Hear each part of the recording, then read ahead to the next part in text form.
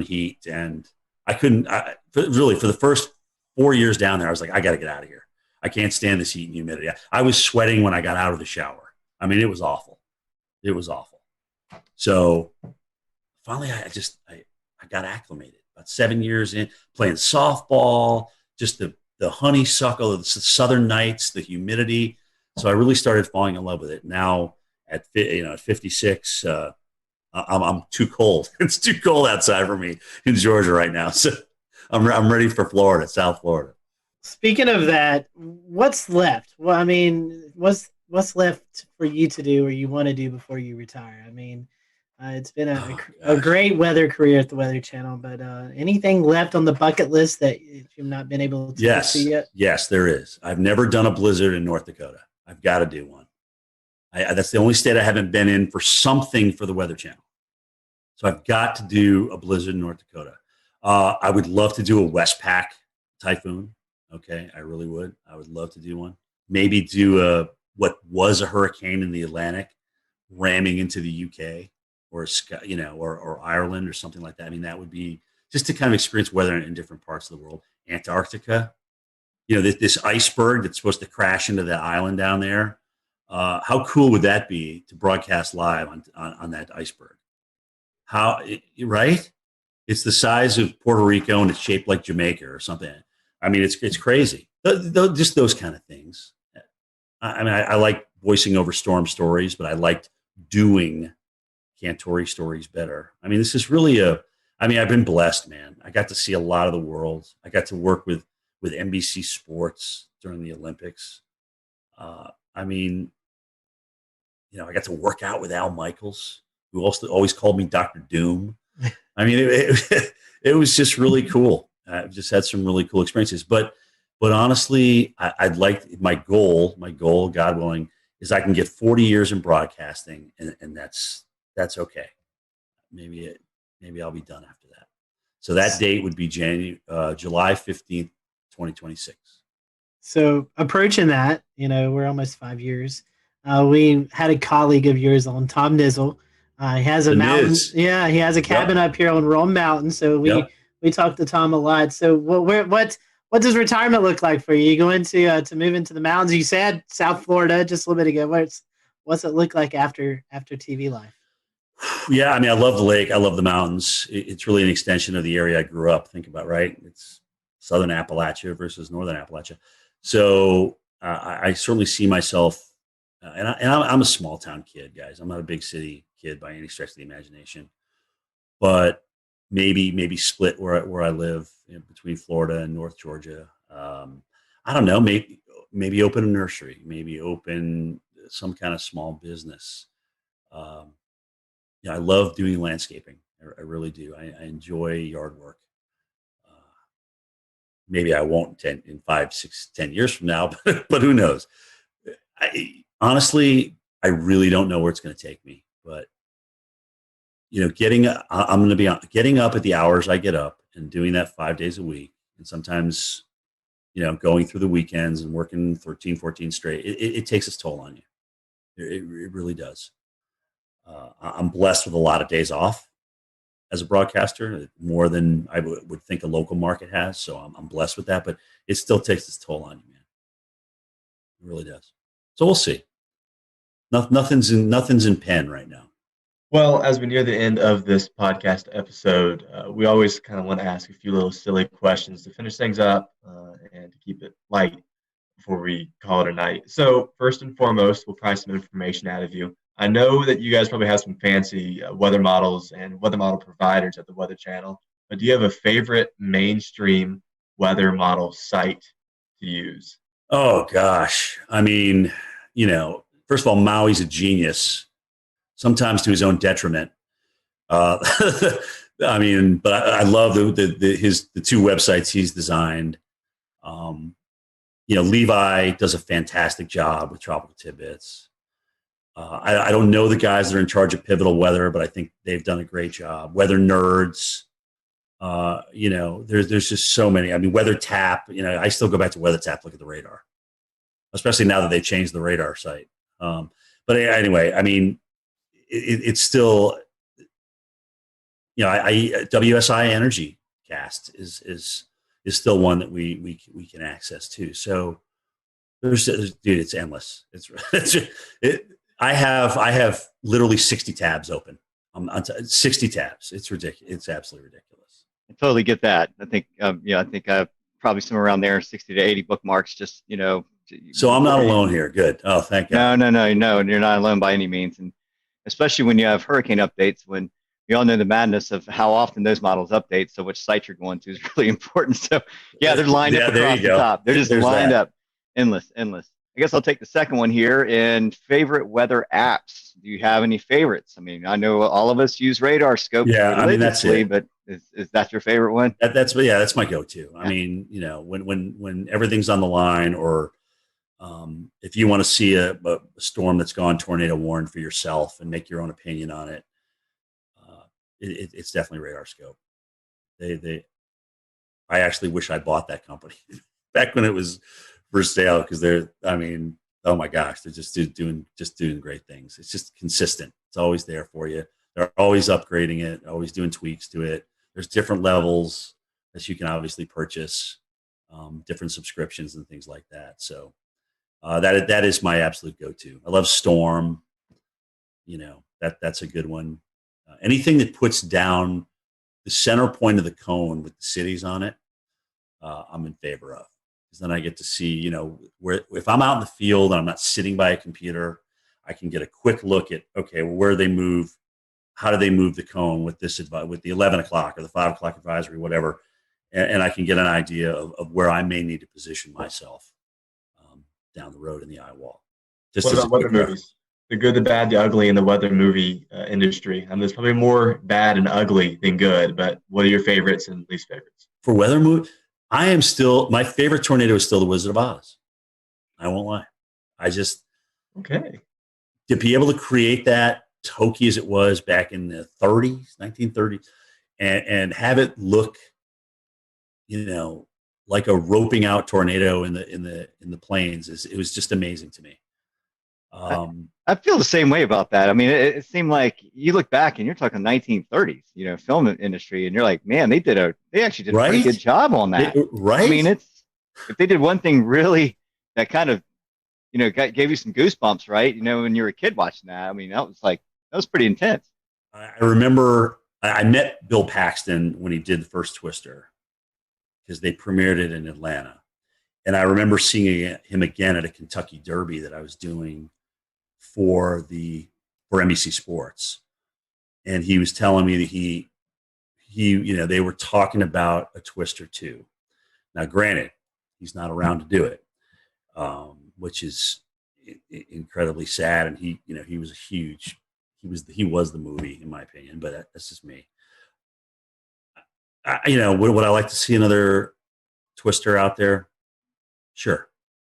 Because when you think of how many young people it influenced to get into our enterprise and maybe have a better understanding for what we do or look into what we do, I don't think you can lose from that. So I'd love to see another Twister. I agree. I don't think Sharknado cuts that. No, I didn't bring that up. I'm always a glass half full kind of guy. I didn't want to bash anybody, but that was a little ridiculous.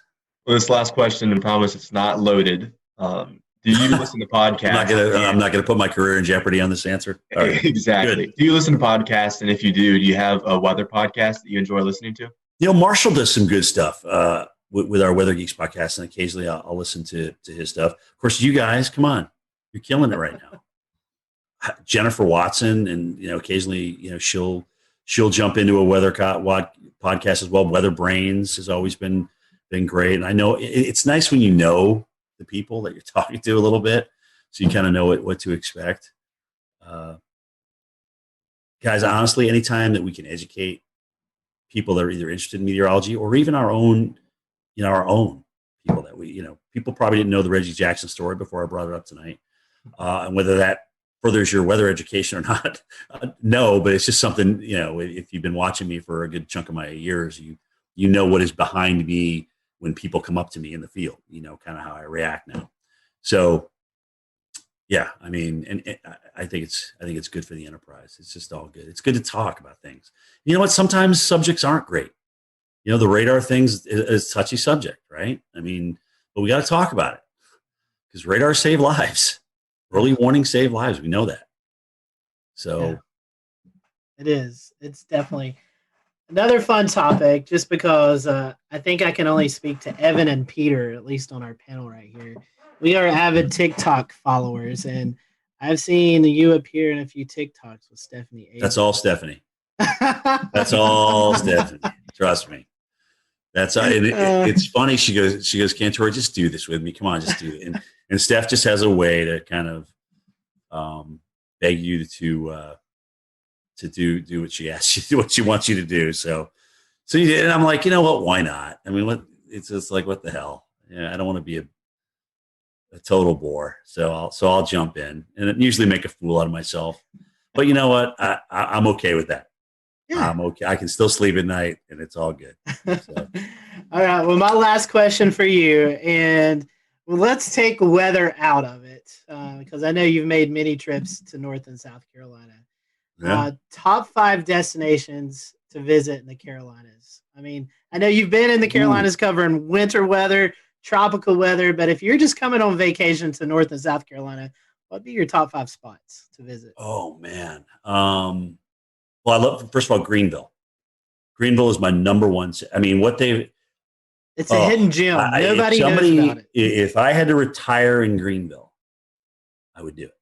Yes. Okay. Greenville, South Carolina. Love it. Absolutely love everything about that city. I got a lot of good friends up there too. So their Euphoria Festival they do every year is second to none. But behind that is Charleston. I love Charleston. It's the charm of that city, just being down in there, being in the thick of it, the history, the weather history. I mean, everything. It's just absolutely beautiful. Wilmington. I've seen them get the crap kicked out of them and come back and be this wonderful, wonderful town. I love Asheville. The Grove Park Inn. I've been there for the gingerbread contest. I mean, that is just unbelievable. It's just a beautiful historic place. The Biltmore, obviously, up there. I mean, holy cow. Gosh, where else have I been in the Carolina? I think it was Winston-Salem. Maybe, or was it Hickory? I can't remember. I got a friend that I went. They had just like refurbished the downtown. I can't remember which one it was in, which one I was in, but I thought that was a pretty cool place. I live close to Hickory, and it's recently been redone. So there was Hickory. Yeah, I was about to say, you're kind of like, what? Where did this come from? Where did this come from? All right, who did I offend on this answer? No, you didn't offend anybody. You get your martial arts training here in Charleston. We all know that. Yeah, you did great. I'm in agreement with you on Charleston. It's my favorite place to go. Oh, it's beautiful. And Jay loves it too, right? Greenville's number 1. Charleston's number 2. It really is that, just like that. I tell people, I say downtown Greenville is the most underrated place to visit. It's a beautiful spot. Not a lot of people go. I mean, you can go out on a nice Friday or Saturday night and go eat dinner, welcome the river. It's a beautiful spot. Like I said, if somebody said, all right, Jim, you have to leave Atlanta, you have to go somewhere else, where would it be? It would be Greenville, South Carolina. I know our buddy Wes Grimes, who actually submitted a question earlier. He loved when you visited Boone a couple of years ago during the big snowstorm. And oh my God, that was awesome. I know Boone loves you, so if you ever make it back up there, I know you'll have a lot of folks and friends up in the Boone area. So. By the way, the Boone stick is still around. Apparently, it's in my producer's Steve Pederak's office. I'm like, dude, you got to bring the Boone stick back out. I've never pushed so many cars out of the snow in my entire life than in Boone, North Carolina. Well, I will tell you this, from a guy, Evan and myself, living in Western North Carolina, we definitely hope we can copy that sometime soon, because we're in our snow drought. That was the last time we had measurable snow here outside of the mountains, was that storm a couple of years ago.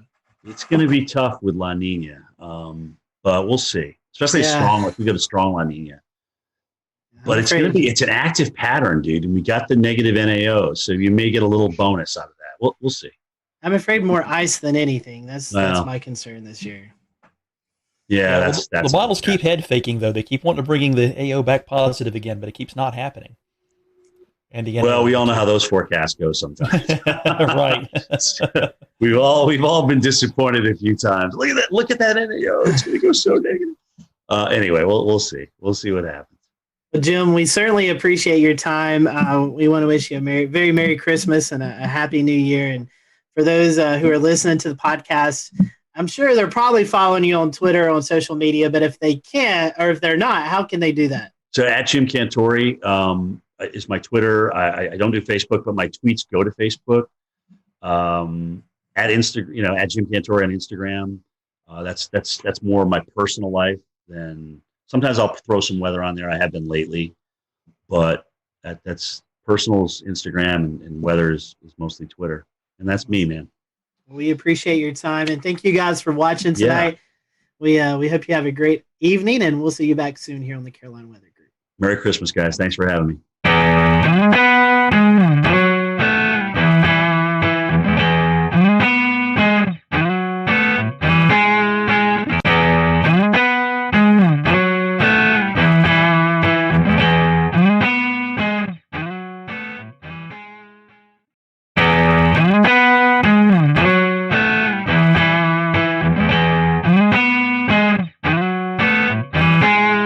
Good evening, everyone. Welcome to the Carolina Weather Group. We're happy to have you this evening, and we have joining us tonight Jim Cantore, our good friend Jim Cantore from the Weather Channel, Mr. Storm Tracker, who has been busier than ever, I believe, this year, Jim. It's been a busy year for you. Tonight, we're going to be talking about reviewing 2020 and just all the crazy things that's happened in the weather community with storms and hurricanes and how we battled it with COVID as well. So a really interesting conversation tonight that we're looking forward to. So Jim, we were just talking a little bit before we started tonight. How are you doing? It's been a busy year. Are you getting any rest here recently? Yeah, I mean it's been good. Obviously it was quite a run in September, and then November, where we're usually just not doing much at all, was cranking up. And obviously it wasn't so much being in the field, but being in the studio, talking about the threats to Central America. But then there was Ada, where I went and the system was far enough offshore where it didn't really affect us in Marco. And I said, guys, you sure you don't want me to stay? Because there's a chance this could be coming back toward Florida. No, I'll just come home. So Thursday morning, here we go with the hurricane watches out for Tampa, and it's like, they had to fill in that one spot, right? Because it's the only spot that didn't get filled in for the whole Gulf and the whole East Coast. So yeah, with advisories this year, and so I went back out and got into Tampa, and that was the last landfall I did. There's certainly no rest for the weary in 2020.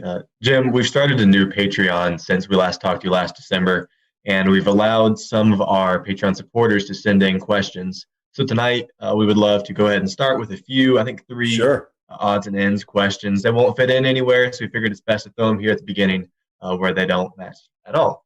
So first and foremost, from an anonymous Patreon supporter, if you could point to a single piece of technology that has changed our field over the past 20 years, what would it be? I mean, it's got to be numerical weather prediction. I mean, as much as they're not perfect, and trust me, I just did a snowstorm in Pennsylvania that I wish I was in Binghamton, New York for. Okay. Anyway, as much as they're not perfect, I do think that they've helped us, and they've gotten us a much better idea of what we can do with. But the list is close. I mean, you look at the upgrade to NexRad and having radars available to us, and unless they get blown out like Lake Charles did during Laura, they're obviously very, very valuable. I mean, we can see tornado signatures, and we can see the winds. I came in for the Mississippi tornadoes, the twin EF4s there, and I mean, just to see the width. Here's the width of this thing. You're like scratching your head. It's like, is that right? Is that really like a mile and a half wide or whatever. So the radar is certainly a close second. The new GOES and what we can do with GOES. There's just so many things that are available to us. And honestly, guys, social media wise, I think a lot of us are communicating with each other. A lot of us are getting to know each other better on Twitter and Facebook, especially Twitter. I really like Twitter for us because it's quick, it's to the point, and you kind of know now if you follow certain people where they stand and where they're going to go with what they're thinking. And I will say, for me, certainly being a veteran, to learn from you guys, from the younger generation, of stuff that I didn't go to school for, but yet I'm going to school through you. I mean, I never even heard of PV streamers before Philip Pepin talked about them many, many moons ago. So it's like, wow, that's pretty cool, and it makes sense to me. So those would be my top four without question. All right, and two more. Both of these coming from Wes Grime, and the first one's kind of an interesting one. So, is it possible? And he said he's heard this before as maybe a wives' tale. Is it possible to forecast low temperatures overnight using the dew point in the evening if it's relatively tranquil weather? Yeah, that's what I did in college. That's what I did at Linden, because I would get look at the dew point and what it was going to be like the night before, and I'd be like, okay, well we're going to kind of settle back down toward that, all things being equal, and it was usually within about 10 degrees of what that dew point was. So it's part of the equation. It's not all of it, but I thought it was part of the equation. It's a neat little forecasting tip. Yeah. And last but not least, a favorite topic of yours, when you go out and you go storm chasing, how do you end up in the right place at the right time? Well, dude, sometimes it takes a lot of work. Like Sally, oh God. So I'm like, you want me in New Orleans, but the models are trending east. I'm like, we're flying into Gulfport. We could really stay right there. So we went all the way to New Orleans because that's where they wanted me. I'm like, all right, whatever. I just do what I'm told, And then we made our way back to Gulfport the next day, and I'm like, okay, well, you realize though we're going back to Gulfport, but it's probably going to go even farther east than that. That's what the models are trying to do. So the next day after Gulfport, we went over to Pensacola and finally kind of found a home there on the eastern side of that thing with the storm surge. But it's not easy because there's a lot of people making up their minds of where we should go and where we shouldn't go. And, I appreciate the fact that they let me chime in with my opinion. It doesn't always get me far, but the most exhausting part about travel is not necessarily broadcasting for the hurricane. It's doing the morning show and then having to pack everything up and move to another location. Because once you get to that location, it's not just, okay, we're here, let's do our live shots. It's, okay, where are we logistically going to be? What's going to make the best shot? Is there going to be storm surge here? Are we safe here? Is my cameraman going to be protected throughout the live shot? So there's all these logistical things that come into play. So by this point now, it's 6:00 at night, and you're exhausted because you've been up since 3, and now you got to get ready to do the whole thing again the next morning. So every time we move on a day we do live shots, it just exponentially wears you out. But I appreciate the fact that they do give me a say in my locations, but it is up to me to get my team in a good spot. Like where we at the Golden Nugget for, oh God, what was it? Beta? I don't even remember the damn name of the storm. What was the Mississippi one that crushed them? You guys jump in. Delta. Okay, Delta. I knew it was a Greek name. I just can't remember which one. So Delta. I'm like, this is going to be a great shot, because the water's going to come right in here, and this is just going to be a great shot. So that allows us to get there and really set that up and make sure we had higher ground and get our cars up there and things like that. So it takes a lot of work. What you don't see behind the scenes, I think, is just as important, if not more, than what you see on camera. And Jim, this one's coming from me, man. I'll tell you what. This year has been interesting with the tropics. I mean, we've cleared over a third of the Greek alphabet, and it's just been an unreal season. I mean, when we talk about, will we ever see something like this again? Is this going to be the norm going forward? What ingredients come into it? Tell us what your take is on. Do you think a strong signal in La Nina was a triggering factor, Do you think our warm pool in the Atlantic has a lot to do with it? I mean, kind of give us some ideas of why you think we had such a hyperactive season. I mean, it was off the charts. We'll return to Best of the Carolina Weather Group in a moment. Now your Carolina weather forecast. Here are today's forecast high temperatures for North Carolina. Here are the forecast lows for tonight for North Carolina. Here are tomorrow's forecast high temperatures. And here's forecast rainfall across North Carolina tomorrow. Here are the forecast highs for the day after tomorrow.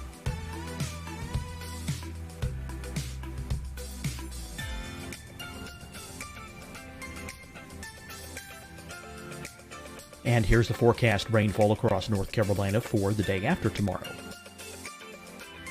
This is the total rainfall forecast across North Carolina for the next 3 days. Here's the severe thunderstorm outlook for today from the Storm Prediction Center.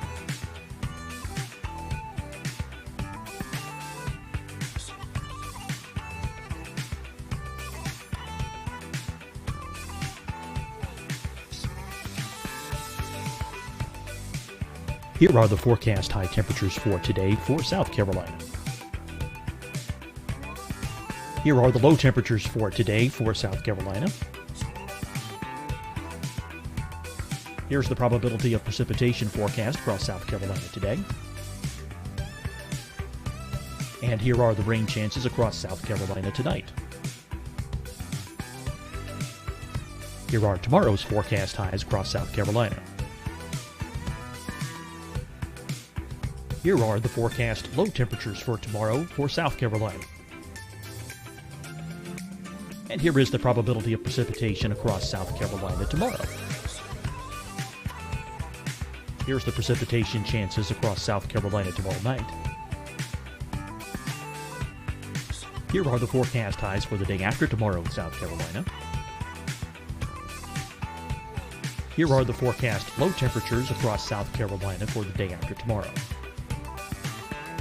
And here are the rain chances across South Carolina for the day after tomorrow. And South Carolina's probability of precipitation for that night. Here's the Storm Prediction Center's severe thunderstorm outlook across South Carolina for today through tonight. Here's the Storm Prediction Center's severe thunderstorm outlook across South Carolina for tomorrow and tomorrow night. And here's the Storm Prediction Center's severe thunderstorm outlook across South Carolina for the day after tomorrow through that night. Here's the severe thunderstorm outlook for today from the Storm Prediction Center.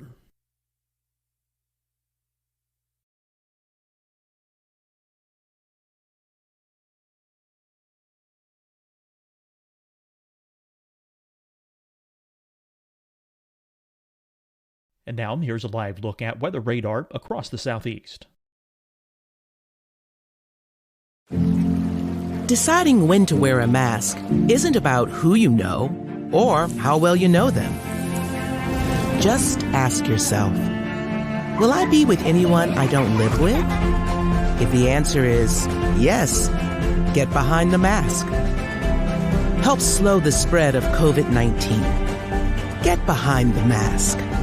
Learn more at covid19.ncdhhs.gov. Hi, everyone. I'm Dr. Mandy Cohen, Secretary of the North Carolina Department of Health and Human Services. And when you follow the 3 W's, you protect your family and your neighbors from COVID-19. When you leave your home, practice your W's. Wear a cloth face covering, wait 6 feet apart, wash your hands often. Wear, wait, wash. We're in this together. Stay strong, North Carolina. Fight the spread and take a stand against coronavirus. Wear a mask in public. Stay at least 6 feet apart from others. And get tested. Join us and fight the spread. Visit scdhec.gov/COVID-19. Getting tested for COVID-19 helps you to take the steps needed to protect yourself, your loved ones, and your community. Find a testing location at scdhec.gov/COVID-19 testing. You'll see your Carolina weather forecast at 25 and 55 past. And now back to the best of the Carolina Weather Group on the all-new Carolina Weather Net. We're going to have 30 storms this year. I would have been like, no, I mean, we're going to have an above average season, but that's a pretty bold forecast. I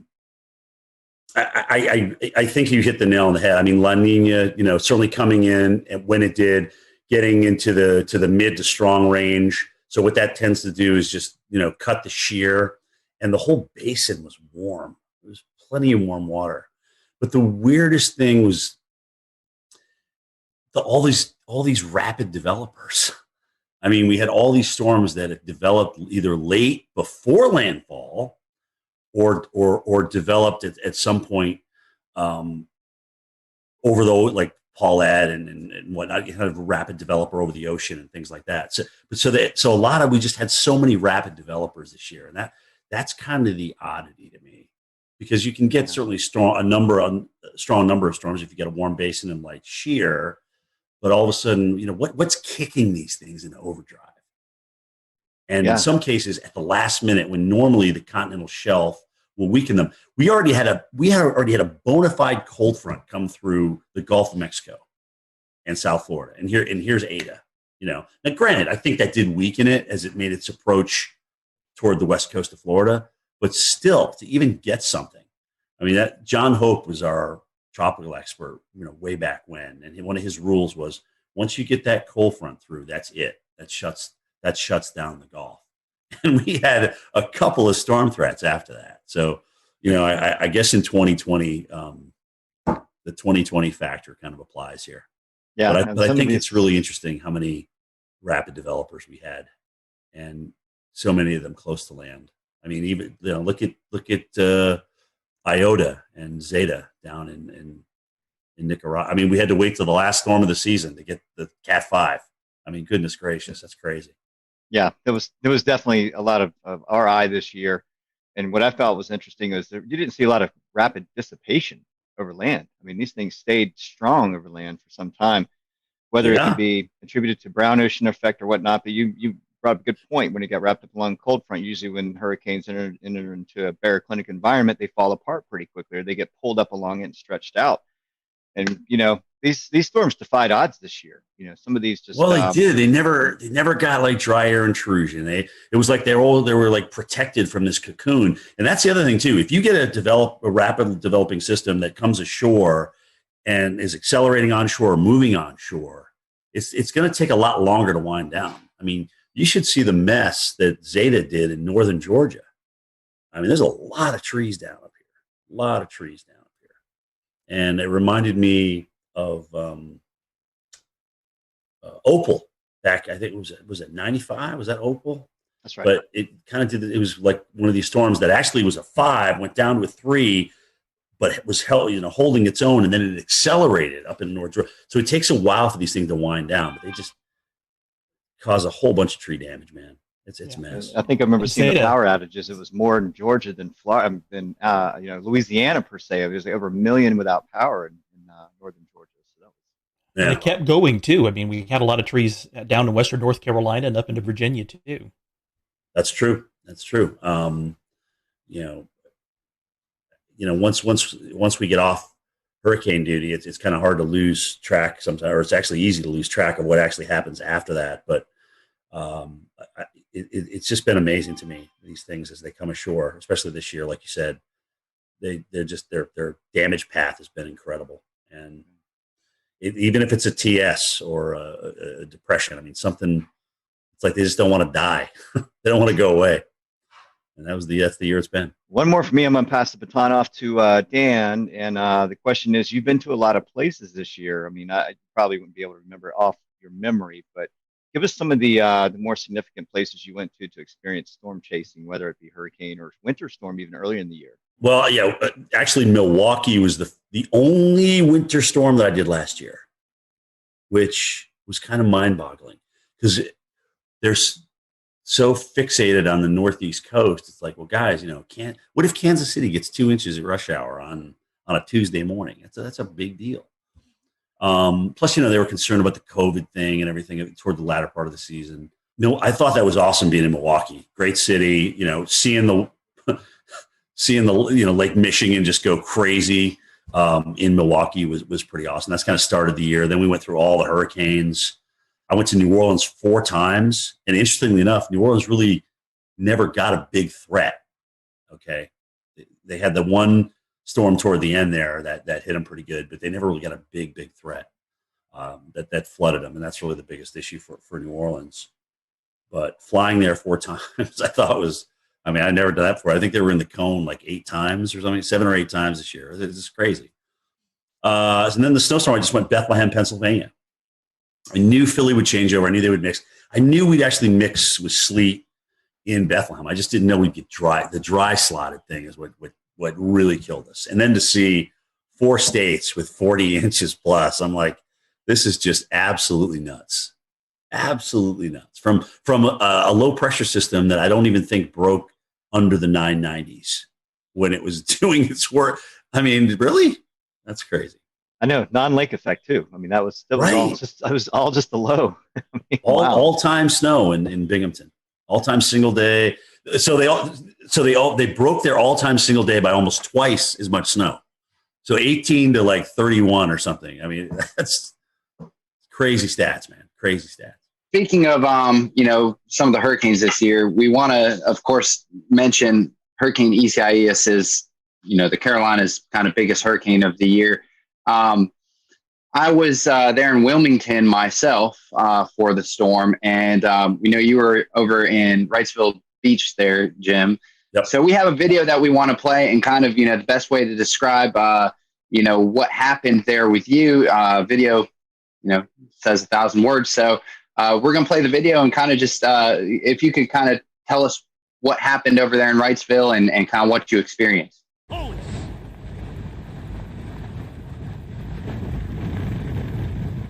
Well, I should remind everybody of kind of the new norm in broadcasting as we're doing this. So we used to come out at the tops and bottoms of the hour, even in a hurricane, and give everybody an update on what's changed. But the new norm is like, okay, well, look, since we've got a great signal, we've got HD audio and video now, why don't you just stay out during the entire storm and take us through the whole thing? And that's kind of a recent change, in the past 3, 4, 5 years, that's kind of what's evolved. But that's a lot harder because you're literally standing in the eye wall. And granted, you're talking about something that was on the high end of Cat 1 and borderline Cat 2 strength here. It's just hard to stand out in winds that strong. And you see me struggling there. And the only other time I had to take a knee was Isaac in New Orleans, because I know we had a weather group out there. They were measuring winds like 90, 94 miles an hour through those 2 buildings. And this was very similar to that. And it's just hard to stand there. You're literally, guys, you go to the gym, you do squats or you do leg presses and things like that. It's hard to hold a press for that length of time. And so I just had to drop down for a second. The audio wasn't that great. You've got raindrops splatting on the hood of your jacket, so that's making it difficult to hear back at the Weather Channel. So you're just trying to put a couple of words together, a sentence together or 2 to kind of get you to the next thing. And I'm just trying to remember all the facts that I know, about the storm itself. And of course, you're trying to say the name. Isaias. Goodness gracious. It took me about 3 days into that just to learn how to say it right. So that was a tough storm. It was, those winds were up there, 80, 90 miles per hour coming around the side of that building. And it was just tough to stand through it. But again, it's like, take us through the eye wall. That's my job. That's what they're asking me to do. I'm going to do it to the best of my ability. The good news that, I didn't get hit by anything.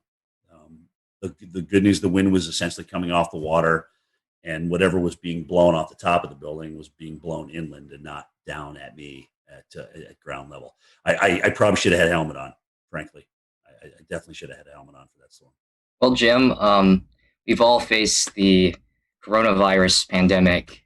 Ooh, yeah, I know, 2020. So How has this pandemic affect your job? Well, I mean, first of all, you got to wear a mask everywhere you go. And,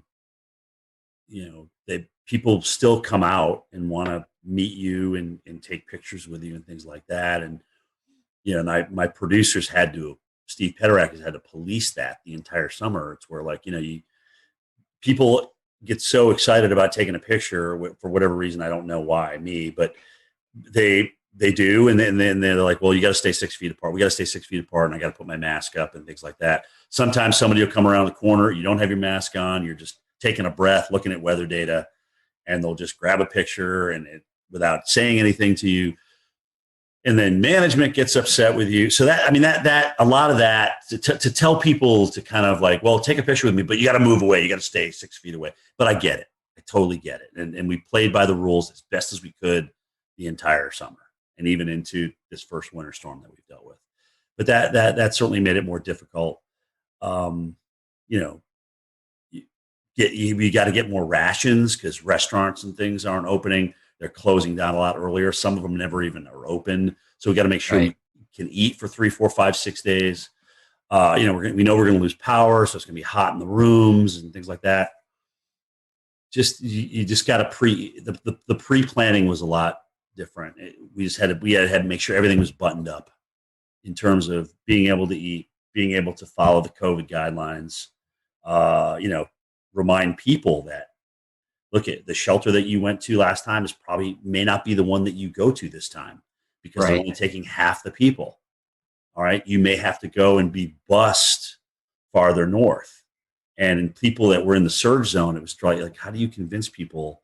Oh gosh. Okay. Look, it's one thing asking me to evacuate. I know this shelter. I've been there before. It's okay. But now I don't really feel like going on a bus and being shipped to northern Mississippi or northern Louisiana to get out of harm's way. So that took some convincing for folks. But I think the fact that if there was one good thing, if you can call this good, the fact that Louisiana and Mississippi were kind of in the bullseye and were dealing with this so many times, they kind of had the system down.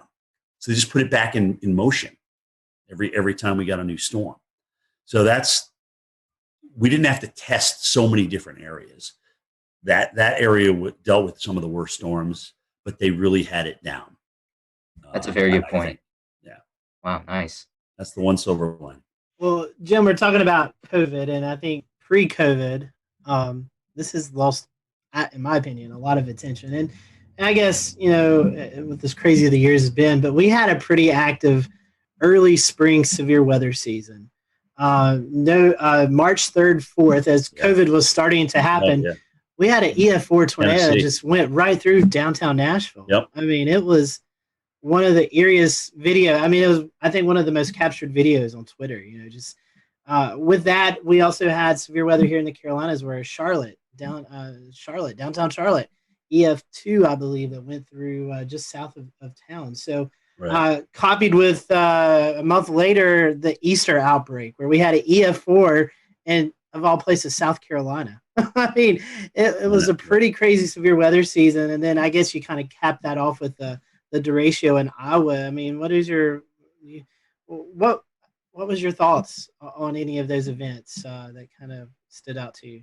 I mean, the record for billion-dollar disasters stands at 16. But that's going to be broken this year. Okay. We are going to have more than 20 billion-dollar disasters. I don't know if it's going to be 21, 22, 23. I'm not sure. But this was just an off the charts year for big weather. And you're right. It was everything. It was the severe, with the tornado outbreaks, especially in metropolitan areas. It was the number of hurricanes that we had. It's just the fires, we haven't even touched on the fires out west. I mean, goodness gracious, just again, and there was no stopping it. It literally started at the beginning of the year and just kept on going. And, La Nina, as you guys know, especially in the Southwest, does not favor big rainfall. So, you wonder what next year brings once we get into spring and spring bloom, and that starts to dry out, right? So yeah, it's crazy. And I mean, look at the drought growing right now. you take a look at the drought monitor, it's almost kind of scary seeing it kind of creep out of the Southwest into the central United States and the northern, Omaha. You're not really thinking about Omaha being dry, but they're starting to dry out a little bit. So drought's going to come into play big time as we get into 2021. That's going to be a big player, I think, for a lot of people. But yeah, it was just nonstop, man. I mean, and it would be easy to just say, okay, well, because of COVID, everything was exacerbated. No, no, we had 30 hurricanes. Okay, we had tornadoes hitting big cities, and I mean, it just literally lined up right with each other, and we just had an epic nor'easter.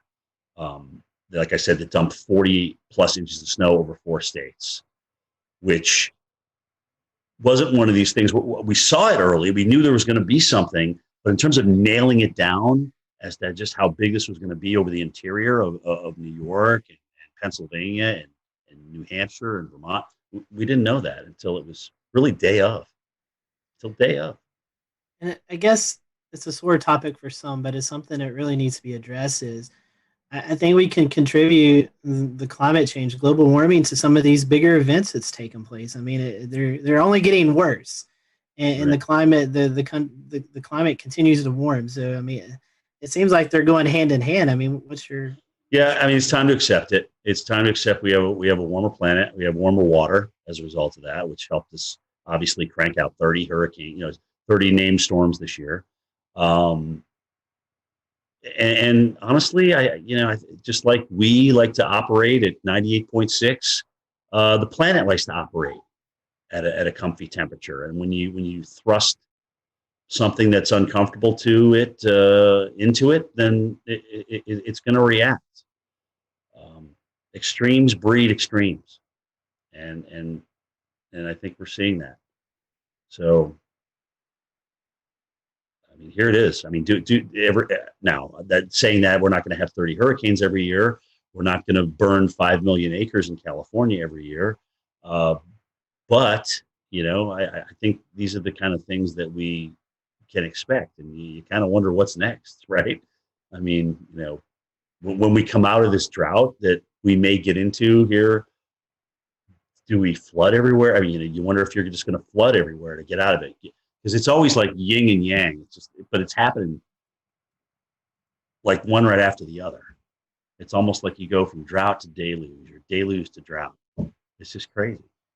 Another thing to tie onto that, as of this taping, December 22nd, the Carolinas, Greensboro, North Carolina, is 1.2 inches, I believe, from being the wettest season on record. So the opposite of the dryness, the drought. And quite frankly, we've not really had a major tropical system that's moved through the area that's dumped 6, 8, 10 inches of rain that we can see from landfalling tropical systems. So think about that. As dry as it is over a huge chunk of the West and now building into the central U.S., the Southeast and Florida has been absolutely soaked. And, the Northeast is probably going to come out of drought before we end 2020. When you count the snow and the rain they're about to have with this next system on Christmas Eve and Christmas Day, I mean, they're probably going to come out of drought. And that was getting to exceptional. You start depleting reservoirs in the Northeast with that population concentration, and that's a really big deal. Okay, they've always kind of come out of it recently, but there's a lot of people up there that depend on reservoirs and water. So you dry it out up there in an extreme level, and it's bad. So they got lucky, but they just literally, once we got into fall, boom, all of a sudden we just started erasing these droughts and starting getting some nice, tropical moisture into some of these systems that came north. So they lucked out, in my opinion. It is actually good to see that there's been some rain and snow up there through the fall. I can tell you firsthand, it was a long, it was also dry summer at State College. Right, and actually it was a beautiful fall too. So they got the best of all worlds. Right, Jim, we're going to transition over. Speaking of wildfires to the west, so again, another crazy year with the 2020 wildfire season.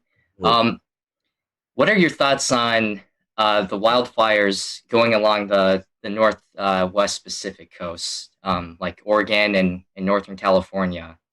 Yeah, I'm glad you actually asked that question, because a lot of times it's easy to just focus on California because they had so many acres burned, right? But it was Oregon. Was it Oregon, Washington, and Colorado had like their biggest fires in each of their states? Yeah, I think you're right. This year, in addition to what happened in California. So yeah, really, really, really severe season. Really dry, really hot. There was, again, monsoon didn't seem to show up in the Southwest at all. So that was certainly a player in that. But yeah, man, it's crazy. I mean, not only do you get dry and hot, but these normal seasonal rains like that, like the monsoon flow that comes in, just didn't even show up again this year. And that's just crazy. A lot of us haven't experienced that. Has it happened before? I don't know. They say that California used to have, really, really long droughts. And you can see that in the tree rings and things like that. But, the fact is a lot of people have moved into the wildland interface, and there's a lot of structures in there, people's livelihoods and things like that. But but here's the deal. Knowing that we know that, we have to build to our natural disaster. We have to do a much better job of building to our natural disaster. And frankly, in some places like Barrier Islands and maybe the deep woods of the West, we don't need to move there. Let's just leave that alone. Let's leave that to nature's preserve. There's plenty of other spots to live in. And we've also seen just phenomenal weather with dealing with fires. Like I think there was a fire NATO out in California this season, and it's just another crazy. One. Yeah, another one. Wasn't it the campfire that they had the EF3? Do you remember that? I can't remember which fire it was, but they literally had an EF3 tornado. It's the strongest tornado in California history, and they had what would have rated probably EF2, right? Yeah. With this one, yeah. So the strongest, isn't that amazing? The strongest tornadoes in California history have actually come from fire nados. Wow. Using the term pyro tornado at a conference I attended. Alex Hoon, one of the incident meteorologists out there, coined that.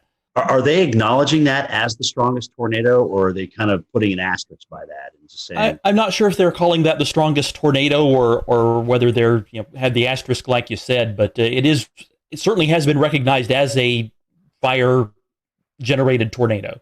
Right. I mean, well, there's video of it. You can see it on the radar signature. I mean, the damage. Right. Signified EF3 damage. I mean, I don't know what else you need, really.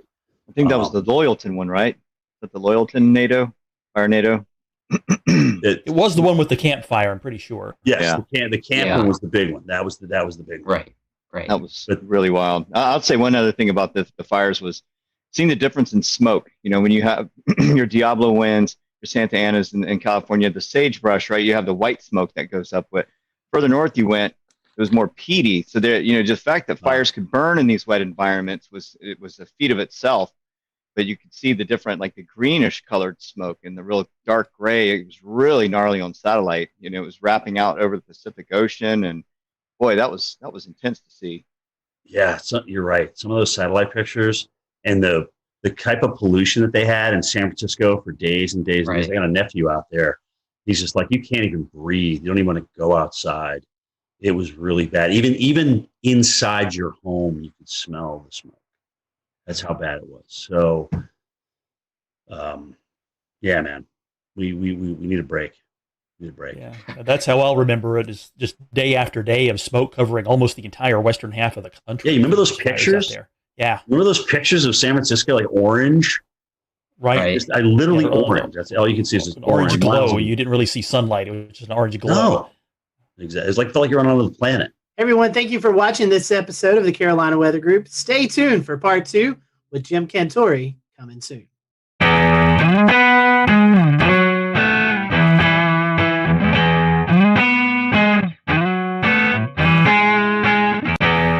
I'm James Brierton in Matthews, North Carolina. This tree, one of many that has fallen here in Matthews and across the two-state region of North Carolina and South Carolina following last Thursday's tornado outbreak. 10 tornadoes in all confirmed by the National Weather Service, who then spent Friday going out and surveying damage like this here at the playground of Matthews Elementary School. The school closed on Friday with power still out and trees like this still down. School was closed in Charlotte, Mecklenburg. Now, the National Weather Service happened to be celebrating its 150th anniversary this week. We're going to be talking about that coming up. The important life-saving mission they played today was all created over a century and a half ago. But first, let's talk more about the recovery efforts here in Matthews and across the region. This tree, the EF... We'll return to Best of the Carolina Weather Group in a moment. Now, your Carolina weather forecast. Here are today's forecast high temperatures for North Carolina. Here are the forecast lows for tonight for North Carolina. Here are tomorrow's forecast high temperatures. And here's forecast rainfall across North Carolina tomorrow. Here are the forecast highs for the day after tomorrow.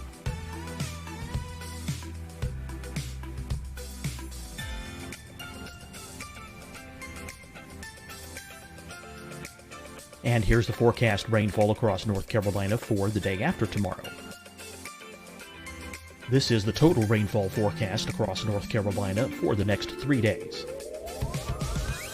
Here's the severe thunderstorm outlook for today from the Storm Prediction Center.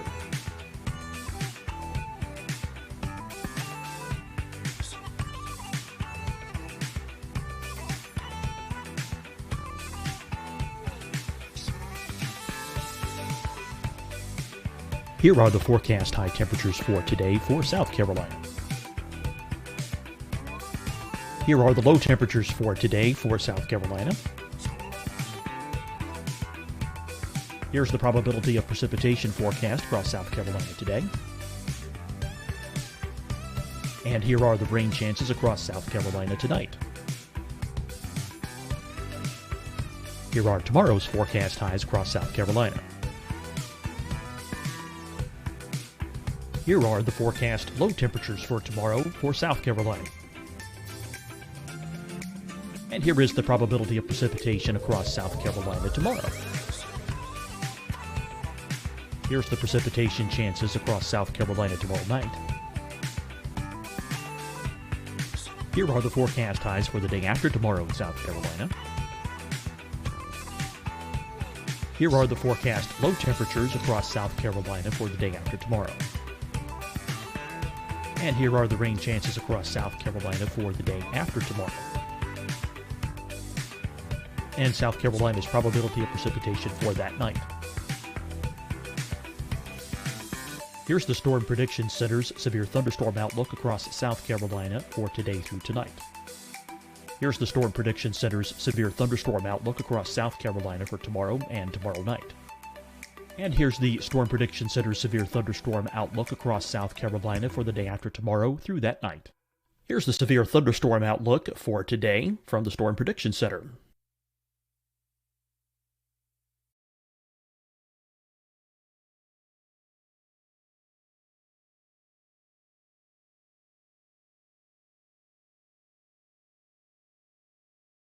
And now, here's a live look at weather radar across the southeast. Deciding when to wear a mask isn't about who you know or how well you know them. Just ask yourself, will I be with anyone I don't live with? If the answer is yes, get behind the mask. Help slow the spread of COVID-19. Get behind the mask. Learn more at covid19.ncdhhs.gov. Hi, everyone. I'm Dr. Mandy Cohen, Secretary of the North Carolina Department of Health and Human Services. And when you follow the 3 W's, you protect your family and your neighbors from COVID-19. When you leave your home, practice your W's. Wear a cloth face covering, wait 6 feet apart, wash your hands often. Wear, wait, wash. We're in this together. Stay strong, North Carolina. Fight the spread and take a stand against coronavirus. Wear a mask in public. Stay at least 6 feet apart from others. And get tested. Join us and fight the spread. Visit scdhec.gov/COVID-19. tested for COVID-19 helps you to take the steps needed to protect yourself, your loved ones, and your community. Find the testing location at scdhec.gov/COVID-19 testing. You'll see your Carolina weather forecast at 25 and 55 past. And now back to the best of the Carolina Weather Group on the all-new Carolina WeatherNet.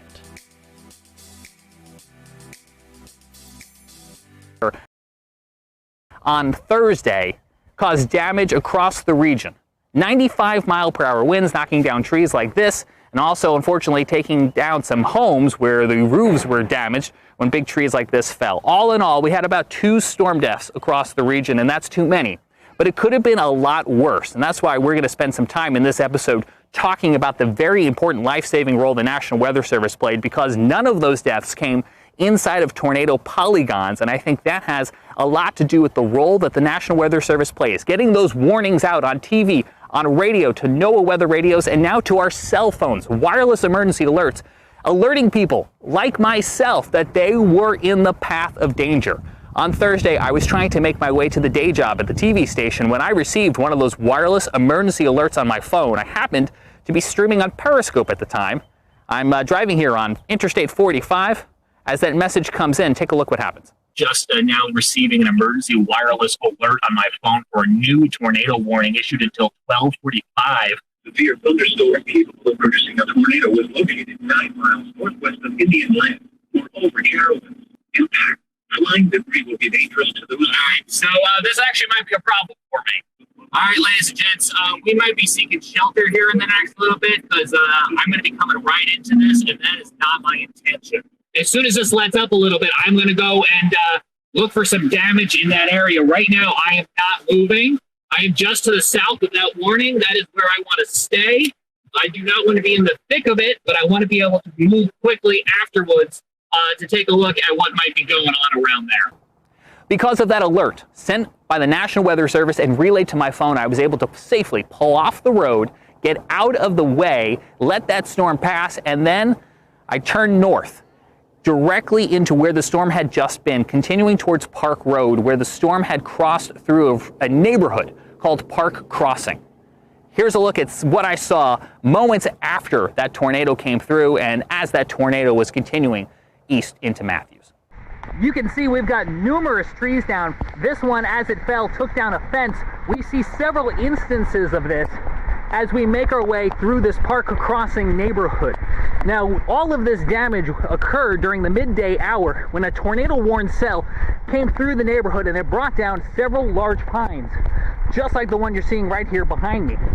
To give you a sense of what the aftermath of storm damage smells like, it smells very heavily of pine and also sounds like chainsaws. We have another tree down here. This one just barely missing this brick home, as it did kind of fall here and then continue to land, if you take another look, right across their front yard. So a very close call here for the family that lives right at the entrance of Chatham Oaks. This is inside, again, that Park Crossing Drive neighborhood. Now we are just to the west of Park Road. I was onto the east side of Park Road where the Cameron Woods neighborhood was not too long ago. Whatever came through here then immediately went through there, brought down several trees as well too. Neighbors out there trying to clear the way with chainsaws. About 10 minutes before the trees started falling, so I was able to be here to help out. How many trees are down besides what's behind us? I'm not one for hyperbole, but it's countless at this point. There's trees on houses, there's a lot of roads that are blocked. We're just trying to get cleaned up so people can get through. And also clear those storm drains, because as you can see, the rain is continuing to fall here at this hour, and so all of this water is going to need a place to run off.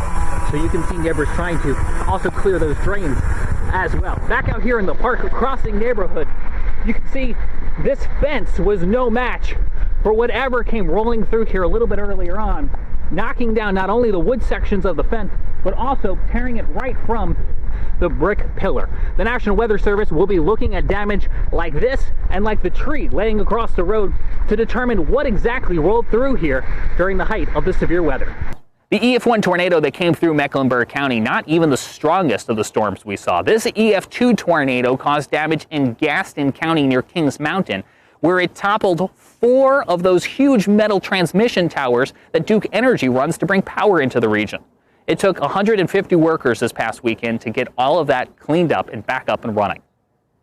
And when they twisted and laid on the ground, I mean, it just the structures were twisted.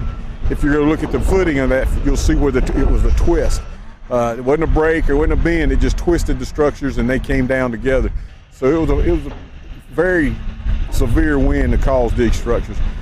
From Gaston County to back here in Mecklenburg County, those were just two of the tornado warnings that were issued here for the greater Charlotte area. Numerous storms across the region, a lot of them in that greater Charlotte area. Joining us now from his home in Morganton, North Carolina, is Scotty Powell with a look at some of the other storms. Scotty. One of the first tornado warnings to be issued was for Cleveland and Lincoln County. The National Weather Service was able to confirm an EF1 tornado touchdown 1 mile west of Lawndale in northern Cleveland County. The end location was 3 miles northeast of Fallston, right near the Cleveland and Lincoln County line. One of the stronger tornadoes that we saw occur on Thursday was an EF2 tornado that occurred just outside of the city of Kannapolis, North Carolina, in Cabarrus County.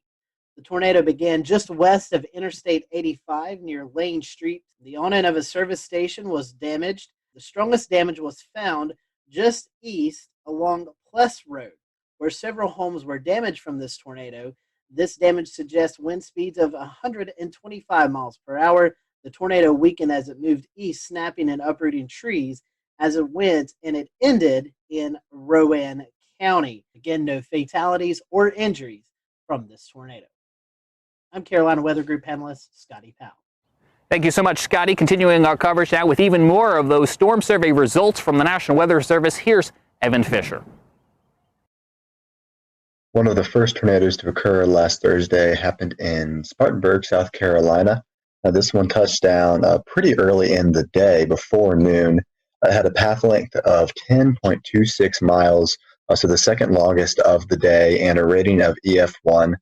This tornado did the most damage near the mall, just to the west, Westgate Mall in Spartanburg. As you can see here, there's a bunch of EF1 damage indicators near the mall area.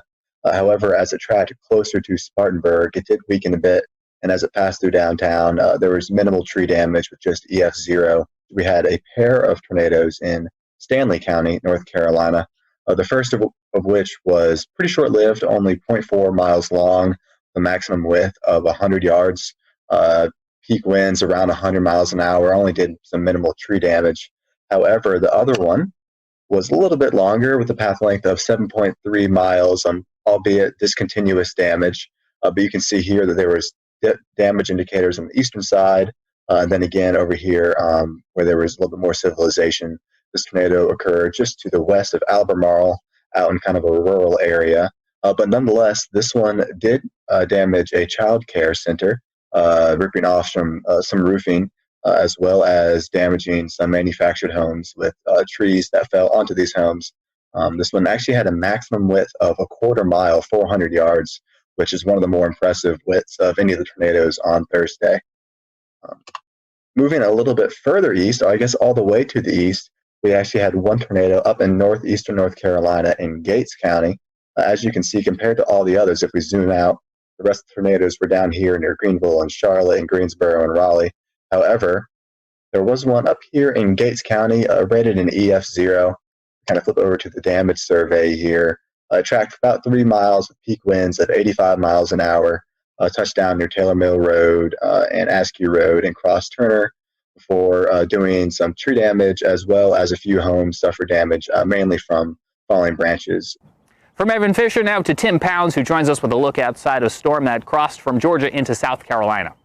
Well, thanks, James. The storm team out of the Columbia, South Carolina office of the National Weather Service confirmed that an EF1 tornado touched down in southwestern Aiken County.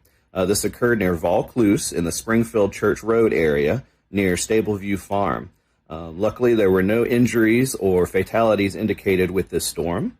And it was a pretty short-lived storm with maximum wind speeds of 105 mile an hour. The tornado only had a path length of about 1.15 miles and a maximum width of 75 yards. Another area of concern in the Augusta area was the Savannah River.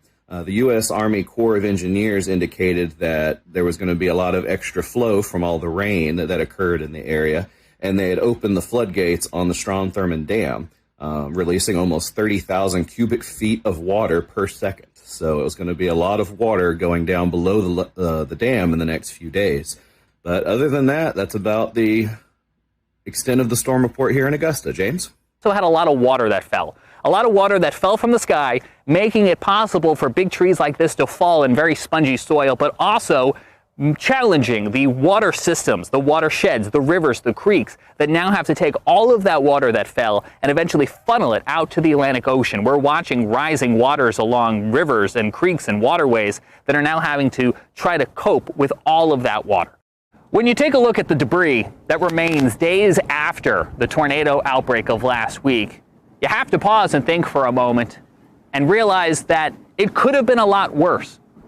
But if it wasn't for the folks who tirelessly put in long hours at the National Weather Service, not only forecasting and warning about storms like this, but then spending hours and days afterwards going out into the field and looking at debris and conducting their storm surveys, well, frankly, if we didn't have the National Weather Service, we'd be in a lot of trouble.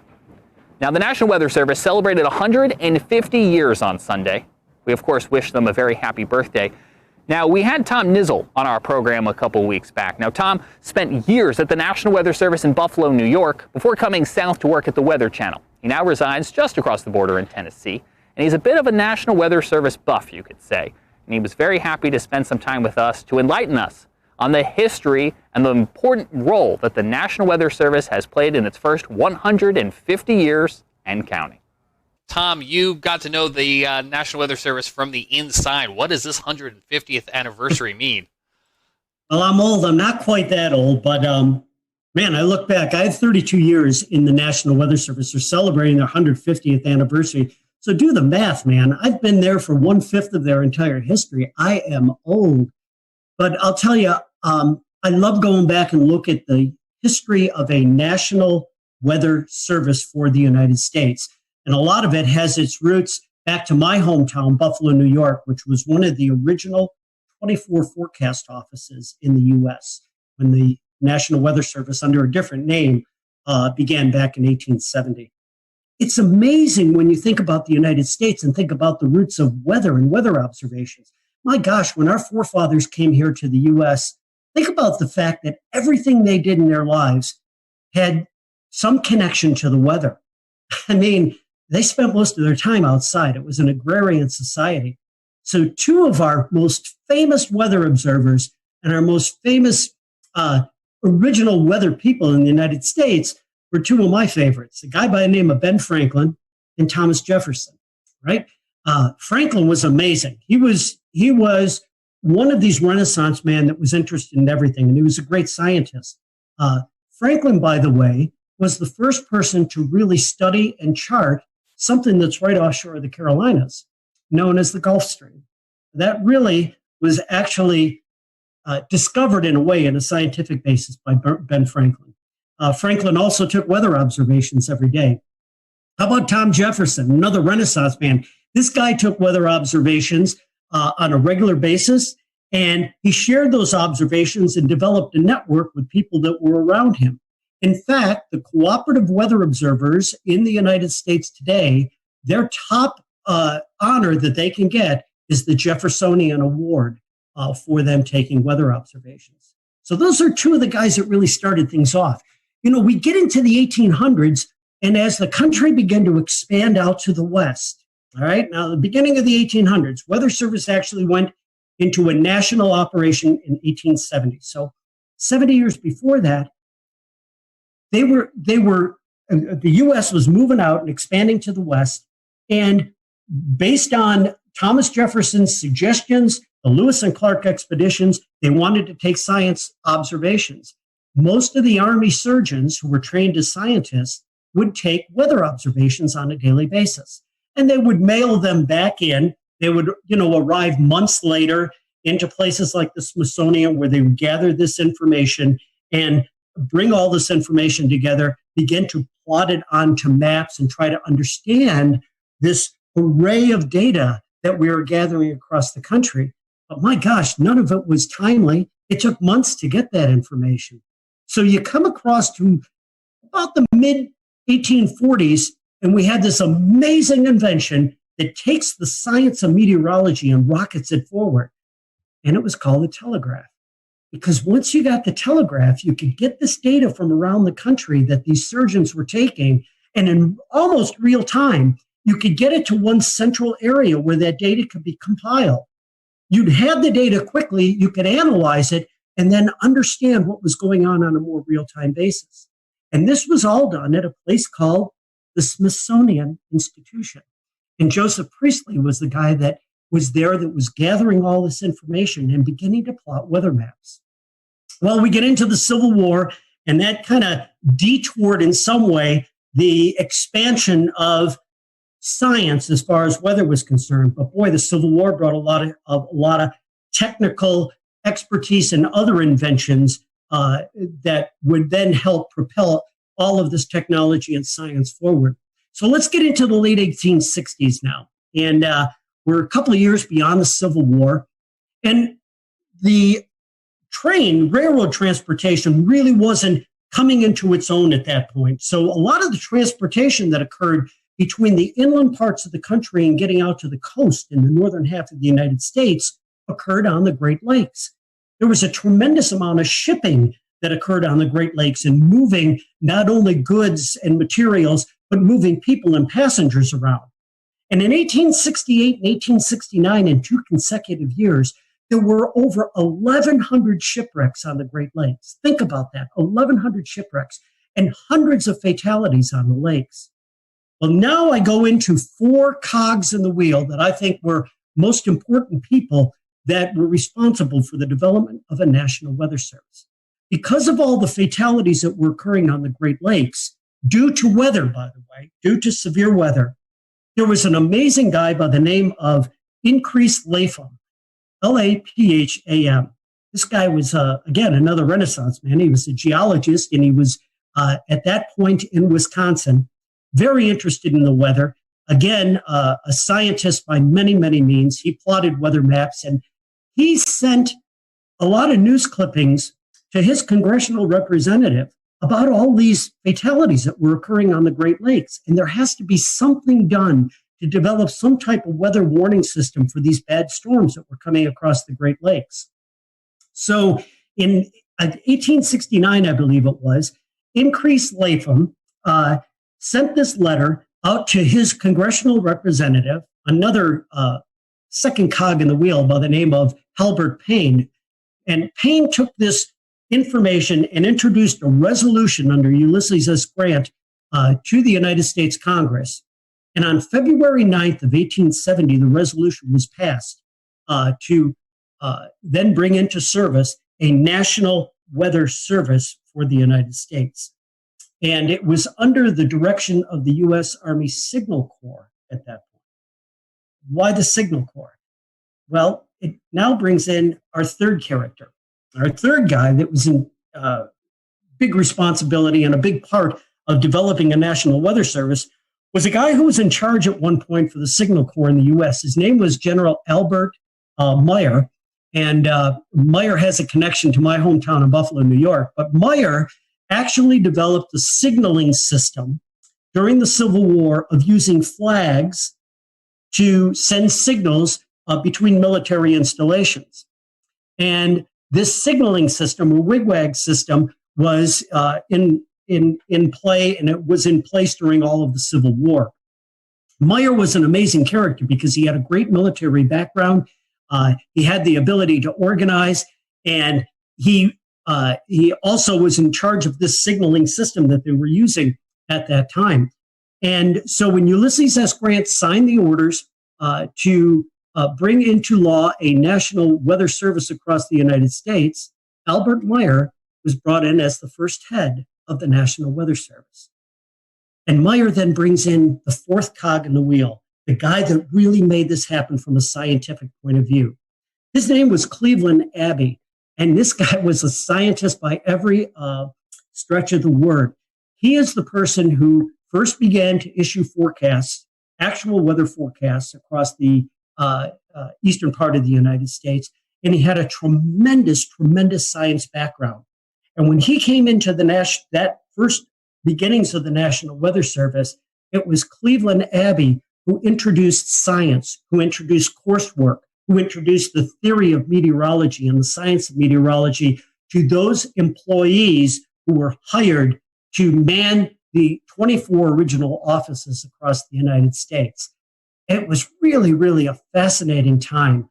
And from there, the ability to bring in weather data and weather observations led very, very quickly to production of weather forecasts.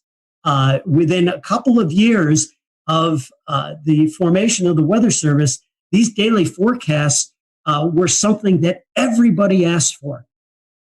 People understanding that they might not be all that accurate all of the time, they weren't able to do the kind of detailed forecasting that we can do these days, but they had an understanding of the basic concept, in most cases, of weather moving from the west to the east across the United States. With the ability to plot these maps, the early forecasters were able to trace storms. And as storms were moving from Chicago to Detroit to Cleveland to Buffalo and out to New York City, these forecasters could time to some degree the occurrence of this bad weather that was coming in that direction. And as they would do that, they would put these signal flags outside of places like post offices and other places where the public would frequent within these towns and cities. And so a quick walk down the street, someone would look at the flag and they would understand that the red flag with the black on it, okay, again, if you were in a coastal area, could mean a hurricane warning that was out. There were other types of flags that they used to get this information out. But it was amazing how quickly the science grew and how quickly the Weather Service expanded as we went through that time frame right after the Civil War. Tom, if you think back to what they started with and what we have today, if you could imagine, what do you think they would make of all the tools we have today?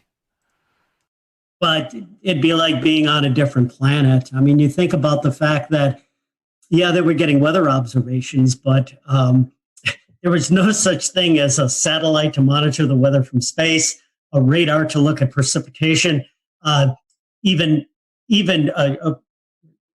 heaven forbid, a computer model, something that would actually foretell by using basic laws of mathematics what the weather would be like several days or maybe even into weeks in advance.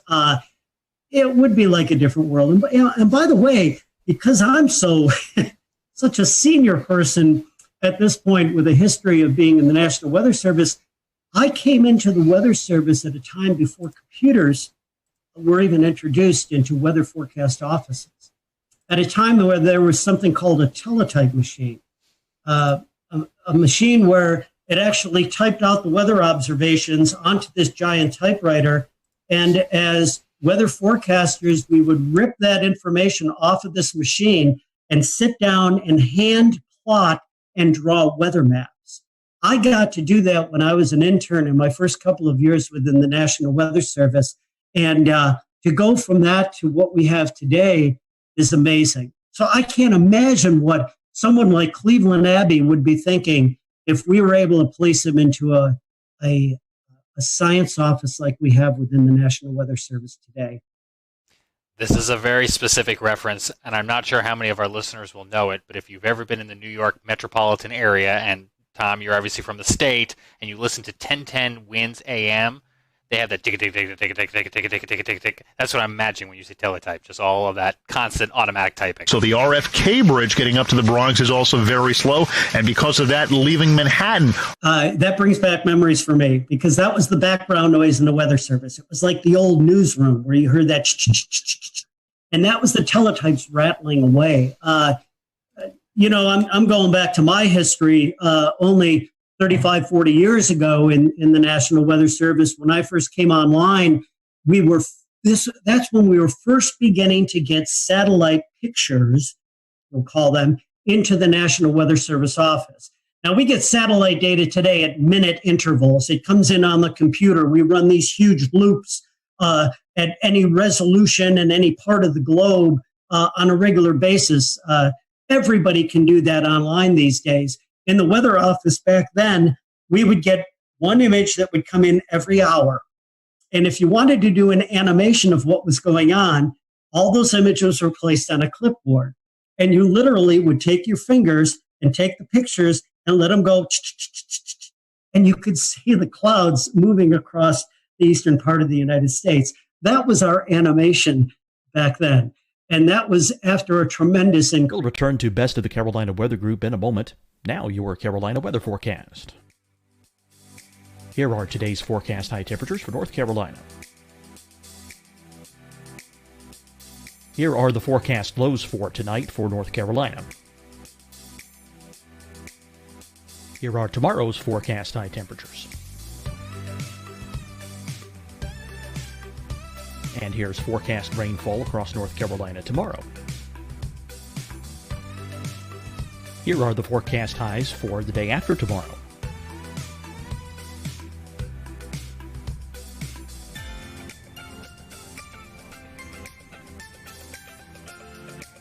And here's the forecast rainfall across North Carolina for the day after tomorrow. This is the total rainfall forecast across North Carolina for the next 3 days. Here's the severe thunderstorm outlook for today from the Storm Prediction Center.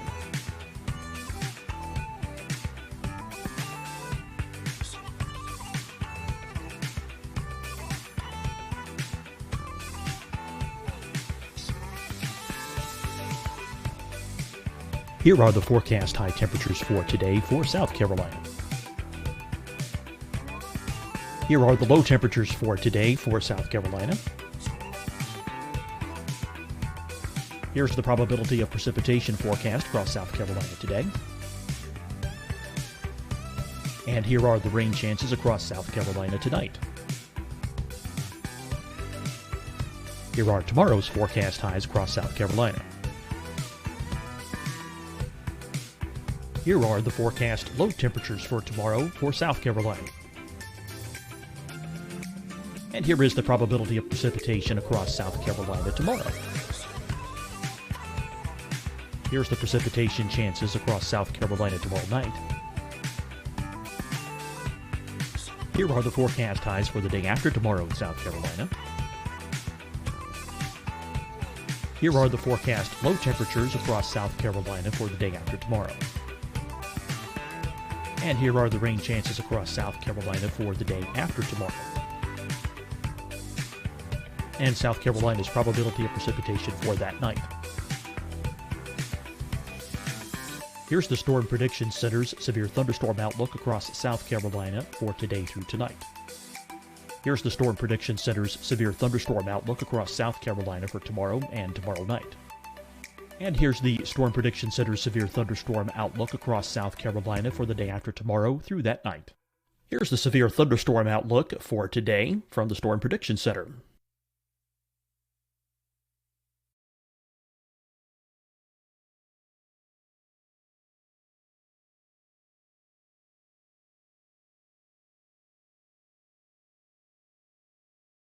And now, here's a live look at weather radar across the southeast.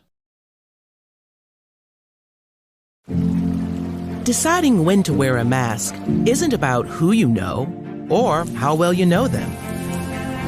Just ask yourself, will I be with anyone I don't live with? If the answer is yes, get behind the mask. Help slow the spread of COVID-19. Get behind the mask. Learn more at covid19.ncdhhs.gov. Hi, everyone. I'm Dr. Mandy Cohen, Secretary of the North Carolina Department of Health and Human Services. And when you follow the 3 W's, you protect your family and your neighbors from COVID-19. When you leave your home, practice your W's. Wear a cloth face covering, wait 6 feet apart, wash your hands often. Wear, wait, wash. We're in this together. Stay strong, North Carolina. Fight the spread.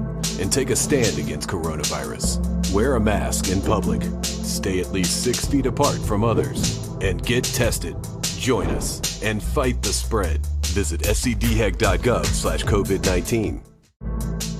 Getting tested for COVID-19 helps you to take the steps needed to protect yourself, your loved ones, and your community. Find the testing location at scdhec.gov/COVID-19 testing.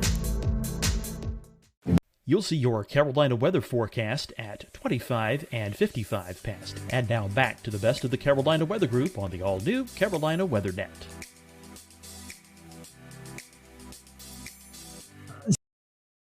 Science and technology. It's fascinating because, as we all know, wars are terrible. War is hell. But wars also bring out tremendous advances in technology. And, World War II pilots, they were responsible for discovering the jet stream. As we got into World War II and immediately after, we developed the first large-scale upper air network across the United States with the launching of radiosonde balloons twice a day to get that information from the upper atmosphere, because weather occurs on 3 dimensions, right, throughout that depth of the atmosphere. The advance of weather radar. My gosh, you took military radar, again, developed in World War II.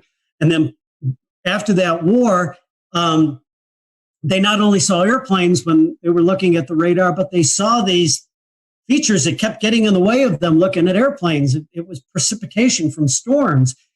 And, we turned that into the ability to monitor weather systems and then get into the tremendous science of severe weather and understanding tornado genesis and tropical storm formation from all of that technology. So it's just been amazing to watch the history. And it all began back there in 1870 when there was concern for the loss of life on the Great Lakes and of course, along the coastal areas from shipping as well. Tom, you're talking about the advances in technology. One thing that kind of comes to mind is the advances in the warning process. Trying to explain to the younger generations that we didn't have things like cell phones, right? Just a generation or two ago, with these text messages and alerts that came across at any time of the day or night, the ability to communicate that information has saved countless lives and will continue to do so. And the ability now to be able to put out 911 messages to a huge area, an entire community, to get that information out, has been married with the technology that allows us to be more confident to get those warnings out by being able to use something like a Doppler radar to understand what we should be warning on and what we should not be warning on. Because in the early years of issuing severe weather warnings in particular, but certainly all types of warnings, much of the public was very frustrated with the fact that the weather forecaster may, for lack of a better term, cry wolf a lot of times and send these warnings and watches out and not be able to verify them because we just didn't have the technology to do that. We've got that technology now. And to be able to then marry that to the ability for people to get warnings anywhere at any time, day or night, it has just gone a tremendous way to save lives across this nation. Talking about communication, and then I'll toss it off to someone else. One of the biggest tools that I think we all in this chat utilize is NWS chat, and the ability for the forecasters and the weather office to communicate with TV, radio, storm spotters out in the field. I mean, just the instant communication that we have, I think, is pretty cool, and it's cool to see the advances in the National Weather Service with that. That's a really important point, and what it's done also is it's changed the responsibilities and the type of work that goes on within the National Weather Service offices. A decade, I should say more than that, a generation ago, the main job of the National Weather Service forecaster, the meteorologist, was to issue the forecast. And now we have many, many tools that allow that process to be very, very fast, very efficient, and very smooth.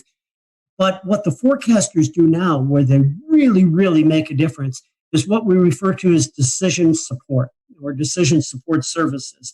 That ability to get that information and get it out and let our special customers know exactly what is happening when it is happening, contacting emergency managers and working with the emergency management community to have their resources ready to go, to be ready to respond when the weather is coming through. And also, you mentioned this tool that is used on computers called NWS Chat. It's the ability for the forecast office to chat or to talk or message to many of its users, its media, its emergency management system, those types of individuals, to get the most reliable and timely information back and forth from those communities and sending out their thoughts from the National Weather Service offices. I found it fascinating when I worked at the Weather Channel that we, within a matter, and I mean this, within a matter of less than a minute in many instances, a damage report, say somebody had a half-inch hail that came down in their neighborhood outside of Charleston, South Carolina, and they sent a report in on their phone to the National Weather Service saying, we got hail here. Within a matter of a minute or so, the Weather Service gets the report, pops it into a computer that goes into this system, and at the Weather Channel, our graphics meteorologists were watching that data coming in, and when they picked that data up with the click of two buttons, it ended up on air. I was amazed to see how quickly that process took, and it's the ability to get that information and communicate it out to the public, because time is of the essence, especially with severe weather. So it's another huge increase in technology that, once again, is helping to save lives. Tom, I don't know if there's any telling what this world would be like without the National Weather Service. So let me try to phrase this closing question to you this way. What would day-to-day life here in the United States be if tomorrow morning we woke up and there was no National Weather Service? I think it would be chaos. If you think about how much of our economy and daily life is tied directly to the weather, and the way you see that most succinctly is being in the checkout line at the grocery store, because everybody's talking about it. You have to know what's going on with the weather if you're going to react with the real world. Everything from our transportation to our agriculture to daily life in general revolves around the ability to understand how nature, how the atmosphere is going to impact us over the next several days. Without the National Weather Service, I think we would be way, way behind in where we are right now. We again thank Tom for his time, and to all of the folks at the National Weather Service who continue to keep us safe each and every day. We can't thank you enough. And to you at home, thanks for joining us for this special edition of the Carolina Weather Group. For all of us, I'm James Brierton in Matthews, North Carolina. We'll see you again real soon.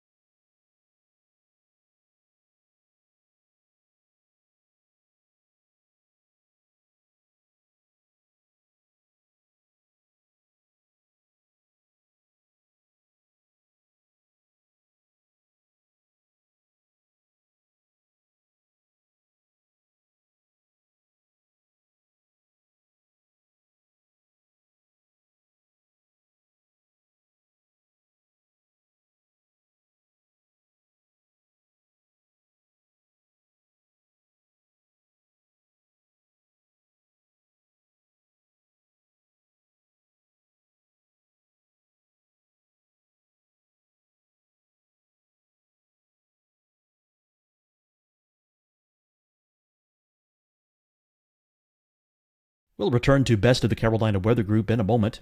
Now your Carolina weather forecast. Here are today's forecast high temperatures for North Carolina. Here are the forecast lows for tonight for North Carolina. Here are tomorrow's forecast high temperatures. And here's forecast rainfall across North Carolina tomorrow. Here are the forecast highs for the day after tomorrow.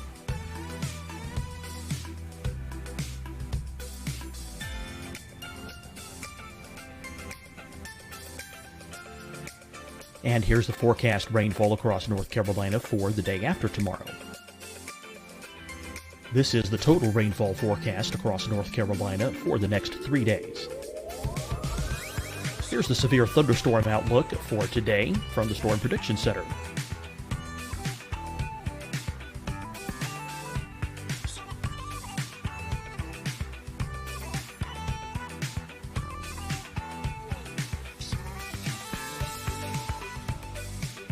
Here are the forecast high temperatures for today for South Carolina. Here are the low temperatures for today for South Carolina. Here's the probability of precipitation forecast across South Carolina today. And here are the rain chances across South Carolina tonight. Here are tomorrow's forecast highs across South Carolina. Here are the forecast low temperatures for tomorrow for South Carolina. And here is the probability of precipitation across South Carolina tomorrow. Here's the precipitation chances across South Carolina tomorrow night. Here are the forecast highs for the day after tomorrow in South Carolina. Here are the forecast low temperatures across South Carolina for the day after tomorrow. And here are the rain chances across South Carolina for the day after tomorrow. And South Carolina's probability of precipitation for that night. Here's the Storm Prediction Center's severe thunderstorm outlook across South Carolina for today through tonight. Here's the Storm Prediction Center's severe thunderstorm outlook across South Carolina for tomorrow and tomorrow night. And here's the Storm Prediction Center's severe thunderstorm outlook across South Carolina for the day after tomorrow through that night. Here's the severe thunderstorm outlook for today from the Storm Prediction Center.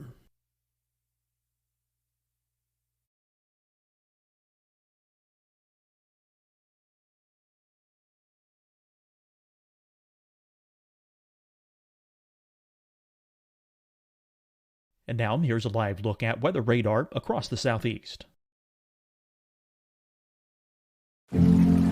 Deciding when to wear a mask isn't about who you know or how well you know them. Just ask yourself, will I be with anyone I don't live with? If the answer is yes, get behind the mask. Help slow the spread of COVID-19. Get behind the mask. Learn more at covid19.ncdhhs.gov. Hi, everyone. I'm Dr. Mandy Cohen, Secretary of the North Carolina Department of Health and Human Services. And when you follow the 3 W's, you protect your family and your neighbors from COVID-19. When you leave your home, practice your W's. Wear a cloth face covering, wait 6 feet apart, wash your hands often. Wear, wait, wash. We're in this together. Stay strong, North Carolina. Fight the spread and take a stand against coronavirus. Wear a mask in public. Stay at least 6 feet apart from others. And get tested. Join us and fight the spread. Visit scdhec.gov/COVID-19. Getting tested for COVID-19 helps you to take the steps needed to protect yourself, your loved ones, and your community. Find the testing location at scdhec.gov/COVID-19 testing. You'll see your Carolina weather forecast at 25 and 55 past. And now back to the best of the Carolina Weather Group on the all-new Carolina WeatherNet.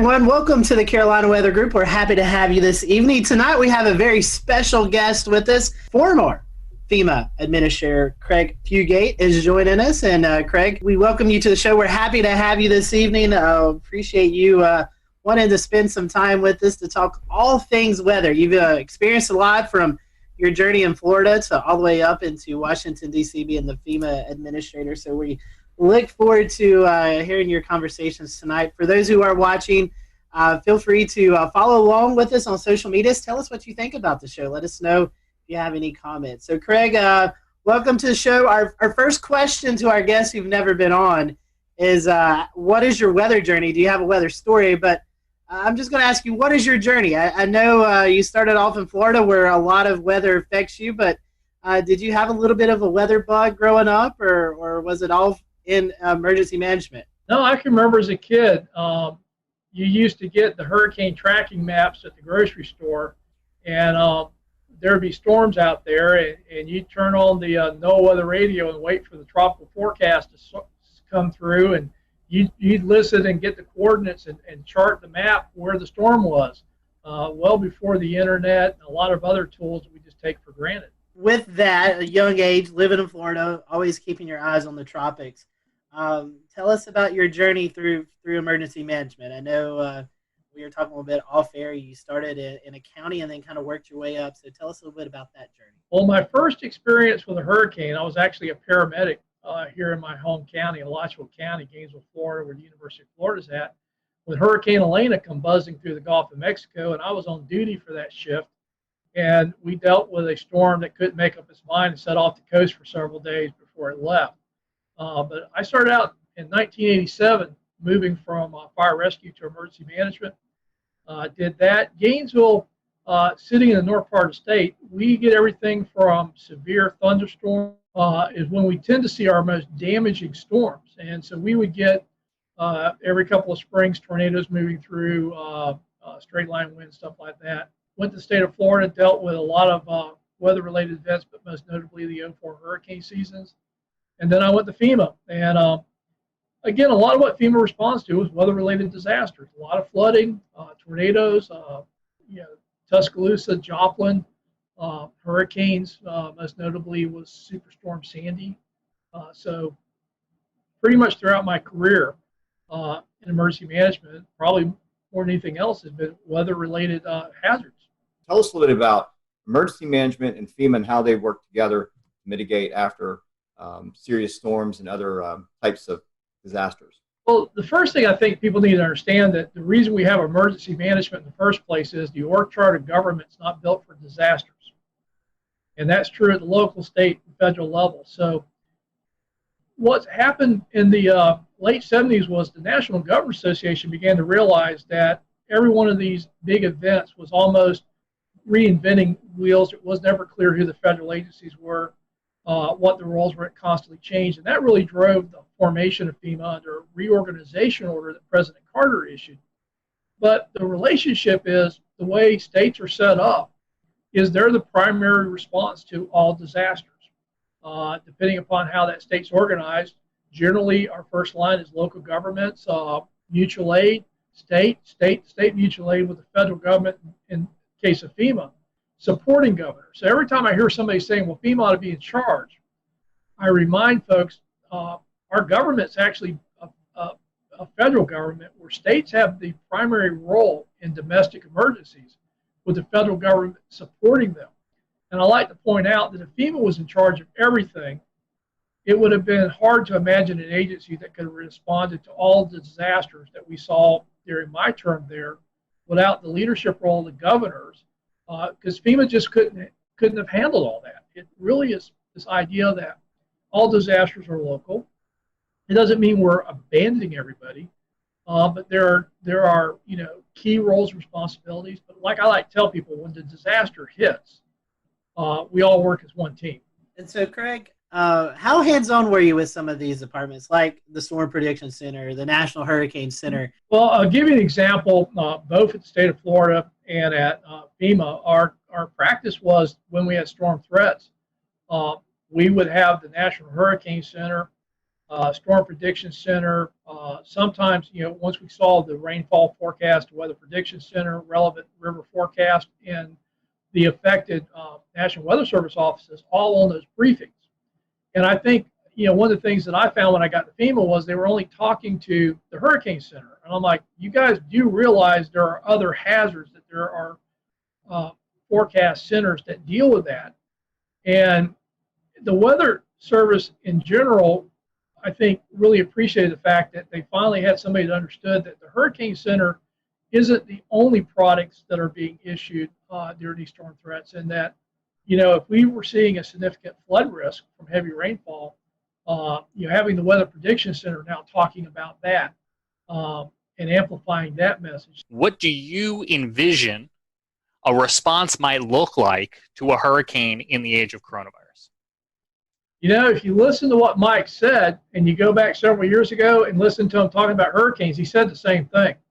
We've always recommended that people evacuate their friends and families, hotels and motels, and shelters as a last resort. So I think I'm less concerned about that messaging as the messaging we've been hearing, that people have been told to stay home, socially isolate, the risk of COVID, and not understand that if you're in an evacuation zone, you still need to evacuate. I think it gives more emphasis to the fact that we've always said friends and families are a much better option than shelters, that you don't have to go hundreds of miles. You just need to get inland, away from the storm surge areas. And the other message, which is kind of a tricky one, is particularly in Florida, we've seen a lot of evacuations that aren't in evacuation zones. Essentially, people are trying to run away from the storm itself versus the storm surge. And Florida's trying to do some messaging around that, of know your zone, know your home. That if you're not in an evacuation zone and your home's relatively in good shape, built to current codes, to consider staying home and putting up your shelters and riding the storm out. Again, reducing the number of people evacuate. But the biggest thing I'm telling people about this hurricane season is, if you're in an evacuation zone, your plan is to evacuate, COVID or no COVID.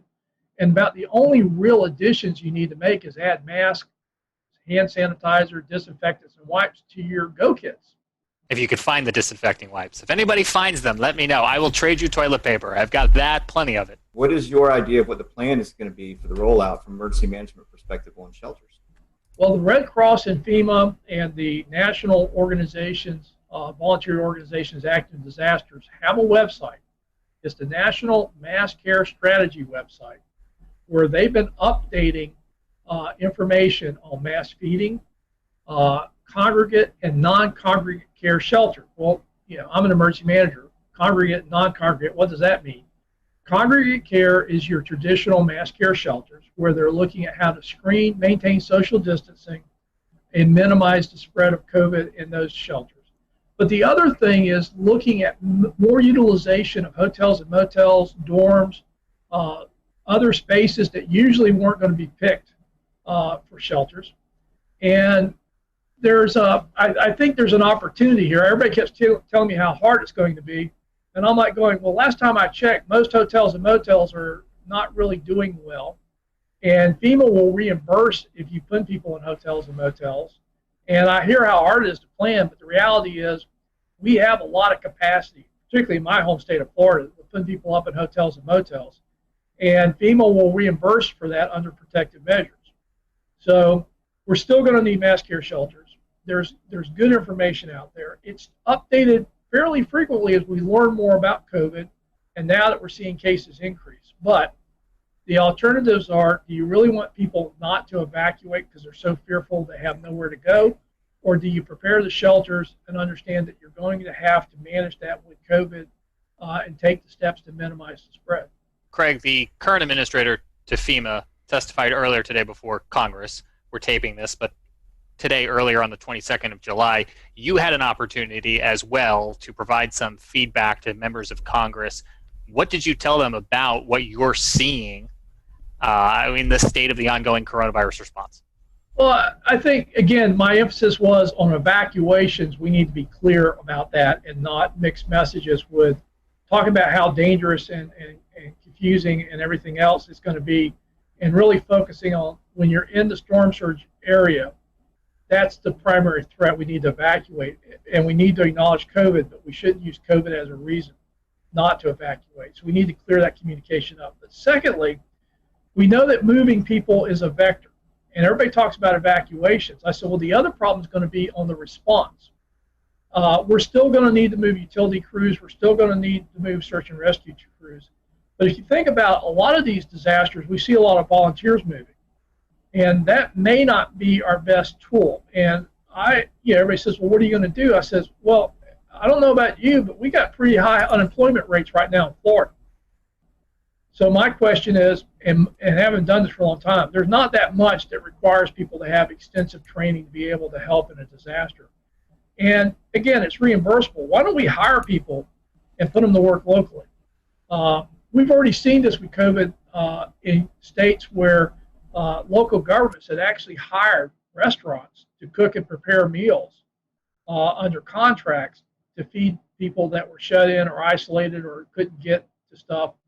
And again, I don't ever want to say we don't use volunteers, but I also think with the unemployment rates we have, particularly in the hospitality industry, I think there's opportunities to employ those folks during disasters to minimize the amount of people we have to bring in from outside of a community, but more importantly, start putting money back into the economy. So let me ask you this one, Craig, because in your experience in not only preparing or helping communities prepare for disasters, but helping them afterwards too, I'm curious where your expertise and your opinion lies on the whole question of schools. Do you have an opinion or thought on whether kids should be going back to the classroom at this point? This is going to be a hard one because I always like to talk about big numbers. Everybody's saying, well, there's little risk. Kids don't generally get that sick. We need to get the economy going. We need to get kids back in school. It's important for development. And I'm like, nobody's really answering this question. If the rate at which kids get sick and potentially the rate at which kids have serious complications or deaths are even like small percentages, like less than 0.1%, you're talking about thousands of children going back to school. Those are real people, and those are real numbers. And I don't think we have a good answer for that. I also think that there is opportunities to look at how we go back to the classroom setting. Everything from a lot of schools don't have enough room to do social distancing. So what if we split the day in half and we split the school up where half the school goes in the morning, half the classes go in the afternoon? What if we started doing more classrooms, weather permitting, outside? And again, because we're learning more about this is airborne and why masks are so critical in minimizing spread.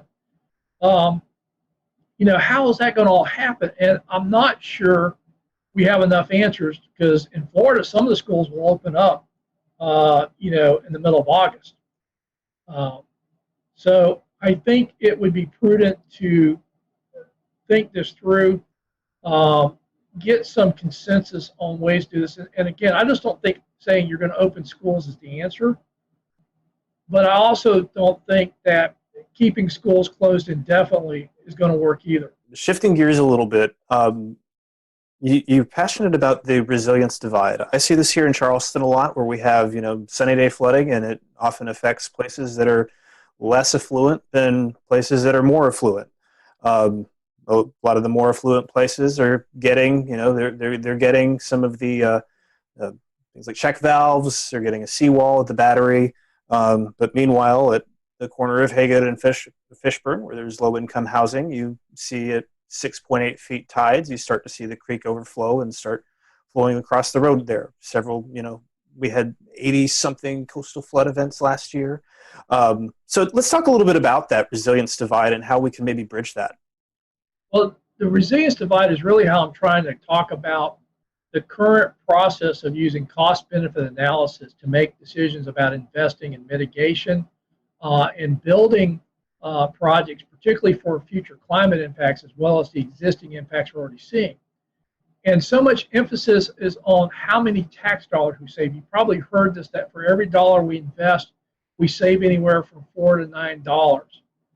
And so if you're looking at dollars, you'll actually save more money the more valuable the homes are that you're trying to protect. And lower income homes, working class communities don't score as well. So the bias, I don't think, was intended to short the most vulnerable communities, but by only looking at the cost benefit analysis of dollars saved versus dollar invested, we're going to see that divide go towards the more affluent communities, particularly those that can afford the cost share match of, in many cases, a minimum of 25% against the federal dollars.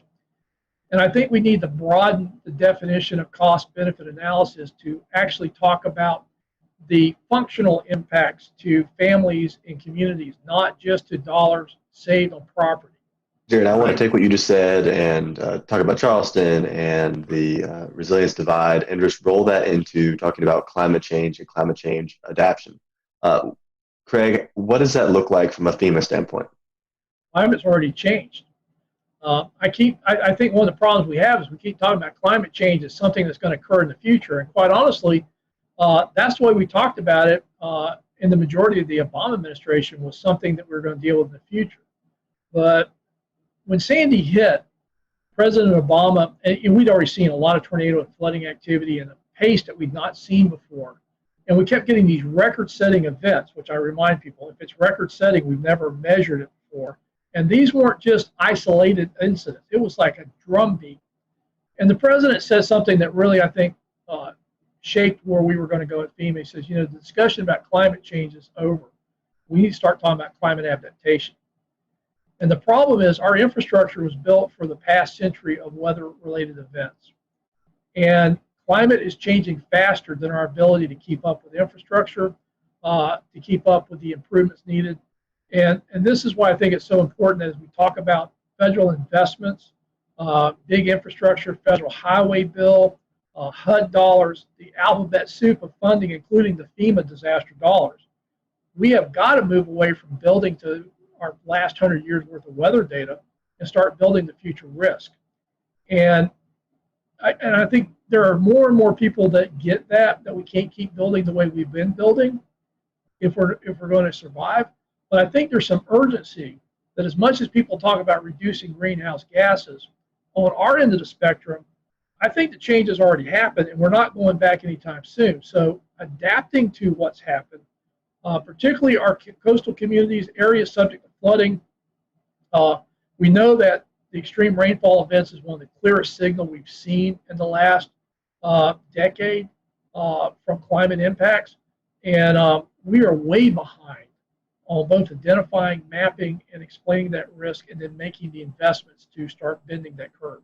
And I want to kind of back up a step in keeping that same direction. We talked about Horry County. We talked about some of these areas that have been hit very hard by the watershed events from the hurricanes that have hit. Over time, things have built up, Matthew, and so on and so forth. Things have just gotten worse and worse over time. So these property values are down, and we get back to the resiliency divide and demographics. And so what is being done to help those that are less fortunate in the lower income or the lower value homes, per se, that can't get back the dollars that they put into their homes, ones that that's their total investment. And then others are getting funded for their properties, whereas these folks over here are not. Where is this going to be bridged at some point in the future? What's the plan for that? It hasn't, and that's one of the reasons I think we need to draw attention to it. The Miami Herald ran an article a couple of months ago that looked at the National Flood Insurance Program, their buyout program, where they go in and buy homes out that are repetitive loss. And they found that there was a definite bias that a lot of that money went to the wealthier counties, not necessarily the most vulnerable communities. And I think that's why we need to talk about the resiliency divide.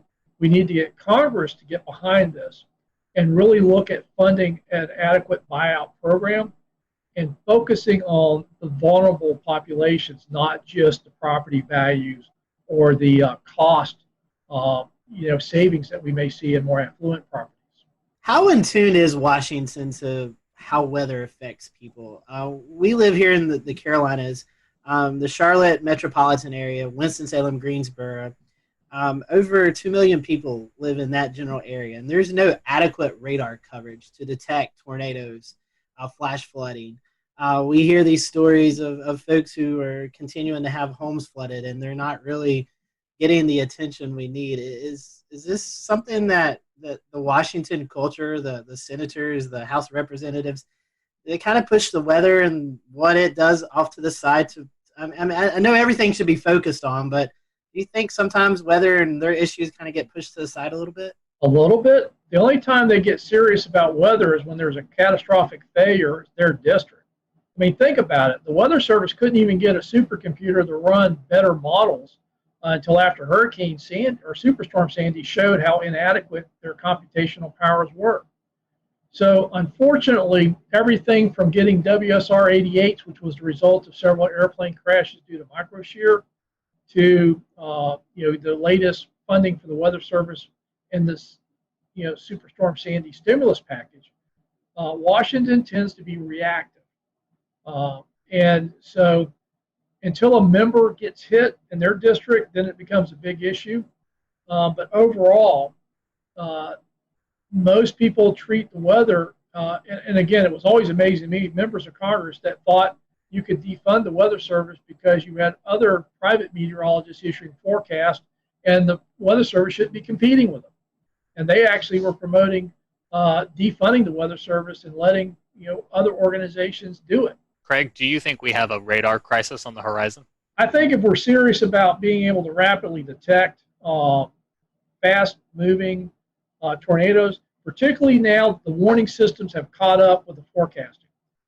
Just having better resolution on forecast, but we can't tell people more precisely, I don't think would have been a good match. But if you think about it now, we're moving away from county-wide warnings to polygons. We now have, with the weather, the wireless emergency alerts, the better ability to geocode cell phones, and now moving past the original 120 characters to start including links in that, we can actually now issue across cell phones more detailed warnings from the Weather Service than their current technology can really do, and they've been migrating that way. So now they can do polygon warnings, yet they're still basing it upon radar technology that will miss part of that. There's still gaps in that coverage, and everybody forgets, unless you're in severe storm mode, those things are scanning. Everything you're seeing is delayed. It's not what's actually happening. So, we've seen this before where the tornadoes will actually drop, hit, and pop back up before the radar completes its circle and it gets the updated forecast information. So by the time you see a hook echo, it's already done its business and dropped back in the sky. Well, Craig, I want to transition us away from this last topic, and as we're kind of running short on time here, talk about something that is near and dear to all of our hearts here at the Carolina Weather Group, the Waffle House Index. That's something that we've talked about before. We had the PR director, Pat Warner, from Waffle House on last year in 2019 to discuss what exactly it is from the Waffle House perspective, but I'd like to hear about it from the FEMA perspective and how the Waffle House Index works its way all the way up to the president. Well, FEMA will tell you that the Waffle House Index really isn't their index, and that was just me trying to be folksy. But it actually started in Hurricane Charlie. I'd been out on several disasters, and the thing I could just it was just accepted was if there was anything open, it was going to be a Waffle House. But in Charlie, we had gone down to Charlotte County, and I ended up staying down there for about 2 weeks. So we'd get up around 4:30, 5 o'clock in the morning, try to find something to eat, and we'd spend the rest of the day working. And we're doing 18-hour days, so if you didn't get breakfast, you may not eat. The first morning we get up, we were down near Fort Myers. We had to get on the interstate and head south because there was nothing open where we were at. And the first thing we get to is Waffle House. We go in and sit down, and this lady comes out with a mimeograph menu. You're so used to the big plastic menus. I already knew what I was going to order. But she says, the only thing we have is on this. And that was like, well, okay. And so we ordered, but, we got coffee, we got our eggs, we got a good breakfast. But it wasn't everything you would normally expect there. Next morning, we get up, and the actual interchange we're at, now Waffle House was now open. Went in there, same deal, mimeograph menu. So the folks I was with, Ben Nelson, who was our state meteorologist in 2004, he's now with the Jacksonville Weather Service office as a forecaster there. And at that time, Major Tad Warfel, now Colonel Warfel with the Florida National Guard with me. And they basically, we were color coding the counties after Charles. We'll return to Best of the Carolina Weather Group in a moment. Now your Carolina weather forecast. Here are today's forecast high temperatures for North Carolina. Here are the forecast lows for tonight for North Carolina. Here are tomorrow's forecast high temperatures. And here's forecast rainfall across North Carolina tomorrow. Here are the forecast highs for the day after tomorrow.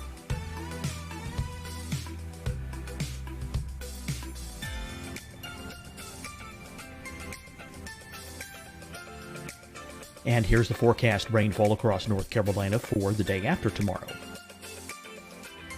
This is the total rainfall forecast across North Carolina for the next 3 days. Here's the severe thunderstorm outlook for today from the Storm Prediction Center.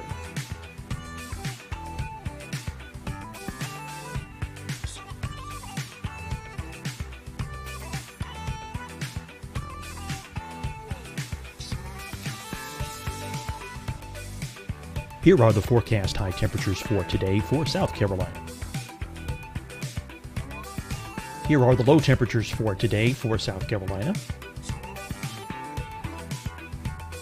Here's the probability of precipitation forecast across South Carolina today. And here are the rain chances across South Carolina tonight. Here are tomorrow's forecast highs across South Carolina. Here are the forecast low temperatures for tomorrow for South Carolina. And here is the probability of precipitation across South Carolina tomorrow. Here's the precipitation chances across South Carolina tomorrow night. Here are the forecast highs for the day after tomorrow in South Carolina. Here are the forecast low temperatures across South Carolina for the day after tomorrow. And here are the rain chances across South Carolina for the day after tomorrow. And South Carolina's probability of precipitation for that night. Here's the Storm Prediction Center's severe thunderstorm outlook across South Carolina for today through tonight. Here's the Storm Prediction Center's severe thunderstorm outlook across South Carolina for tomorrow and tomorrow night. And here's the Storm Prediction Center's severe thunderstorm outlook across South Carolina for the day after tomorrow through that night. Here's the severe thunderstorm outlook for today from the Storm Prediction Center.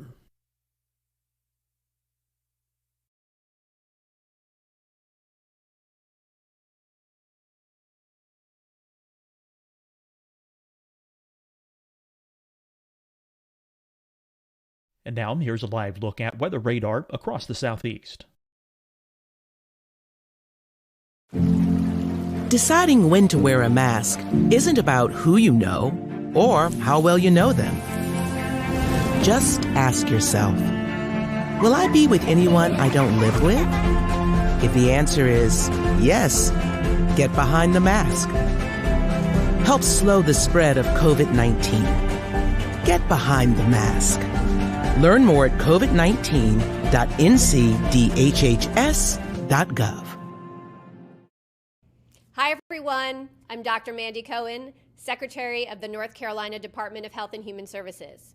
And when you follow the 3 W's, you protect your family and your neighbors from COVID-19. When you leave your home, practice your W's. Wear a cloth face covering, wait 6 feet apart, wash your hands often. Wear, wait, wash. We're in this together. Stay strong, North Carolina. Fight the spread and take a stand against coronavirus. Wear a mask in public. Stay at least 6 feet apart from others. And get tested. Join us and fight the spread. Visit scdhec.gov/COVID-19. Getting tested for COVID-19 helps you to take the steps needed to protect yourself, your loved ones, and your community. Find the testing location at scdhec.gov/COVID-19 testing. You'll see your Carolina weather forecast at 25 and 55 past. And now back to the best of the Carolina Weather Group on the all-new Carolina Weather Net.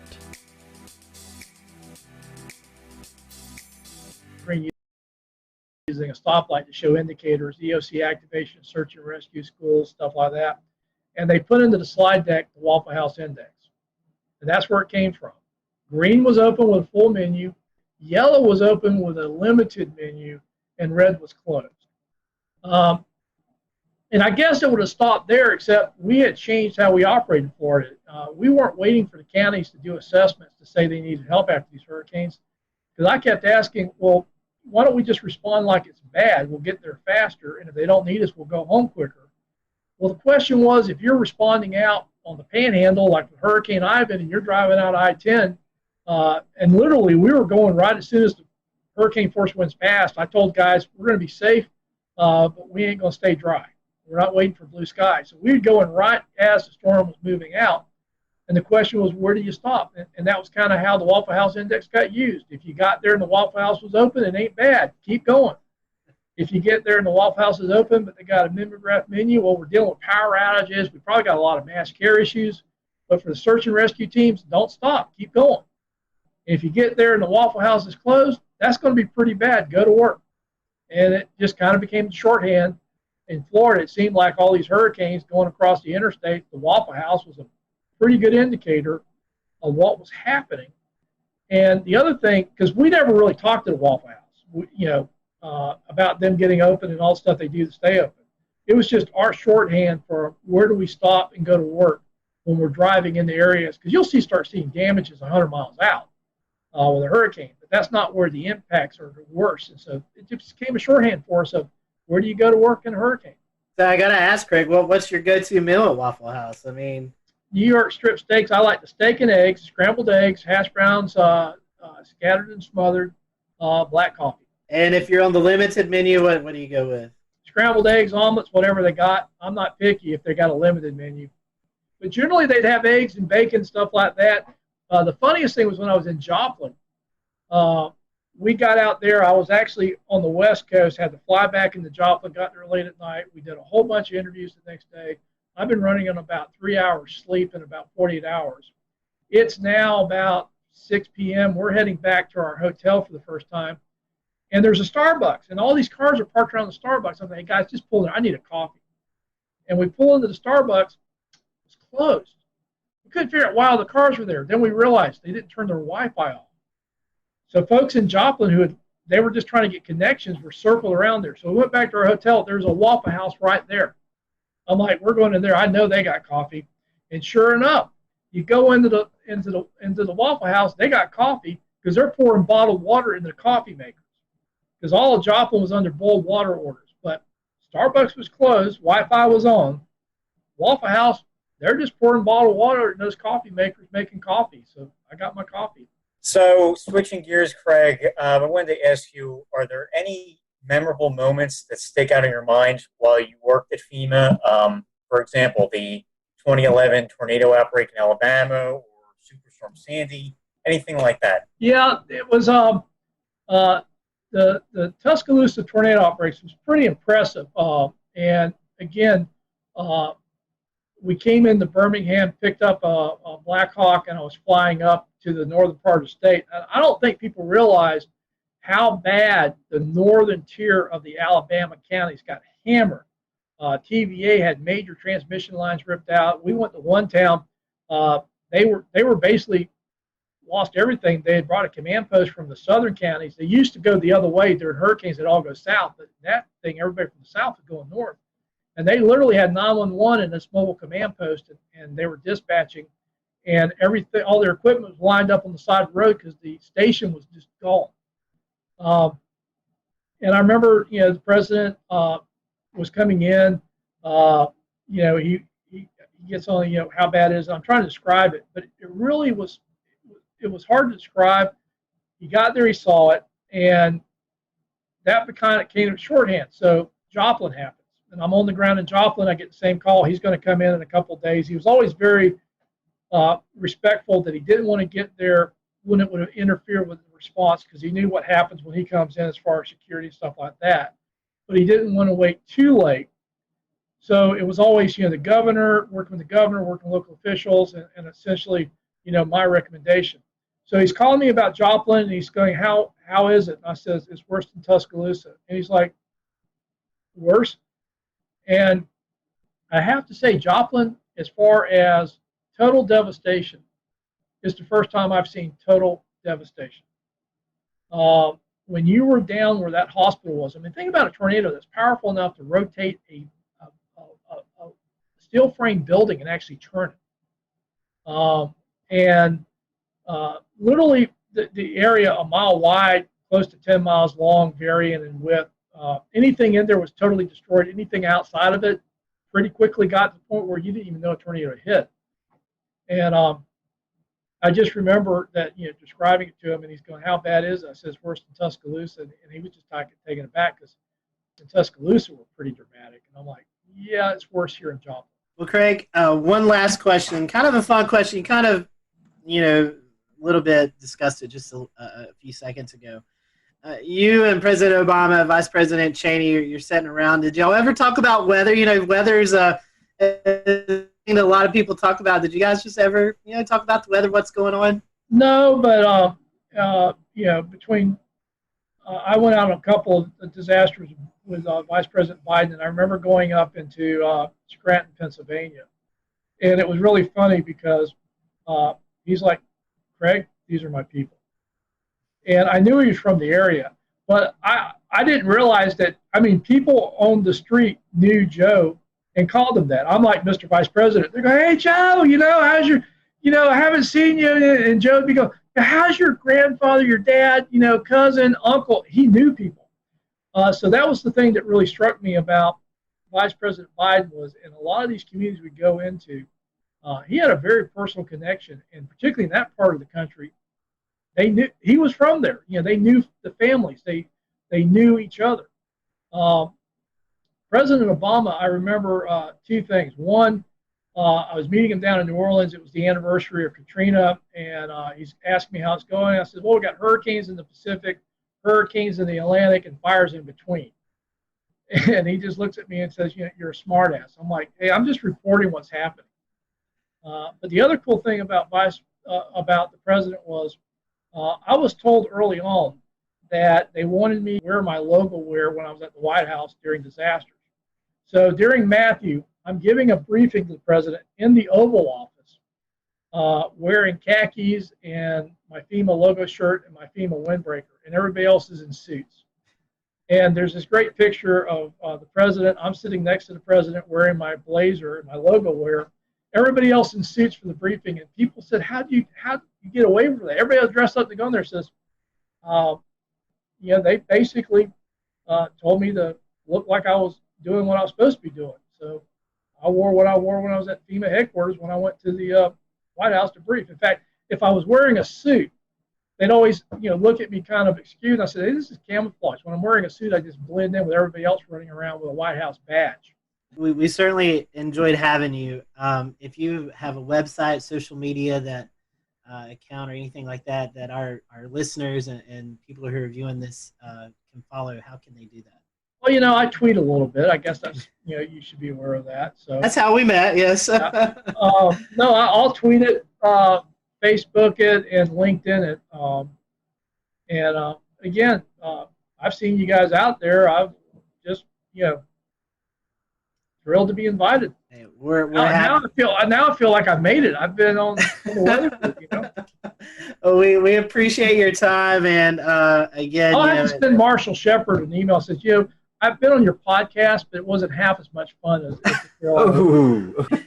Craig, thank you for being with us tonight. Interesting conversation, and folks, again, it's very important to know the risk as we enter the COVID season or the hurricane season mixed in with the COVID, and hopefully you'll take Craig's advice as you prepare. So until next time, we hope you have a great week, and we'll see you back here on the Carolina Weather.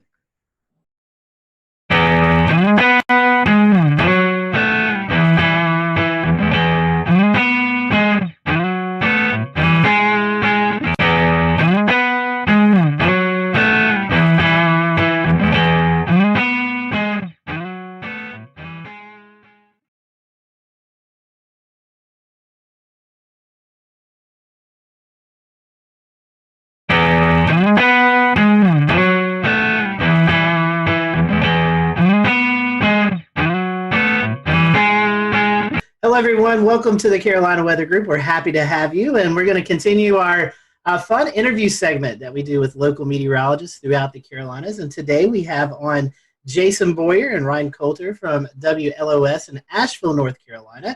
They are the ABC affiliate. So if you live in Western North Carolina, I'm sure you've tuned to Channel 13, and we're happy to have Jason and Ryan with us today. One of the main questions that we always ask everybody is how did you know you wanted to be a meteorologist? Everybody has that story. So Jason, I'll let you start. What's your story? Well, my story goes back to, like most, to when I was very young.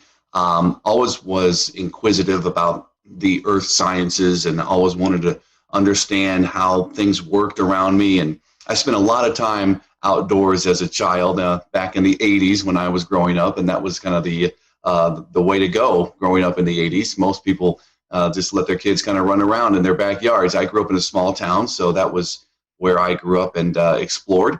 But I think it was around third grade, and this is the most stunning and life-changing moment that I remember. I was walking home from school. It was November, and I lived in Illinois then, so we weren't in Tornado Alley per se, but I remember coming home from school, and I could walk home. That's how close I lived.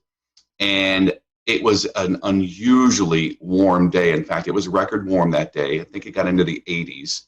And the sun was out, the wind was blowing. And I was just thinking like a kid, like a third grader, I can't wait to get outside and play ball, ride my bike. I got home, the sky went pitch black in about a matter of 30 minutes. The wind started picking up. My older sisters, thankfully, wiser and certainly more proactive, they knew something bad was going to happen, and we all rushed downstairs, and in a matter of moments, the tornado sirens in the neighborhood went off, and we had a weak tornado go through my backyard and hit my neighbor's house, and it happened in a matter of a couple of minutes, and that was it.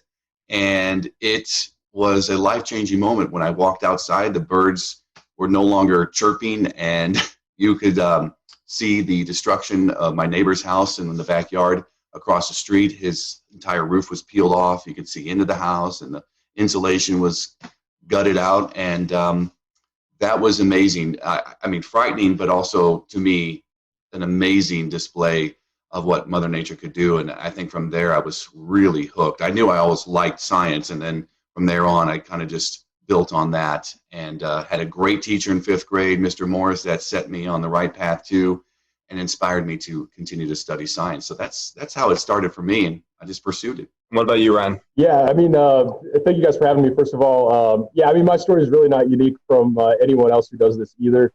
I mean, grew up, my grandparents lived with us growing up, and, they were avid news watchers, as a lot of older people are. And so anytime the weather came on, I was always, super interested in watching that. They always let me watch that with them.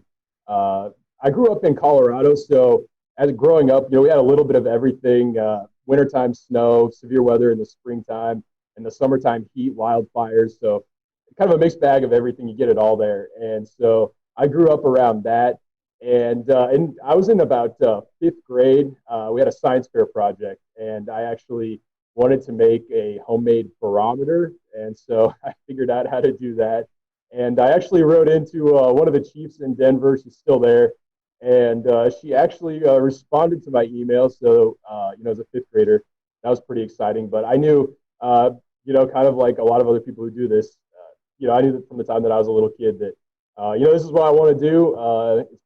A fun job, and get to study science, the weather, all of the above, and it's a great. It's ended up being exactly what I wanted it. Those are great and very classic weather stories. I feel like super interesting. So keeping on kind of the same track of weather before we deviate off to some more unique conversations. Did you guys ever have a meteorologist that you looked up to as a kid or as you were coming up through school?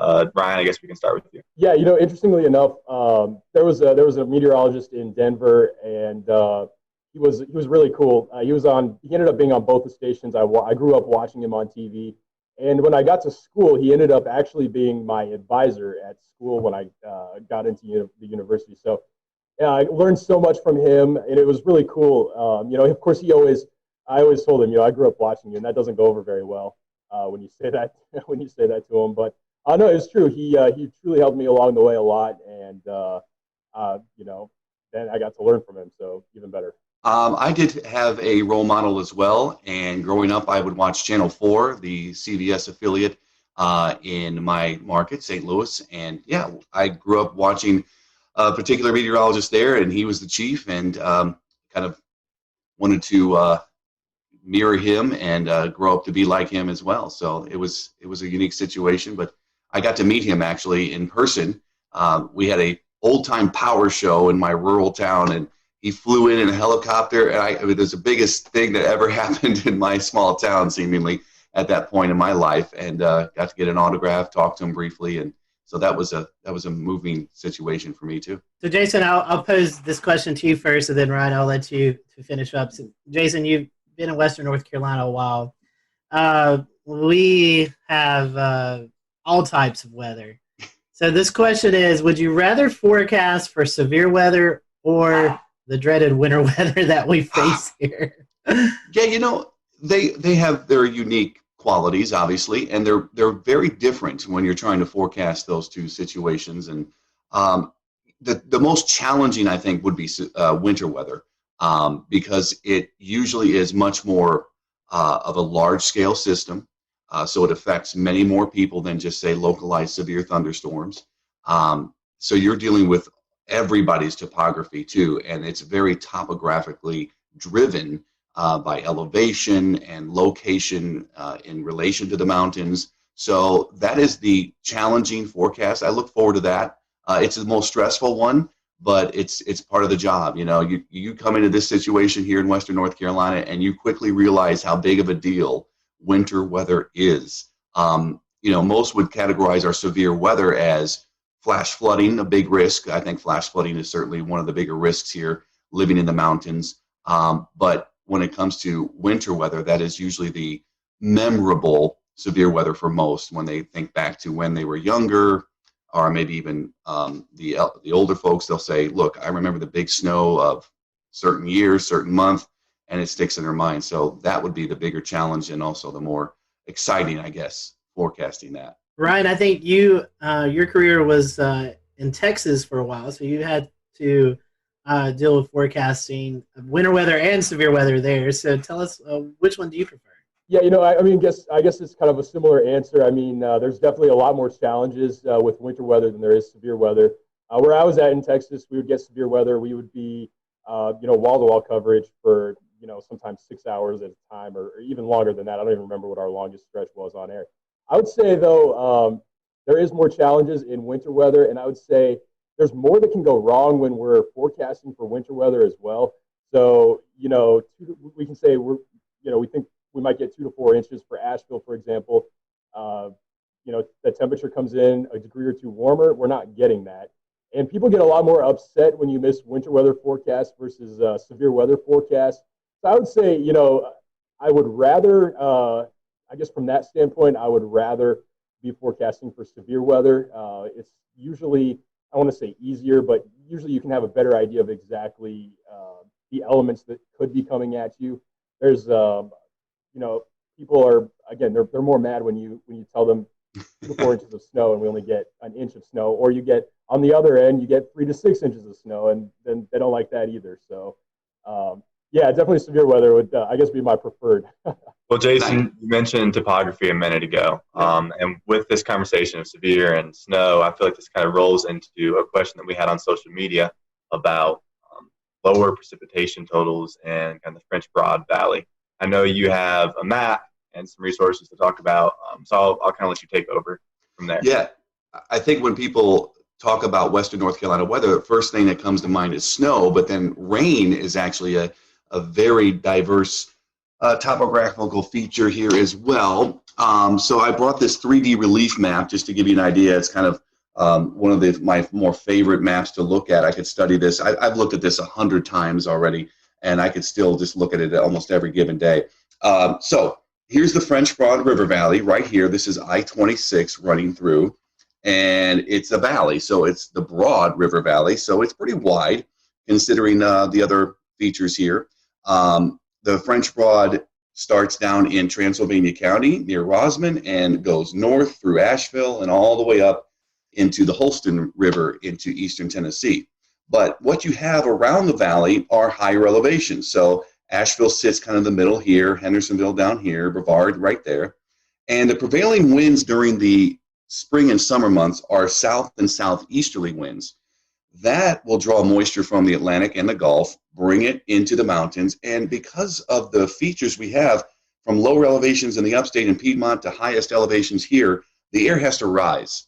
And so the air will rise and cool and condense into clouds and form a significant rain event down here into the southern mountains, whereas Asheville is in that rain shadow. And the rain will fall mostly to the west and south or to the north and east because we have the Black Mountains and the Craggies up here. So that prevailing wind will certainly help rain form more over this area of the county, Buncombe County, eastern side, and into Yancey. So there's a rain shadow here. There are other rain shadows like in Waynesville. They're surrounded by with the Balsam Mountains to the south and west. They don't see nearly as much rain in the valley as they do just west and south of Waynesville as well. So that's kind of how it works in the summer months. In the winter months, the prevailing wind is much, much different. It's from the northwest. So the wind is blowing into the Smoky Mountains and the higher elevations along the Tennessee border. And that's where most of the precipitation is going to fall, near and along the border, whereas there's another shadow effect down here in the valley. So this is why Asheville usually averages a foot of snow a year, and places up in Madison and Yancey County can get up to 50 inches of snow, like Mount Mitchell averages in a particular year. So big difference with the prevailing winds during the different seasons. But that's pretty much how the shadow affects us here in the French Broad River Valley. In fact, south of Virginia, east of the Mississippi River, I believe Marshall is the driest point in that eastern U.S. So pretty neat. Cool. Do you guys have any? What was your most embarrassing moment while on TV? I'll take this one. It happened pretty early in my career. I was working in Tennessee. I started out in the Tri-Cities, Johnson City at WJHL, and I filled in for the morning guy who went on vacation. And I was working one morning, and the newsroom was downstairs. The studio was upstairs, so there was always this climbing the flights of stairs.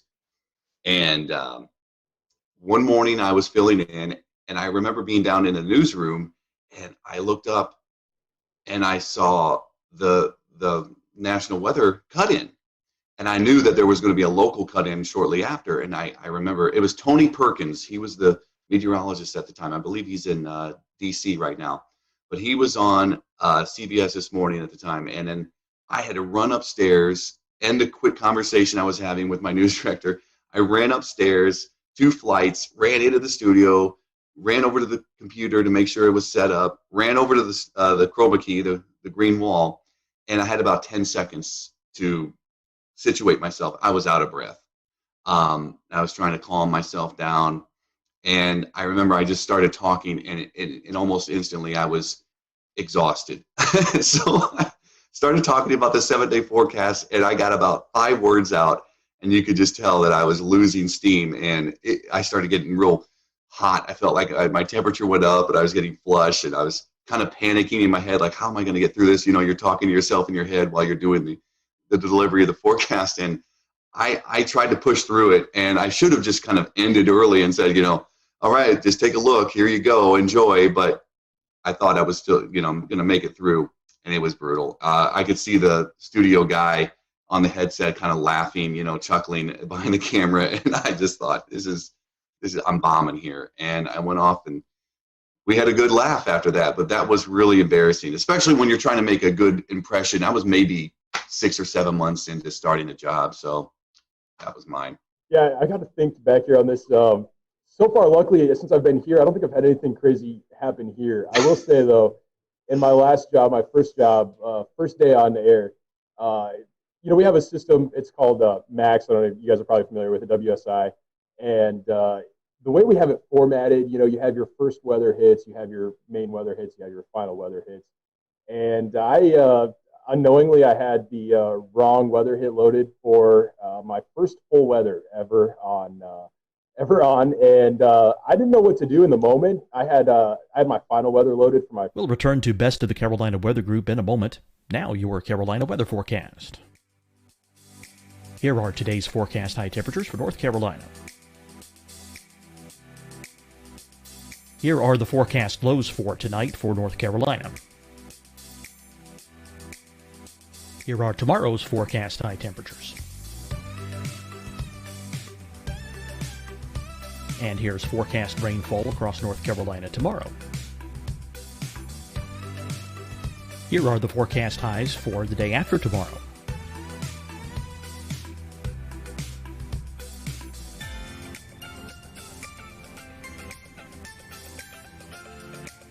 And here's the forecast rainfall across North Carolina for the day after tomorrow. This is the total rainfall forecast across North Carolina for the next 3 days. Here's the severe thunderstorm outlook for today from the Storm Prediction Center.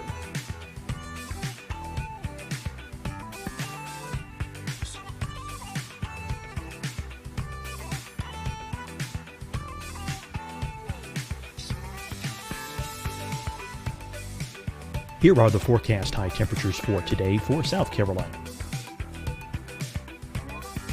Here are the low temperatures for today for South Carolina.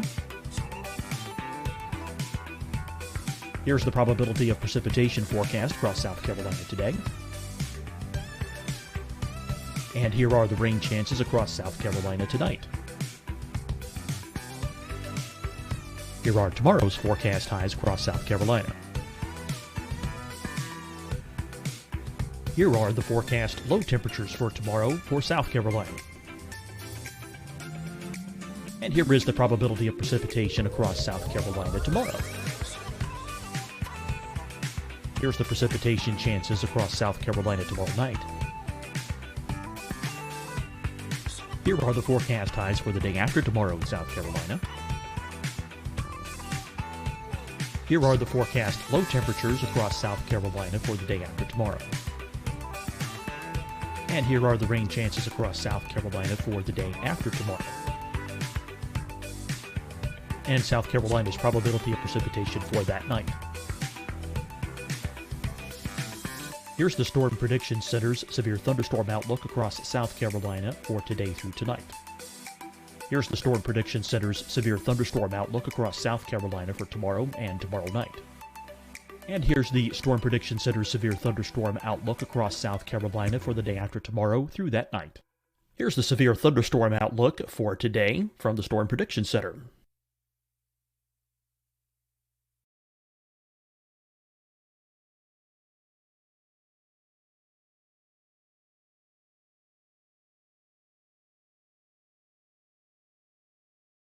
And now here's a live look at weather radar across the southeast. Deciding when to wear a mask isn't about who you know or how well you know them.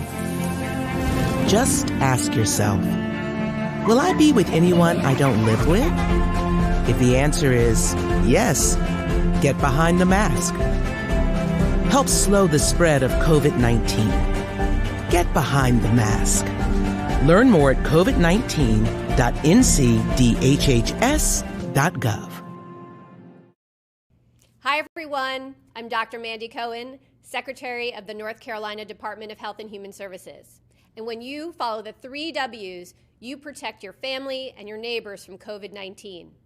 When you leave your home, practice your W's. Wear a cloth face covering, wait 6 feet apart, wash your hands often. Wear, wait, wash. We're in this together. Stay strong, North Carolina. Fight the spread and take a stand against coronavirus. Wear a mask in public. Stay at least 6 feet apart from others. And get tested. Join us and fight the spread. Visit scdhec.gov/COVID-19. Getting tested for COVID-19 helps you to take the steps needed to protect yourself, your loved ones, and your community. Find the testing location at scdhec.gov/COVID-19 testing. You'll see your Carolina weather forecast at 25 and 55 past. And now back to the best of the Carolina Weather Group on the all-new Carolina WeatherNet.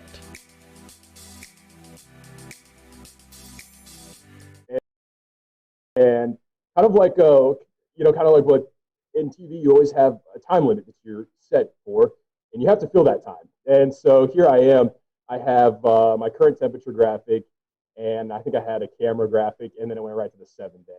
And so I'm standing there for 2:30 is what we were allotted for. This was the weekend evening show, and I looked back towards the anchor, who's also the producer at that station, and she's just cueing me to keep going. So I think I talked for a solid 2:15, 2 minutes 15 seconds on the 7-day forecast, and I may have even gone back. I don't remember. I may have even gone back and talked more about current temps. I don't know. It was bad though.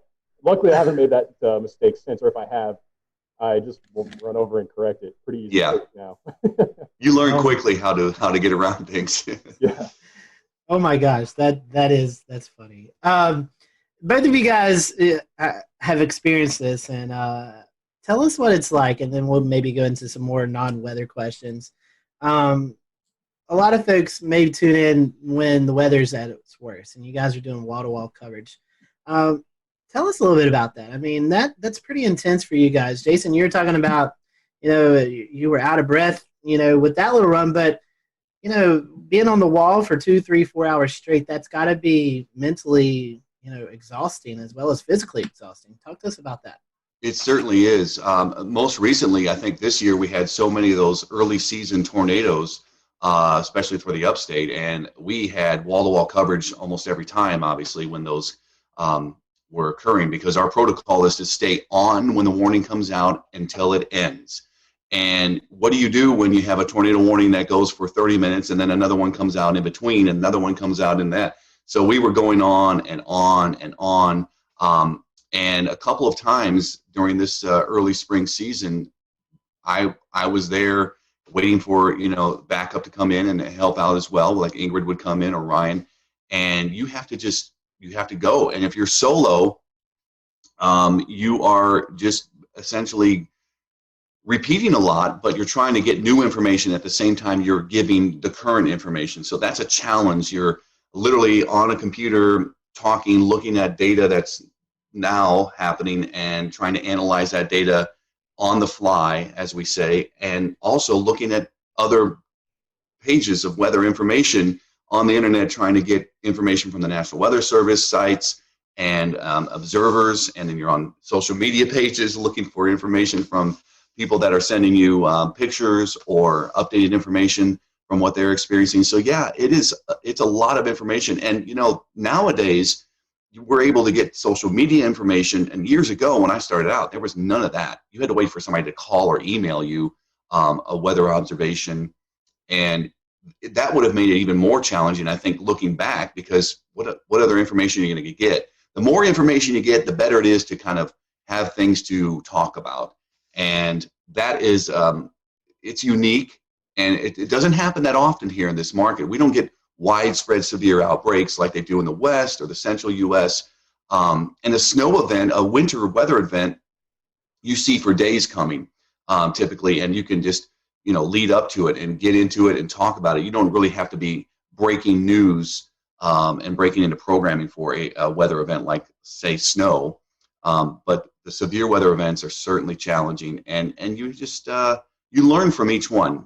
Even somebody like me in the business for 22 years, you still learn from these experiences. Ryan, you dealt with that in Texas. I mean, that's these are what we face, or could be more rain-wrapped tornadoes. But you guys out there see these massive tornadoes, or you could see these massive tornadoes. So is there a little any different perspective of that, where you guys have storm chasers out in the field and you can kind of relate to those folks out in the field? Yeah. So when I was in Texas, that's a station that really drove the market for severe weather coverage, and so it was more built for that kind of thing. So yeah, we had storm chasers out in the field, but you still need to have 2 people at the station during these kinds of events, because you have one person off camera that can help to look at and analyze that data, look at radar, see what's going on.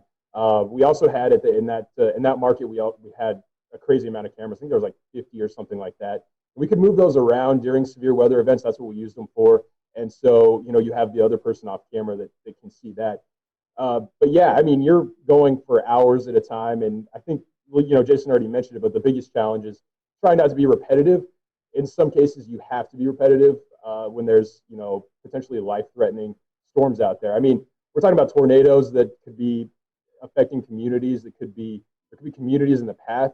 And I think one of the hardest things with these kinds of storms is people don't like it when we cut in, and they don't like it when we interrupt their show. And especially being an ABC affiliate, that's what I was at in Texas too.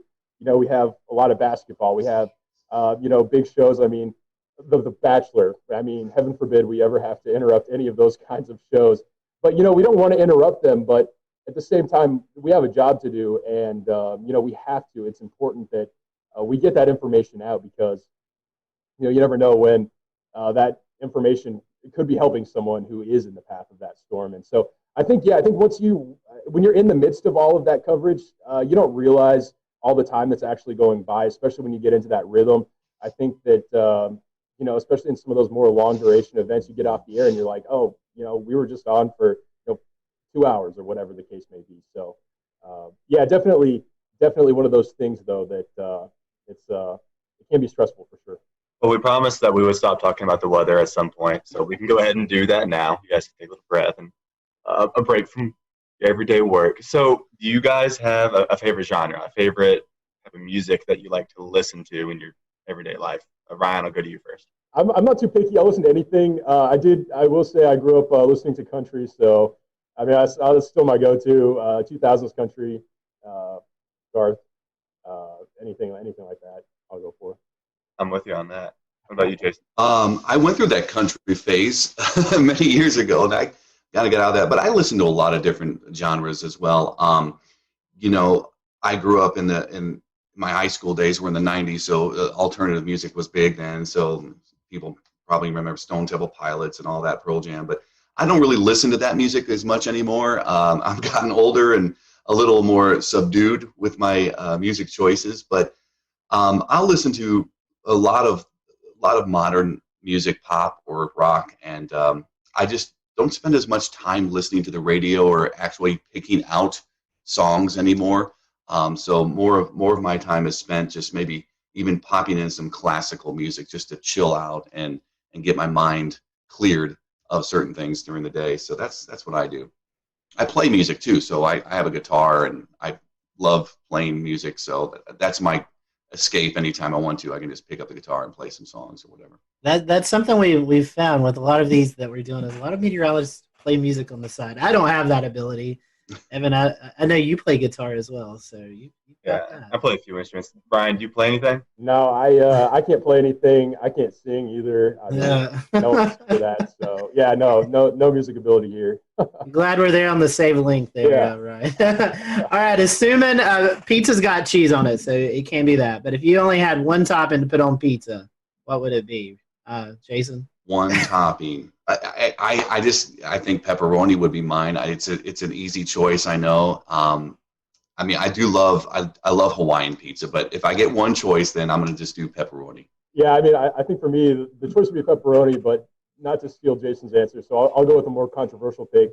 I like Hawaiian pizza. I'm gonna go the pineapple on the pizza. I know I'm probably gonna get some flack for it. You are good. That was actually one of our other questions. Does pineapple deserve to be on pizza? So if both of you guys like Hawaiian, I guess that's a yes. Yes, it does. Well, since we're on the topic of food, what's your favorite kind of food? All right, I'll go first. Any food, really.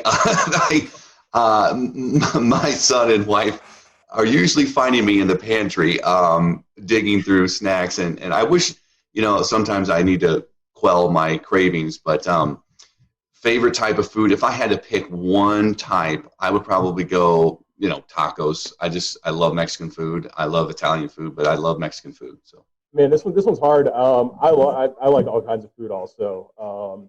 Really not too picky. The things I don't like, the one thing I am picky on, I don't like a lot of seafood. But I have a major sweet tooth, and it doesn't matter the time of day. I can go for, you put candy in front of me, I will eat it. It doesn't matter what it is. I'm not. Amen to that. Either. So in order to try to keep myself out of trouble on that stuff, I do like, I like Mexican food too. I hate to go with the same answer again, but we see why Jason hired you now. Just similarities here. I would say though, I do like Mexican food as well. Enchiladas, definitely probably one of my top choices. If ice cream would be number one, but besides that, we'll go for a healthier option there. Here's a controversial question: is a hot dog a sandwich? I've never thought of hot dogs as being sandwiches. I mean, I wouldn't, but again, it's bread, it's meat. I mean, that's what a sandwich is. I don't know, but I don't know why we have to categorize it as a sandwich. I think they're kind of by themselves hot dogs. I don't know. By the way, there's I guess I lied a second ago. I said I'm not that picky. There's one more food. You don't. I will pass on. I will pass on the hot dogs. I don't know. I mean, I've never considered it to be a sandwich. It's kind of in its own category. I feel like it's a hot dog. Bread. I mean, yeah, it is tricky though, because I mean, again, yeah, you have your bread, you have your meat. Mustard on a hot dog, I guess. Whatever people like. Have the top. I mean, I don't know. That's a good one. I'm gonna go with no though. It's not a sandwich. I agree. We're gonna have to start keeping track of these answers. We have gotten yeses on this. Yeah. So we have to keep track and see what the Carolina meteorologists actually think of hot dogs. So coming back to the Asheville area and away from food, you guys have a favorite location to go visit or hike, something like that in Western North Carolina? Gosh, so many. Convenience-wise, we love the Arboretum. It's close to our house, and we could just jump on there with the bikes and ride. It's pretty easy trails for Hudson, my son, and that's a good go-to. Just hopping on the Blue Ridge Parkway, that's also very convenient. We love going to Grandfather Mountain. It's a little more out of the way, but we love going up there. I love the uniqueness of the rockscapes and the swinging bridge, and seeing off to the east, you have this completely drop off in the elevation, and then you have your mountains around. So those are my two big places, but I could go almost anywhere, and really be happy as long as there's a trail or hiking or biking trail and some vistas. I'm good to go. Yeah, and I'm still new to the area here. I haven't had a lot of time to explore a whole lot, but I will say the close place for me that I could go to any afternoon would be DuPont State Forest. It's kind of crowded this time of year, I've found, but a little bit of everything there. You can get some elevation. You got the waterfalls, so a lot to do there. I've actually spent a little bit of time in South Carolina here more recently. I found some cool places, cool pockets down there. So there's a short drive down there as well. Ryan, you're from Denver. Evan and I, we went storm chasing. We was based out of Denver. We flew in and kind of went from there. So we took our last day. We took our trip into the Rockies, and it was June the 3rd, and it started snowing on us, Evan, I believe. Yeah. So what's your favorite place to go in the Rockies? Oh man, it depends on the time of the year. Rocky Mountain National Park is such a stereotypical answer. That's a great place to go in the summertime. In the wintertime, I mean, I'll take any of the ski resorts. Love skiing, so I'll take any of them any day in the wintertime. Probably not Loveland. I would say more of the Copper Mountains, maybe Keystones of the state. Steamboat Springs is another great place, but even Denver. Man, I know I'm not narrowing this down very well, but Denver's great. Love Denver as well. So I don't know. Amen. Well, guys, I know we're nearing our kind of end time, so I'm going to ask one more quick question, and Scotty will close this. So the last one for me is going to be, do you have a favorite weather disaster movie? It can be super cheesy. Well, Twister immediately comes to mind. My wife loves Twister. My son loves Twister. I love Twister. That would be the number one, but The Day After Tomorrow's good. My son loves weather disaster movies, of all things. Can you imagine? I mean, he's the perfect child. So he loves any kind of disaster movie related to weather. So I've seen all of them. But yeah, I still think Twister ranks at the top. Oh, that's a tough one. I don't watch a lot of movies. Immediately, Day After Tomorrow came to mind for me. Great movie. That's one that, I mean, you can stay involved in the entire movie. Yeah. No chance of losing focus on that one. But yeah, I'm a short attention span, so not a lot of movies. Twister, of course, is great. It's the all-time classic answer, but yeah, I'll go with Day After Tomorrow for sure. I think those have been our most popular answers when we've asked this question. Well, gentlemen, final question here. For those folks maybe who are getting ready to leave high school or are in college and thinking about maybe changing their degree and they're interested in weather, what would be your advice to these folks?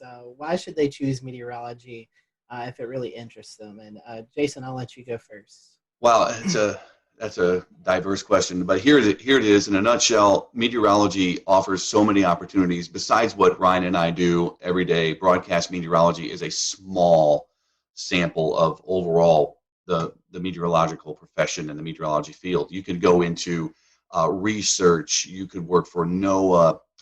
You could work for the private sector. You could start your own company. There are many climate-driven sectors to go into as well. That's becoming more and more important, and certainly more and more are leaning towards the environmental/climate side of things too. It's just such a diverse area of study. It's great for somebody that loves science, and you got to stick with it. It's challenging. I mean, many people don't understand how much math and physics goes into meteorology unless you've taken those courses. It is a very challenging profession and study, but I think it's wonderful. So yeah, just stick with it. If you love science, meteorology is one of the best fields to get into. I mean, I obviously haven't been at it for very long. I'm still, pretty young myself, but I would say the biggest thing is, there is a lot more work involved than I think that people realize. It's something that is fascinating. It's interesting. There's a lot to look at. And again, TV is not the only thing. In fact, I would say if someone wants to go into meteorology just to be on TV, that's maybe a bad idea because, there's so much more to it than that. A lot of math, a lot of science, but it is fun. And, every day for us looks different. And I'm going to, I'll disagree and agree with the statement to a certain degree. Everyone always says you can be wrong and you still get paid. We're right most of the time. But you know what? Even if we miss a forecast, it is true. We still get paid. So that part's kind of cool too. It would be challenging if they did pay by the accuracy of the forecast. Some people, you never know, right? Goodness, great. I can imagine now dealing with the Carolina wedge and at least a temperature forecast. That would be horrible if that was true. It's challenging. minus $100 every degree you're out. Oh my goodness, that would be brutal some days. Well, guys, we're going to let you do your social info so folks can follow you if they're not already. Ryan, how can our followers follow you on social media? Yeah, I'm on Facebook and then Twitter. I should know what my handle is, but I don't. But you can find me on there as well. And I'm on Instagram, and same thing. I gotta figure this out. But I don't know what my handle is on there either. Not much help. Well, I'm sure if you just your handle on Twitter, it's Ryan_WLOS. So if y'all want to follow him, you can find it there. I think it's the same on Instagram. So there we go. All right, Ryan, thank you. Jason, how can our folks follow you if they're not already? I believe, I'm on all three too, Insta, Twitter, and Facebook. I won't get into the uniqueness of each, demographic and socioeconomic thing, but the idea is that I'm pretty simple. I think it's just at Jason Boyer, WLOS. We appreciate you guys joining us, and for you guys who are watching, thank you for watching. Until next time, we hope you have a great evening.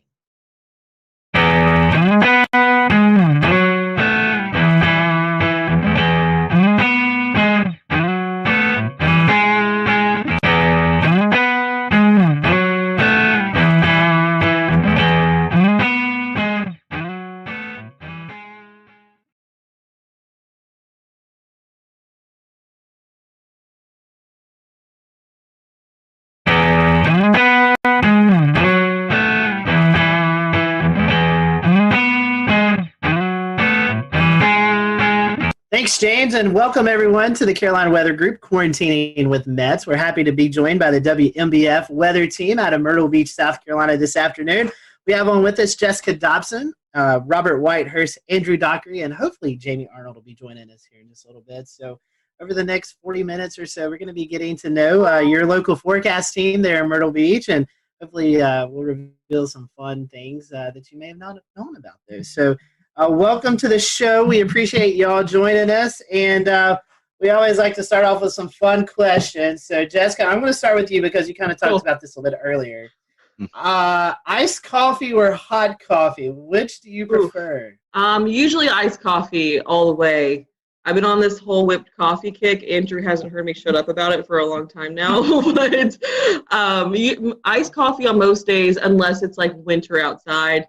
And then sometimes I'll go for a warm cup. Andrew and Robert, you guys have a choice? I would say I'm an iced coffee guy. I wasn't until I moved here into Myrtle Beach. And once you get into the humidity here, you're almost kind of forced to be an iced coffee guy. So I do hot coffee in the mornings, but if I have it in the afternoon, it's usually iced. And yeah, that whipped coffee, Jessica talks about it nonstop, and it is very good. I wouldn't steer you wrong. Yeah, I think it's 50-50. It depends on the season. And it depends on where you're getting the coffee from. Ooh, Dunkin', I love Dunkin's hot coffee. I'm not a big fan of Starbucks hot coffee, but I like Starbucks iced coffee and cold brew better than the iced coffee at Dunkin'. That is a well thought out answer.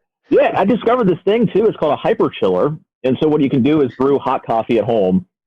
You pour it into the hyper chiller that's frozen, and you spin it around for 30 seconds, and you have iced coffee that's not watered down. Wow. I don't own any stock in this hyper chiller either, so I don't get any commission if I sell any product. How many sugars and creams, though? You know what? You're really, that's a hurtful comment right there. That's what gets me at Dunkin'. I'm like, load it up. Just keep squirting it. And my coffee is like white, okay? What are y'all's favorite weather or disaster-themed movies? I guess we can go in the same order again. Start with Jessica. Twister is for sure. I mean, that's very typical, but that came out when I was younger. And, you know, Jessica, she had blonde hair. I have blonde hair. So it just kind of really, it stuck with me. Love that movie. And also one that I grew up watching, I feel like it was on ABC Family a lot, was Night of the Twisters. It's very corny, like 90s one, but that's another. I think for me, Twister was a big one. I'm not a big movie guy, though, if I'm being honest. Especially when it comes to weather movies, I just critique them really bad. But another one that stands out that I did watch a lot, which is even worse, is The Day After Tomorrow. That's one that immediately pops in there with Twister, but as far as if I could quote a movie, the one I've watched the most, it's definitely Twister for me. Yeah, I think Twister is kind of the go-to answer, I think, for this one. I loved it growing up. I used to watch it all the time. I get a little more frustrated watching it now. Like, maybe that's not where we want to be during a tornado. I don't know. Maybe not in a shed tied to a water pipe coming out. I think it's funny that I love Jo so much, but I didn't really understand the whole backstory that she was like kind of crazy and was refusing to divorce her ex. Like that didn't really register with me until honestly I watched it like a couple of years ago and I was like, man, this is kind of messy. So next question on our list here, and to kind of stick with the same kind of weather-related stuff, do you have like a favorite type of music just in general, or maybe it's something that helps you kind of get in the mood for doing live broadcasts or weather-related stuff when weather's happening? I'll let Andrew go first for this one because Andrew's our music buff, I feel like. I'll have opened a can of worms. We could be here. We could be here for 40 minutes on this topic, no doubt about it. Music is my passion.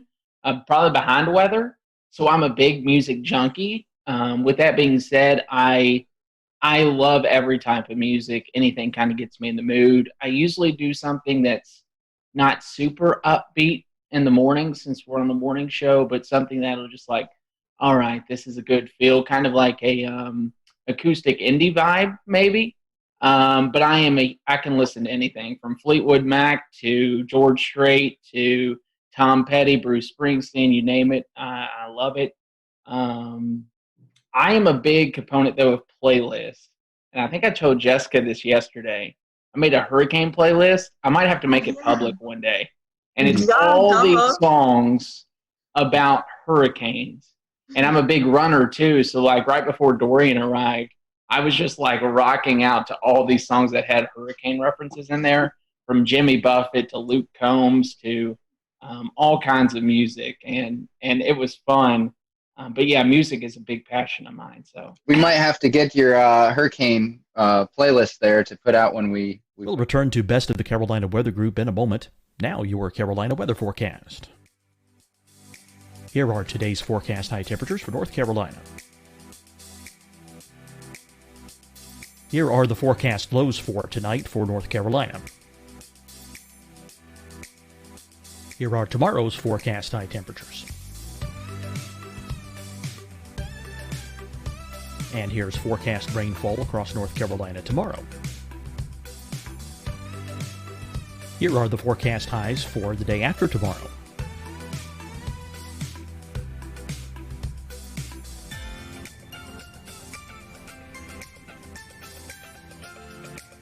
And here's the forecast rainfall across North Carolina for the day after tomorrow.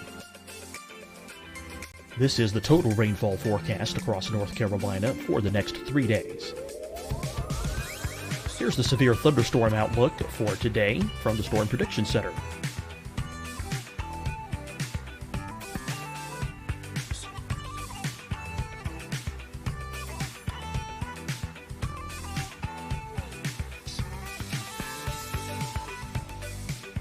Here are the forecast high temperatures for today for South Carolina.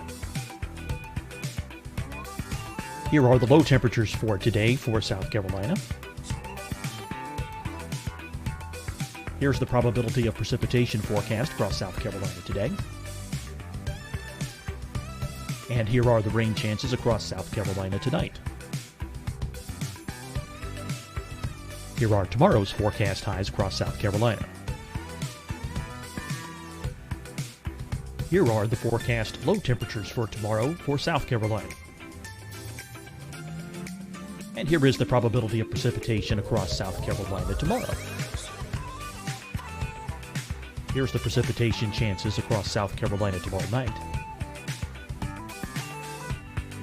Here are the forecast highs for the day after tomorrow in South Carolina. Here are the forecast low temperatures across South Carolina for the day after tomorrow. And here are the rain chances across South Carolina for the day after tomorrow. And South Carolina's probability of precipitation for that night. Here's the Storm Prediction Center's severe thunderstorm outlook across South Carolina for today through tonight. Here's the Storm Prediction Center's severe thunderstorm outlook across South Carolina for tomorrow and tomorrow night. And here's the Storm Prediction Center's severe thunderstorm outlook across South Carolina for the day after tomorrow through that night. Here's the severe thunderstorm outlook for today from the Storm Prediction Center.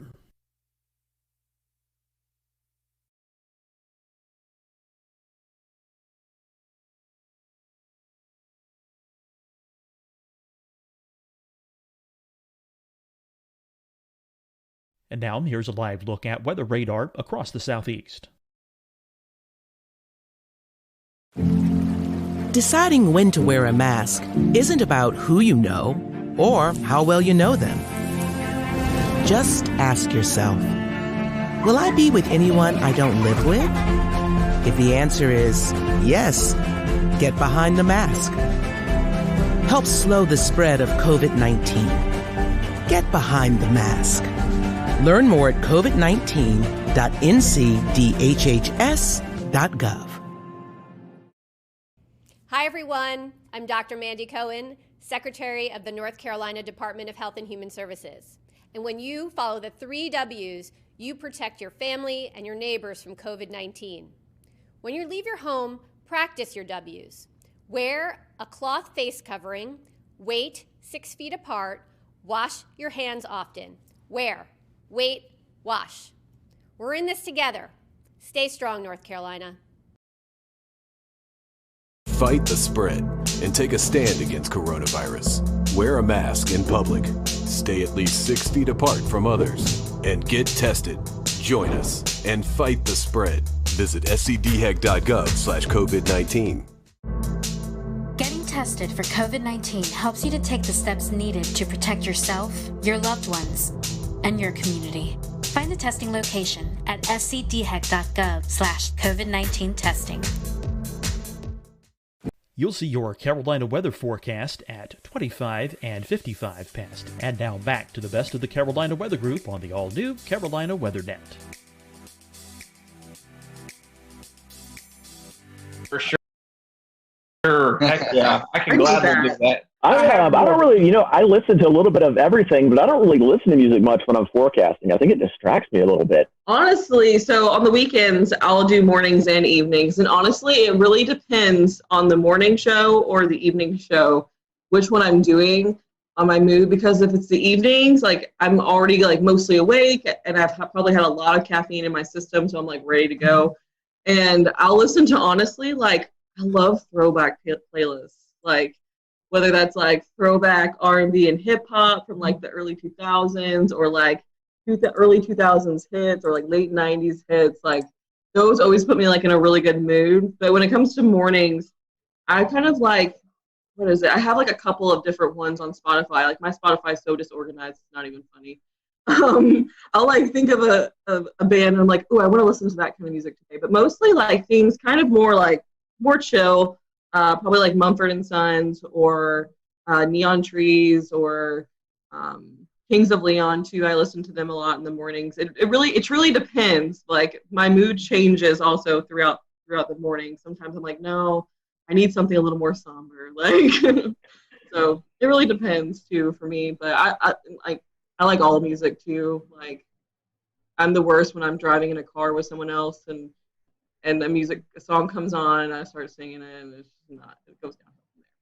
Like those Spotify playlists used to work great for me until I had a daughter, and now it'll go from Luke Combs to the Frozen 2 soundtrack. Moana. Then back to Aladdin and Moana, and then back to some sort of rock song. It really brings you all over the place. Yeah, that sounds honestly kind of great though. Like kind of throw in a Disney song every once in a while just to kind of bring things back down. Yeah, I gotta humble you. All right, weather question, kind of a two-part question. When did you know you wanted to be a meteorologist? And was there someone that you looked up to when you were younger, going through high school, college, that kind of also pushed you into that direction? So for me, I don't think there was ever really a moment in time where I just knew. I honestly just kind of always knew.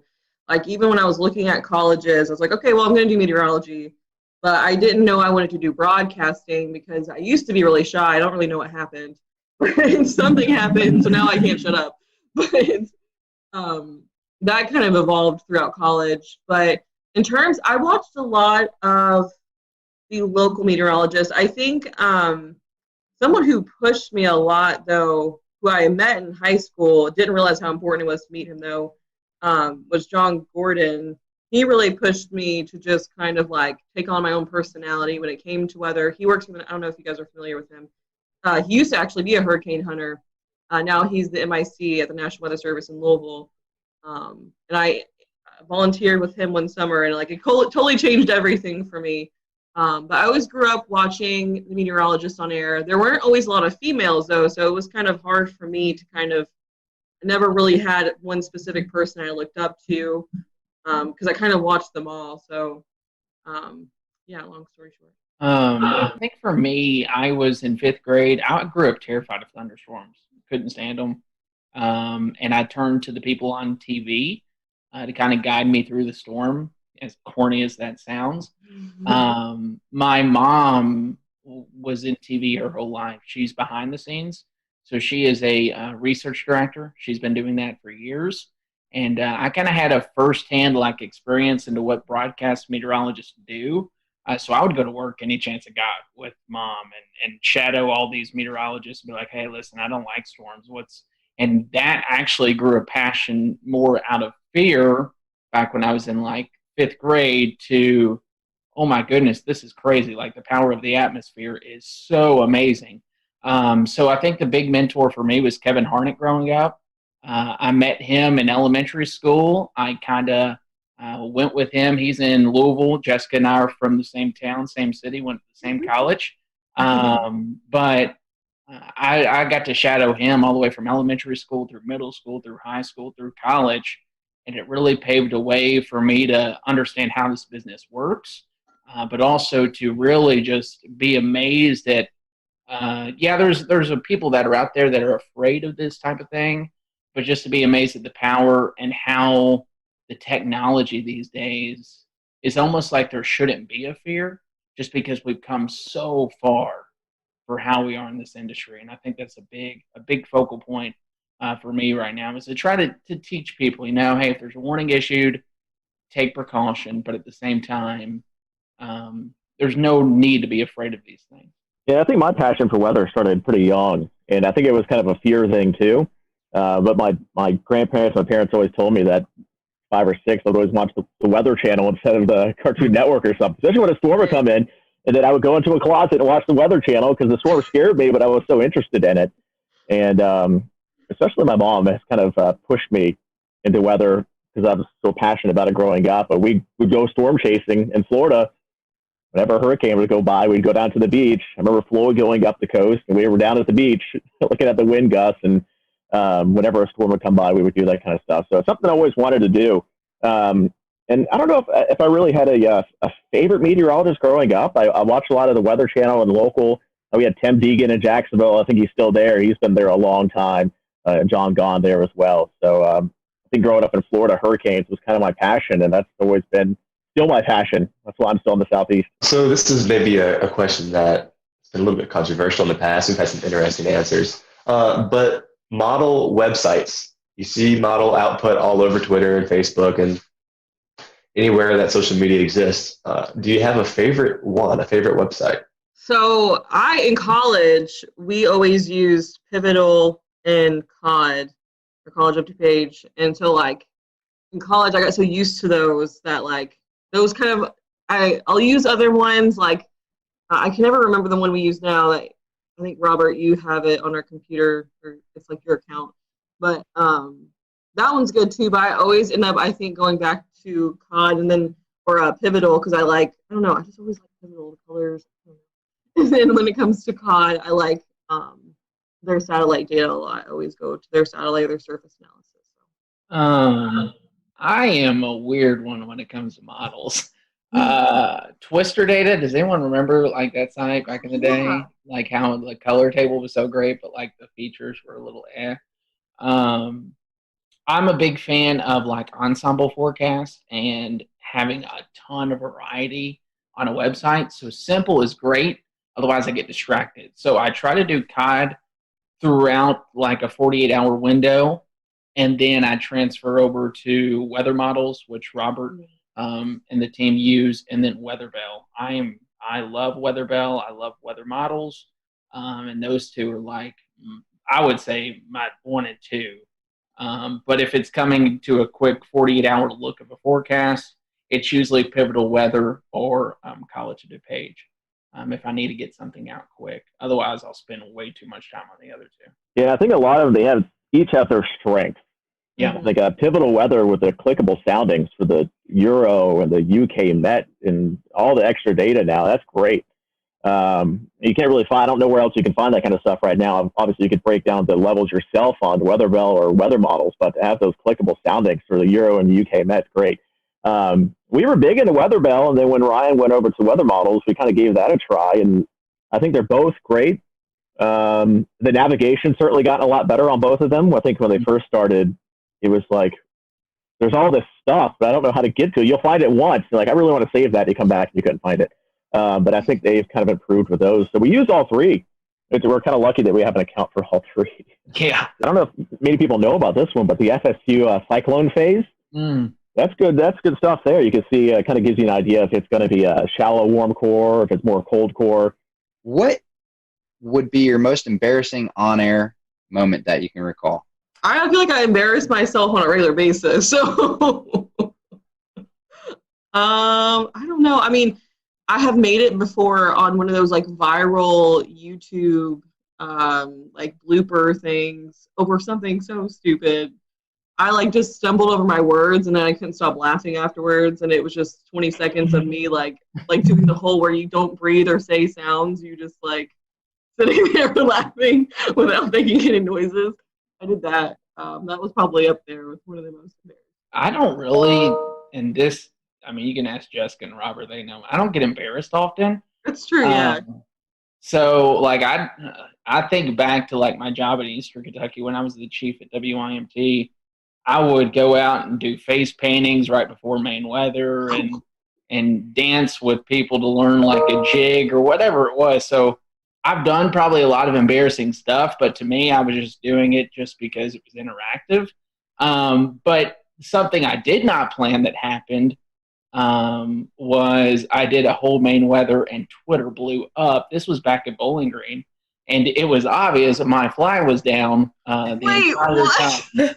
So that was the only thing I can think of. I will never remember or forget that day. But other than that, everything else it takes a lot to embarrass me, but that day certainly did. This isn't a bad one, but we have a Hurricane Expo we do every year. And I went to a little girl who was with her dad in a live interview. And I asked her, hey, are you having a great time here? And she looked at me and said, no. And I had no idea what to say. I was like, oh, well, there's some fun stuff over there. Back to you. You didn't respond with, I like turtles, right? And this is the thing with kids. They'll tell you the truth. They're not going to sugarcoat it. Storm chasing. I know Western Kentucky goes out in the storm chasing every year. Have you guys been storm chasing? Any memorable events from that? Oh my gosh. Storm chasing. I went twice.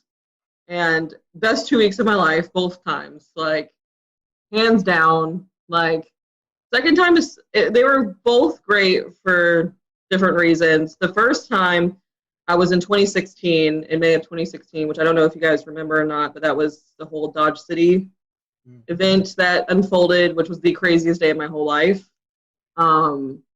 Just like a tornado on the ground for I think over an hour, and it had, sister tornadoes at one point, and it was just like complete madness. Like, I'd never seen chasers like that before either.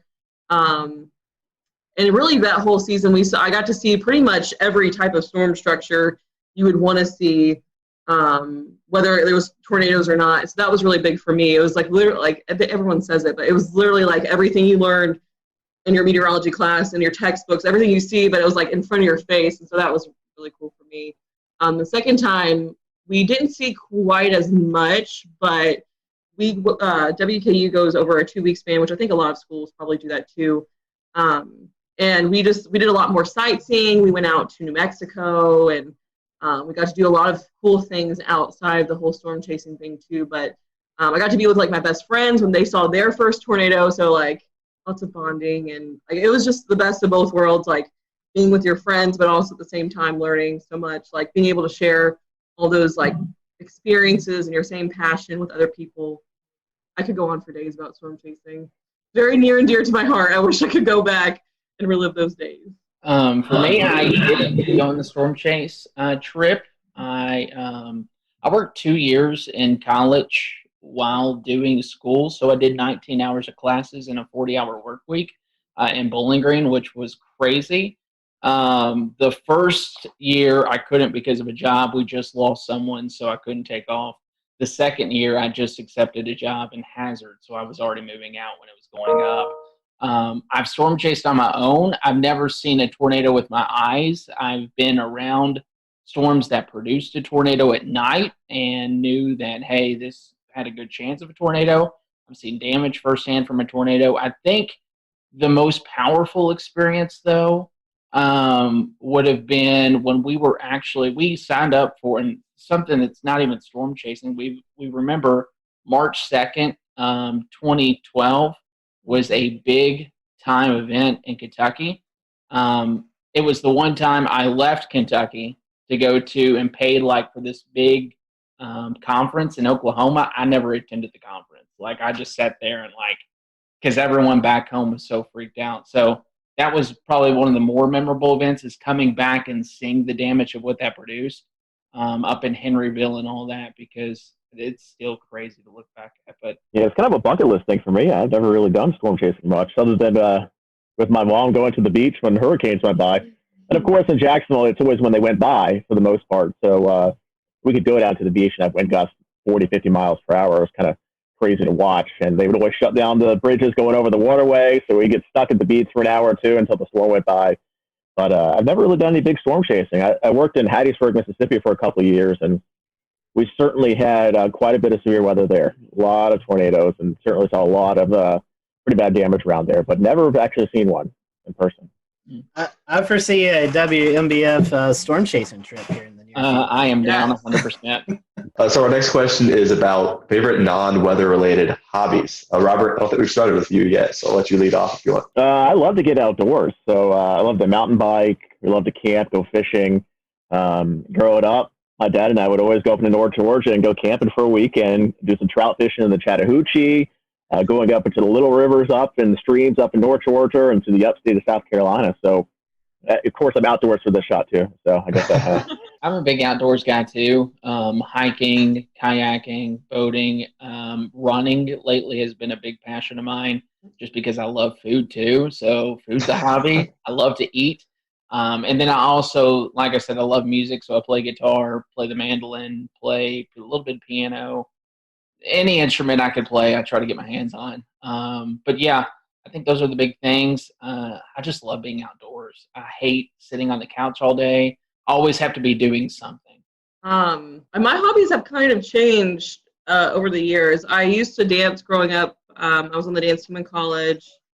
But obviously now don't really do that as much. But I kind of, now that I live near the beach, I don't ever like to be sitting in my apartment. So I go to the beach literally as much as possible. Like when I get off here, I'm probably going to try to go to the beach because it's so nice outside. I love to read. I love reading books, especially recently, like autobiographies about either meteorologists or people in broadcasting, like books that I can take a lot away from. I love to cook. I don't like to clean.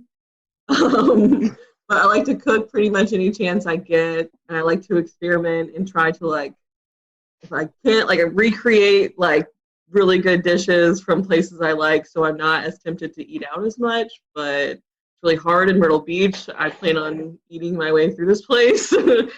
So, yeah, and then hanging out with my cats. Since all three of y'all like doing stuff kind of around the city and stuff, is there a shout out to some of the places or things that you like the most? What makes your city so great? Can you name a couple favorite spots? Beach. Any particular part of the beach? Yeah, I mean, there's a couple spots here. I mean, everybody kind of, when they come to visit, they go to downtown Myrtle Beach, and it gets a little busy, a little crazy.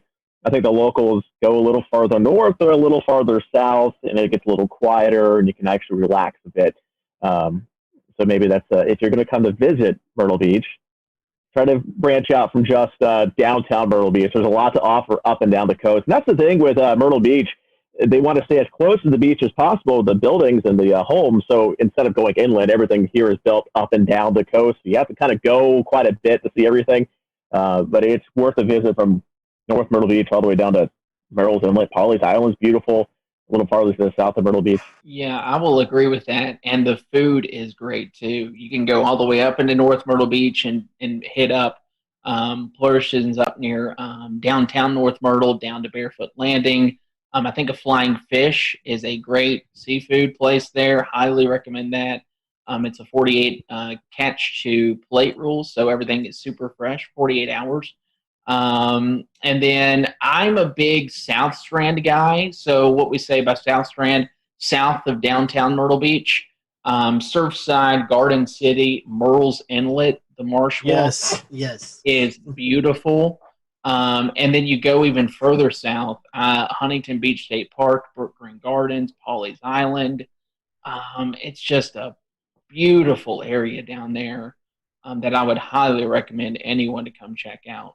Come to Myrtle Beach, check out downtown, and then go south would be my recommendation. And then if you have another day, go north, because you could eat your way through this city in the Grand Strand, no doubt about it.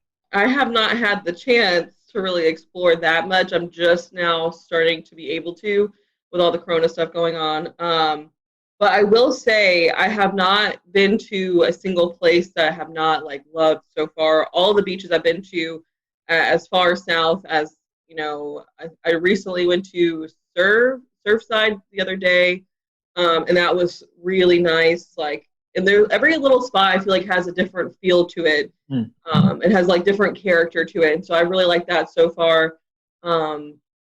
Honestly, have not really even had the chance to eat at any local restaurants except like the Boathouse. That was really good. Andrew and I ate there after work or during work one day.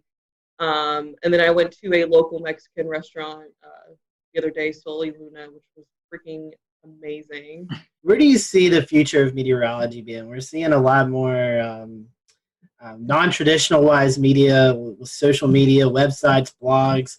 You still have your TV, your National Weather Service stuff. Where do you think the future of meteorology takes us in the next 10, 15 years? I think that's kind of the magic question that everybody's looking to the answer for. I mean, you think back 15 years ago, how different it was, and then you look 15 years or 10 years in advance and just how different it's going to be again. Obviously, a lot of focus is on digital now. Everybody's on their phones. Most stations have a weather app at this point, but I think we invest a lot of time into our weather app, and we've seen quite a bit of growth of that here in the last few years. And even on social media, I think when I started in 2013, we had 3,000 or 4,000 likes on our weather page. I think we're up to almost 40,000 now. And you can see that kind of growth on our digital team as well. I did a presentation a couple of years ago about digital growth, website growth, and it was something like 200% growth since we launched the station. We're a relatively new station. We've only been around for a little over 10 years. But you start to see the TV side go down a bit, but the digital side is kind of taking over from there.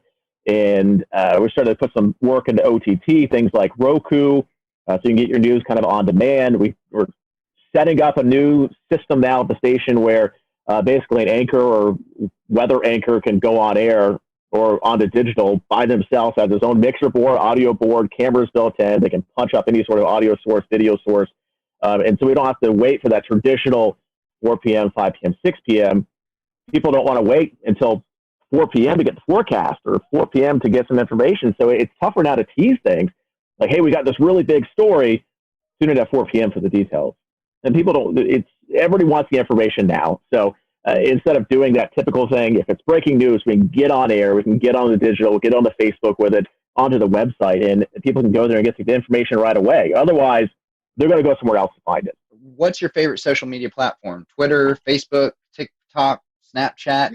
Where's your go-to? Well, I still have my MySpace active, I think, somewhere. So make sure you give me I'll put you in my top 6. But really, I think Facebook is still probably the king when it comes to weather information with the general public. I think it's probably starting to skew a little bit older with the population. I don't think the younger you go, I think you get the less people on Facebook now. And where we go from there, I'm not sure. We've kind of dabbled in Instagram a bit, and we have decent luck with it, but I don't think we've got a huge amount of traction on there yet. But it seems like most TV stations still use Facebook as the kind of big digital social metric, and then you just kind of have Twitter and Instagram and some other things on the side. All right, we're gonna end with a couple of fun questions. So I'll end with this one. You're ordered a pizza. You're only allowed one topping. What is that topping? Pepperoni? Sausage, but this puts out a Barstool Sports one bite, everybody knows the rules is what I thought of as soon as you said that. It's hard for me to pick one. My original thought was pepperoni, but I love banana pepper pizza. Interesting. Nobody said pineapple, so that's good. I was waiting for the pineapple. Yeah, I don't think pineapple's on a pizza. All right, then I will close this out tonight. This is a question that we briefly talked about before the show and had you all stow away your answer. So this could be controversial. There's only one right answer. Toilet paper, over or under? I had to think. It's over. No. It's over. Okay, one for over. I saw a terrifying image once, and I'll explain it after Jessica answers. It's over. Okay. And it's because of the image. Okay, yeah, I would say over, and I think of a meme, and I hope it's not what Andrew's thinking. It's like, I don't know, I can't even remember the meme. Something about a mullet, like, it had to do with a mullet. I've seen that. You know what I'm talking about? I know what you're talking about. The one I saw had a spider underneath, and like you reached underneath the toilet paper, to get it on the underside, and when you do that, you're like touching the spot. Ever since then, it's over. No. All right. We have definitely enjoyed having you up for this. We appreciate it. I would hate to give up this opportunity, or would love to give you this opportunity to promote your social media accounts. So if anyone who's watching or listening, head down to Myrtle Beach. They know where to get the weather information at, and maybe some of the best places to hang out. So I'll let you guys give out some social media information before we close off. Robert, I'll start with you. No, you could. I'm big on Facebook, so if you just search for. We'll return to Best of the Carolina Weather Group in a moment. Now your Carolina weather forecast. Here are today's forecast high temperatures for North Carolina. Here are the forecast lows for tonight for North Carolina. Here are tomorrow's forecast high temperatures. And here's forecast rainfall across North Carolina tomorrow. Here are the forecast highs for the day after tomorrow.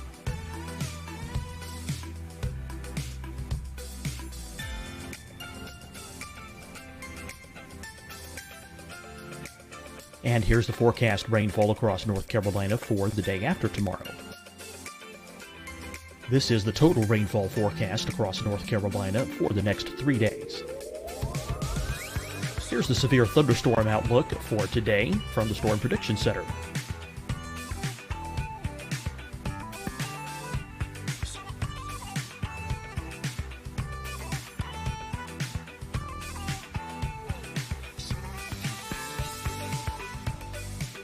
Here are the forecast high temperatures for today for South Carolina. Here are the low temperatures for today for South Carolina. Here's the probability of precipitation forecast across South Carolina today. And here are the rain chances across South Carolina tonight.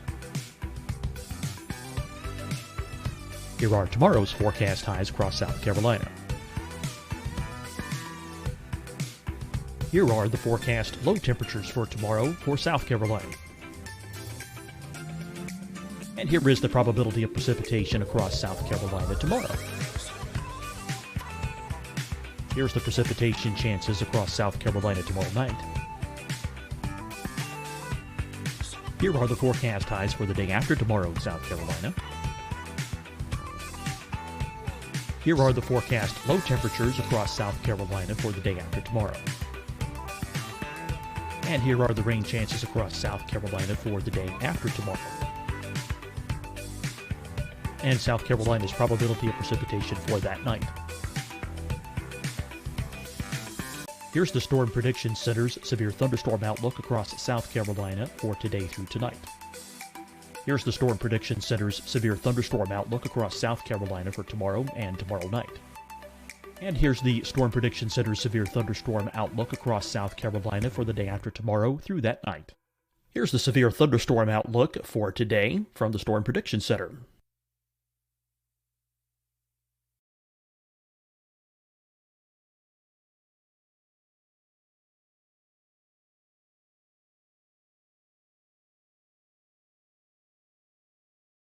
And now here's a live look at weather radar across the southeast. Deciding when to wear a mask isn't about who you know or how well you know them. Just ask yourself, will I be with anyone I don't live with? If the answer is yes, get behind the mask. Help slow the spread of COVID-19. Get behind the mask. Learn more at covid19.ncdhhs.gov. Hi, everyone. I'm Dr. Mandy Cohen, Secretary of the North Carolina Department of Health and Human Services. And when you follow the 3 W's, you protect your family and your neighbors from COVID-19. When you leave your home, practice your W's. Wear a cloth face covering, wait 6 feet apart, wash your hands often. Wear, wait, wash. We're in this together. Stay strong, North Carolina. Fight the spread and take a stand against coronavirus. Wear a mask in public. stay at least 6 feet apart from others, and get tested. Join us and fight the spread. Visit scdhec.gov/COVID-19. Getting tested for COVID-19 helps you to take the steps needed to protect yourself, your loved ones, and your community. Find the testing location at scdhec.gov/COVID-19 testing. You'll see your Carolina weather forecast at 25 and 55 past. And now back to the best of the Carolina Weather Group on the all-new Carolina Weather Net.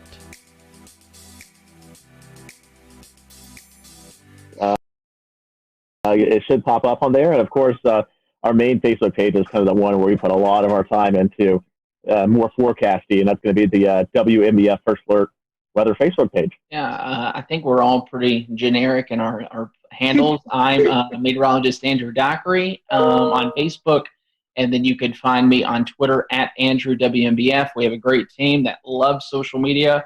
We would love to just even chat with you all about weather sometime. Yeah, mine's the same pretty much. It's meteorologist Jessica Dobson on Facebook, and then at Jessica Dobson WX on Twitter. You can also follow me on Instagram. I can't even think of my handle right now, so whatever. You can also follow me on Pinterest. You can also find Jamie Arnold at Jamie Arnold WMBF on Twitter. So look up Jamie. We hate that he wasn't able to join today, but certainly appreciate having you all around. And if you're in Myrtle Beach, be sure to check out the WMBF First Alert Weather Team. For everyone here at the Carolina Weather Group, thanks for watching, and we'll see you next time.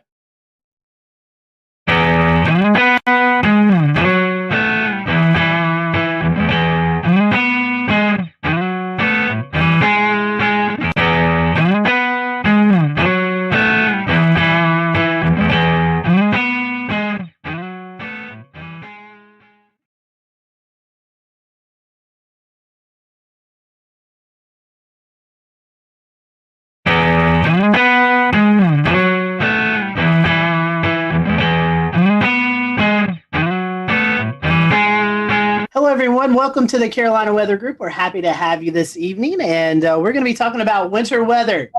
It's getting cold outside, and eventually we're going to be talking about some of those wintry precipitation events that likes to kind of rear its head here in the southeast, here, especially in the Carolinas in the wintertime. So with us tonight is Trish Palmer. She is the coordinating meteorologist at the National Weather Service in Greenville, Spartanburg, and if you've watched our show you probably remember Trish, but if you haven't, Trish, welcome back. I know recently you got a promotion there in the office to the WCM. So before we kind of get into winter weather, tell us about that position. It's I know it's kind of different from going from the forecast desk to doing a lot of more things, kind of juggling in the air with the new job promotion. Sure, and thank you guys for having me on again. As the warning coordination meteorologist, my job is that I'm now the primary liaison with our external partners, and that means the TV meteorologists, emergency managers, you guys out there in the other parts of media world. I'm also in charge of all of our outreach and preparedness programs. So when you hear about Severe Weather Awareness Week or Winter Weather Preparedness Week or whatever it might be, I'm the one that has to coordinate all of those different issues. And I work very closely with our surrounding offices. As part of the transition, I'm no longer actually in the shift rotation, but I still cover shifts because I'm still a meteorologist, and I have not lost my love for the geeky part of meteorology. I absolutely love it. That's why I got into this.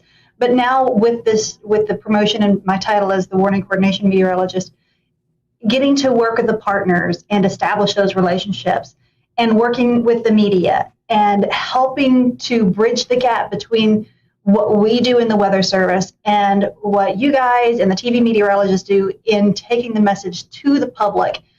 It's the whole weather enterprise needs to work together really well in order to effect the proper response from the public. And I really enjoy being that liaison and working with all these different facets of the weather enterprise. Forecasting is a big deal, but communicating is another big deal. And you about put half and half now these days with the various ways that we can communicate. And one of those ways that we really want to communicate is winter weather. And it's one that we don't get a lot of storms here in the Carolinas, but when we do, they're pretty impactful. So, Trish, talking about the winter weather products, we kind of start with a winter storm watch, and then it kind of builds from there. Talk to us about these different products and what each product, the criteria is for each of those. Okay, so for a watch, just like any other watch that we might issue, a severe thunderstorm watch, a tornado watch, tropical storm watch is what we had this year as well. A watch means that conditions are favorable for these hazardous weather types to occur, and you need to have a plan in place. You need to be thinking about what you would do or where you would go if that weather event were to impact you. So a watch is basically, we're keeping an eye out of the sky, we're watching the weather. Again, have a plan, make sure you're prepared for whatever happens.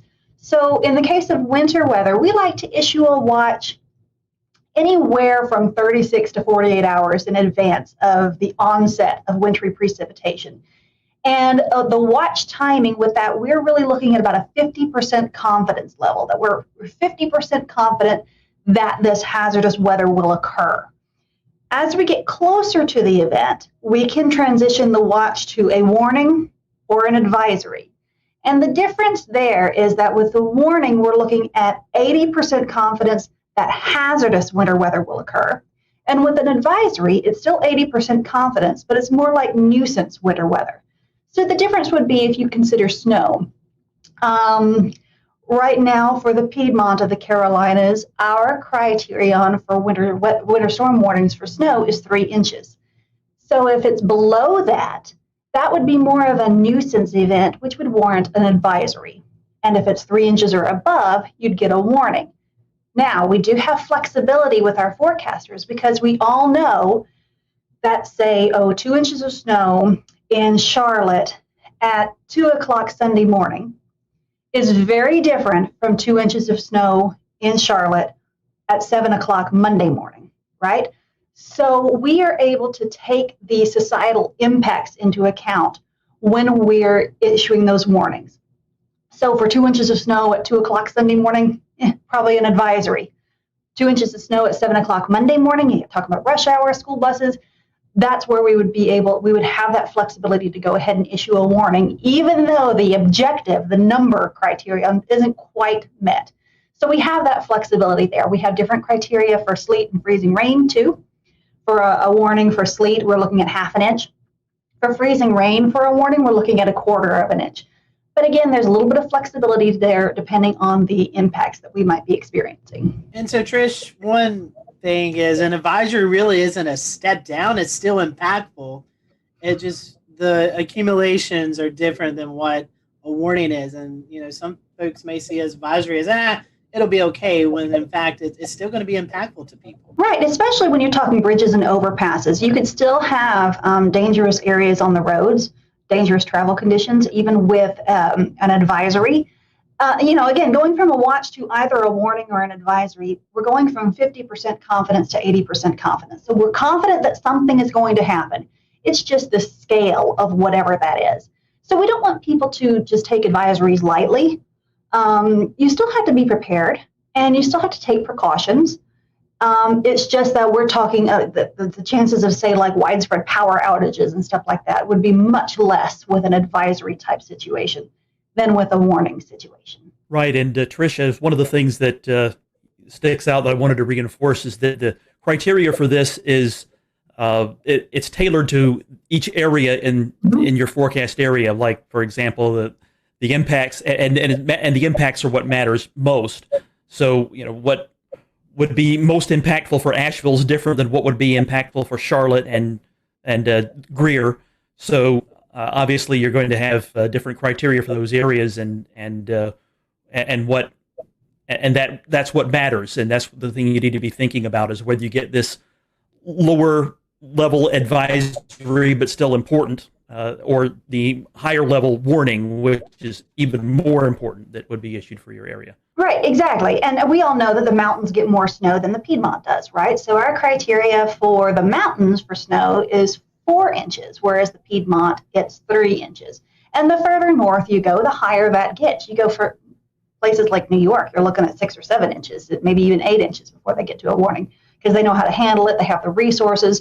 the impact isn't as great up there as it is down here. Again, just partially based on climatology. And something else to think about if you're traveling outside this area is that criteria will be different elsewhere. If you go into Raleigh, if you go to Philadelphia, if you go to Chicago, those criteria are going to be different still. Think about the level of impact when you hear about these advisories or warnings being issued. It indicates how serious the event's going to be. Right, and we have the exact opposite in the summer. You know, down here we can handle the heat a little bit better than people can up north. So somebody down here may go up north in the summer and it's a heat advisory, whereas down here we're expecting heat indices of 105 for a heat advisories, but up north it might be more like 95 or 100. And, you know, we Southerners are like, what, I can't handle 100 degrees? But it's different. It's based on climatology and what your body is acclimated to. Trish, the National Weather Service also issues wind products year-round, but during the wintertime, it gets especially breezy across the western half of the Carolinas, and specifically in NWS GSP's forecasting area. That's maybe not a winter weather type that most people think about, but it can definitely drive wind chills down and cause widespread power outages. So can you talk a little bit about the criteria for wind products in general? Sure. Well, we've got the wind aspect, and we've got the wind chill aspect. And then, of course, we have the winter weather aspect. So when we have a winter event, lots of times we roll them all into one product rather than issuing a whole bunch of different products, because as you guys are probably aware, a wind product is handled by one set of products. It's called a non-precipitation warning, whereas the winter storm and wind chill products are handled by the winter storm products. So it can get very confusing. So we often wrap these in together. And so we can sometimes tweak our criteria to make it match what the weather is looking like. And again, just to make more sense to the residents across the Western Carolinas and Northeast Georgia. So for example, when we issue a high wind warning, that's when we're expecting frequent gusts over 50 knots or 58 miles per hour. That's not uncommon in the northern mountains in the middle of the winter, because we have the jet stream coming down. We've got some really tight pressure gradients that set up often. And anybody who's watched the weather at Grandfather Mountain knows it can get very, very, very windy up there. So you'll see those products a lot. The step down from there is a wind advisory. And that's really when we're expecting winds, 30 to 39 miles per hour with frequent gusts over 40 to 45 miles per hour. Again, we have the flexibility to adjust that. It's been kind of a wet season, so maybe we might issue a wind advisory at wind speeds just a little bit lower. We also know that once we get to wind speeds that are over 35 miles per hour, school buses have a real hard time driving in that. So we're trying to line up our products a little bit more with what the schools are needing from us. And that's part of the communication between us and those decision makers. So they let us know what they need, and we tell them what the weather is going to be. And sometimes it's just easier for us to issue a product based on those more widespread impacts. So when we take the wind and the temperatures into account, then we get the wind chills on top of that too, right? So once we're looking at wind chills below 0 Fahrenheit, that's when we're going to start looking at wind chill advisories, wind chill warnings. Again, it's going to be a little bit lower in the mountains than it would be in the Piedmont. But again, we're not going to, during a winter weather event, we're not going to issue a winter storm warning for 4 inches of snow and then a separate product for -5 wind chills and then a separate product for 40-mile-per-hour winds. We're going to all roll them into one product and then just outline it there in the text. And so, Trish, one more thing, and we'll kind of transition out of the warnings. There is a few more that we've not talked about, and that's the ice storm warning, and we've had those occasionally here in the Carolinas. Can you tell us a little bit about that product? Okay, well, again, it gets kind of complicated with all these different types of products. But we have a winter storm warning and we have an ice storm warning.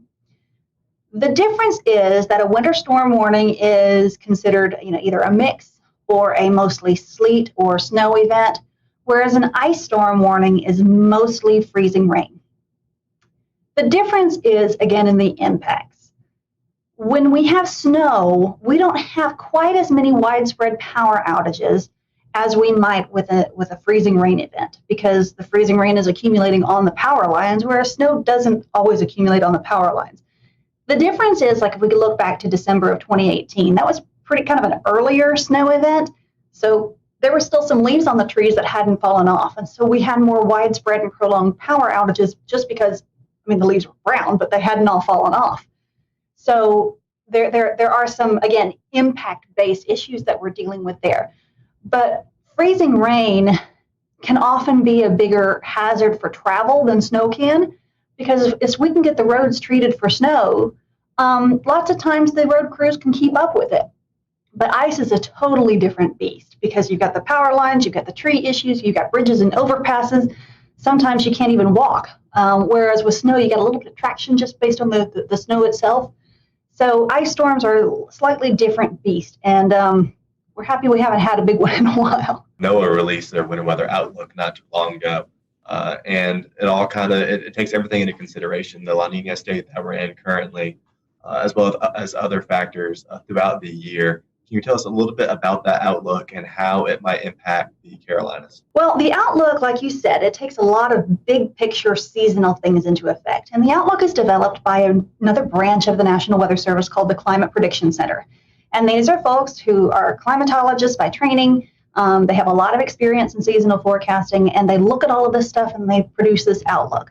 Now, for us, partially because we're looking at a La Nina year, we're looking at more likely we're going to have above average temperatures through the winter season and below average precipitation. Now, I want to be clear that that doesn't mean we're not going to get any big events.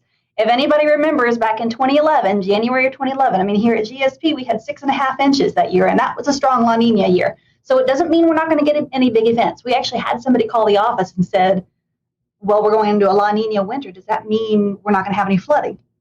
No, that doesn't mean that at all. It just means on a seasonal basis, the average temperatures will likely be above normal, and the average precipitation will likely be below normal. But here on the local level, we look out 7 days, and we are forecasting for these high impact weather events. And we're going to issue watches and warnings no matter what the seasonal outlook is, because you could still have an extreme event any time of year. Very important to consider when we live in the South here that one snowstorm can bring you double your normal snowfall in a year. So even though on average we're likely to see a warm and dry winter, it only takes a 1 week long cold pattern to give you above normal snowfall. So keep that in mind, because what's normal is actually not much. So you can actually get a lot well above normal snowfall for a year just because you got one big snowstorm. Yep. And it's really important for your viewers, your listeners, to understand that they need to be prepared for all types of high impact weather. Don't take a seasonal outlook of, above normal temperatures, below normal precipitation, and say, I can let my guard down. No. You always need to have an emergency kit ready. You always need to be prepared. And so, Trish, talking about that, the forecast, it seems like, with tropics, we get a little sector of that. But with winter weather, we get a bigger sector of seeing these fantasy weathercasts that go out 10, 15 days in advance and kind of show these big monster winter storms developing. But honestly, tell us how hard it is to forecast winter weather here, and how those Fantasyland storms that some people like to post, hardly ever verify. You can find a model run that'll say basically anything you want it to say. And what's the saying that even a broken clock is right twice a day, or even a blind squirrel catches a nut every now and then. So there may be some extreme forecasts out there, and maybe somebody gets lucky and it gets right. But the important thing is for people to rely on trusted sources of weather information. So don't just look at one social media post from Joe Blow out there. Talk to your, you guys have a huge Twitter following, and you guys have reliable sources that you tweet and retweet, whether it's your local favorite TV meteorologist or us here at the National Weather Service. It's really important that people rely on trusted sources of information. And in the end, when it comes to watches and warnings, we in the National Weather Service are congressionally mandated to issue those products. And then we rely on you guys on the media side of things, whether it's TV media or internet media or whatever, to get the word out there to the public. I mean, some people will get it through our website. But our interface is more working with the media and emergency managers. So we really rely on you guys to be the go-between between us and the public. So again, we're the ones that are issuing the watches and warnings, but often it's you guys in the media that are communicating that to the public. So that back and forth interaction is really important. And when it comes down to some random social media post with some random forecast, anybody can be right every once in a while, and a lot of that is just clickbait. They want people to click on them to get likes or followers or whatever. And there's really no point in scaring people with crazy forecasts all the time.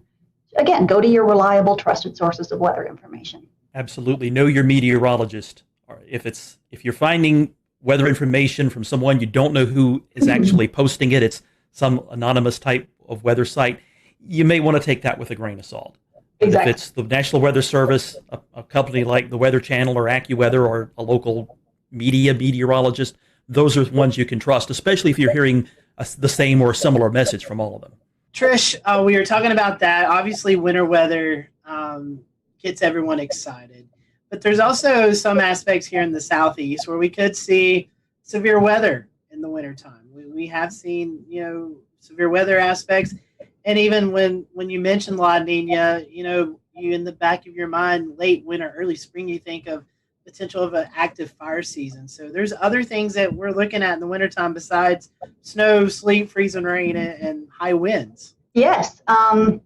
We live in a very active portion of the country. We don't really get a break here. There's not really much of a down season. Sometimes October, early November can be kind of quiet. It's actually kind of quiet out there this week. But certainly recently it hasn't been. We've had a lot of rain and some big flooding events. So there's always something that could be happening. So like you said, winter, we're going into winter weather. That doesn't mean that there's not going to be tornadoes at some point. February 6th of last year, we had a pretty big event back then, this past year. We had tornadoes back in January of 2020. So tornadoes can happen any time of year. And again, that's why people need to be watching the forecast, be prepared for anything. And you mentioned fire weather. We've been lucky in the fire weather aspect, and that we haven't had much of a fire weather season in the past few years. It's been 2016 since we've had a really big one, and that was a bad one. To avoid fire weather, we've got to have a lot of water, right? So you get 6 of one, half dozen of the other. But that is certainly an issue before the leaves start greening up, the big spring green up. As we get into late winter, we still got leaves on the ground. It's not quite as wet anymore. We still got some big wind systems that are coming in that'll continue to dry us out. So yeah, fire weather in the early part of the spring is a big issue. This time of year also, in the late fall, it's also a big issue because all the leaves are falling down. So it's also always important to be monitoring fire weather conditions as well, especially if you need to do some outdoor burning. Check with your local officials to find out if there's a burn ban. Please do not burn a brush pile without checking the forecast. I have personal experience with this. A few years ago, our neighbors did not check the forecast and went to burn a brush pile. And they left, there was one guy there with a tractor to watch it, and it got out of control. And we noticed more and more smoke. We all happened to be home that day. There was more and more smoke coming by our windows. Our baby girl was up taking a nap. And so my husband goes and he looks, and there's a fire in our yard. So we actually had to call 911, and there were 2 different units that had to come out. We had a 2-alarm brush fire around our house. And then they're first concentrating on our propane tank. And, in the heat of the moment, you don't think about it. But looking back, if I had realized that if I had put the 2 and 2 together, fire, propane tank, I would have completely panicked. In that case, they got the fire out, but it could have been a devastating situation because our mulch was on fire. It was very scary. Our little boy was terrified. The little baby slept through it all. But you've just got to be careful. You've got to watch what you're doing and pay attention to the forecast. So, Trish, what are some of the sensible safety precautions that the public can take? We talk about putting together a kit so that you can be prepared, but what would go into that and really tailored towards winter weather? Well, it'll depend on what you're doing and what you need to be doing and your life situation. So if you're at home and we have a winter storm warning and you don't need to be anywhere, and hopefully not, you're going to want to have your standard a gallon of water per person per day in case you lose power and can't get water, especially if you're on a well. You're going to want to have any medications. You're going to want to have non-perishable foods, and make sure you have a manual can opener for any cans that you have. You're going to want to have extra blankets and stuff nearby. If you're using something like a kerosene heater or something, or propane gas fireplace or something like that, you need to be aware of carbon monoxide issues and always have a way to vent the carbon monoxide out. And if you've got the best thing is to have a carbon monoxide detector in your house, because that is truly a silent killer. Because people go to sleep and they never wake up. They have no idea. They don't know what happened. So again, have a way to stay warm, have a way to stay fed, and have plenty of water. Babies, make sure you have plenty of baby supplies. We'll return to Best of the Carolina Weather Group in a moment. Now your Carolina weather forecast. Here are today's forecast high temperatures for North Carolina. Here are the forecast lows for tonight for North Carolina. Here are tomorrow's forecast high temperatures. And here's forecast rainfall across North Carolina tomorrow. Here are the forecast highs for the day after tomorrow.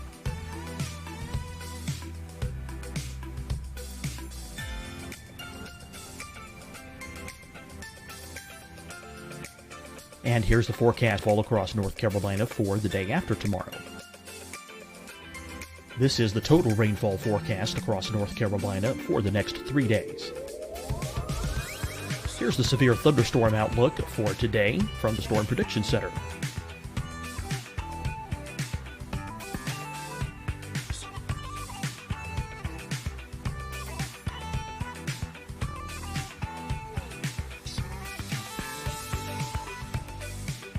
Here are the forecast high temperatures for today for South Carolina. Here are the low temperatures for today for South Carolina. Here's the probability of precipitation forecast across South Carolina today. And here are the rain chances across South Carolina tonight. Here are tomorrow's forecast highs across South Carolina. Here are the forecast low temperatures for tomorrow for South Carolina. And here is the probability of precipitation across South Carolina tomorrow. Here's the precipitation chances across South Carolina tomorrow night. Here are the forecast highs for the day after tomorrow in South Carolina. Here are the forecast low temperatures across South Carolina for the day after tomorrow. And here are the rain chances across South Carolina for the day after tomorrow. And South Carolina's probability of precipitation for that night. Here's the Storm Prediction Center's severe thunderstorm outlook across South Carolina for today through tonight. Here's the Storm Prediction Center's severe thunderstorm outlook across South Carolina for tomorrow and tomorrow night. And here's the Storm Prediction Center's severe thunderstorm outlook across South Carolina for the day after tomorrow through that night. Here's the severe thunderstorm outlook for today from the Storm Prediction Center.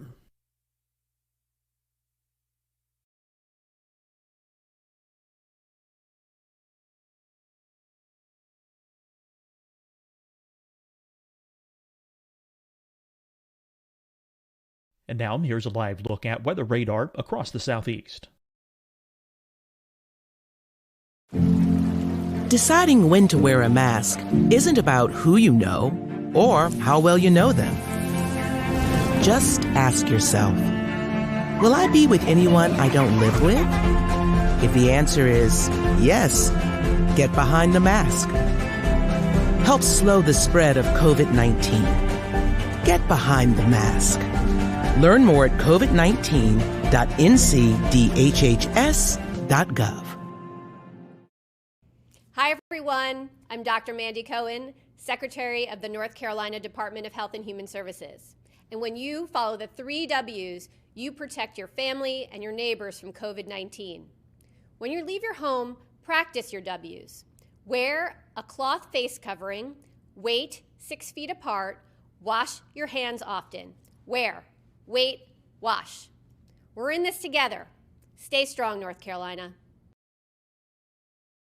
Fight the spread and take a stand against coronavirus. Wear a mask in public. Stay at least 6 feet apart from others. And get tested. Join us and fight the spread. Visit scdhec.gov/COVID-19. Getting tested for COVID-19 helps you to take the steps needed to protect yourself, your loved ones, and your community. Find the testing location at scdhec.gov/COVID-19 testing. You'll see your Carolina weather forecast at 25 and 55 past. And now back to the best of the Carolina Weather Group on the all-new Carolina WeatherNet.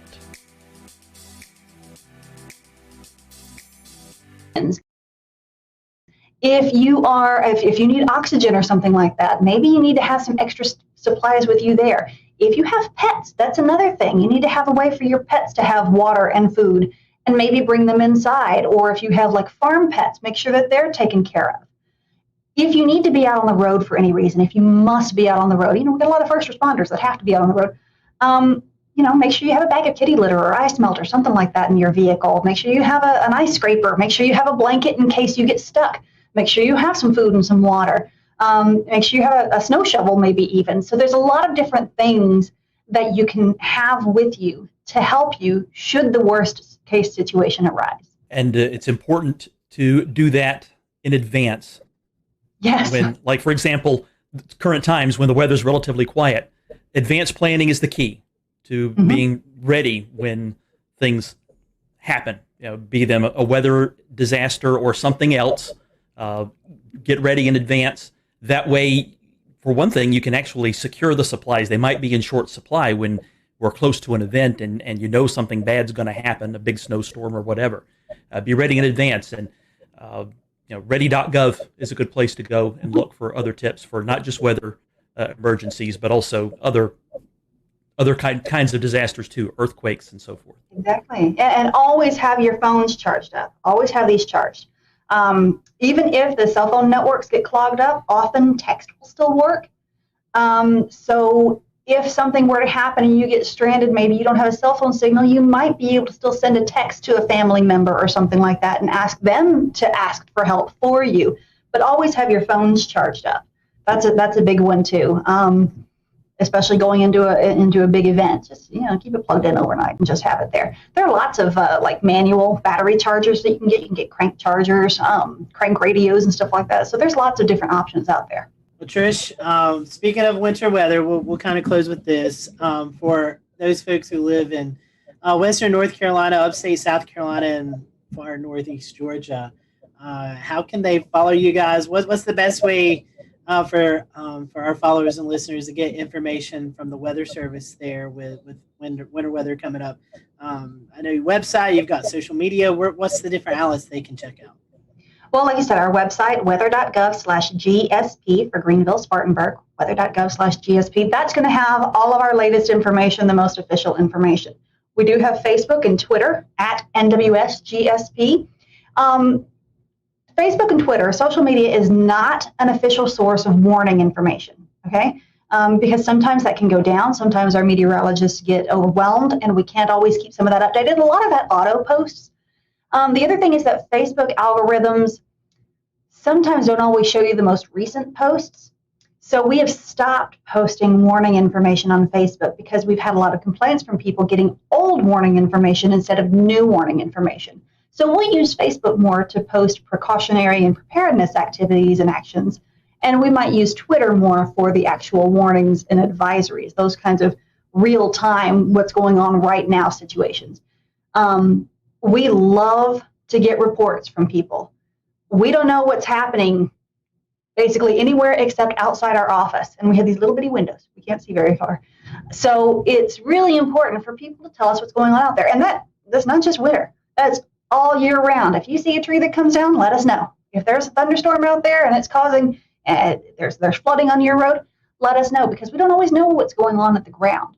So get out there with a ruler, take a picture of the ruler. Those are the best. If you can take a picture of the ruler in the snow and then tweet it to us at NWSGSP, or if you go to our website, there are places that you can report your weather there. We really, really, really appreciate that information because that helps us to understand what's going on out there so that we can then adjust our thresholds. That's all good information. Trish, we certainly appreciate you joining us, and fingers crossed. I know I like winter weather. I believe you like winter weather. I know Evan loves winter weather. Frank, I know you've had your winter weather in Pennsylvania, so you might want a little bit of a break. But yeah, I'll take this La Nina winter. Hopefully it's at least 60 degrees every day for now through March. I'll be fine with that. But for the rest of us who are wanting winter weather, we hope that we'll get some. And Trish, we thank you and your crew down at GSP for all you do. I know it's been a very busy year, and maybe we can get one or two winter weather events and then let you guys get a little bit of a break. Maybe we can. And we really appreciate you guys because, like I said earlier, we really rely on you guys in the media, whatever type of media it is, whether it's television or social media or podcasts and videocasts and all of this stuff. Again, we rely on you guys to be the go-between between us and the public. And we appreciate the efforts that you guys make to help in that regard. We're honored to do it and honored to help you all out any way we can. And we thank you guys, our followers. Give us a like on this podcast. Let us know if you found this information valuable to you. And be sure to follow GSP on Facebook and Twitter and let them know what you are seeing this winter season. So for everyone here at the Carolina Weather Group, hope you have a great evening, and we will talk to you soon.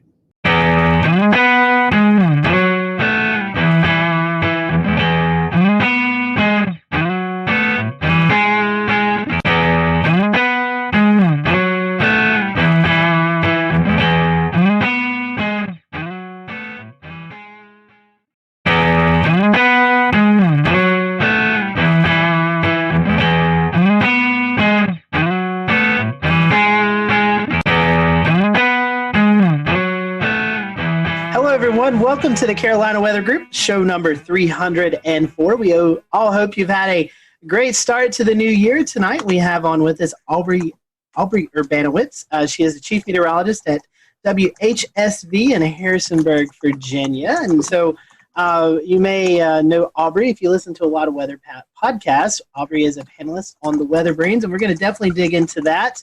But tonight we're just going to get to know Aubrey and what got her hooked. She's got an interesting story about joining the meteorology field. So we appreciate you watching tonight. If you have any comments, just send them to us on our Twitter page at Carolina WX Group, or you can comment on the stream that's going on right now. So Aubrey, welcome to the show. Thanks so much for having me, guys. I appreciate it. It's nice to, kind of cross podcast. That's right. That's right. Normally we do that on National Weather Podcast Month, but we're doing it a couple months early. So Aubrey, we was kind of a little bit talking about your foray into meteorology. You didn't start off your college path didn't really take you into broadcast meteorology. You actually started with a restaurant chain. So tell us about that little interesting story that kind of got you into weather.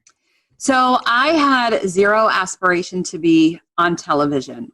I was, when I kind of went through high school and started college, I really wasn't sure what I wanted to do. So I had a great job at Chili's restaurant. I kind of worked my way up and I started to become a corporate trainer. So as a corporate trainer, if you're not familiar, you would basically become part of a team. You would travel around and do new store openings as a corporate trainer, train new employees, and you kind of got to see a lot of the country. In fact, I got to do several international openings, and I just kind of got to meet a lot of people. And it was on a lot of these new openings where I kind of discovered my passion for weather. So I started doing openings in 2003. In 2004 and 2005, Chili's had this goal of opening 100 plus restaurants. And if you think back meteorologically, in 2004, 2005, what happened? Hurricane season. 2004, that's when Florida was almost wiped off the map by all 4 hurricanes. I was in 2 of those, 2 of the 4. Hurricane Katrina was kind of a turning point for me, really. I was sent back to Louisiana to help rebuild some stores after I had been there and evacuated. For Katrina, I was there during Rita, and I ended up being there for 3 months. I was in Louisiana so long, they ended up starting to take state taxes out of my checks. So after that, I went back I was living in Johnson City, Tennessee at the time, And I went and saw Mark Reynolds at WJHL, who responded to an email that I had sent and brought me into the TV studio, and I asked him questions, and I wanted to be behind the scenes. I thought maybe, producing, I can make graphics, I was good with computers, and he said, there's no jobs in that, you need to be in front of the camera. And I said, oh, that's not me, that's not what I want to do. And he said, you can do it, I think you can do this. And he said, I want you to take a look at this program, and he pointed me in the direction of Mississippi State. And somehow, blindly, I agreed to it and kind of followed his advice. And within maybe a couple weeks, I was enrolled or accepted into the Mississippi State distance program. And I was able to not only take classes and finish my degree, but also I was still able to travel with Chili's for at least 2 years and still able to do corporate openings. And so I got an internship and yada, yada, yada. I got my first job at WHSV in Harrisonburg, Virginia, and fell in love with this place. Absolutely never intended to be here past my 2-year contract, and re-signed, got promoted. Here's the thing. I got promoted to a Monday through Friday position from weekends after, I think, 7 or 8 months. After working in a restaurant for 12 years, meaning weekends and nights for 12 years, I thought, wow, I have weekends off. The rest is history, and I could not have asked for a more amazing place, a beautiful area. And now my brother moved here 4 years ago. My parents just moved here in May. So now I've got family here, which a lot of meteorologists, unless you move to your home market, you can't say that. So I just feel very blessed and kind of lucky. Now, Aubrey, you mentioned that you had no interest in going on TV. So none. One industry into a completely different industry.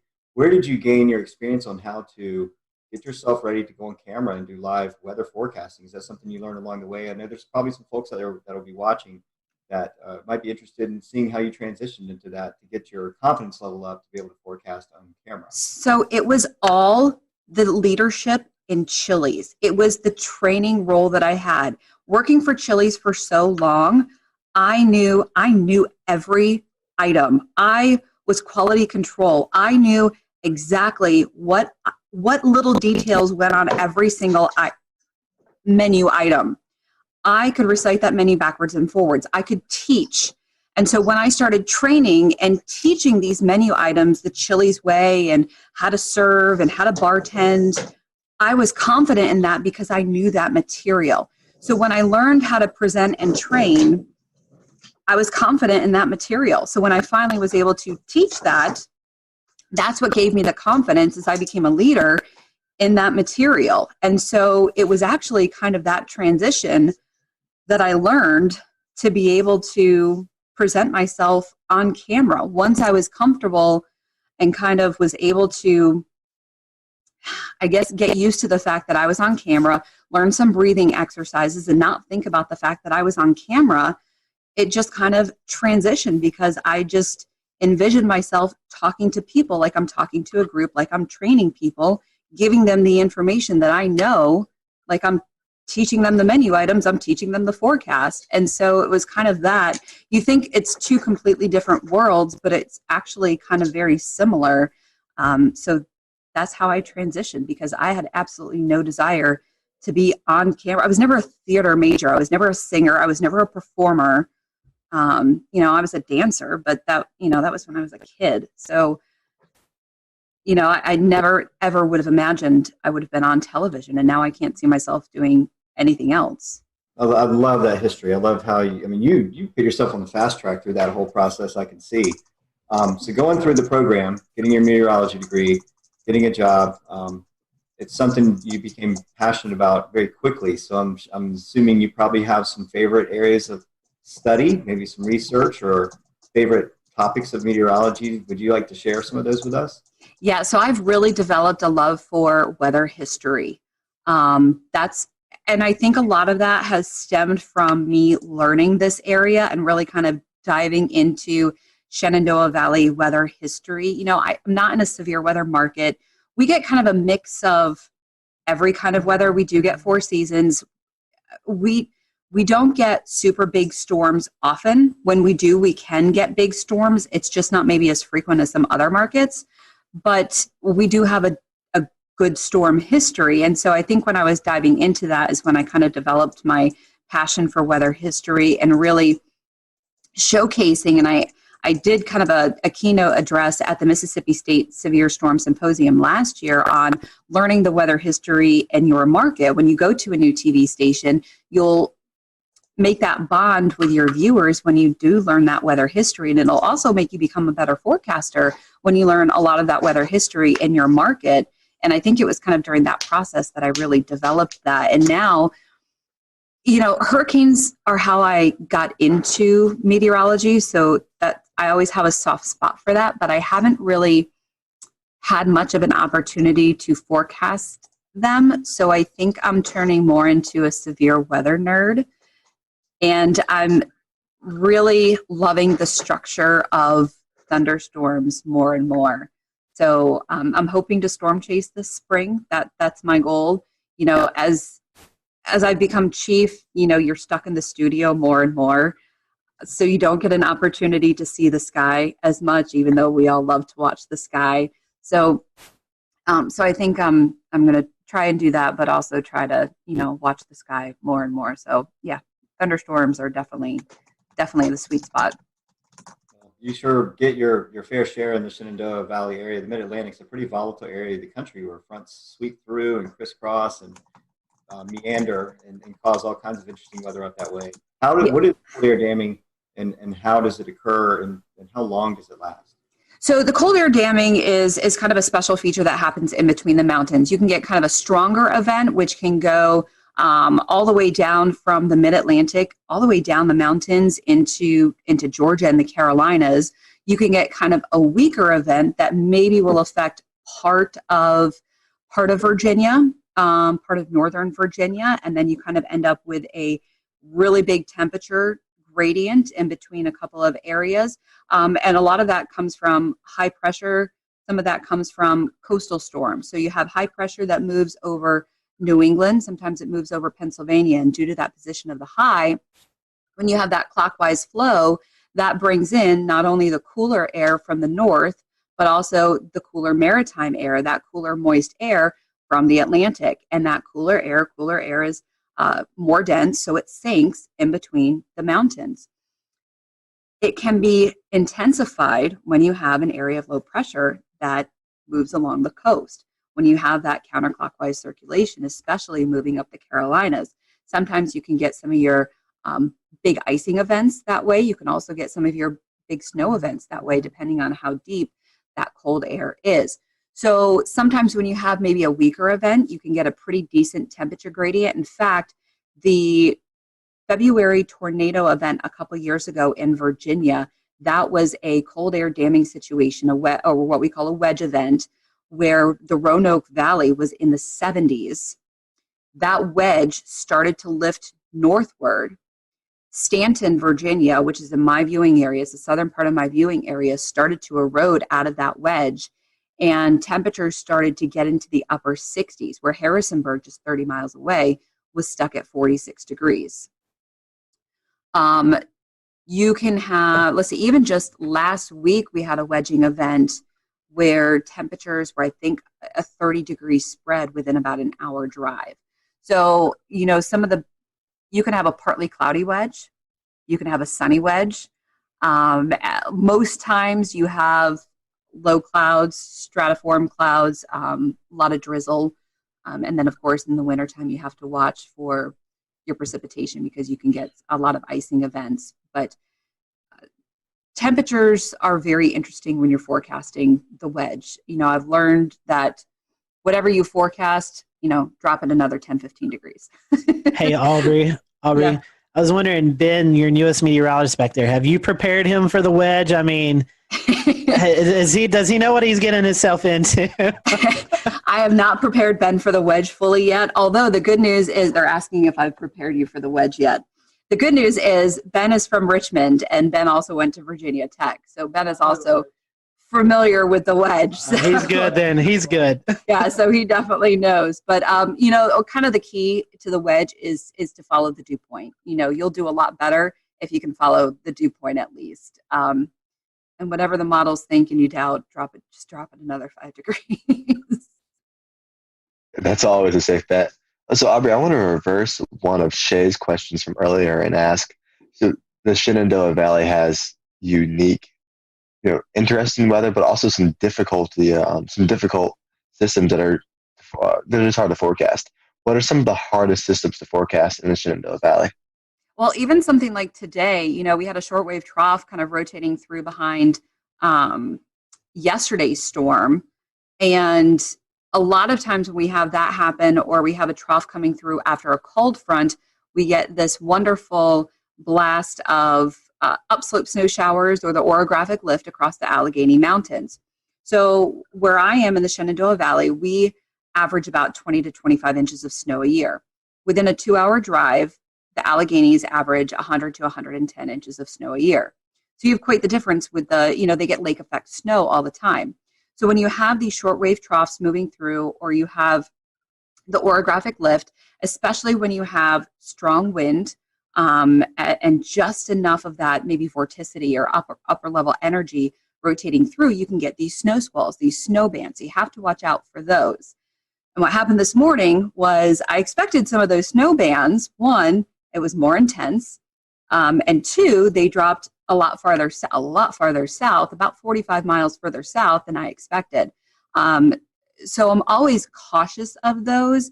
And so it's kind of just more about communication, because a lot of times the models don't fully pick up on those. You have to kind of watch for the hints.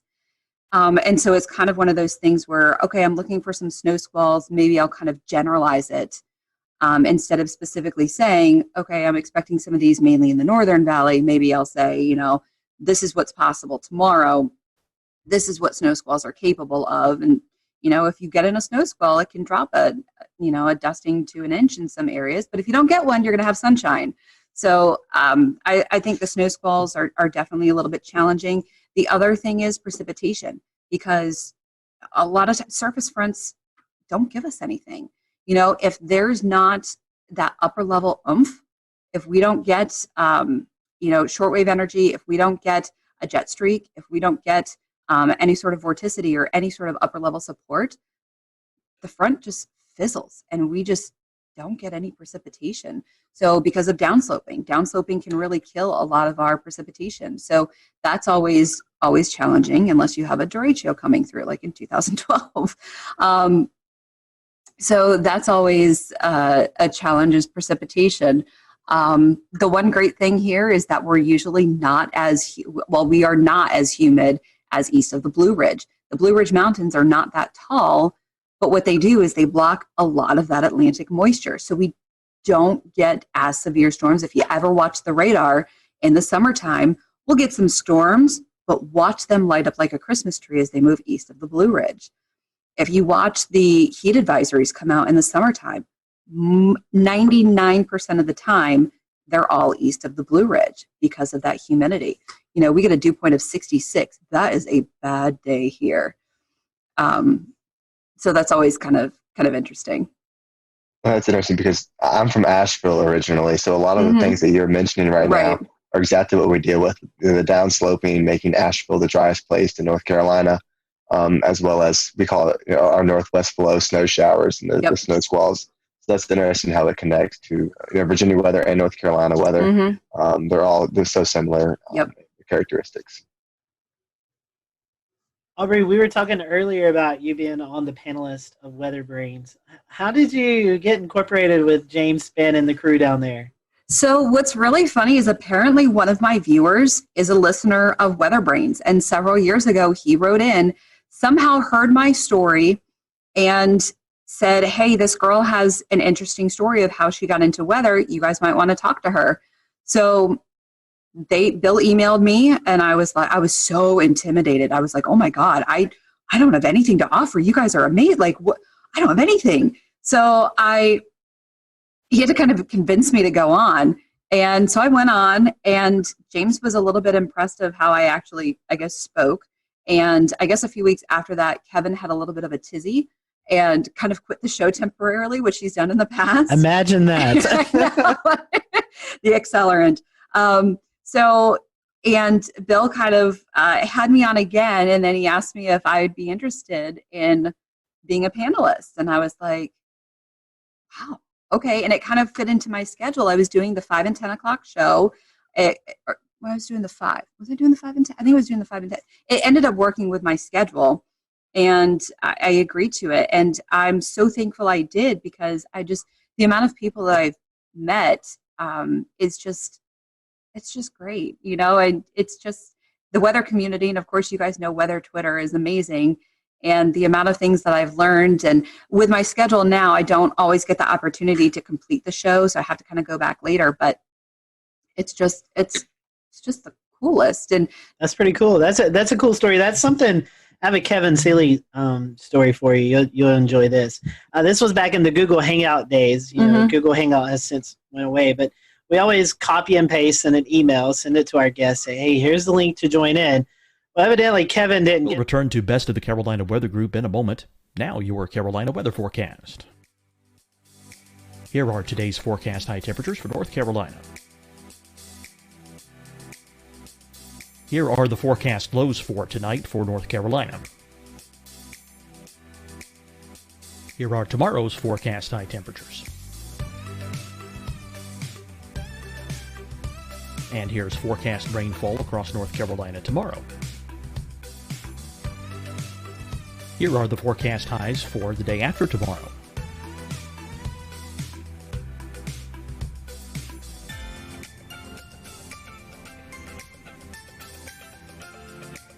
And here's the forecast rainfall across North Carolina for the day after tomorrow. This is the total rainfall forecast across North Carolina for the next 3 days. Here's the severe thunderstorm outlook for today from the Storm Prediction Center.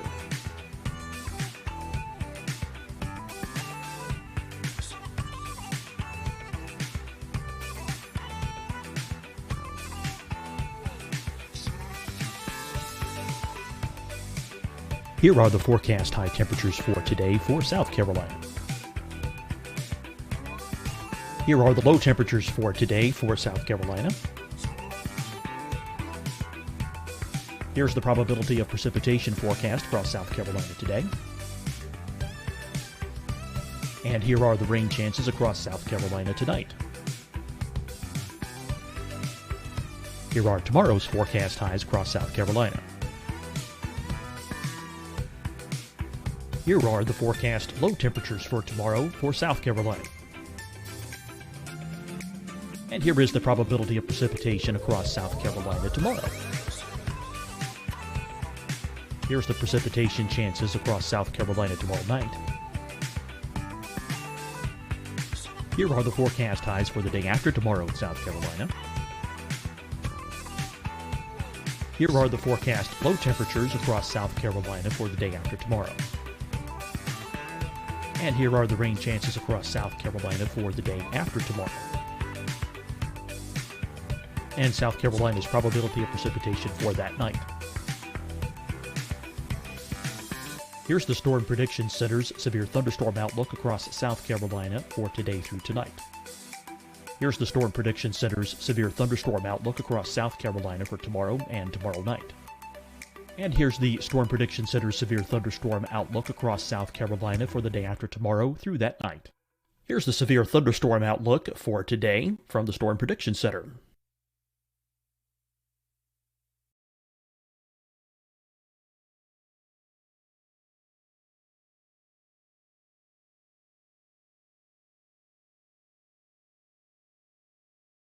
And now here's a live look at weather radar across the southeast. Deciding when to wear a mask isn't about who you know or how well you know them.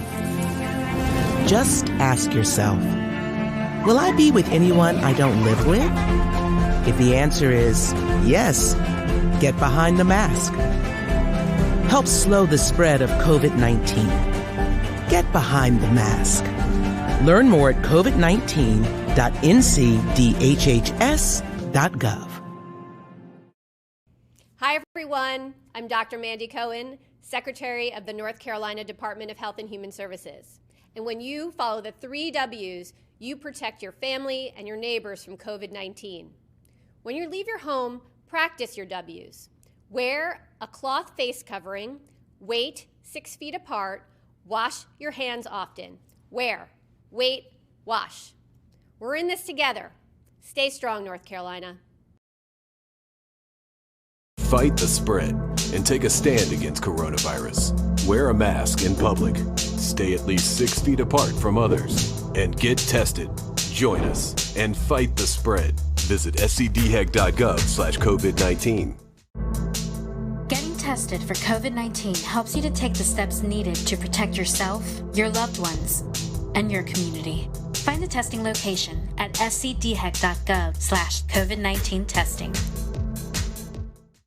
You'll see your Carolina weather forecast at 25 and 55 past. And now back to the best of the Carolina Weather Group on the all-new Carolina Weather Net. It out.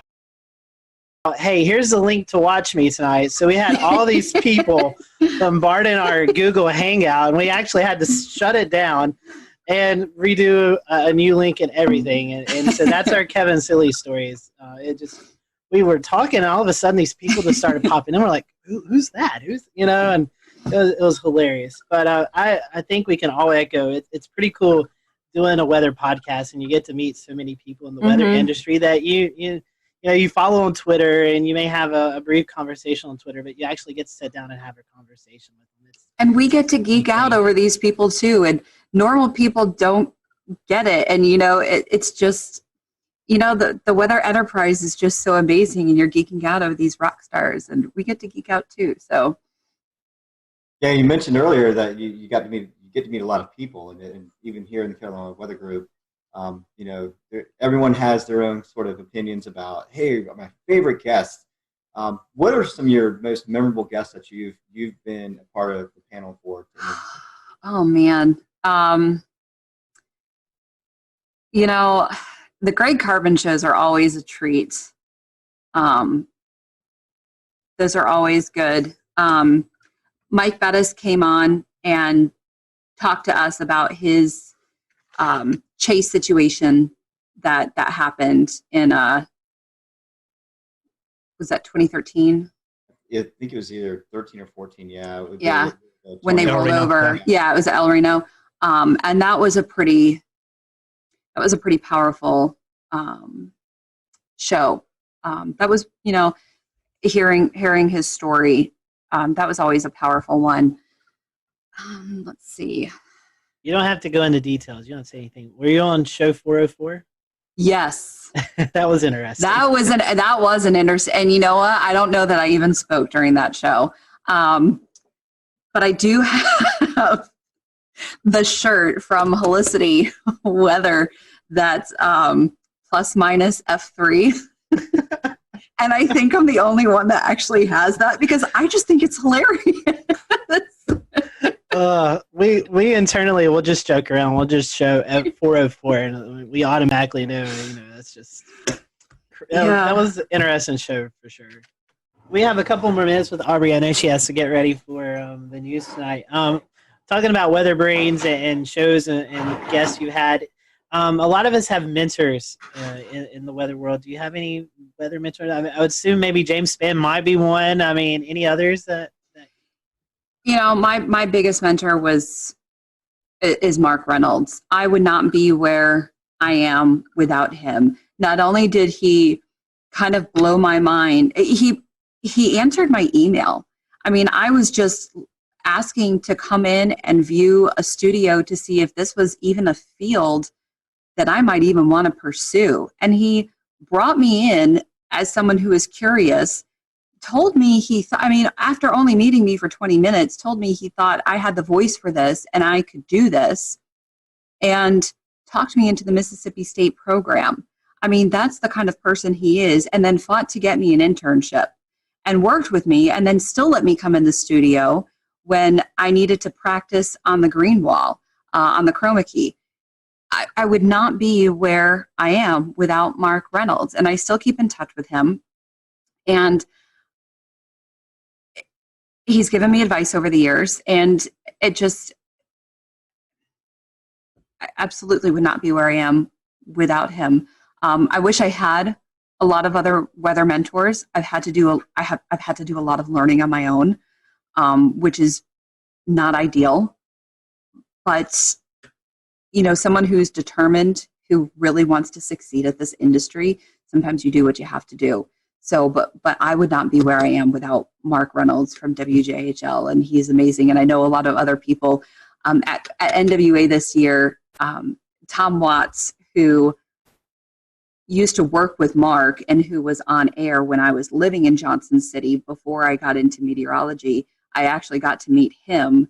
And then Ken Weathers, who also used to work with Mark, I think was one of his interns also. We were all there at NWA. And so we were kind of Mark's little proteges. And it was just cool to kind of be a part of that group. So Mark is it. That's very, very cool. I love that stories and all those people too. I do want to change topics a little bit, but feed off of your comment about, learning things as you go. The last 10 years, we've really had to learn how social media works and how it plays into our field. Yes, I know it's kind of a necessary evil, but it also turns out, very helpful for, our online shows and things like that. So talk a little bit about how important social media is to you as a meteorologist and with Weather Brains as well. Yeah, so it is very important. As much as sometimes we do hate it, it is very important. I utilize it to the best that I can. And there's a lot of, so the bad thing with being a female is you get a lot of comments. You get a lot of nasty comments. You get a lot of rude comments. You get a lot of crazy comments. And I know a lot of females that will turn off a lot of their messages and private messages, which is really sad that you have to do that. I do not do that. And I'm thankful that I don't have to, but I have actually met so many amazing people and have become friends with a lot of great people because of that. And I've become friends with some great viewers because of private messaging and things like that. And I'm very thankful for that. So it's really sad that some other female counterparts don't have that opportunity. Maybe just because I'm in a smaller market, I kind of have a little bit of that opportunity, and I've maybe been a little trusting with some people, but I have been lucky enough to make some of those really great relationships with people. So building those relationships with your viewers are obviously very, very important, especially with, when you're getting that information with storm reports, snow reports, rainfall reports, storm chasers, those photos, or just relying on, even just everyday photos when it's quiet outside, just to sometimes fill your time, relying on a photographer. So those are always great, relying on information and having that communication back and forth. But social media, it's the future. It's where we are. But you can do a lot with social media. You can get changing. I mean, we all know weather changes sometimes very quickly. So you can get important information out really quickly with social media. Yeah, I know that. That's the internet is where I live. Just doing what I do, and I'll tell you what. It's just completely changed the game as far as getting storm reports, as far as getting, situational awareness on the ground. You suddenly have so many more cameras to tap into, and it really I don't know how y'all did it before that, but I know that it's completely changed the game here, for sure. And, here in Charleston, we have a really good and engaged community. So I'm curious, before we get into something even more fun, what is your weather community like up in your neck of the woods? They're amazing. I would not be here still on TV where I am without this community. And I constantly say that this community is why I stay here. This is why not only I stay here, but why I've brought my family here, because this community is still amazing. Some of the things that I see and hear in the female group on Facebook is sometimes horrifying. And I don't know if I could do this job if I heard stuff like that on a daily or weekly basis. We all get criticism. We all get stuff like that. We all get pushback, but I don't get a lot of it. And I'm very grateful that the community responds well to me. So I'm very grateful for the community and how wonderful people are here. So they're amazing, and they've welcomed my family. I mean, Urbanowitz, you can't slide into a community in Virginia with a name like Urbanowitz and hide under the radar. I mean, they know exactly who my brother is. They know exactly who my parents are. And everyone, I mean, my parents all the time, you know, people talk, once they hear their last name, people talk to them and they get such, you know, they get feedback, but people are just so nice to them. So the community here is incredible, and it's one of the reasons I've stayed. That's wonderful. That's wonderful. Well, Aubrey, we've certainly enjoyed getting to know you tonight, and we appreciate you donating some time to us. If our folks want to watch you, social media we were just talking about, if they want to follow you on social media, how can they do that? So on Twitter, I'm very active on Twitter. So it's at WHSV OBS, AUBS. OBS is kind of my little nickname. And then on Facebook, just search for meteorologist Aubrey. I tell people you don't have to spell the last name if you just search for meteorologist Aubrey. And then on Instagram, I am, let me get my Instagram out because I think, yes, WXAUBS, WXAUBS on Instagram, or as I call it, the gram. The gram. Yeah, Evan runs our gram. That's his title. So yeah, I should be better at it. It's a lot of pictures of my dog. Well, Aubrey, thank you so much, and we hope that, I know you guys haven't had a lot of winter either, so we hope you get some winter up your way sometimes in the coming weeks. But we appreciate you spending some time with us, and tell everybody at the Weather Brains, that we said hello, and we look forward to hopefully working with you guys during the National Weather Podcast Month later on this year. Of course. Thanks for having me on, guys. Appreciate it. Always good to see you. Thanks, Aubrey. And thank you guys for watching the Carolina Weather Group. As always, you can follow us at Carolina WX on Twitter or Carolina Weather Group on Facebook. If you have any suggestions or guests that you'd like for us, just reach out to us. We'd love to see those suggestions and work our best to get those guests or topics on the show. Until next week, we hope you have a great week, and we'll see you later here on the Carolina Weather Group.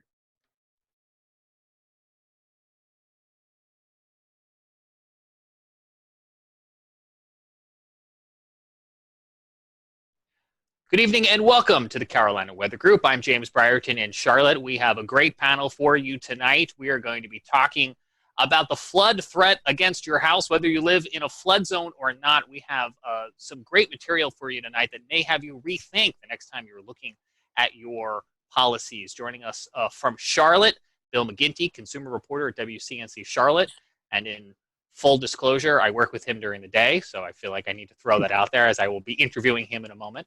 From WPDE, we have Annette Montgomery, who's a reporter there, who's been doing some local reporting on this topic in their neck of the woods. And we're also joined by April O'Leary of Horry County Rising, and they are involved with this exact topic there along the South Carolina General Coast area. But we'll start more inland with Bill McGinty, who, Bill, just last week, you did a story that kind of tipped this whole thing off to us here at the Carolina Weather Group. So why don't I just have you, the reporter, tell us, in your words, a little bit about what you uncovered here in the Charlotte area.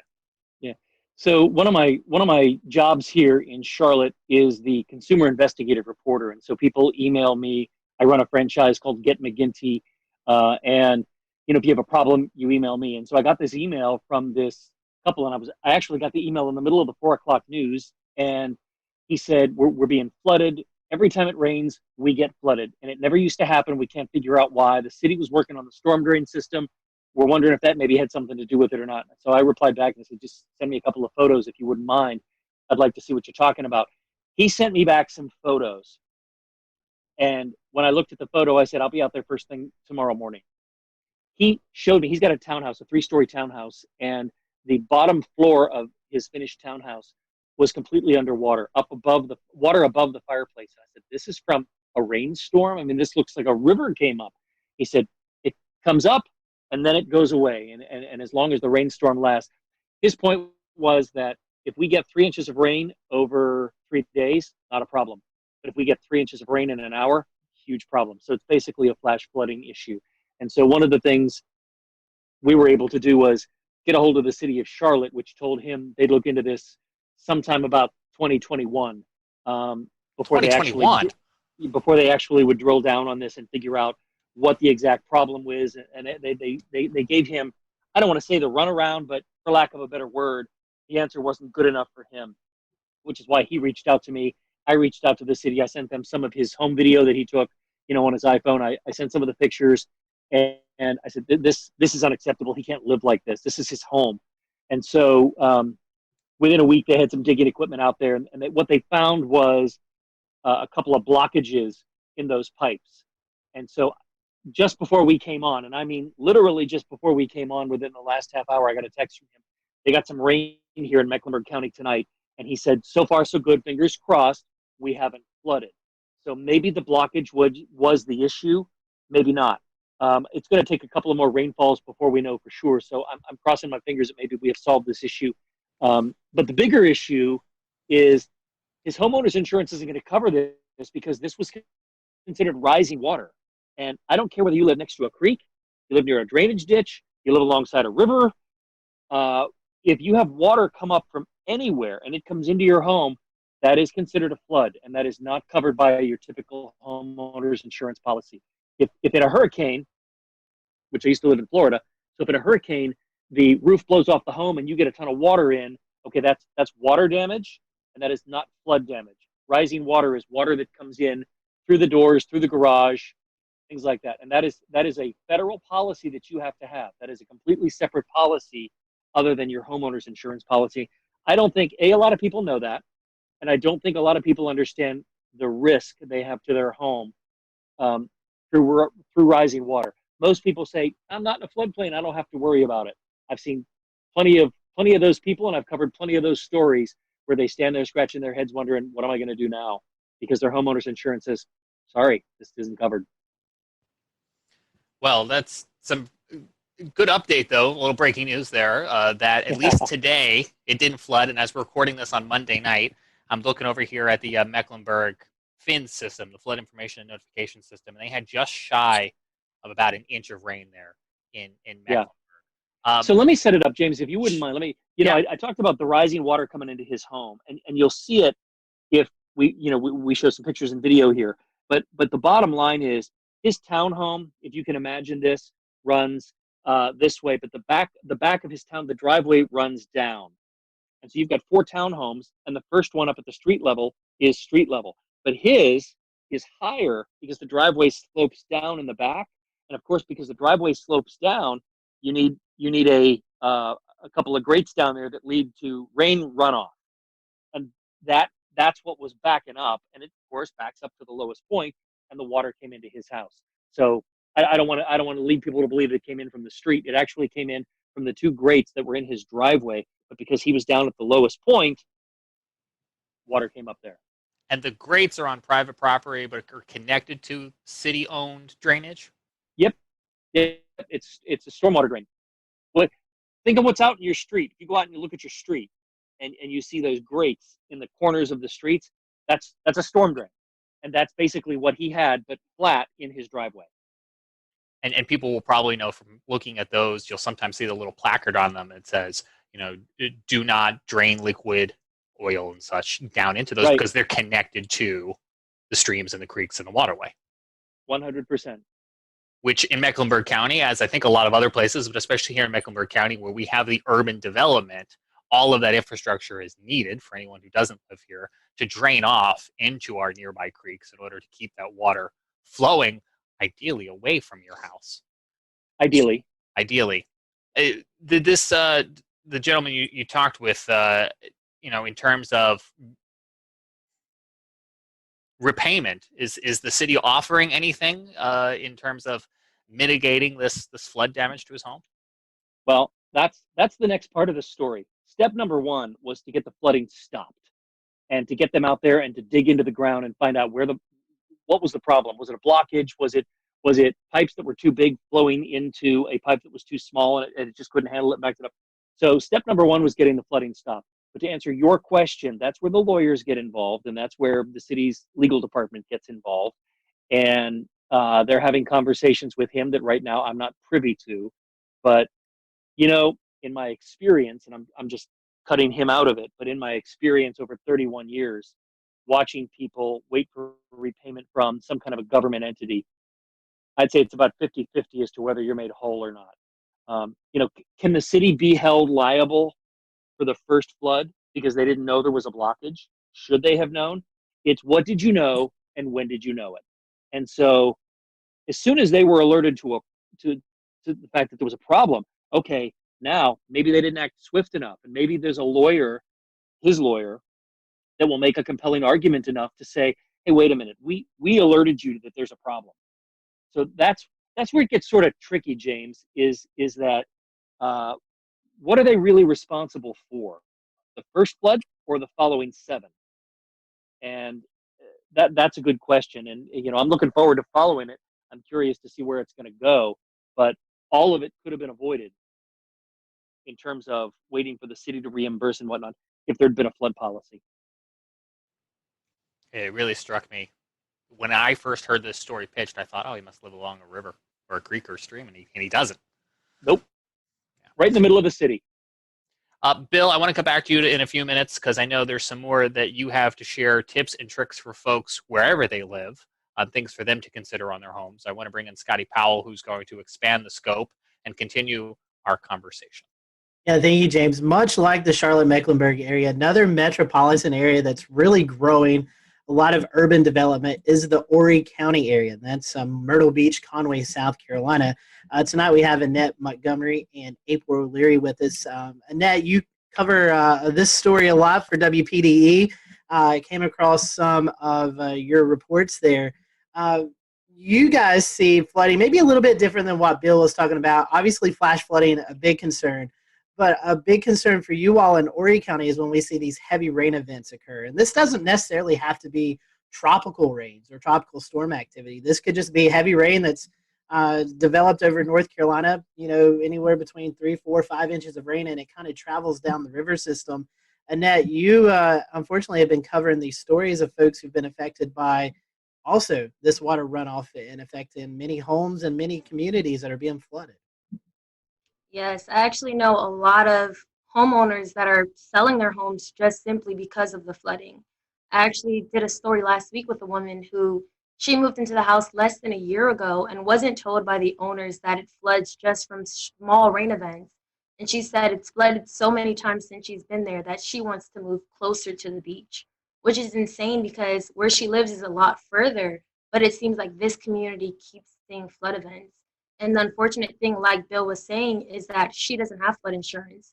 And she bought this home with inheritance money.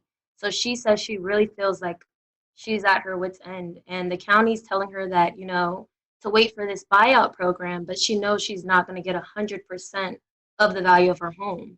So she says, she feels like she's going to lose a lot of money, but she doesn't have another option at this point.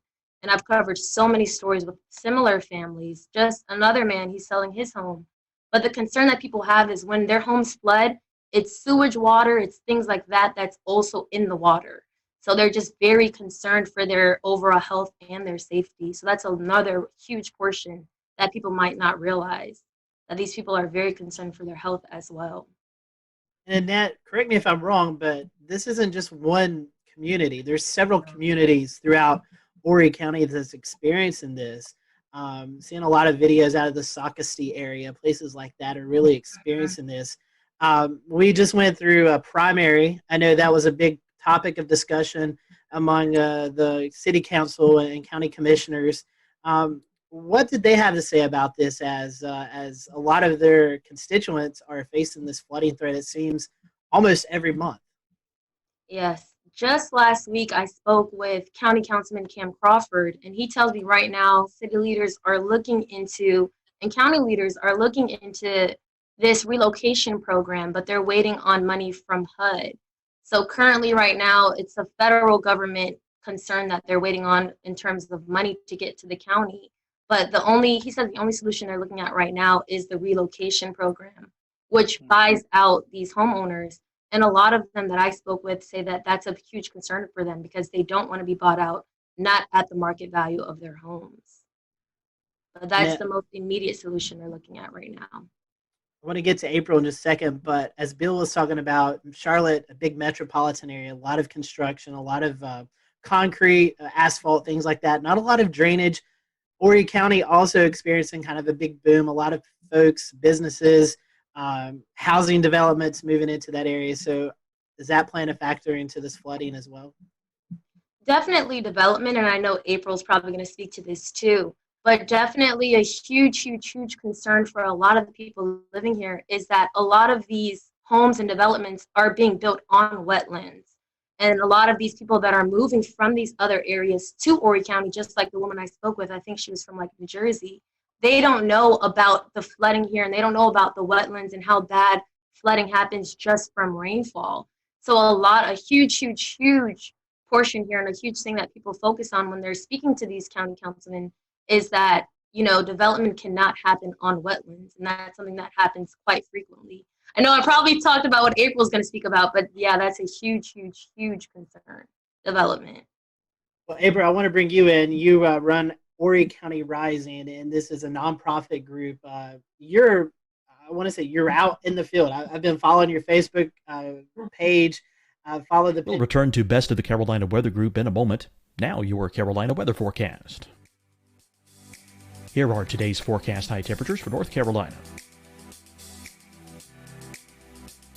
Here are the forecast lows for tonight for North Carolina.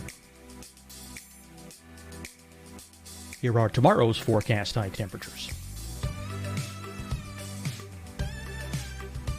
And here's forecast rainfall across North Carolina tomorrow.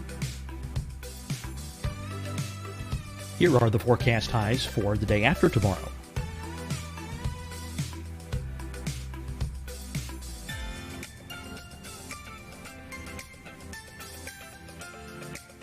And here's the forecast rainfall across North Carolina for the day after tomorrow. This is the total rainfall forecast across North Carolina for the next 3 days. Here's the severe thunderstorm outlook for today from the Storm Prediction Center.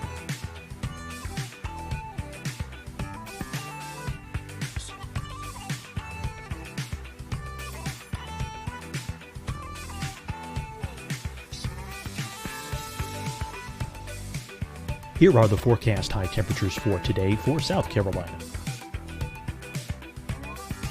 Here are the low temperatures for today for South Carolina.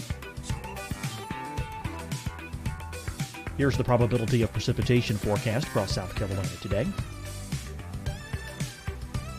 And here are the rain chances across South Carolina tonight. Here are tomorrow's forecast highs across South Carolina. Here are the forecast low temperatures for tomorrow for South Carolina. And here is the probability of precipitation across South Carolina tomorrow. Here's the precipitation chances across South Carolina tomorrow night. Here are the forecast highs for the day after tomorrow in South Carolina. Here are the forecast low temperatures across South Carolina for the day after tomorrow. And here are the rain chances across South Carolina for the day after tomorrow. And South Carolina's probability of precipitation for that night. Here's the Storm Prediction Center's severe thunderstorm outlook across South Carolina for today through tonight. Here's the Storm Prediction Center's severe thunderstorm outlook across South Carolina for tomorrow and tomorrow night. And here's the Storm Prediction Center's severe thunderstorm outlook across South Carolina for the day after tomorrow through that night. Here's the severe thunderstorm outlook for today from the Storm Prediction Center.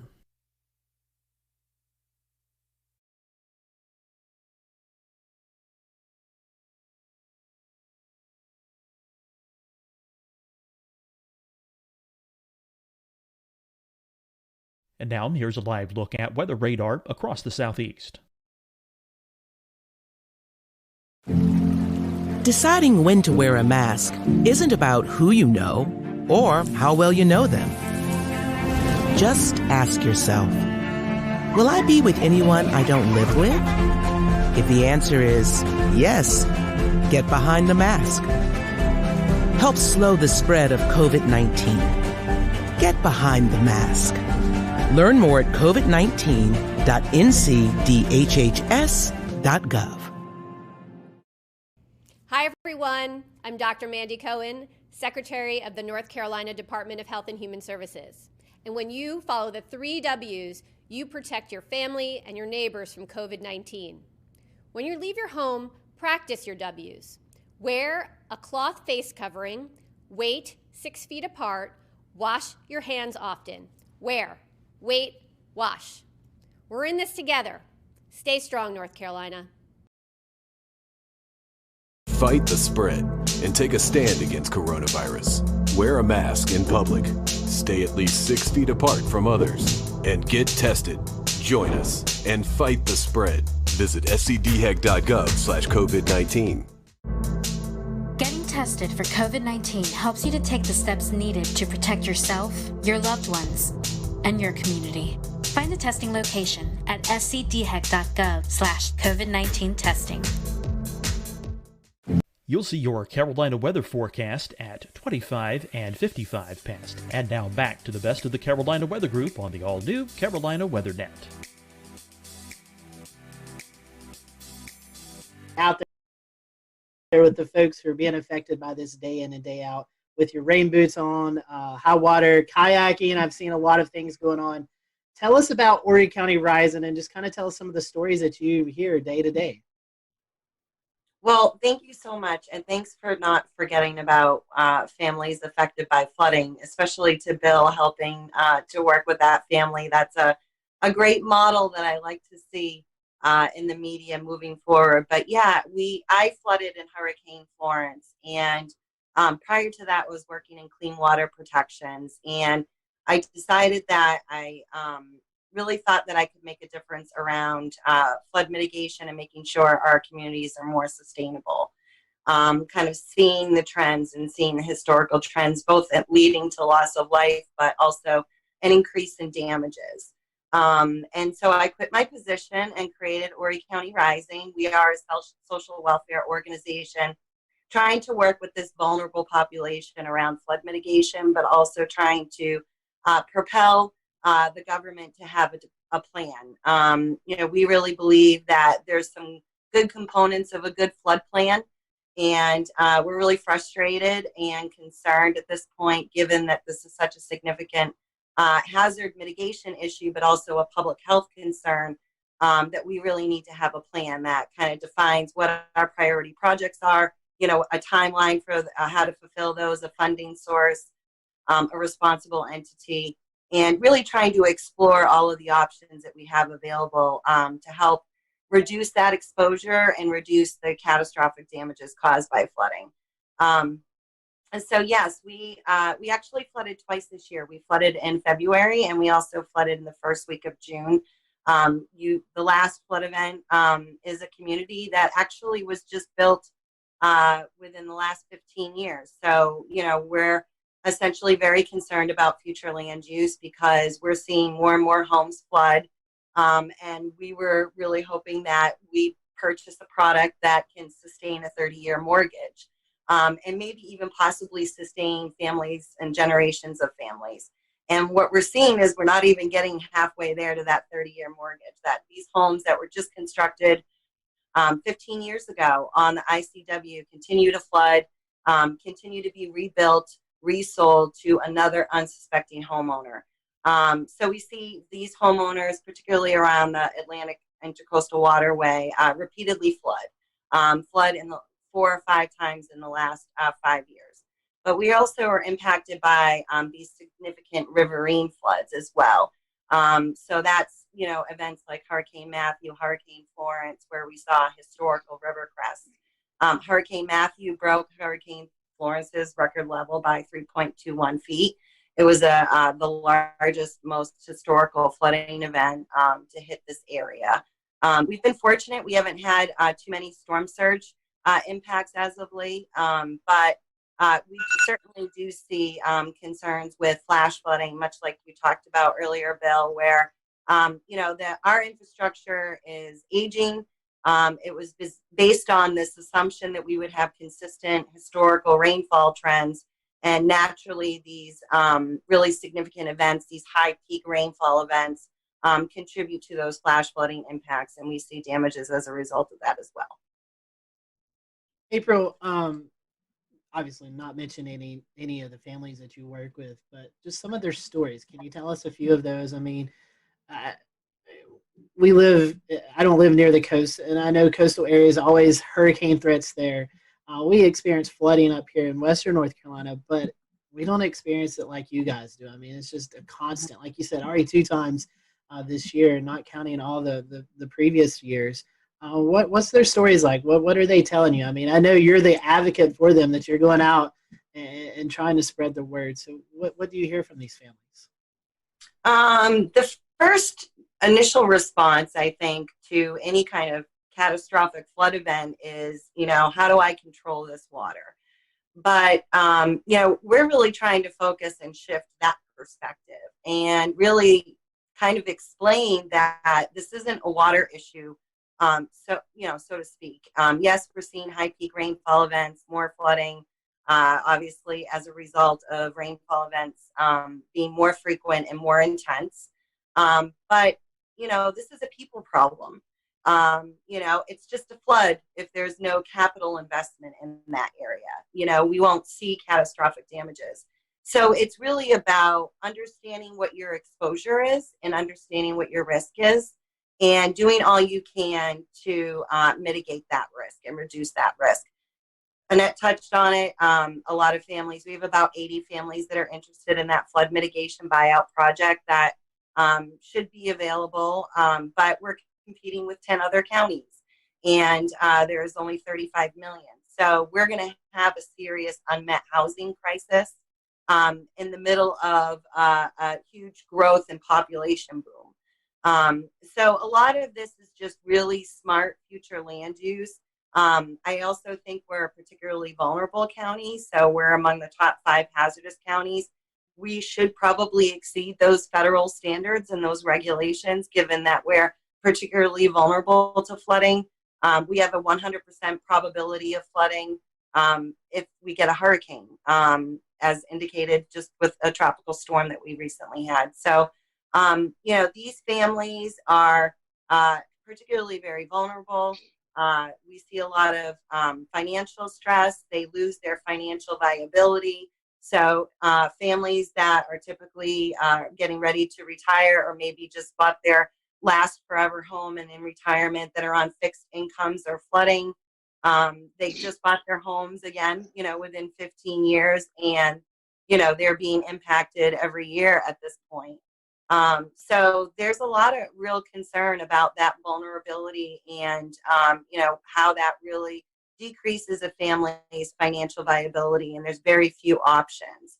Obviously, protecting yourself and buying flood insurance is critical. You can flood from a tree or a beaver or a stormwater issue, or, Eastern Carolina getting 8 inches of rain. So, at this point, it's really crucial that we do all we can to educate the community about these issues, but also work with our elected leaders and our government to really take this very seriously and, do real common sense approach, like have a plan. Annette, one more question for you. You had an article or a news story out last week, June the 15th. Some flooded homeowners in the Socastee area actually planned a protest to make their voices being heard to officials. Can you tell us a little bit about that? So I spoke with one of the women who helped organize the protest, and what she basically told me is these homeowners, like April knows, they're just tired of flooding and tired of, elected officials telling them that they're doing studies, and nothing is being done. So they said, they're doing this to make their voices heard. And I know April could probably speak to that as well. A lot of them they just said this is their last resort. They feel like they've spoken to county council members, they've spoken to elected officials, and they just feel like enough is enough. So they said they're going to bring out some of their flooded items and have them laid out for people to see. And this is just to have officials really see how these people are being affected and what it's doing to them emotionally and physically, their stuff. So it's July 6th at 8 a.m. in front of the Horry County Courthouse, in case anyone wants to go. But Yeah, I'm glad that, they're doing this. I think it's important. Well, Scotty, I think that we would be remiss if Jared and I didn't also hop into this conversation and talk about Charleston. I can see it. I can see Jared cracking a smile every time you guys mention street flooding because living in downtown Charleston, this is also an issue that we face regularly, at least once every couple of months. And it just like I said, it's a combination of water table issues, salt water getting into the pipes, as well as just freshwater flooding. So it's kind of a combination of everything and blockages and sewers and just it's a mess. But there's a real social problem where if you drive around downtown, you'll notice a distinct difference between higher and lower income portions of the area. A lot of the higher income areas in these homes, they're well off the ground. They're at least 5 feet above street level. Versus if you go to the lower income areas, a lot of these homes are literally sitting at street level. And both areas typically flood in heavy rain events. But unfortunately, one area sees significantly more damage than the other just because of the way that the infrastructure is in that portion of downtown. So everyone has a plan. When the heavy rain starts, people start coming out and laying out sandbags. And that shouldn't have to be where we go to every time we have a thunderstorm, but unfortunately it is. It's a very serious problem. And Jared, you've had a little bit more experience in Charleston, and you certainly run the weather page that deals with all of the reports. So I'll let you jump in here as well. Yeah, I mean, for historical reference, I used to live on Evans Street a lifetime ago, and I know that sewage water well. I know wading through that. I know losing a car to it almost, and so I mean, there's real property damage that happens, and much as what y'all are seeing in Horry County, we're seeing the same thing in Charleston. We have people building on wetlands. We have people, building in places where they shouldn't be, and now we have new flood hotspots coming up. Meeting in Hugie Street used to never flood. Used to be that was a clean getaway. That was an escape route from downtown when many other arteries were closed. And now it's got the same problems. You're building right at the base of the Ravenel Bridge there, and now it floods. And that's just within the last year kind of thing. And it gets up 6.7, 6.8 feet, and it floods all around the low income housing right around the Citadel. And it's just like, and this happens. There's no advisories, nothing like that, and you'll get a coastal flood statement at 6.8 feet because it doesn't affect a large enough area, but it affects those people. And so, we've got, Evan is dead on when he said we have an inequality issue when it comes to this. And suffice to say, these problems that you're seeing there are endemic up and down the coast. You have, you can't help but wonder, there's been scuttlebutt in Charleston about them just not insuring these places anymore. Mm-hmm. and that is when you're going to finally start to see some change, because when they won't insure them anymore, then you'll start, then people will be rethinking their views. We've got, we've got a major issue. It's just a tide, just a thunderstorm. We had a thunderstorm about a month or so ago. We had a thunderstorm set up just off the coast. Stalled out a little bit, had a water spout with it, but the problem is on the north side of that storm, the rainfall rates have become so enhanced, it rained 5 inches in an hour. Wow. We're seeing more and more of those kinds of events. The Army Corps of Engineers is studying a seawall. They're gonna build a wall in the Battery, make the floodwaters pay for it, I guess. I don't know. But it's like, okay, well, that's all well and good, but that's not going to solve the problem, as Evan said, of the water coming up through the drains. And then you have the water coming up through the drains, so we have these things called check valves. And when the tide hits a certain height, check valve kind of clutches and fills the drain, and then no water comes in. But what if it rains on top of it? Then that has nowhere to go. So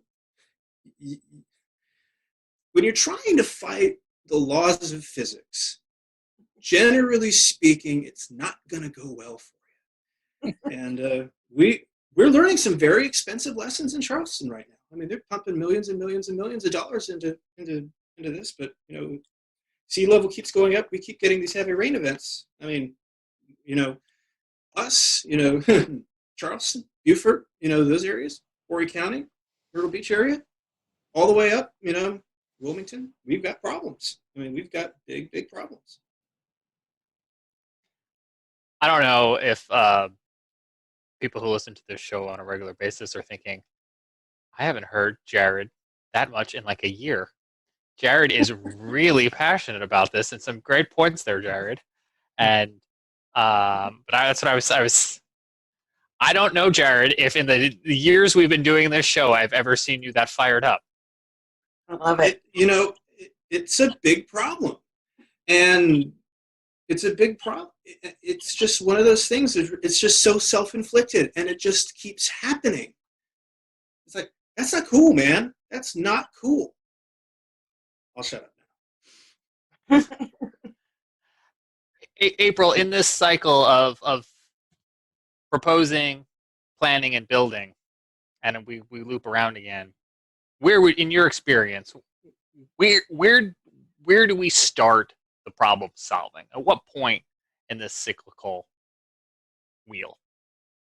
Your backyard, right? So you want to have a backyard perspective. You want to pay attention to your county planning commission. You want to review future land use projects. You want to educate yourself about the special flood hazard areas.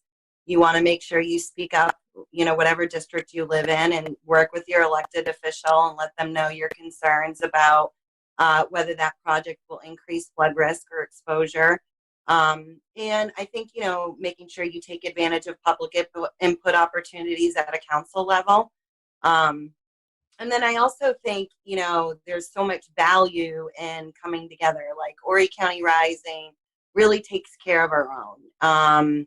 And we provide a forum, but also a support network. So we're all learning from each other. And I think there's just something so powerful about that, because, every day we're growing and growing, and we're learning more and more.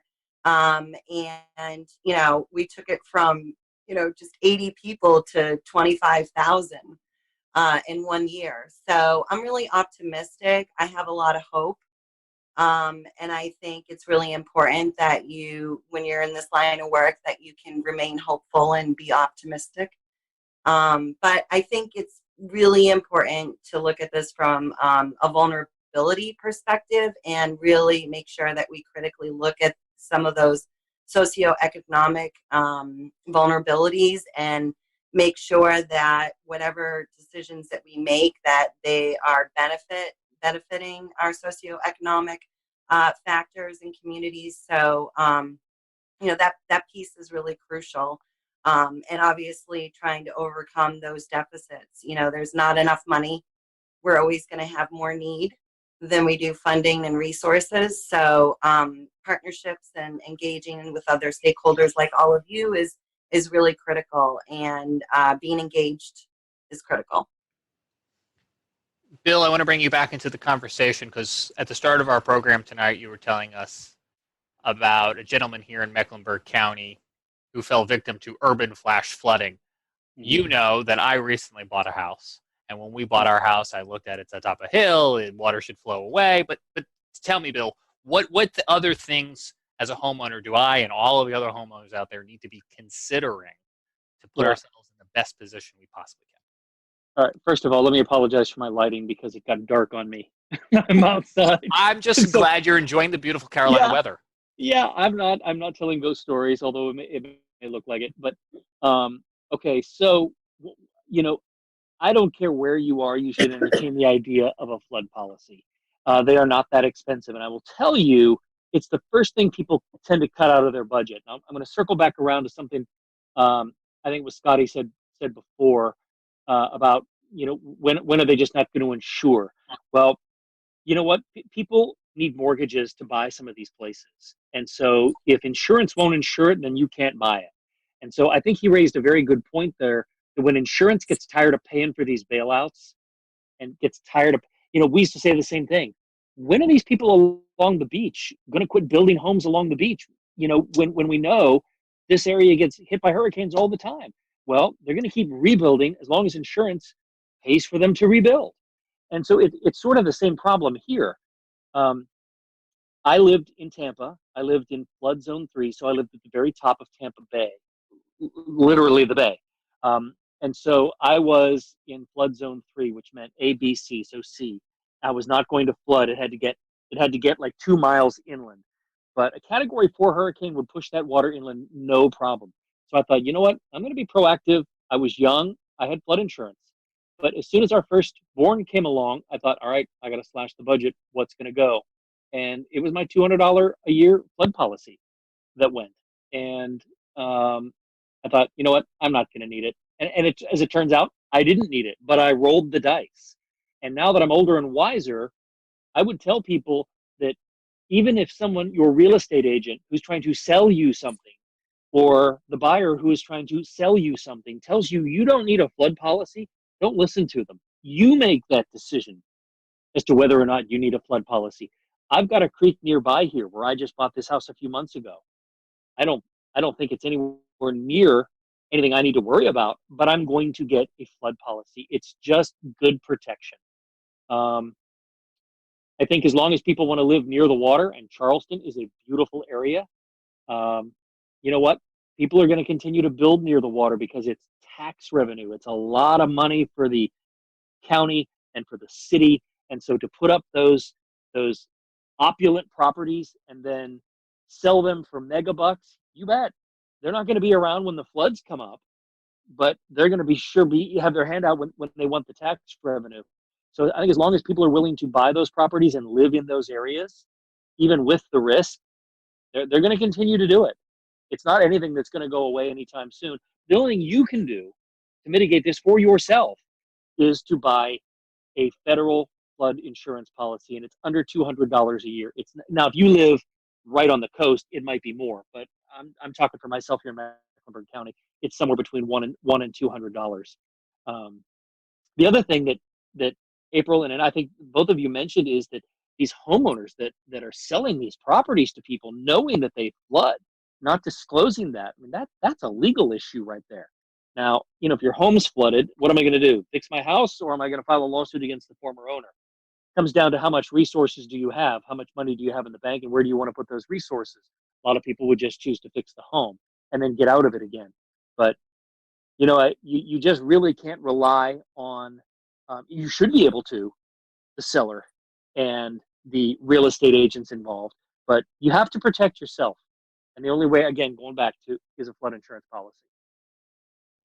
Are there different tiers or different versions of this flood insurance that different people should be considering? Yeah, I'm not in the insurance business, so I won't pretend like I am. But having looked at a lot of insurance policies over the years, just through the eyes of a consumer reporter, yes, there are. If you live along the coast, you're going to pay a higher premium to live there. And a lot of people are willing to do that.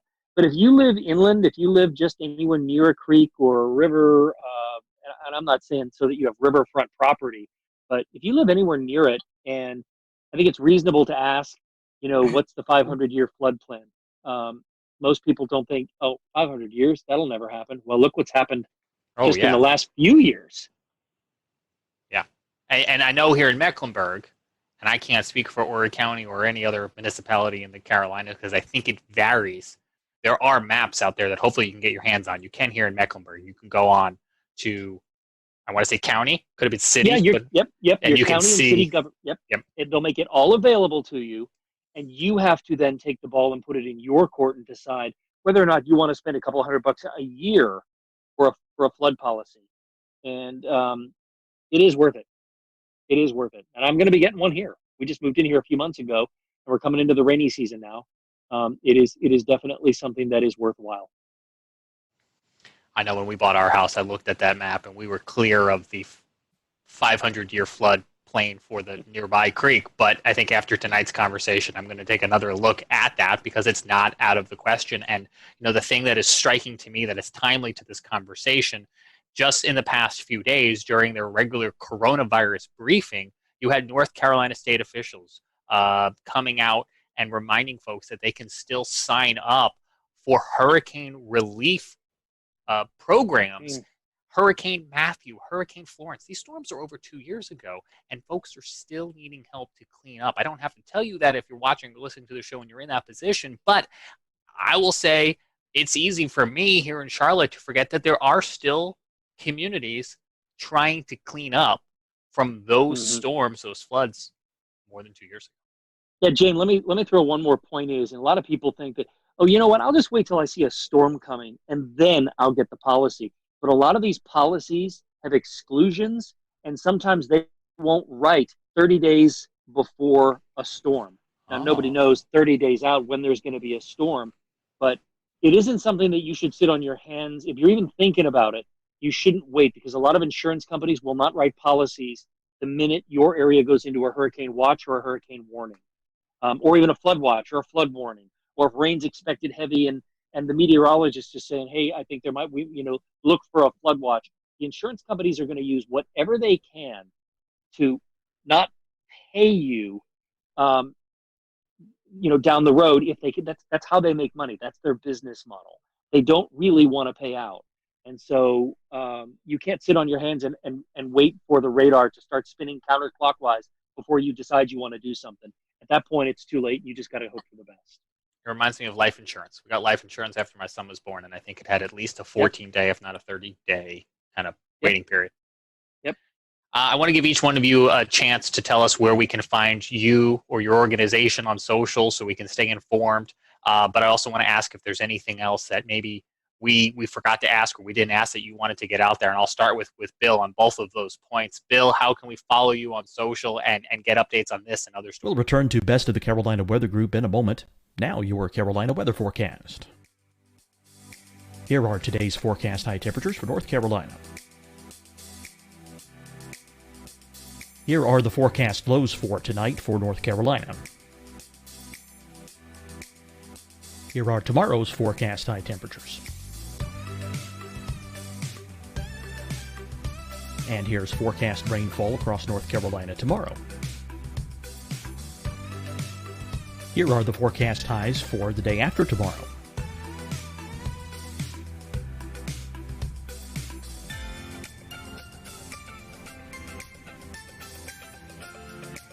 And here's the forecast rainfall across North Carolina for the day after tomorrow. This is the total rainfall forecast across North Carolina for the next 3 days. Here's the severe thunderstorm outlook for today from the Storm Prediction Center.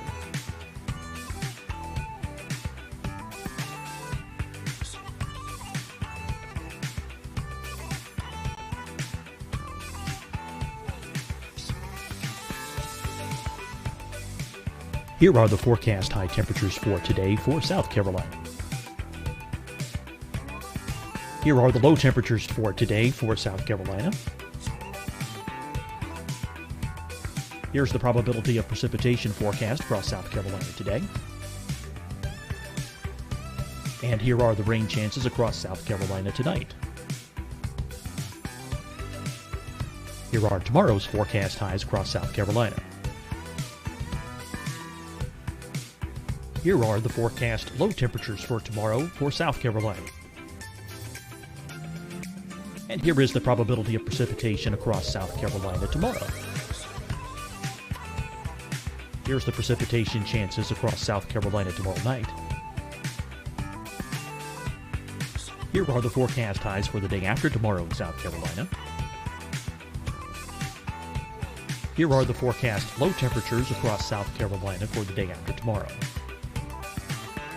And here are the rain chances across South Carolina for the day after tomorrow. And South Carolina's probability of precipitation for that night. Here's the Storm Prediction Center's severe thunderstorm outlook across South Carolina for today through tonight. Here's the Storm Prediction Center's severe thunderstorm outlook across South Carolina for tomorrow and tomorrow night. And here's the Storm Prediction Center's severe thunderstorm outlook across South Carolina for the day after tomorrow through that night. Here's the severe thunderstorm outlook for today from the Storm Prediction Center.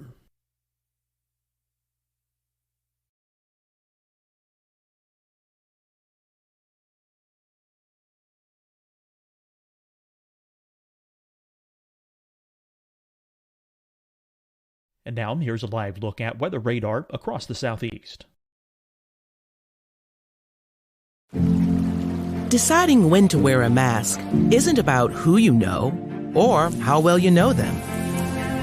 Just ask yourself, will I be with anyone I don't live with? If the answer is yes, get behind the mask. Help slow the spread of COVID-19. Get behind the mask. Learn more at covid19.ncdhhs.gov. Hi, everyone. I'm Dr. Mandy Cohen, Secretary of the North Carolina Department of Health and Human Services. And when you follow the 3 W's, you protect your family and your neighbors from COVID-19. When you leave your home, practice your W's. Wear a cloth face covering, wait 6 feet apart, wash your hands often. Wear, wait, wash. We're in this together. Stay strong, North Carolina. Fight the spread and take a stand against coronavirus. Wear a mask in public. Stay at least 6 feet apart from others. And get tested. Join us and fight the spread. Visit scdhec.gov/COVID-19. Getting tested for COVID-19 helps you to take the steps needed to protect yourself, your loved ones, and your community. Find the testing location at scdhec.gov/COVID-19 testing. You'll see your Carolina weather forecast at 25 and 55 past. And now back to the best of the Carolina Weather Group on the all-new Carolina WeatherNet.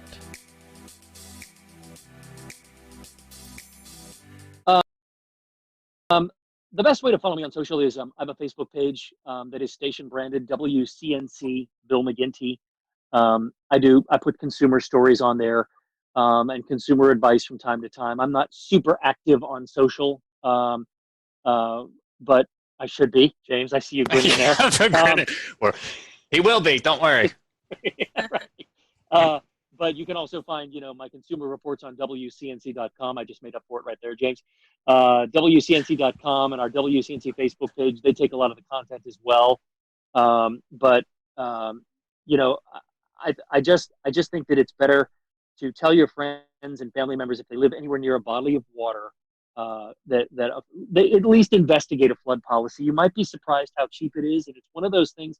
It's like life insurance. You don't. And I had a family member that needed the life insurance after signing up for it, and you know what? It made all the difference in the world in terms of childcare and things like that going forward. So, I know we hate paying those premiums, but boy, I'll tell you, when you see rising water coming up, you're going to be darn glad you did. And I think those are some good takeaways, Bill, because I hadn't thought about that waiting period for the flood insurance. And we are just into the start of hurricane season with 4 tropical cyclones thus far here in the Atlantic Basin. Annette, how can we follow you? You can follow me on Twitter at AnnetteMTV and then Facebook at Annette Montgomery WPDE. And like Bill said, I'm going to brand my station, WPD.com. You can find my stories there as well. Hey, you got to plug them, right? You got making a lot of bosses happy.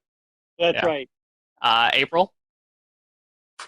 We have a Facebook group called Horry County Rising. Our website is horrycountyrising.com.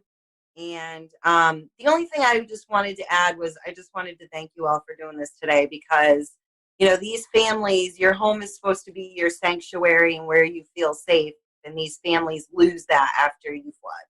And so I think the more we can keep having this conversation, the better. So thank you so much.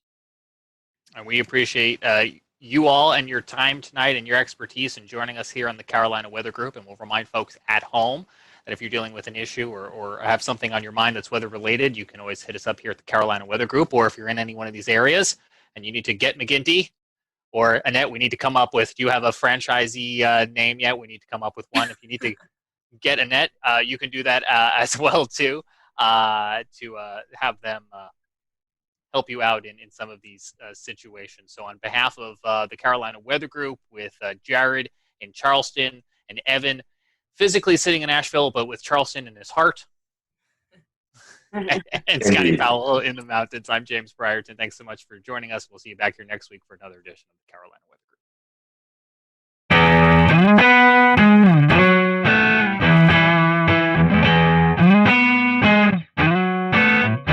Hello, everyone. Welcome to the Carolina Weather Group. We're happy to have you this evening. Tonight, we are joined by the WLTX weather team out of Columbia, South Carolina. That is the CBS affiliate there. So if you watch Channel 19 at Columbia, you probably see some familiar faces. And if you don't, hopefully after tonight, you'll get to learn about these meteorologists and tune over and check out the weathercast. So, Efren, Daniel, Alex, and Danielle, thank you for joining us, and happy to have you all, and thank you for a little bit of your time. So we're going to start off this question, probably one you've been asked several times, but we're going to ask it again.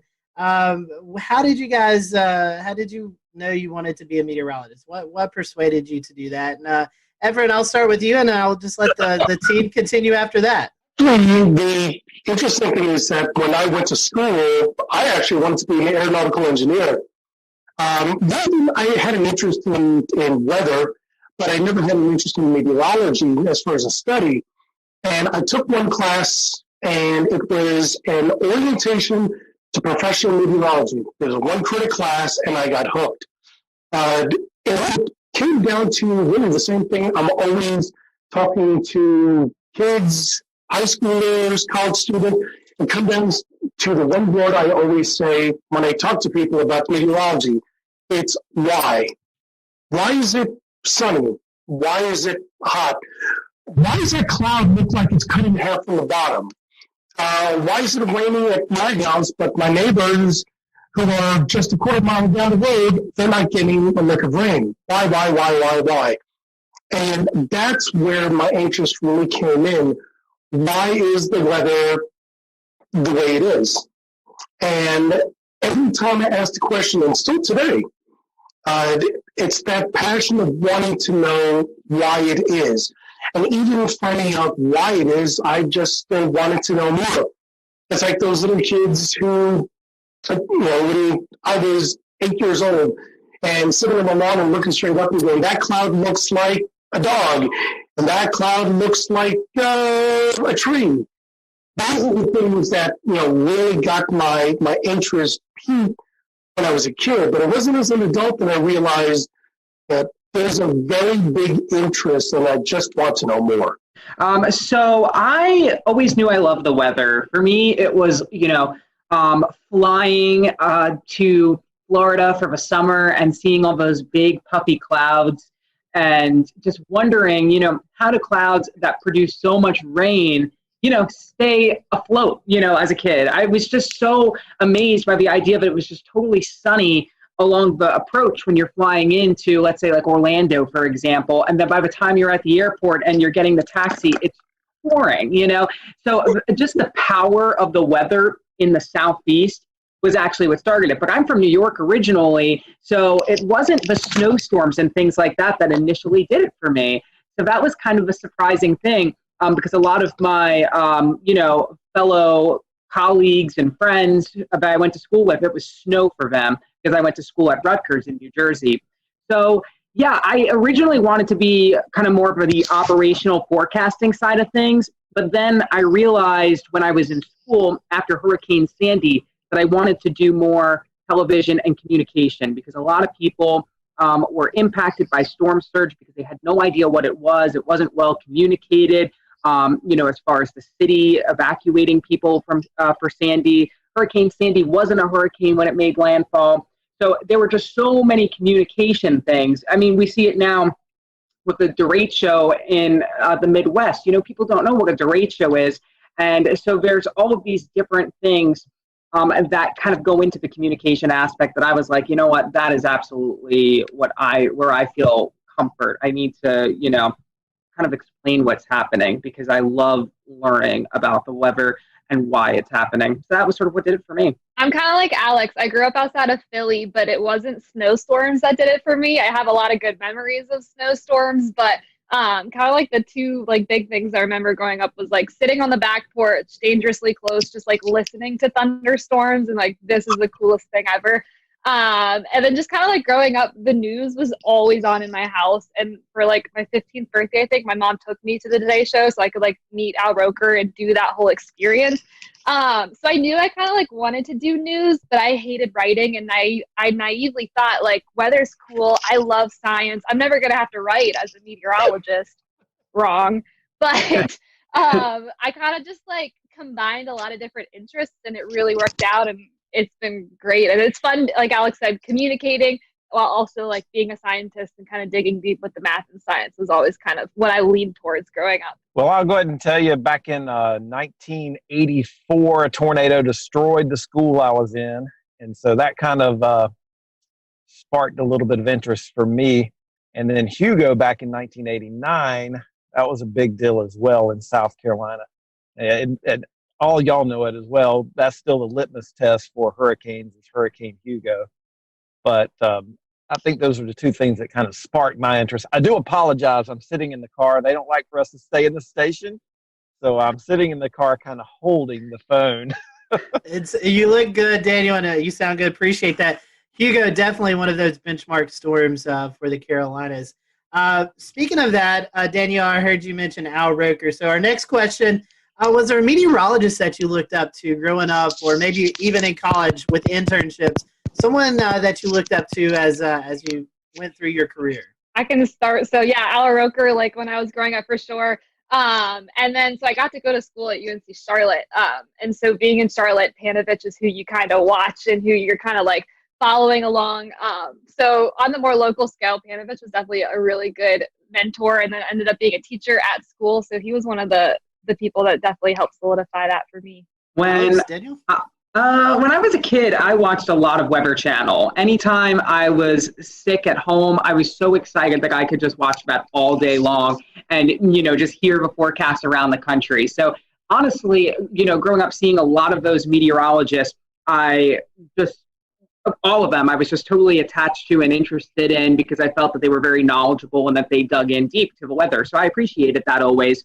I have to say, probably in high school, Stephanie Abrams her career was really starting to rev up. And I probably looked up to her the most because she was just so, her personality was just what it was. She wasn't really afraid to hide it on air. And I was always, in high school, the kind of person who just said whatever came to mind. So I felt like I could kind of relate to her. And she also, was big on the science and on the math. She was from Florida. I love Florida weather, so there was like that connection I always felt with her whenever I would watch her on TV, because she was really into the science, but she also had like this personality where she was like unapologetically herself, And so I think Stephanie Abrams was definitely a person during my formidable years that I looked up to. Well, I'll jump in. Crazy enough, since I live where I work where I grew up watching Jim Gandy. So that was kind of a guy that I always enjoyed watching. And crazy enough, he came to my school when I was in third grade. That was like seeing a rock star. And then luckily I was able to work with him for, almost 14 years. So that was kind of cool. Kind of dating myself because the Weather Channel was not necessarily huge when I was coming along. So I do remember watching Cantore, and I met him a few years ago, and he seemed to be a pretty nice guy as well. Something that you guys have dealt with already this year, severe weather in the Columbia area. So our question is, which one do you find more challenging forecasting, severe weather or winter weather, which we get a little bit of in the Carolinas? Alex, I'll let you start.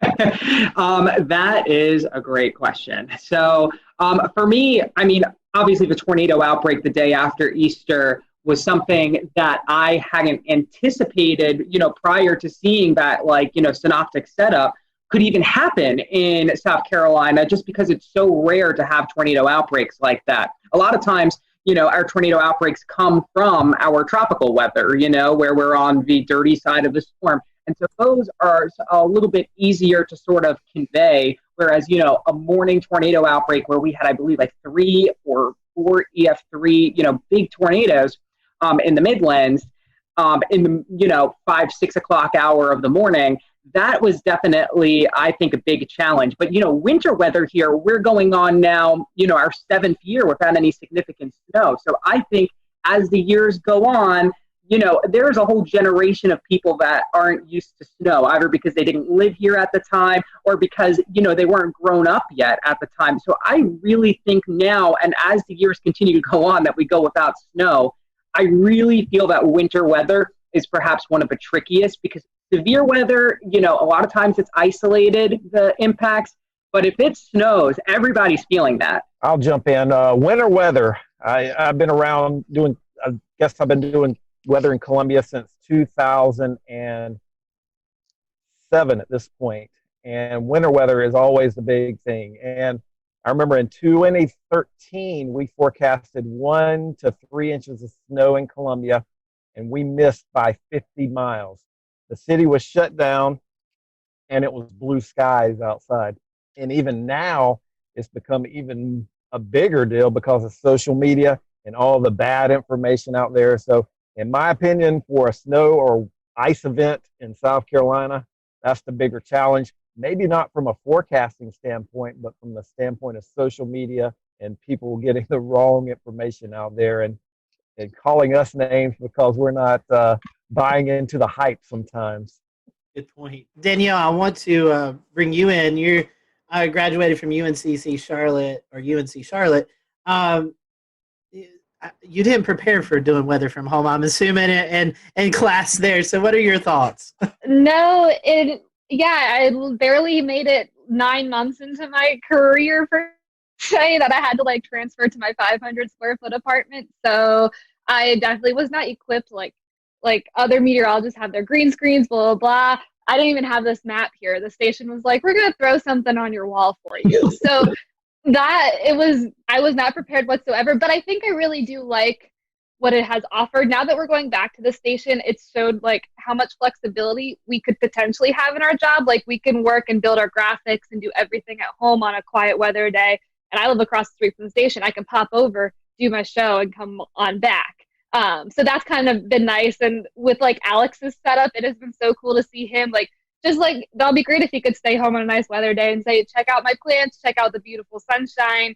It's fantastic. So I didn't really prepare. Thankfully, it had been kind of smooth. There hasn't been a ton of hiccups with it. My dog has only barked on air once. So like that has all been positives. But I don't think we're going to stay like this. But I think it does show that we could have more flexibility in our jobs that we didn't really think we had beforehand when it comes from like working from home. Yeah, just beyond this window is my porch, and I have hundreds of plants out there. So it's been really fun to show off, the different plants and how they're growing. Like my banana tree is growing a new leaf every single week because of how hot and humid it's been. And so there is this opportunity to tell the forecast in a different way. Sometimes during the morning show, the wind will actually shift from behind me, which is my south, to in front of me, which is my north. So I can talk about the reason why there is maybe some fog because, the temperature has now reached the dew point because of this northerly breeze that's coming in. It really has been a good opportunity. And a lot of people have come up to me and said that they really like that I'm out on my porch because I'm wearing a jacket when it's cold out and, I'm wearing my windbreaker when it's misting. Luckily, I have a roof over my porch, so I don't have to worry. And since it's the morning show, I don't have to worry about storms very frequently getting in the way either, because if there was lightning, then I would not be outside. And that's only happened once during the morning show. So yeah, it's been a good opportunity to sort of change things up a bit. I still have my forecast graphics. I'm still doing, still showing the same things, but now I get to like bring the weather outside where it's happening. And I feel that it's kind of made me a little bit more intuitive, like to see the sunrise earlier in the morning. I see hummingbirds flying at 7 a.m. It's just made me so much more in tune with nature, which is really needed when you're not around people. You need something to hold on to. Let's switch it up a little bit. Let's get some fun questions here. These are just some questions to get to know you guys a little bit better. So, beach or mountains? Which one do you guys prefer, beach or mountains? Beach. Beach, all right. Easy. I'm beach. Danielle. That's good. We're all beach. I love the beach too. Favorite food? Anything pasta for me with cheese. That's my anything Italian food is great. Pizza and everything pizza. I really like just a good like baguette and some nice cheeses, a little charcuterie spread. That's what I'm gonna say. Everyone's talking about pizza, so we had a few questions about pizza here. A, does pineapple deserve to be on pizza? And B, if you only had one topping besides cheese, what would it be on pizza? Pineapple does not belong on pizza. I actually, surprisingly, do like pineapple on pizza. I didn't first have it until after I left New York because that's just not something you tend to see up there. But I love the sweet, salty. So, I'm like not afraid of, some odd and unusual kind of toppings. So on the topic of toppings, I think the one that I would really like to keep is basil. I know it's simple, but I just love that little herby kind of feel that it gives. I think pineapple can stay on pizza. I'm okay with that. We can leave it there. My topping would be black olives. Like growing up, my sisters and I would have like extra double black olive pizzas, and that was it. So I'll keep the black olives with the pineapple. Favorite type of music? What do you listen to while you're preparing your forecast, or just kind of out every day? What's your favorite type of music? Oh, I go for all the decades personally. And I do listen to music in the morning. A lot of times I'll listen to our other sister stations to see what they were talking about because we have sister stations across the country. But when I'm not doing that, I'll listen. I think this morning I was listening to Fleetwood Mac. I was listening to the Supremes last week. It's just like all over the place. I love it. But generally my favorite music is kind of like that alternative rock kind of thing. Like I still listen to like the Foo Fighters and the Killers, like all those bands that were popular in the 90s and 2000s. They're still releasing pretty good music, so I like them. I'm country all the way. And then whatever Spotify will like say is popular, I'll like shuffle because I don't think I'm a good playlist maker. But if I have to pick, it's going to be country. Favorite disaster or weather-themed movie? I agree with Twister. We actually did a senior project about all of the things that were wrong with Twister. That was our final assignment in mesoscale meteorology, and that was a lot of fun because, I mean, you got to watch Twister and, you know, kind of pick it apart with the things you learned. It was really fun. I'm going to go Twister, too, just because I know I've seen it. I don't like disaster movies. They stress me out. I feel like I heard a couple of weeks ago there may be a Twister 2 coming out soon. So we may all have to get together and kind of do what you did, Alex, and kind of point out the inaccuracies of the movie. I'm down. That sounds so fun. All right, we have one more controversial fun question, and then we'll kind of start to wrap up. This is one that we've done with all of our specials here, and it goes back to food. Is a hot dog a sandwich or not? Oh. A hot dog, is it a sandwich or is it just a hot dog? Some people say it's a sandwich, some people no. What's the definition of a sandwich? Well, they say it's two pieces of bread and a meat, but a lot of people say that doesn't qualify. A hot dog doesn't qualify. Bread. It's one bread. That's one bread. True. That's a good point.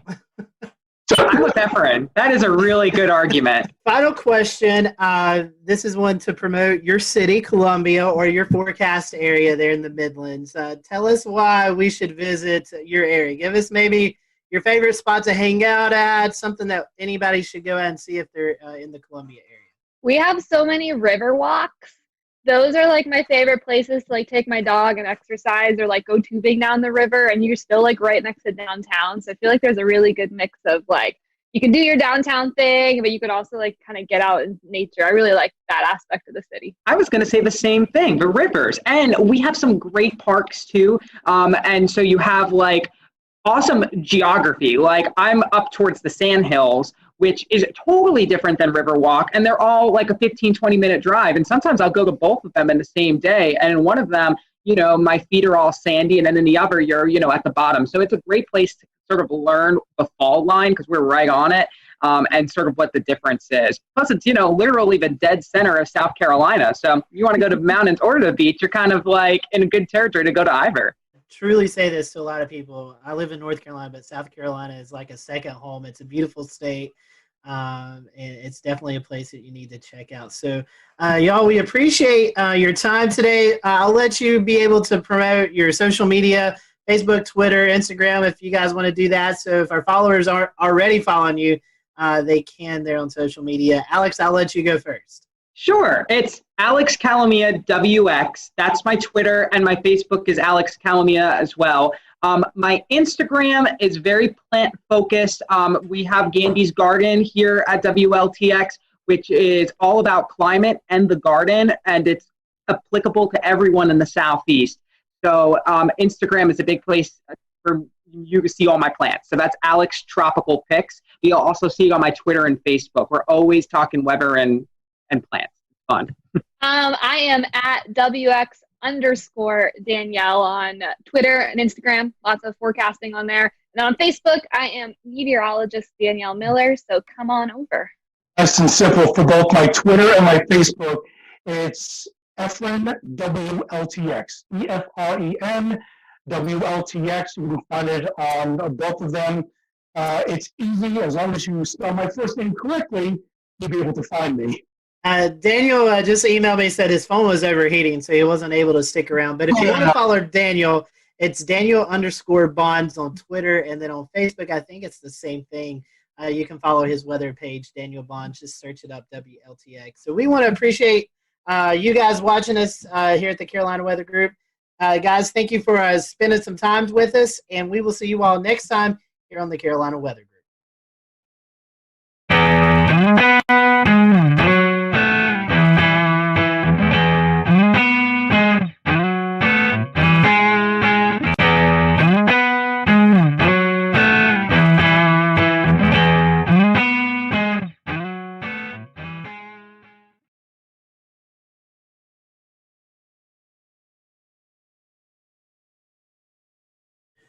So we just finished up with James Spann and his count of April 27, 2011. And if you did, maybe you didn't know, but our own panelist, Dan Whitaker, was out in the field.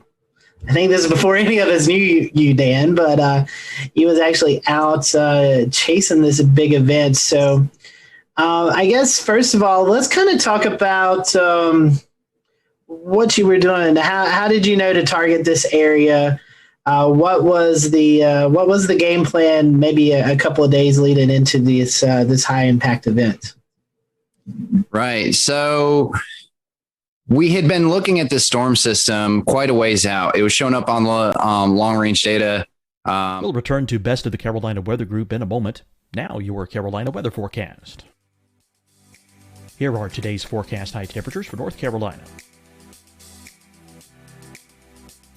Here are the forecast lows for tonight for North Carolina.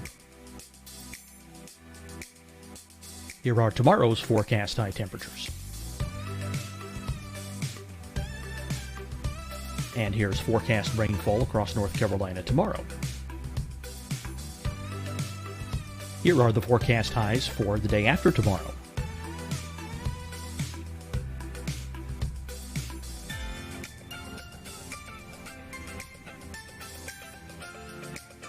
And here's the forecast rainfall across North Carolina for the day after tomorrow. This is the total rainfall forecast across North Carolina for the next 3 days. Here's the severe thunderstorm outlook for today from the Storm Prediction Center.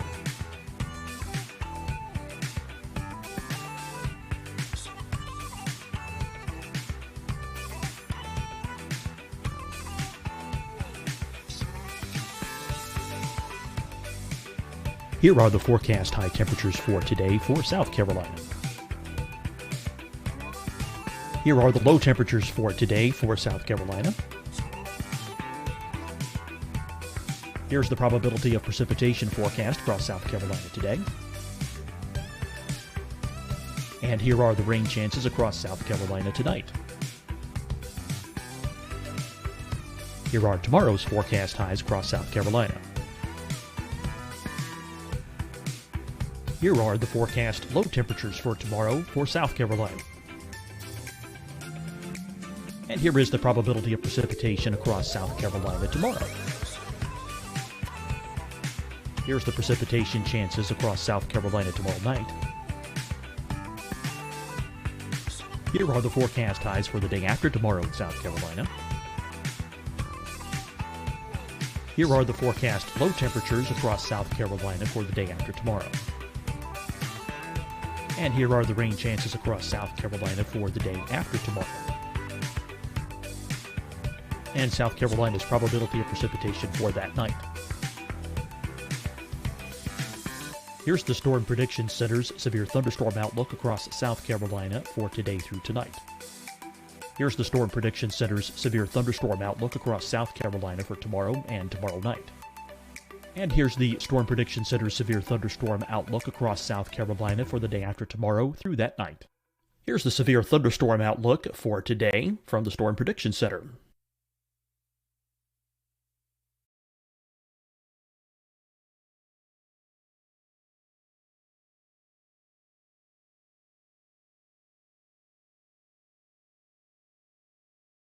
And now here's a live look at weather radar across the southeast.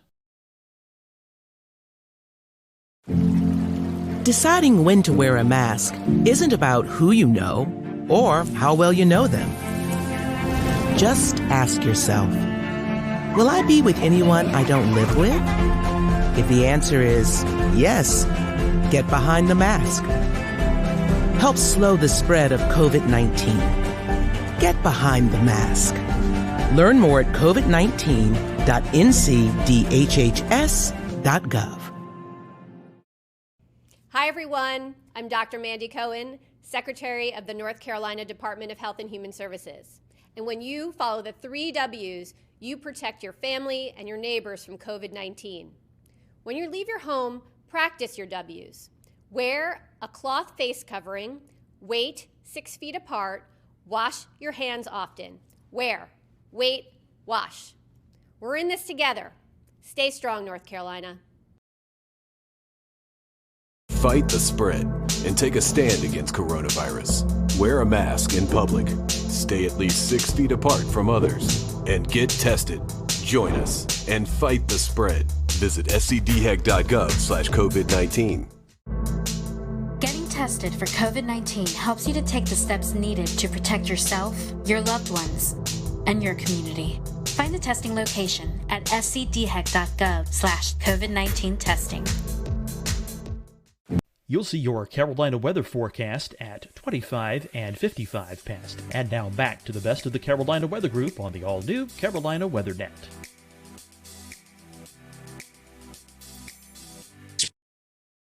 Prior, and then it just kept on slowly, seemingly everything was coming together the closer we got to that April 27th date. So I was prepared pretty far in advance to get out there to Alabama was where I was loosely targeting. And a couple days ahead of time, I packed up the car and I left town the night before and stayed in the Eastern Tennessee mountains. It's Western for us if we're heading that way, but Eastern Tennessee mountains over in Chattanooga, and was prepared for whatever could happen. I've been out to Alabama a bunch of times to go follow and photograph storms, and nothing's come of it. So I didn't know what was going to happen this day. So during the day, walk us through what it was like from the time you woke up to the time that you finally found yourself on a storm. So I had some kind of omens, if you want to believe in that, at least. At the very least, the atmosphere was showing off for me right away. I woke up at my friend's house. He had to go to work, and it was I forget what day of the week it was, but it was a work day. And so he went to work, and I woke up at his house. He said, when you're heading out, just lock the door and behind you and be on your way. And so it was around 8 a.m. or so. I'm getting ready to leave. And there's some early morning storms happening out near Chattanooga.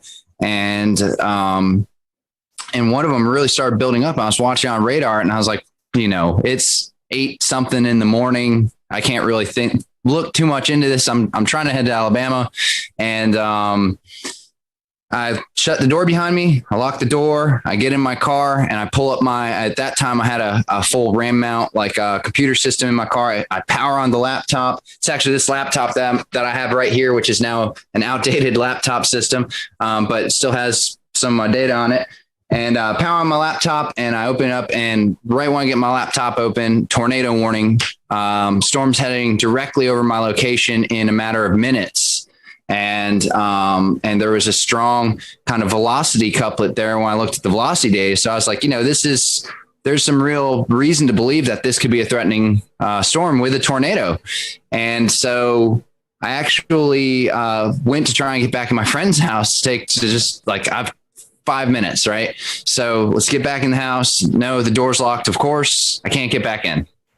And I look around, I'm in a crowded neighborhood with lots of trees everywhere. I can't even see the sky. So I think to myself, okay, well, what do I do now? Right. I don't want a tree to follow me. Right. And so I get in my car and I just start driving away from the storm through these residential roads in Chattanooga. It's hilly. I'm trying to just get out of there. I make it to like a 4-road intersection and I kind of park my car there. I'm like, this is as good as I'm going to do. At least I'm not under the trees. And I park my car there. As some really intense wind started whipping across, horizontal windblown rain, I would just guess at like 60, 70 miles an hour. And I was right there in the velocity couplet. And, it turns out there was wind damage and a tornado, but I just must have been very close. But I don't believe I was in the tornado. It was mostly, the winds changed directions eventually, but I believe it was all rear flank downdraft base kind of wind. So I drive back to my friend's house at that point after I'm like kind of in that wind and rain and it passes by me. So I know I'm safe. I just kind of drive back there because I don't know what to do with myself at this point. And the road that I came down just a minute prior, there had been someone driving down that road and a tree fell and actually crushed their car with them in it. I got there before the emergency response did. And, or just at about the same time. So I pull up and so do they, and I kind of get out of my car and I'm like, what's going on? The emergency response person, fortunately, they started trying to, do what they needed to do. And I was like, they've got it figured out. They told me to, leave them alone. So I just kept on heading on my way. I was like, I guess I'll go to Alabama now. And that's how I started my morning. So, pretty intense. Dan, wow. I have a question for you. Sorry, Evan, I didn't mean to step on you. Recollection, this was 10 years ago. So I don't think radar scope was a thing. That's right. How did you get this weather data while you're out in the field? It's 2011. Technology has surely come a long ways in the last 10 years, but what was it like back in 2011 getting? You mean, what was it like using a flip phone when I was storm chasing? Yeah. So that's what I was doing. I had a GZ1 waterproof flip phone and, for data, fortunately, things were fairly advanced for, the laptop systems, as long as you had a laptop system and internet and a few other things. So I had a GPS puck that logged my GPS data into the system I was using at that time. It was I can't even remember the name of the system actually, but it was like definitely an older PC radar system that integrated with Delorme Maps was what I used to log my GPS data, and it integrated the data in. It was the only thing. At that time, it was the only program comparable to GR level 2, which is still, a top program for PCs. And, but yeah, no radar scope, no quick data via phone. Like I said in the story, I had to power up the laptop to even see what was really going on. So had that hooked up to a internet puck at that time. There was no hotspots via cell phone. So you had to have a dedicated internet puck. Also to power the computer at that time, there weren't cars built in with power inverters for things like computers, like there are now. Like the 4Runner that I own now, it just comes with power outlets, right? But at that time, there wasn't anything like that. So I actually had to have custom fuses and custom switches and custom wiring for power inverters to run my laptop system. And so it was a lot of electric based stuff and the best technology at that time just to even get online and see what was going on. Later in the day, Dan, with all of this equipment that you had, you managed to get yourself on the Coleman, Alabama storm. The storm was severe. It produced an EF4 tornado. Can you tell us a little bit about the experience you had chasing that in the afternoon? Right. So I made it to Alabama after my intense morning, and I'm kind of trying to figure out where to target for storms. They start kind of popping off immediately early in the afternoon. I think around 1 or 2 was the first supercell that I got on, and these storms were classic supercells popping up in every square foot of Alabama that you can put your eyes on radar. So it's just these storms are popping up all over the place, and a lot of little kind of storms, but among the mix, a lot of major strong supercells were developing that were immediately severe warned, putting down things like hail, and a lot of them were starting to go tornado warned even early on in the day. So I chased I think it was 4 different supercells, which I believe all 4 of them or 3 of them were tornado warned before I even made it to Coleman. So I had this long, for those of you who aren't as familiar with how a storm chase would work, you see a storm kind of growing either visually or on radar. The ingredients are there for that storm. Then once it grows to become a significant storm. And so you start targeting, you want to target the storm early and get to it before it basically becomes maybe, outdated, so to speak, where it's just overtaken by rain, the visuals are gone, maybe the tornado is gone too. So you want to, if you can be there at the birth of a storm and follow it through, that's ideal. Granted, these storms this day in Alabama were averaging speeds of 40 to 60 miles an hour. So it's kind of hard to stay with them, but that's why you hop around a little bit. So you would start at a storm. Here's the birth of a storm. Great. Let's see what it's going to do. It either outruns you or starts dissipating, and then you pop to the next one. So like I said, I was on, about 4 or 5 of these before I made it to Coleman. And that was a couple hours worth of chasing and driving. I'm starting to kind of almost wear down a little bit, because after you've seen 1 storm, 2 storm, 3 storm, you're like, are any of these going to produce visible tornadoes, or am I just driving under, low hanging clouds and rain and hail? And so I'm driving towards, I guess this is where the story really starts, right? So I'm driving towards Coleman and into town because I saw a really nice hooked supercell that was heading towards Coleman, and it looked great on radar. It was starting to form a really nice hook, really nice velocity couplet. By nice, I mean strong and visually, from a radar standpoint, a strong and kind of pronounced feature that tends to, mean that the storm's going to at least go tornado warned, if not produce a tornado. And like I said, the ingredients were there. This was a day that had been forecasted for a while. We knew that this was a significant day. It was a high risk by the Storm Prediction Center. They were predicting a tornado outbreak. And so we knew it was going to happen, or at least that's what we thought was going to happen. And anyways, the storm, as it's heading towards Coleman, I drive closer, and it's the weirdest thing, because typically when I'm chasing storms, I kind of get in a position where I'm looking at the rotation part of the storm and the part of the wall cloud that is rotating and maybe going to put down a tornado. So I'm trying to be in that area, stay with that area. In this particular storm, I kind of just, as I'm driving into Coleman, I knew what storm I was going for, but I kind of look off to the side, and there in the far distance over a field is a tornado, and it's pretty far out. But I noticed it right away, and I'm like, all right, well, there you go. After 4 storms or so, and here it is. And it's there. I did it, I'm seeing a tornado right now. And this is what all my effort's been funneled to get here. And it wasn't just seeing a tornado. I need to kind of preface this. I'm a trained storm spotter at this time. I've got a couple years, 3 years of experience under my belt. I was very involved in wanting to try and collect data for historic reasons. I had 2 anemometers on my car. I was connected in to try and relay data back to the National Weather Service. And I was tracking all my movements. I was documenting everything with multiple cameras. So the idea was put myself into close proximity to these storms, get as much data as possible, and then see how I can use that and funnel that in for any sort of storm damage or research purposes. And as well as relay storm reports to help with the public, which is it's a cutesy thing to say. A lot of storm chasers say it, whatever.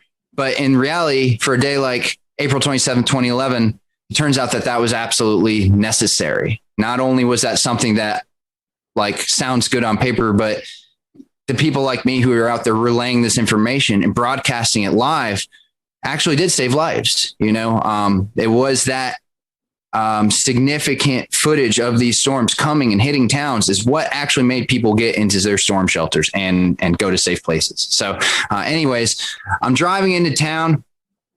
I see the tornado out above a field. I had been live streaming for a little bit at that point, but I had a live stream set up going on with a HD webcam.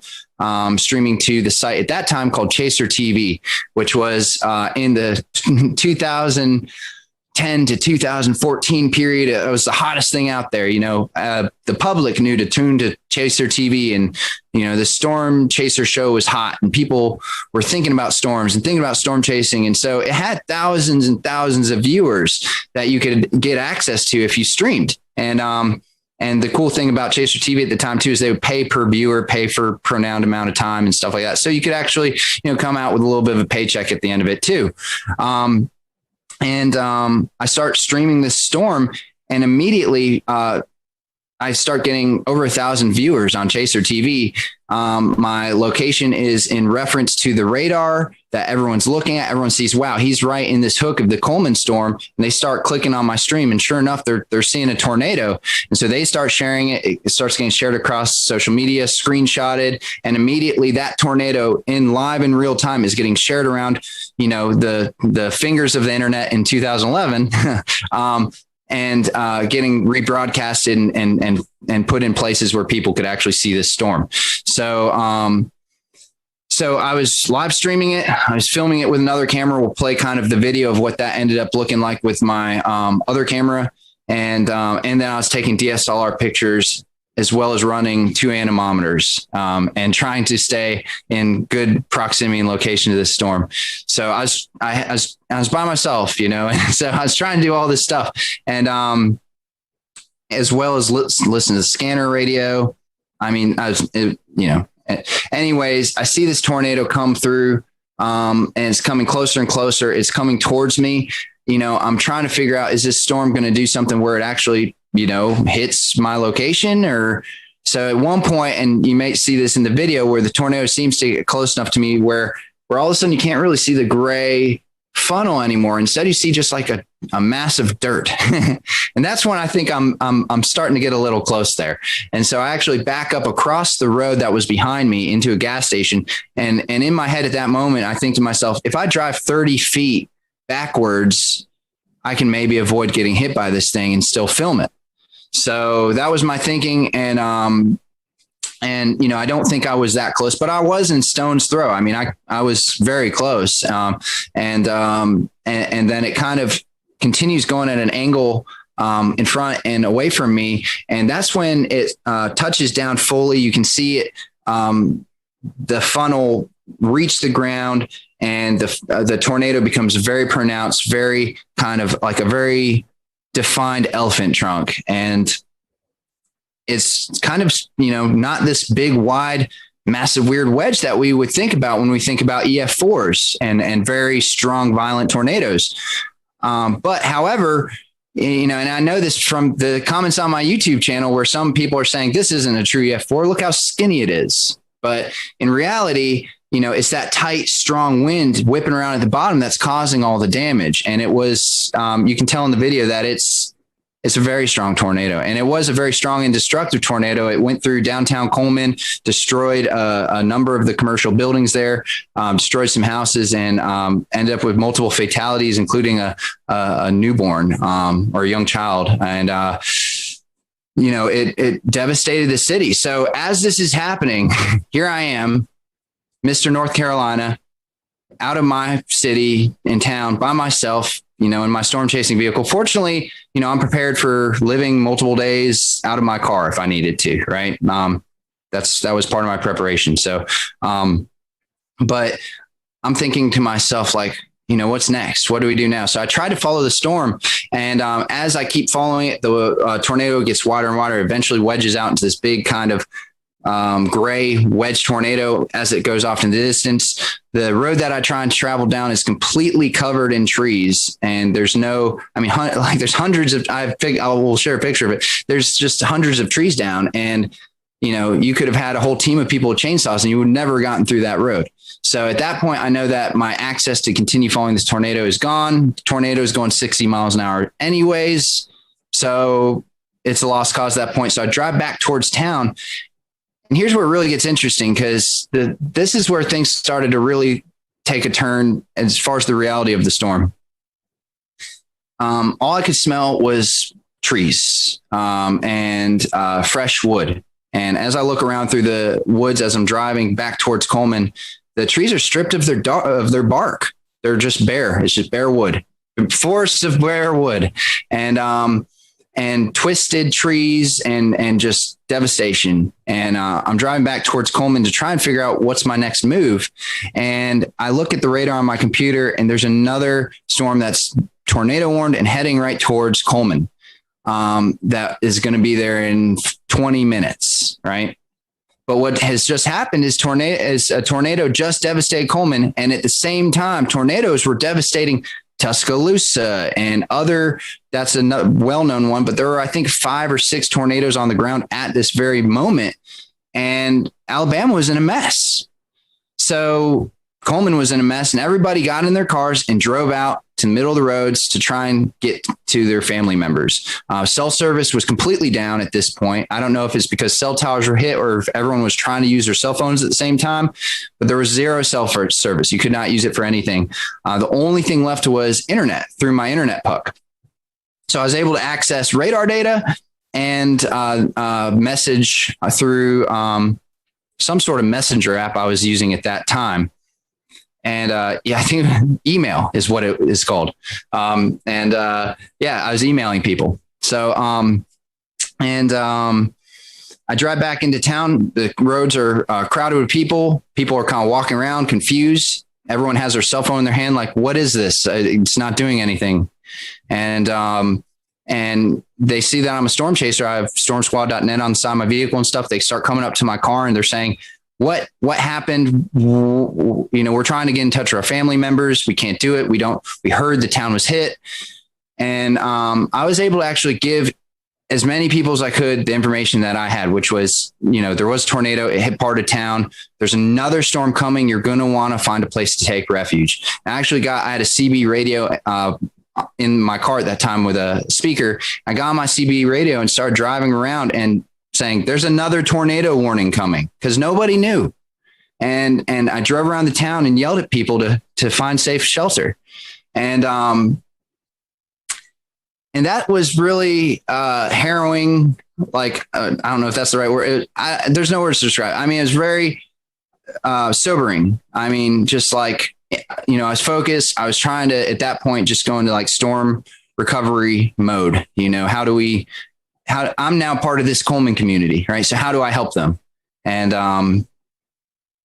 yeah, that was not my last storm of the day. So I actually left Coleman and went and got on another supercell at that point, because there's nothing else I could do in Coleman that, short of, I warned everyone I could. The storm didn't hit there, so I left. I went out to go get to another storm and chased 2 more tornado warned supercells. Nothing really produced from those. And then the sun started going down, and still no cell service. But I have my radio police scanner and fire EMS scanner, and I'm hearing that reports that there are no gas stations and no gas available to the first responders. And I look at my gas tank at that moment. The sun was just starting to set. I look at my gas tank and I'm on less than a quarter of a tank. Hadn't anticipated on there not being any gas in the state of Alabama, right? And so with very little gas and a lot more storms, all tornado warned, heading my direction, and now it's dark out, I had to do what I now refer to as a kind of a intense game of avoid the tornado for the next few hours. I did it on zero gas. So what I had to do is I would drive out to somewhere where I thought was in between 2 supercells heading my way, because it was just groups of supercells just over and over and over again, all tornado warned. So I'd drive where I thought I was going to be in between the 2. No cell phone service and limited radar at this point because internet was dicey out where I was. And then I'd turn off my car and I'd just sit there in the pitch black and just watch the lightning, both the storms pass on either side of me. I'd turn back on the car, get the laptop back up, see the next radar run, and figure out my next spot to go to try and be safe. And I did that for a few hours until eventually it seemed clear enough for me to actually get to a city on my zero gas. So I found a city. I don't even remember what the name of the city was, but it's probably 100 miles, 50 to 100 miles from Coleman at that point in Alabama, central Alabama. And I get to the hotel and they say, we don't have power, but you're going to have to pay full price. Sorry. And nobody has power. Nobody has gas. And I said, do you know where the nearest gas station is that has gas? And they said, we're hearing reports that there isn't any gas except for far eastern Alabama on the eastern Georgia, Alabama line. Other than that, nowhere else, even west of here, north of here, south of here, no one has gas. And I said, okay, well, I guess I'm staying here for the night. And so I had just filmed all this video. So I went ahead and I had no power, no gas, but I did have an external battery that I brought with me to power an emergency battery pack to power things like laptops and stuff. So went ahead and plugged in my laptop, fired it up, got my video uploaded to YouTube. It was my second video I'd ever uploaded to YouTube. The first one was a tornado 2 weeks prior in Alabama, coincidentally, and close by. And this was my second video. And I get it up there. I shut down everything because the battery's going to die. Done for the night. I go to sleep. I wake up the next morning, and the video's got like 80,000 views on it. And my inbox is just full of people saying, "Can we use the video? Can we use the video? Can we use the video?" Just my email's blown up, and I'm like, wow, I guess that's, this was in 2011 before viral videos was really a thing. YouTube's kind of new at this point. And I created, like, at that time, a newsy viral video, and I didn't even know what to think of it. I'd never really seen viral videos at that time. So I was like, well, that's interesting, and whatever. I mean, We'll return to Best of the Carolina Weather Group in a moment. Now your Carolina weather forecast. Here are today's forecast high temperatures for North Carolina. Here are the forecast lows for tonight for North Carolina. Here are tomorrow's forecast high temperatures. And here's forecast rainfall across North Carolina tomorrow. Here are the forecast highs for the day after tomorrow.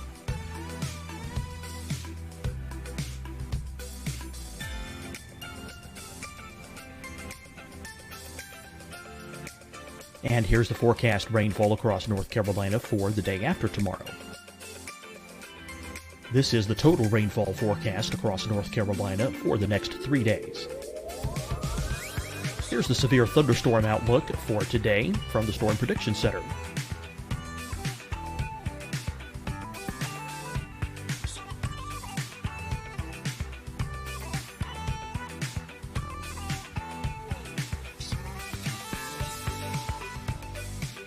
Here are the forecast high temperatures for today for South Carolina. Here are the low temperatures for today for South Carolina. Here's the probability of precipitation forecast across South Carolina today. And here are the rain chances across South Carolina tonight. Here are tomorrow's forecast highs across South Carolina. Here are the forecast low temperatures for tomorrow for South Carolina. And here is the probability of precipitation across South Carolina tomorrow. Here's the precipitation chances across South Carolina tomorrow night. Here are the forecast highs for the day after tomorrow in South Carolina. Here are the forecast low temperatures across South Carolina for the day after tomorrow. And here are the rain chances across South Carolina for the day after tomorrow. And South Carolina's probability of precipitation for that night. Here's the Storm Prediction Center's severe thunderstorm outlook across South Carolina for today through tonight. Here's the Storm Prediction Center's severe thunderstorm outlook across South Carolina for tomorrow and tomorrow night. And here's the Storm Prediction Center's severe thunderstorm outlook across South Carolina for the day after tomorrow through that night. Here's the severe thunderstorm outlook for today from the Storm Prediction Center.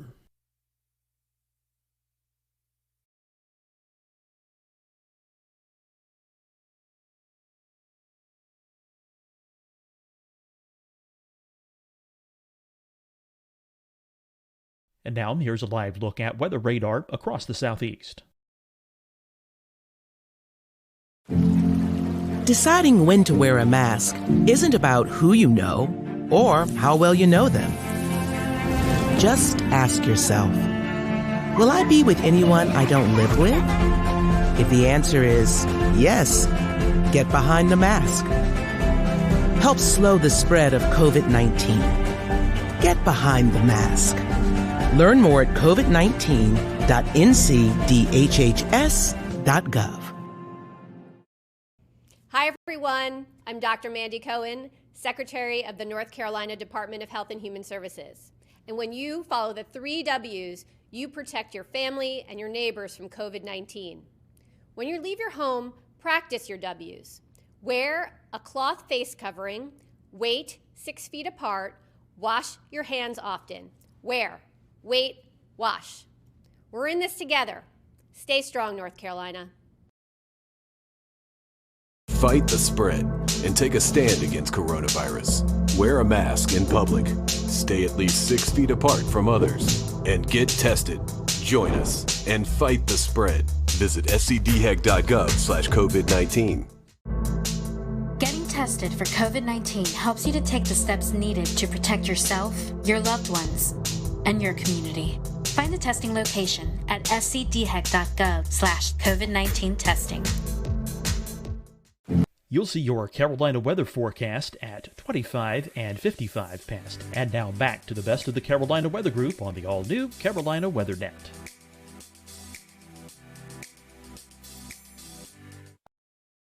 I knew that, my footage was, I'm glad people are seeing it, please share it, and ended up driving to a gas station that was about an hour and a half away from my hotel. And I didn't think I was going to make it.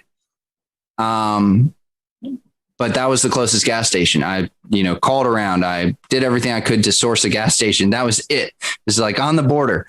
So I just drove that direction on no gas. I was on fumes the whole time. And I got to the gas station and I'm literally you can hear the gas running out and the car sputtering and stuff. So I cut the car off in the line. There was a humongous line going out around the road, circling all around. Fire trucks are coming in, skirting in front of the public to get all the gas. EMS, they're coming in. It's the only gas station that had gas. And so I sit in the back of the line. There's maybe 50 cars in front of me. And I turn off my car and I literally kept it in neutral and pushed the car most of the way to get to the gas tank, / rolled it part of the direction and rolled it just down the hill with gravity. And I made it to a gas tank after about, I think it was about 2 hours of sitting there in line, and made it to a gas station and made it to the pump and was able to get enough gas in the car and drove back to North Carolina that morning. So I kind of just went through the story there. I mean, I don't know. There's of course more to be said, but that's kind of my experience being there right in central Alabama. I mean, the in and the out, at least the basic summary. So Dan, I'm curious. I've been storm chasing once, and the adrenaline rush you get as you see a tornado obviously peaks up, and then you kind of go into recovery mode, hoping that everyone's okay. Did you experience that adrenaline rush when you were witnessing this? Yeah. Definitely. During the Coleman tornado, it was when I first saw it. And for those first few minutes, especially, I couldn't believe what I was seeing. And that adrenaline really kicked in. Here I am. It's real. I'm on a tornado. This is a high risk day. These storms are explosive. And I knew that something bad could really happen. And so yeah, the adrenaline popped in at that moment. But it's the weirdest thing. One of the comments on my YouTube video is why is there no screaming? Where's all the screaming? Where's all the yelling? This is like the calmest tornado video I've ever seen besides Pico's Hank.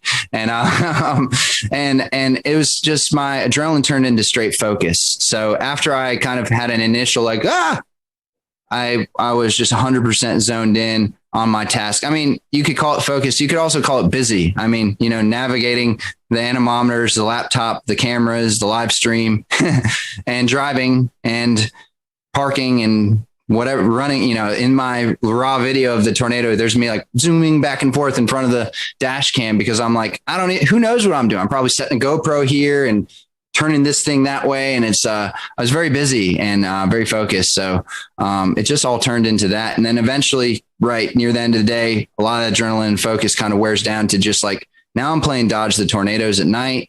And that part was a little, I wish I could have been back in North Carolina at that point. Dan, real quick before we wrap, can you talk a little bit about the gravitas of watching the storm, the tornado as it came through Coleman, and afterwards understanding that while you were watching it, it killed 6 people? So, I've been at some devastating tornadoes before, but I think the thing that made this more real, and I've been at some killer tornadoes before. I think the thing that made this so real in this particular one is because a lot of people died this day in Alabama, and it was the total destruction of the state. Seeing the Coleman tornado, unless I had actually seen it hit the specific buildings and stuff, it was hard to make a direct connection to who died or how they died or where they died. I did end up seeing the commercial destruction downtown, and that was intense. Seeing that because you're seeing people wandering around, picking up bricks and trying to figure out what to do. It's like walking into a house that was just completely destroyed by like a group of toddlers, and I say that as a owner of a toddler. I have a 3-year-old, and sometimes you just walk into a room and you say, what happened? And you just pull your hair and you scratch your head and you say, I can't even figure out where to start. Everything's destroyed. And it was the same way watching these people trying to figure out what to do in downtown Coleman, just walking around devastated. And that was really sobering. But the thing that really affected me the most, honestly, was seeing people looking for their loved ones and not having a way to find out where their loved ones were. No cell phone reception, no communication, and being stuck in traffic and another tornado warning that's coming. So these people are in a bad predicament, and only I knew what was going on. So I was in this really weird place of, nobody knows, and they're all unsafe, and they're all just trying to help their loved ones out. So that was probably the hardest part to be a part of, but the part that I'm most grateful that I was a part of, because I could help, but also because that's the reality of these big storm events is that's what's happening in these communities. And sometimes you don't see that on the news, or you don't know about that, but there's moments there where we're all just trying to look out for each other. And those are the hardest moments.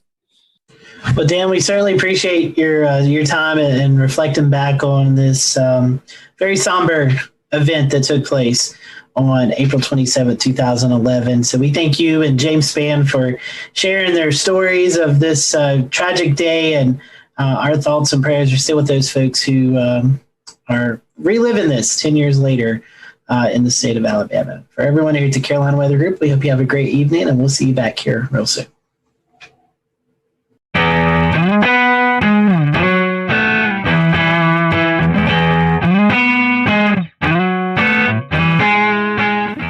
I'm James Brierton in Charlotte. A state of emergency has been declared in Allegheny County, North Carolina, after a historic 5.1 magnitude earthquake earlier this morning here on Sunday, August the 9th.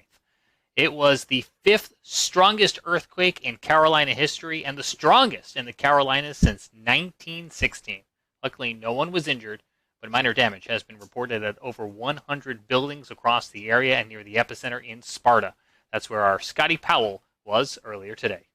I'm Scotty Powell here reporting just outside of Sparta, North Carolina, where you've seen a lot of the earthquake damage. Again, a 5.1 magnitude earthquake rocked Sparta, North Carolina earlier this morning, just after 8 a.m.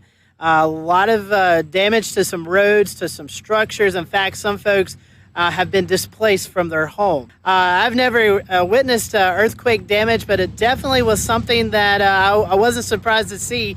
These big, deep craters crossing the road. Thankfully, not a lot of those craters, but some of them on the roadways that will definitely have to be filled up. Also, some structural damage to homes, a lot of rocks and things like that that have fallen off. So that's what it looks like here from Sparta. Again, a 5.1 magnitude earthquake. Again, the USGS already in town doing some surveys. Emergency officials say that homes have been affected, but thankfully no injuries related to these earthquakes. From Sparta, North Carolina, I'm Scotty Powell for the Carolina Weather Group. The mayor of Sparta has declared a state of emergency, and Allegheny County Sheriff Brian Mills says he's spoken to White House officials about what has happened in their community. Sheriff Maines also spoke with our Scotty Powell earlier today. I actually woke up with the crashing of picture frames hitting the floor at my house. I live just over the hill here.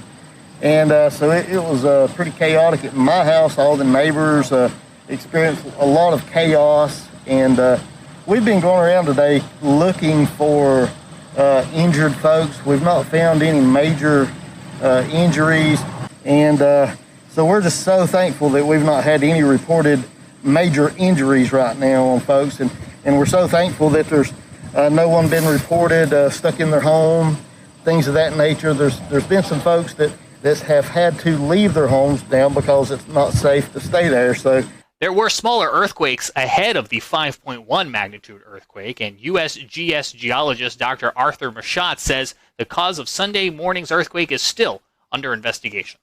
First bit I got out of here, this officer took me here to see just the cracks in the road. Just looking for any to document any of the surface rupture or any of the other breaking of the structures or damage from the earthquake. So Western North Carolina, known for smaller earthquakes, 5.1 right now. Pretty big event for North Carolina standards, correct? Yes. We normally see smaller earthquakes. Kind of tell us, is this a fault area? What may have triggered this? Simply, we don't know. Most of the eastern earthquakes are intraplate seismicity, so they're not tied with the direct fault. There are lots of zones. You mentioned there are zones that are known for more seismicity in the east. East Tennessee seismic zone, Charleston, South Carolina, Giles County have all known, and Central Virginia are known for seismicity in the area. Nothing here, so we don't know any recent faults or anything to tie it with. Reports of shaking and tremors could be felt upwards of 150 miles away from Allegheny County, North Carolina on Sunday morning. We have 3 reports for you coming up, one from Greensboro, one from Charlotte, and one from Bristol. And we start in Greensboro, where WFMY Chief Meteorologist Tim Buckley spoke with our own Evan Fisher to recount his early morning wake-up call. So bizarre. You don't expect anything like that in North Carolina. We get earthquakes from time to time. Sometimes they happen, and most of the times we don't even know about it because they're so weak.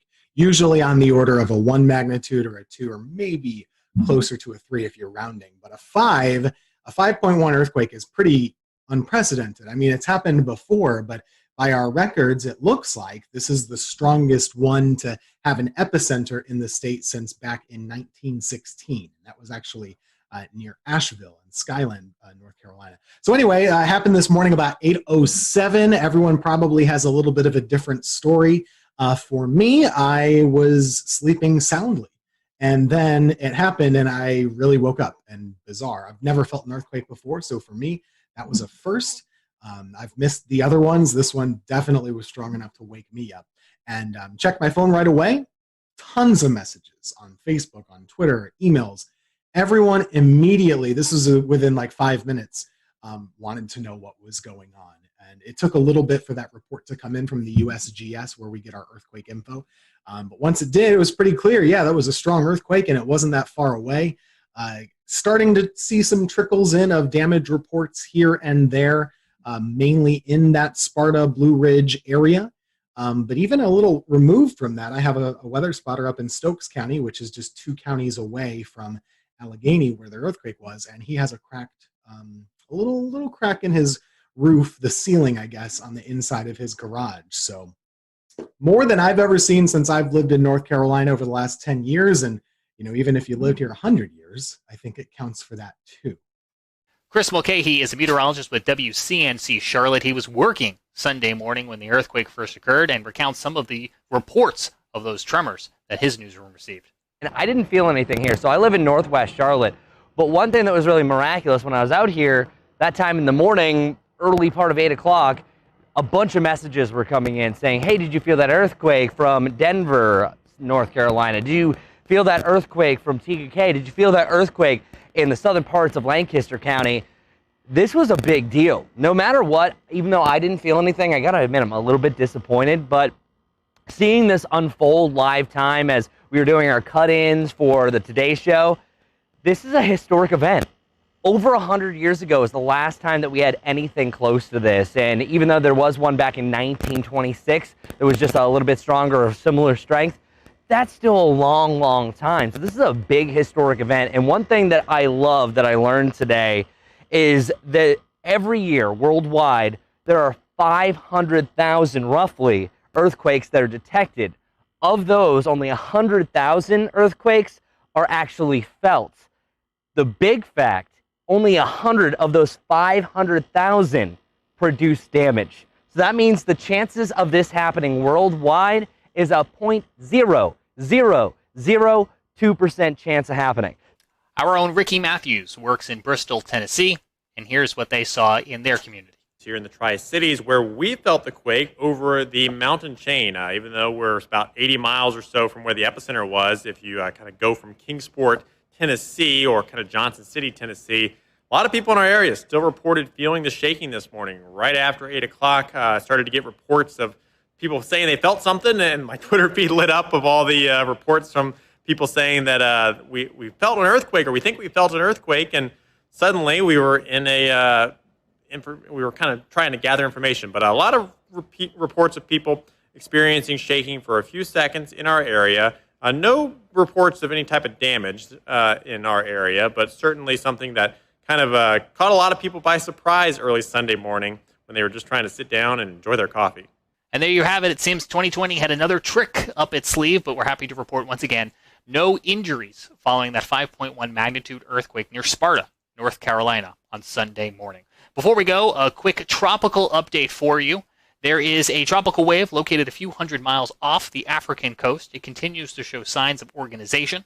A tropical depression could form in the next few days as the wave moves west at about 15 miles an hour. The next storm, if it were to be named, would be Josephine. On behalf of everyone here at the Carolina Weather Group, including Evan Fisher and Scotty Powell, I'm James Brierton in Charlotte. Thanks for joining us for this special edition of the Carolina Weather Group, and we'll see you back here again real soon.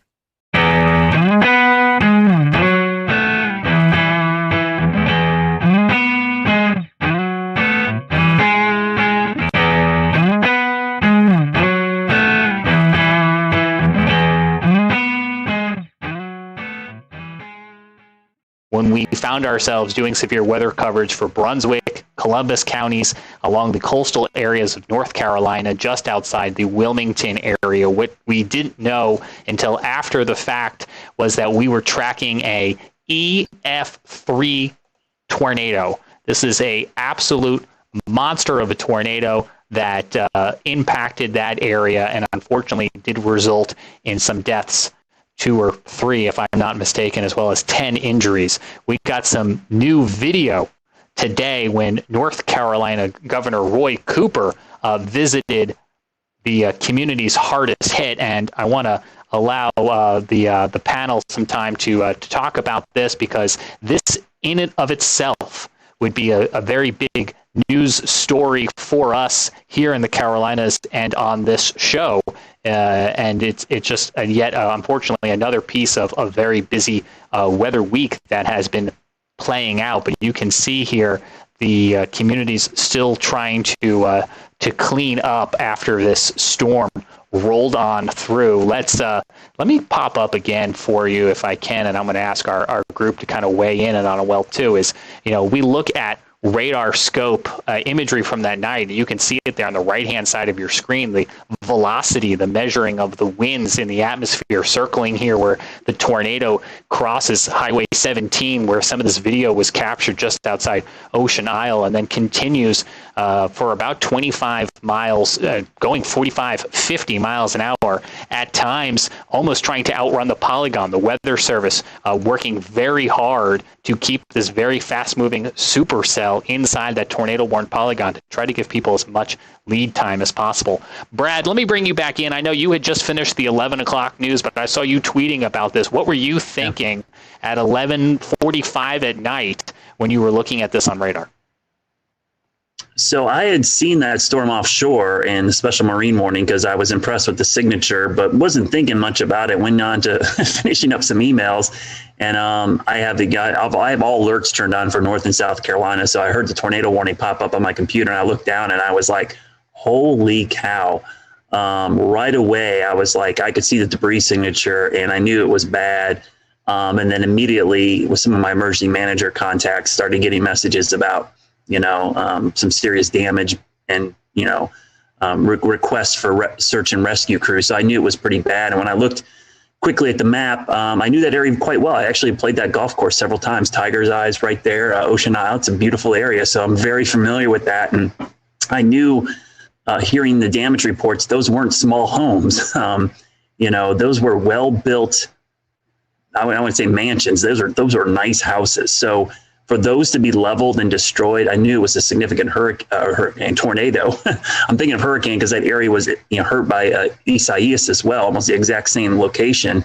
But what was interesting is, that was EF3. That's the only second EF3 I could find in the database in the month of February in North Carolina's history.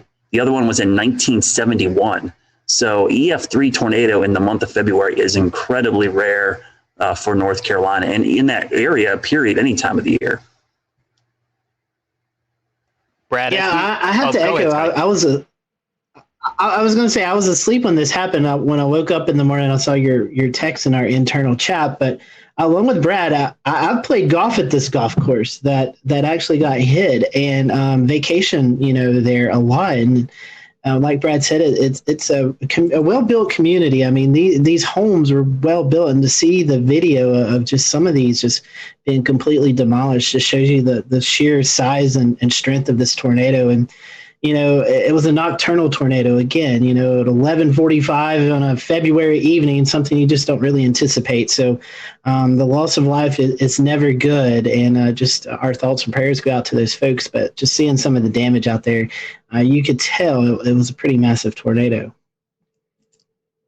Yeah, I'm like you, Scotty. I slept through this too. And the very next morning, I woke up and saw that there had been a big tornado from browsing through Twitter. And so I went and downloaded the old the radar scans from the archive and went to look at what the radar looked like. And when I saw that debris signature, I thought, oh, my God, that had to have been a really bad tornado. Debris was lofted up to something like 22,000 feet. Is that right? 22, 25. It was up there. It got sucked right up into the updraft. It was pretty impressive. Right. Yeah. When you see debris lofted that high, you're dealing with a pretty substantial tornado, and in this case, at EF3. And that's what it looked like. It could have been just looking at the radar. Yeah, that's a tough warning scenario. The Weather Service, did the best job they could, but nocturnal February, I think that these coastal communities have it tough because I was talking to another group about this today. The special marine warnings, we're talking about water spouts and rotation. But who on the coast is looking at special marine warnings off the coast? If that was a polygon for a severe thunderstorm warning or a tornado warning to a county to your south and east, you're probably a little bit more aware. But when they're special marine warnings, you're probably not even thinking twice about it. Right. And even if there is a water spout, you think, oh, well, it's going to last 100 yards inland at most. But this is a little different. This was, I think this was supercellular in nature. And when you get that kind of situation, you get a water spout from that. It's going to keep going inland and a long way sometimes.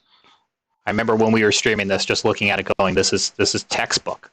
You could see the hook echo. You could see it on velocity, 160 mile per hour winds. Christian Morgan, WFMY in Greensboro. I want to ask you, for your advice for folks who hopefully never find themselves in this situation. But if you find yourself in any tornado polygon, what do you do, especially if it's midnight?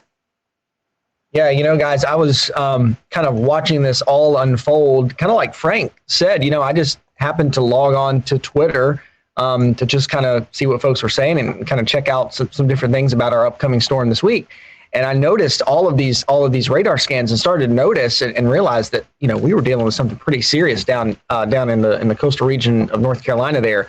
And what I was saying on Twitter, I wasn't an active meteorologist following along in those areas, but I was saying, if you have family and you have friends that in this area, who cares if you got to wake them up? Call them until they wake up and let them know what is going on. That they have to find somewhere safe to get. And really, in this situation, we say it all the time, and it kind of gets drowned out, and people kind of put it in the back of their minds. But really, you got to find that most inner room in your home. If you have a basement, that's the safest thing to do, away from doors and windows. And people say, well, I'm in the next room over. Is that okay? And I'm in the closet in the bedroom that has windows in it. No, it's not okay. Because especially in a situation like this with such a dangerous tornado, I mean, we see picture after picture after picture of whether it's branches or whether it's beams from houses flying around. They can pierce right through walls and right through doors, and they can come into those rooms and into those areas. So the most inner room in your home, away from doors and windows. If you have a basement, that's the best. And one thing that we always try to say on the air in a tornado warning situation is take shoes with you, take a helmet with you. And people think that sounds crazy at first, but if something comes through the door or something comes through the wall, if you've got a helmet on, just like riding a bike, if you fall off and you have a helmet on, you're going to be that much more protected. And shoes, people say, well, I'm in the home. Well, if you have debris in the next room over and you come out to survey that once things are over, there's no telling what you could step on. So a helmet, glasses, safety goggles, shoes, if you have those things and take them with you, you're that much more prepared and that much more ready in a situation like that. Hey, Christian, I think you guys did the story today. Wasn't there someone whose home was damaged by the ice storm and went down to their beach house because of the damage and then was impacted by the tornado? Yeah, that is a series of really bad luck. They left here, their home was damaged on Saturday with the ice. And so they went to their beach house. I think they left earlier this week. We'll return to Best of the Carolina Weather Group in a moment. Now your Carolina weather forecast. Here are today's forecast high temperatures for North Carolina. Here are the forecast lows for tonight for North Carolina. Here are tomorrow's forecast high temperatures. And here's forecast rainfall across North Carolina tomorrow. Here are the forecast highs for the day after tomorrow.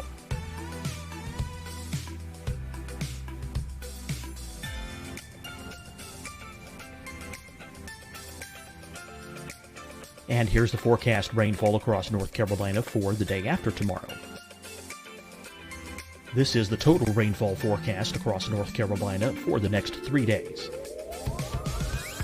Here's the severe thunderstorm outlook for today from the Storm Prediction Center.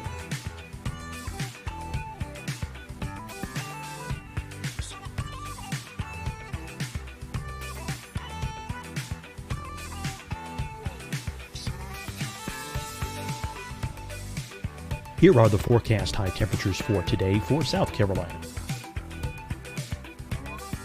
Here are the low temperatures for today for South Carolina.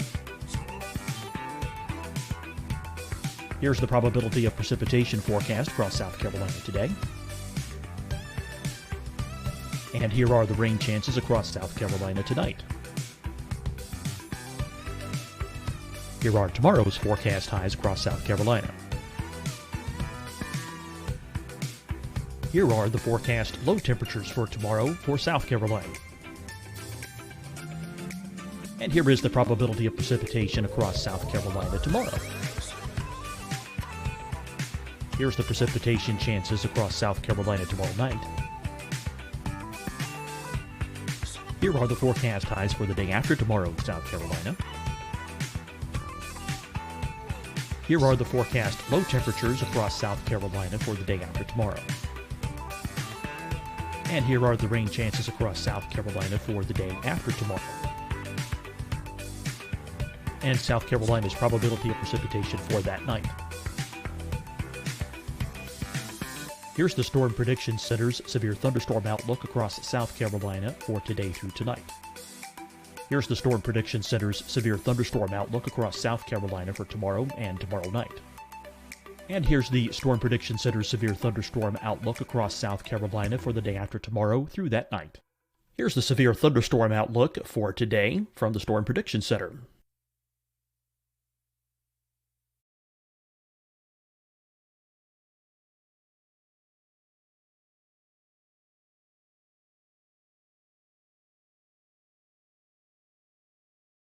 And now, here's a live look at weather radar across the southeast. Deciding when to wear a mask isn't about who you know or how well you know them. Just ask yourself, will I be with anyone I don't live with? If the answer is yes, get behind the mask. Help slow the spread of COVID-19. Get behind the mask. Learn more at covid19.ncdhhs.gov. Hi, everyone. I'm Dr. Mandy Cohen, Secretary of the North Carolina Department of Health and Human Services. And when you follow the 3 W's, you protect your family and your neighbors from COVID-19. When you leave your home, practice your W's. Wear a cloth face covering, wait 6 feet apart, wash your hands often. Wear, wait, wash. We're in this together. Stay strong, North Carolina.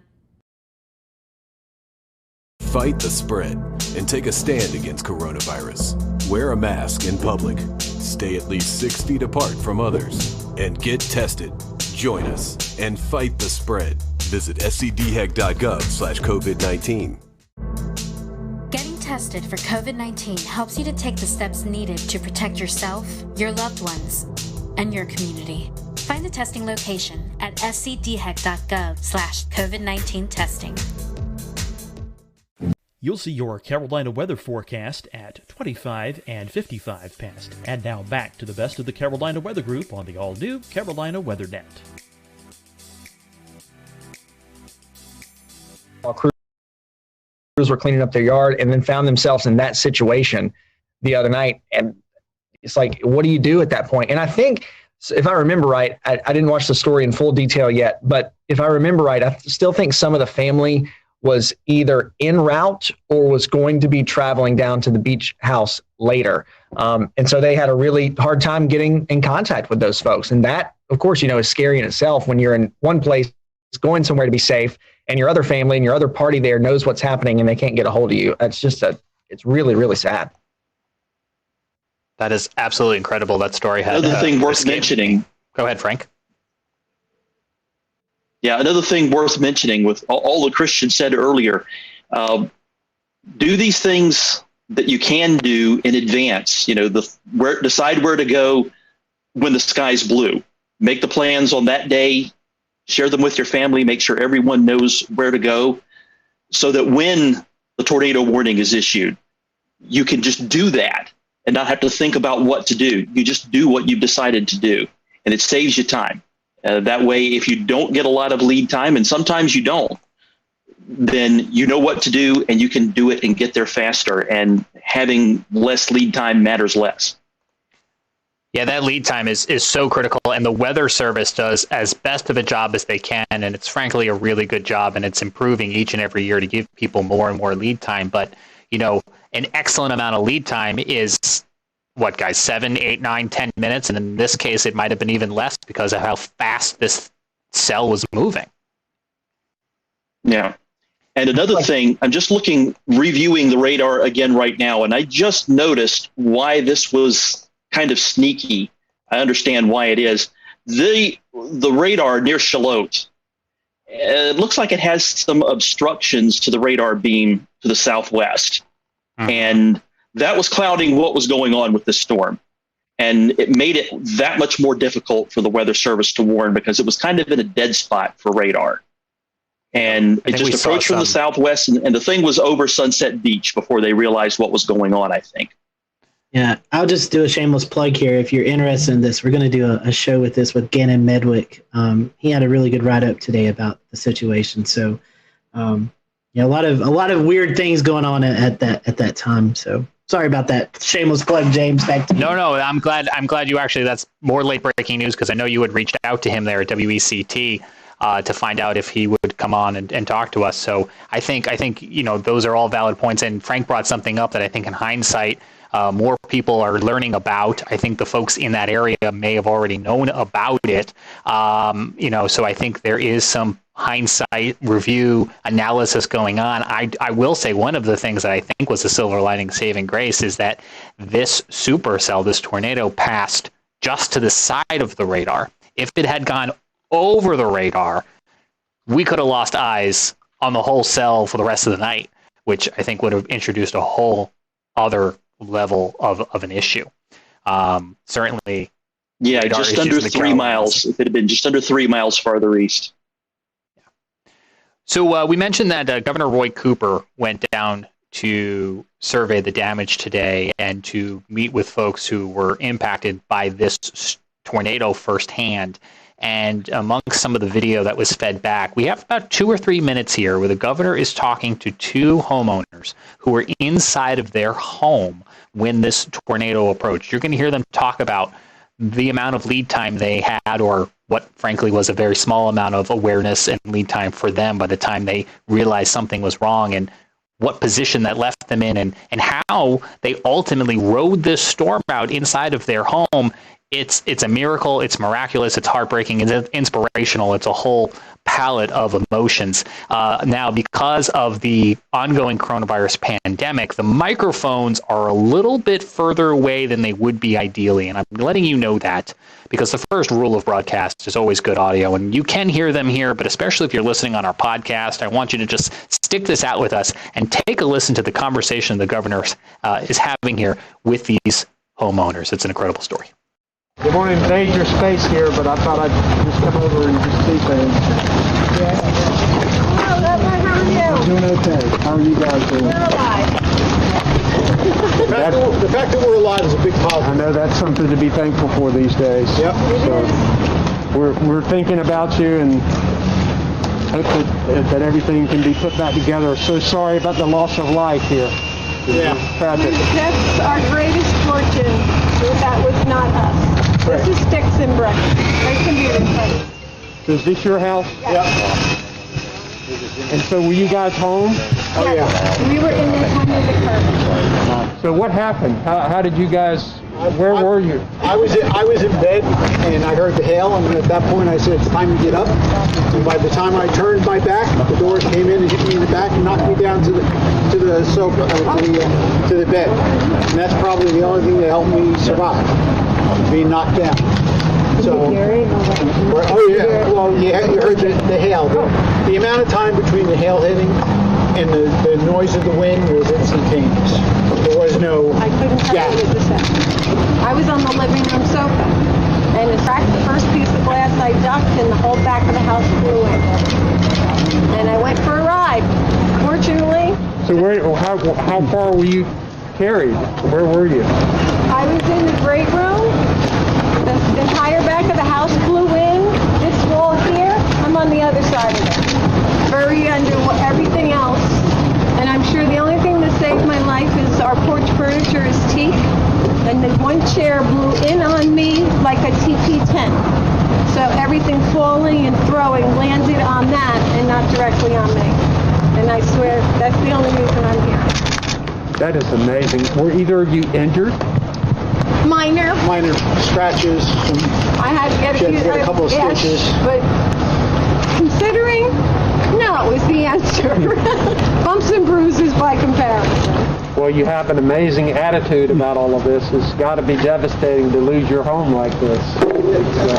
It's devastating, but you got to maintain a positive attitude. So we're here. We have something to deal with. There are others across the street and across the golf course that don't have that good fortune. Do you have a place to stay? We do. Yes. The neighbors here, our families, the generous, phenomenal offers have been endless. So Yeah, we have a place to stay. There are several people that had empty homes because they're not full-time residents. They offered the homes to us. I've had offers from New Jersey to Florida to help. So we've been fortunate. Absolutely an incredible story.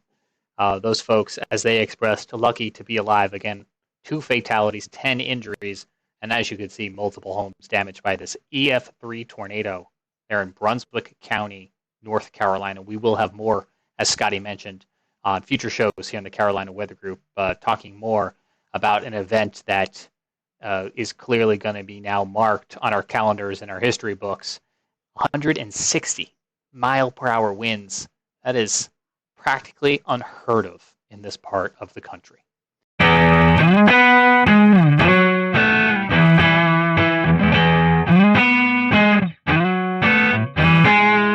Hello, everyone. Welcome to the Carolina Weather Group. We're happy to have you this evening. And man, I am excited about this show.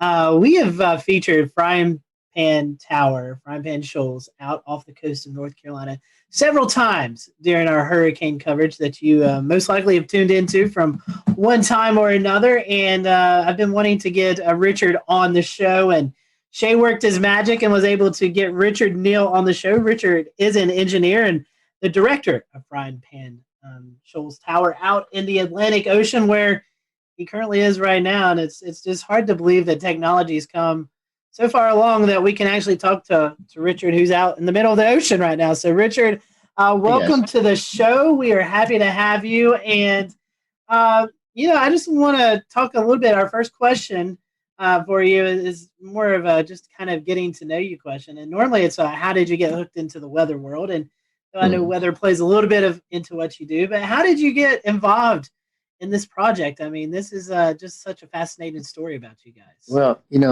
like a lot of guys, after work, I still have my hands on the keyboard and I'm working on things and I'm surfing the web. And this is back in 08, 09. And I was like, well, there's got to be great things that are giving away because we're in a recession and everything's so discounted. And let's search for government surplus in North Carolina. And the first thing that popped up on screen was this big old warehouse. And no, that's crazy. Swipe right or left, whichever it is. Next one was a whole bank building, and then some FEMA trailers, then some strange big metal box out on legs in the ocean. And that was kind of the fish hook that caught me. So ended up getting it. Won the auction.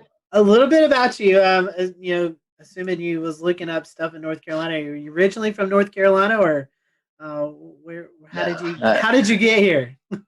Well, I was born and raised in Oklahoma, which is not exactly a land of oceans or mountains. And so I had a chance to come do a job interview over here back in the previous couple decades. And I was like, the trees are tall, the ocean's beautiful, so it hooked me. I moved into the Charlotte area where I've been since 99. I've got to ask you, I personally love Oklahoma. I go out as much as I can to storm chase. So did you have any close encounters with tornadoes in your time out there? In Oklahoma, it was pretty normal to just, there's the tornado and it's only yay big. And so you drive a little slower so it can stay ahead of you, or you drive a little faster because it's behind you. The one time riding in my dad's pickup truck, banged on the rooftop because back then we could ride in the back. And we were following one about 2 miles ahead of us. And I asked him to hurry up because there was another one behind us, about 3 miles behind us. So we just stayed right between the two as we went home that day. Just a normal day. Did not understand the magnitude of the difference between a tornado and hurricanes. Hurricanes are a whole different ball of wax, aren't they? Yes, they are. They are. We'll talk a little bit about that. So engineering, I know you got some engineering out there. Tell us a little bit about that and what all engineering wise you do out there right now at the tower. Well, when I got the tower, when we first came out here, we opened the doors and all the windows were sealed up and there was thick junk all over the floor. It was incredibly filthy. And of course, nothing worked. There was no electricity. There was no running water, you name it. Obviously, no internet. And so the name of the game was basically, how do we reestablish? And so if you can think of walking into a garage that people had walked out of 2 decades before, leaving most of the tools in there, almost like a put it together puzzle, figure it out, and you can make it work, that sort of thing. that was what it was. So found that there were holding tanks of water, found that the wiring was redundant because in the classic military Coast Guard sense, you never modified a circuit. You just added another one and added another one. So, oh my gosh. So it's really stretched my brain, everything from the structural to the mechanical to the electronics to you name it. Again, you don't just hire a plumber out here. You are the plumber. So. Very interesting. And, you know, the first question that pops into my mind here, Richard, is how do you get out there? Good question. After I bought it, it took me 4 months to get here because I couldn't get a captain willing to bring me out in a boat.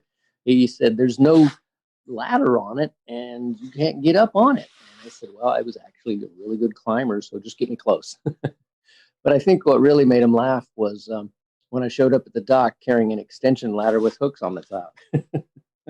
So climbed on it that way, and we do come out by boat when we're carrying things, but more commonly we just fly out by Robinson R-44 and land on the helipad, which is our entire rooftop. So I was here a couple times today dropping off researchers. Very interesting. So no Jacob's ladder. I mean, you're just strictly helicopter at this point? Helicopter and boat, because one of the legs does have a reestablishment of handholds. You do have to be a little bit of a monkey to jump from a boat to a leg and then climb up freehand 65 feet of handholds. So you're telling me if you're not a fan of heights, that might not be the best way to Not a go good up. idea. But, you know, that's actually how we get the first person on, usually one of the crew. And then we snatch everybody, if you don't like heights, we snatch everybody out of the front of a boat with a hoist and just pull them straight up. And that's actually really, really safe because the person's sitting there with a harness or whatever, and until they get hooked in, they're perfectly safe. They're just sitting in a boat, right? Then we grab them, pull them right up, roll them inside, just tell them to stand up. That's all there is to it. And haven't dropped anybody yet. It's probably a good record, 10 years. So why was the tower built in the first place? I'm the old one out of probably all of us. And I remember when we didn't have cell phones and rolled this little circle on the phone to make it work. So back in the 1960s, there was still the frying pan shoals, and the shoals were shallow and then deep, and then who knows.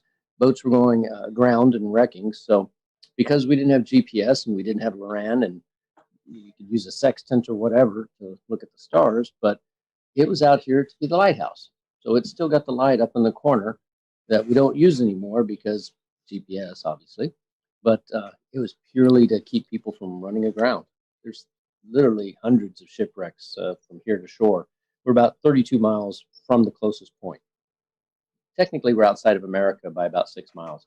And speaking of that closest point, for those who may not know, what is that closest point off reference of North Carolina? A lot of people would be aware of Wilmington, and Wilmington has a bunch of smaller cities flanking it, Southport and Carolina Beach, and coming out to the tip of it of Bald Head Island. And that's from where the shoals actually continue on outward. So Bald Head Island, which is right over that way. We can see the light of a lighthouse on shore occasionally, just a little faint glimmer, but we don't see light of anything else because we're just too far away.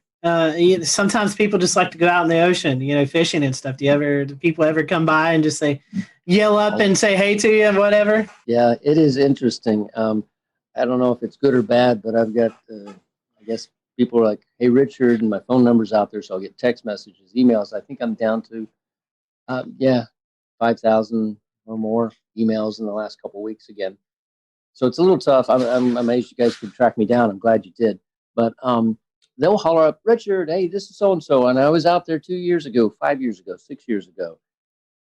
Sometimes I remember who they are and sometimes I don't. But on a good, flat, calm weekend, we can have 30 boats around here all getting bait fish or catching fish or just hanging out. It's really quite the party. Yeah, I was going to say, I've done spearfishing at the Chesapeake Light Tower to the north up there. That's a popular spot. And there's, there's a lot of fish. There's a lot of great, fish that hang around these things. It's an object in the water. It goes in depth. There's teeming life around it. It's kind of neat. Yep. We've got a lot of bugs underneath this. And bugs, in layman's terms, are lobsters, spiny lobsters. They average about 8 pounds here. So you kind of took up my next question was going to be about the B&B and how long that ran for. Yeah, we were doing that from 2012 when we had our first family stay out here, which was quite interesting. They were like, yeah, we know it's sort of a B&B, right? And then we shifted over in 2018 purely to the nonprofit. And we still have a lot of people come out, but it's not in the sense of coming out and hanging out. It's come out and participate. The walls in here are nice and blue because we had 3 or 4 volunteers a couple of weeks back, clean and scrape and put it all back in order. How many people do you normally average in a year, Richard, that come out and volunteer? I mean, I know it can vary, but it's it's a really great question. We've had thousands out, and that's because many people will come by in their boat and then they'll come on up and maybe they'll carry something out. I occasionally get a call on the Marine Band radio. Hey, Richard, we're here and we brought you that extra water, or we brought you some food, or we have too much beer and we can't get rid of it. We need your help. So, or we have fish that we've caught, and like, yeah, come on up, let's share it and have a meal, and then head out the next morning. But with 8 bedrooms and a crew room in addition, and about 6,000 square feet, and a rec room and a stainless steel kitchen and a big generator room where we can cut and torch and do all the types of mechanical things you would want to. It's actually got a place for all different kinds of people. We've got people that came out and did nothing but work on our garden in the back corner. So we've got a garden that grows. Go figure. And for those who are maybe wanting to know, you do a fantastic job on social media, the Facebook page, of just sharing your experiences from day in and day out. And it's a really cool thing. If you go to Facebook and type in Frying Pan Tower, Richard, you do a great job on social media, just kind of showing the behind the scenes look there. Yeah, it's funny. People ask what the tower is really like and how it survived these hurricanes. And some of the things that I've learned is that the engineers that put it together had a fair amount of experience with what they call Texas tower or Texas oil rigs, the genre in the 40s and the 50s. So they made this thing stupidly overbuilt. I mean, massively structurally strong. With the legs, I just got a blueprint that I hadn't seen in 10 years. And it actually indicates that when they set the base pilings down, they actually took pipes and then hydraulically rammed them through the legs down into the bedrock to the depth of, if you can imagine this, 296 feet. Wow. That's incredible. It's a football field of steel down into the bedrock and then filled up with cement. So, and the casing on the pipe that actually is water level down is multiple layers, so it's approximately 3.5 inches thick. We just, we have to worry more about anything above water and just keep welding on parts there. So, yeah, I've gotten a chance to become a more proficient welder. And, since I don't have OSHA looking over my shoulder, it's like, yep, I'll do it. I'll do it right, but I don't have to get it inspected. So, again, being outside the country does have some perks, right? Next question is, it's kind of like just everyday life that we have here, the luxuries of plumbing and power, internet. Mm-hmm. I've seen you were watching the football game a couple of nights ago. You cook up these really nice looking dinners. So how do you get all of that 32 miles out in the Atlantic Ocean? That's this is truly a working environment along the lines of, we don't just say, hey, stick a solar panel up there, it'll be great, you'll love it for 25 years. No, we actually know that they will hold on during a hurricane. We've had solar panels up for 3 or 4 hurricanes now. We know the flags don't last quite as well, but that's another story. And with those solar panels, we still are on conventional solar batteries. So we don't have lithium yet because we work off of a very tight donated budget, obviously. And then if we need to augment it, like tonight when everyone's using all kinds of things, I will run a small little 3K generator by Honda or something like that.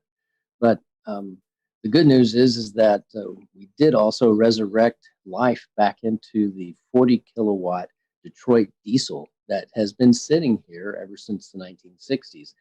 And when we took it apart and looked inside at the pistons, everything was put back in almost perfect order. And then they closed the doors and walked away. So all we had to do was get it up and running again. Now we need to get the electrical part out of it, which is the diodes and the rectifiers. And guess what? I'm getting to learn something else. But once I do that, then we'll reach out to our audience and say, be nice to have some resistance heaters bolted back on the wall, and then we'll run that and be warm while we're out here working.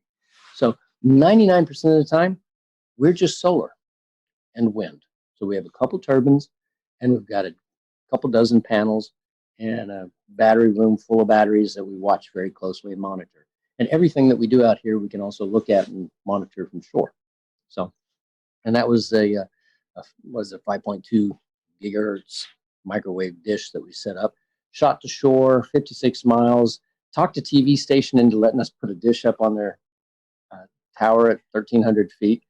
And, it's one of those, I can't believe they let us do this sort of stuff, but, we get really smart people and then they're excited about it. And then they tell other people and then we get a phone call. And a gentleman just got on a helicopter today that left that made a donation. And he spent a day or two out here. I didn't make him work, but he worked anyway. Couldn't stop him. Jordan, I know you've got the big fun question for us meteorological nerds. Yeah, so as the Carolina Weather Group, I'd be remiss if we didn't talk a little bit of meteorology while we're here. So what are some of the more memorable storms that have come by in recent times? I mean, I know I'm thinking about Florence and Matthew are probably the obvious ones, but maybe you have one that's maybe not quite so obvious. Well, Arthur was an amazing thing. I actually was out here with 3 of my kids and 1 volunteer, and we planned on flying back by helicopter on a Tuesday with an upper limit of the wind speed of being around 45 miles an hour or so for the helicopter. I think it was a Bell Jet Ranger. And we woke up that next morning to 55 miles an hour constant. So we weren't going anywhere. Surprise, surprise. Had not been out here for a hurricane, and my kids are like, are we going to be all right? Of course we are. It's going to be great. So everything was great. The winds were averaging around 75. They got up to 100 and something during that. And we were all in here, and it's very noisy. My daughter points out the window because there's a huge mooring light that's about 2/3 of a mile that way. And it has a 12,000-pound dumbbell weight at the end of a huge chain. And it's the marker for the very end of the shoals. Well, the waves were so big. They're about 30 feet tall. They don't even look like waves. They just look like hills, that it was picking it up and slogging it along. And she says, Dad, is the buoy supposed to be traveling? So it marched off towards Wilmington. And then as the hurricane spun around, we got to the backside of it and the winds were blowing from the other side. We just finished dinner and it blew in one of the back windows, just shattered it. And wind is going everywhere. And the rain's pouring in, and we're back there trying to hold a piece of metal against it. We'll return to Best of the Carolina Weather Group in a moment. Now your Carolina weather forecast. Here are today's forecast high temperatures for North Carolina. Here are the forecast lows for tonight for North Carolina. Here are tomorrow's forecast high temperatures. And here's forecast rainfall across North Carolina tomorrow. Here are the forecast highs for the day after tomorrow.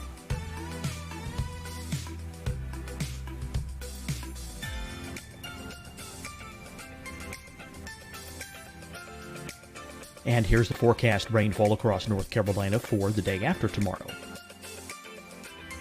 This is the total rainfall forecast across North Carolina for the next 3 days.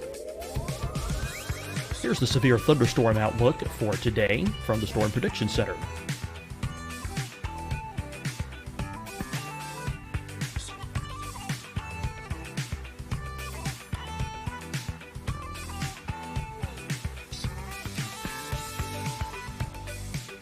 Here are the forecast high temperatures for today for South Carolina. Here are the low temperatures for today for South Carolina.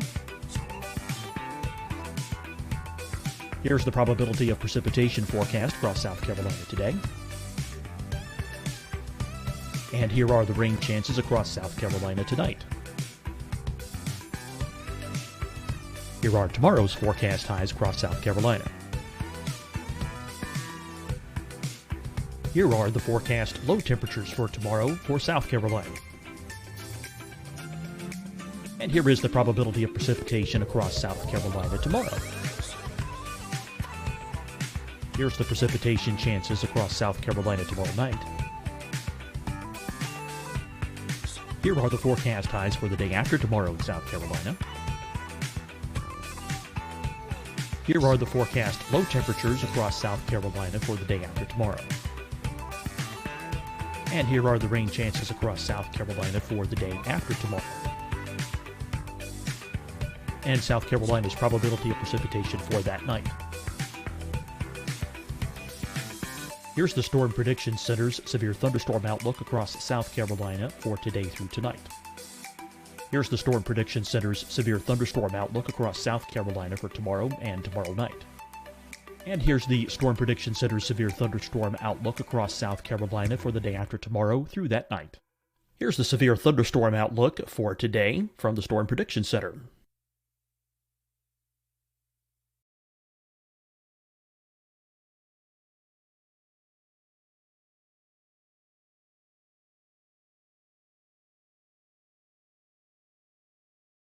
And now, here's a live look at weather radar across the southeast.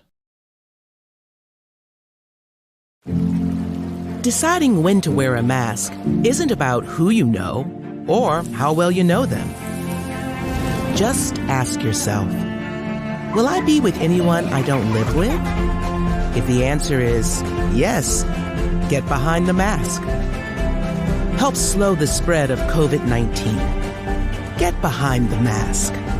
Learn more at covid19.ncdhhs.gov. Hi, everyone. I'm Dr. Mandy Cohen, Secretary of the North Carolina Department of Health and Human Services.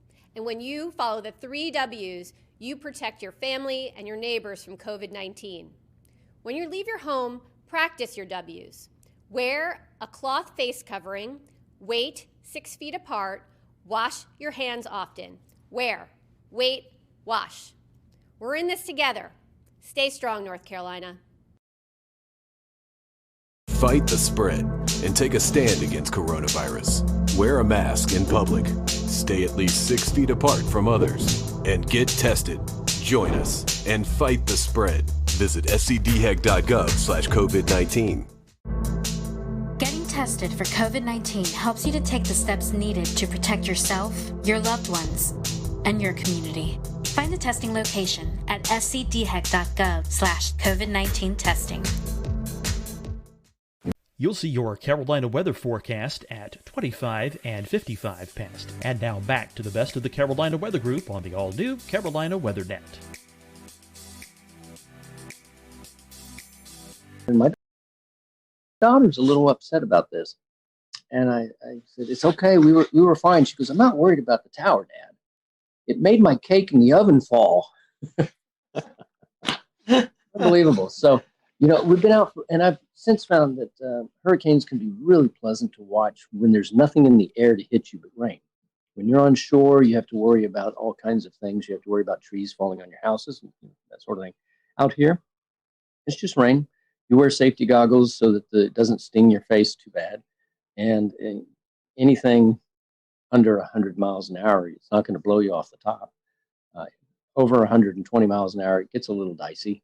We had some gusts to that during a couple of them, and the water kind of comes in everywhere, so it gets a good rinsing, but that's all right. Does the tower sway at all? Do you get a little bit of that rocking factor? I'll show you. During the worst hurricane, this is it. That's it. Just enough to make the water wiggle around in the Culligan jug. That's it.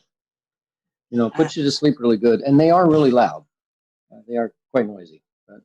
You know, you asked the question really that I should answer more directly is about the weather and how and what do we watch and how do we know when we can go out here. It's only 30 miles out, but the weather here is very different than the weather on shore.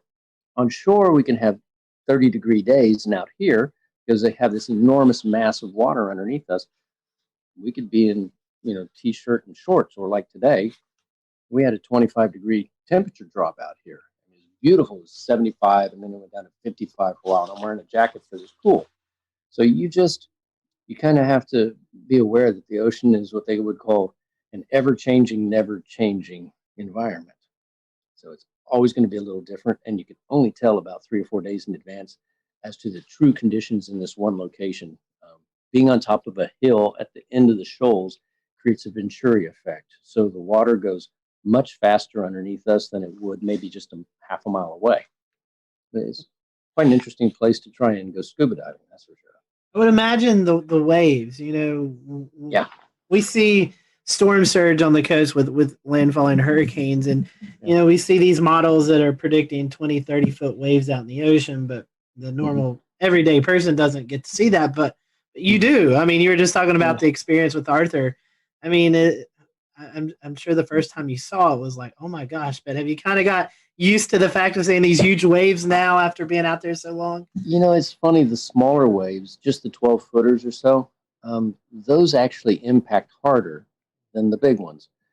We have these legs that are 42 inches in diameter, so relatively speaking, they're very narrow. But if you catch completely square to the cross pipes at the 12-foot level, a 12-foot wave, you know the weight of water, it's quite a bit per cubic yard. You feel it, just a shudder like that. That was a good one. That hit well. The huge waves, they look strange because they really do look like hills rolling past. And then occasionally one of them will break over like you would see on a small wave on the surf. But then you look across it and you realize that it's breaking over hundreds of feet wide and 7 or 8 feet, the top of it's cresting over.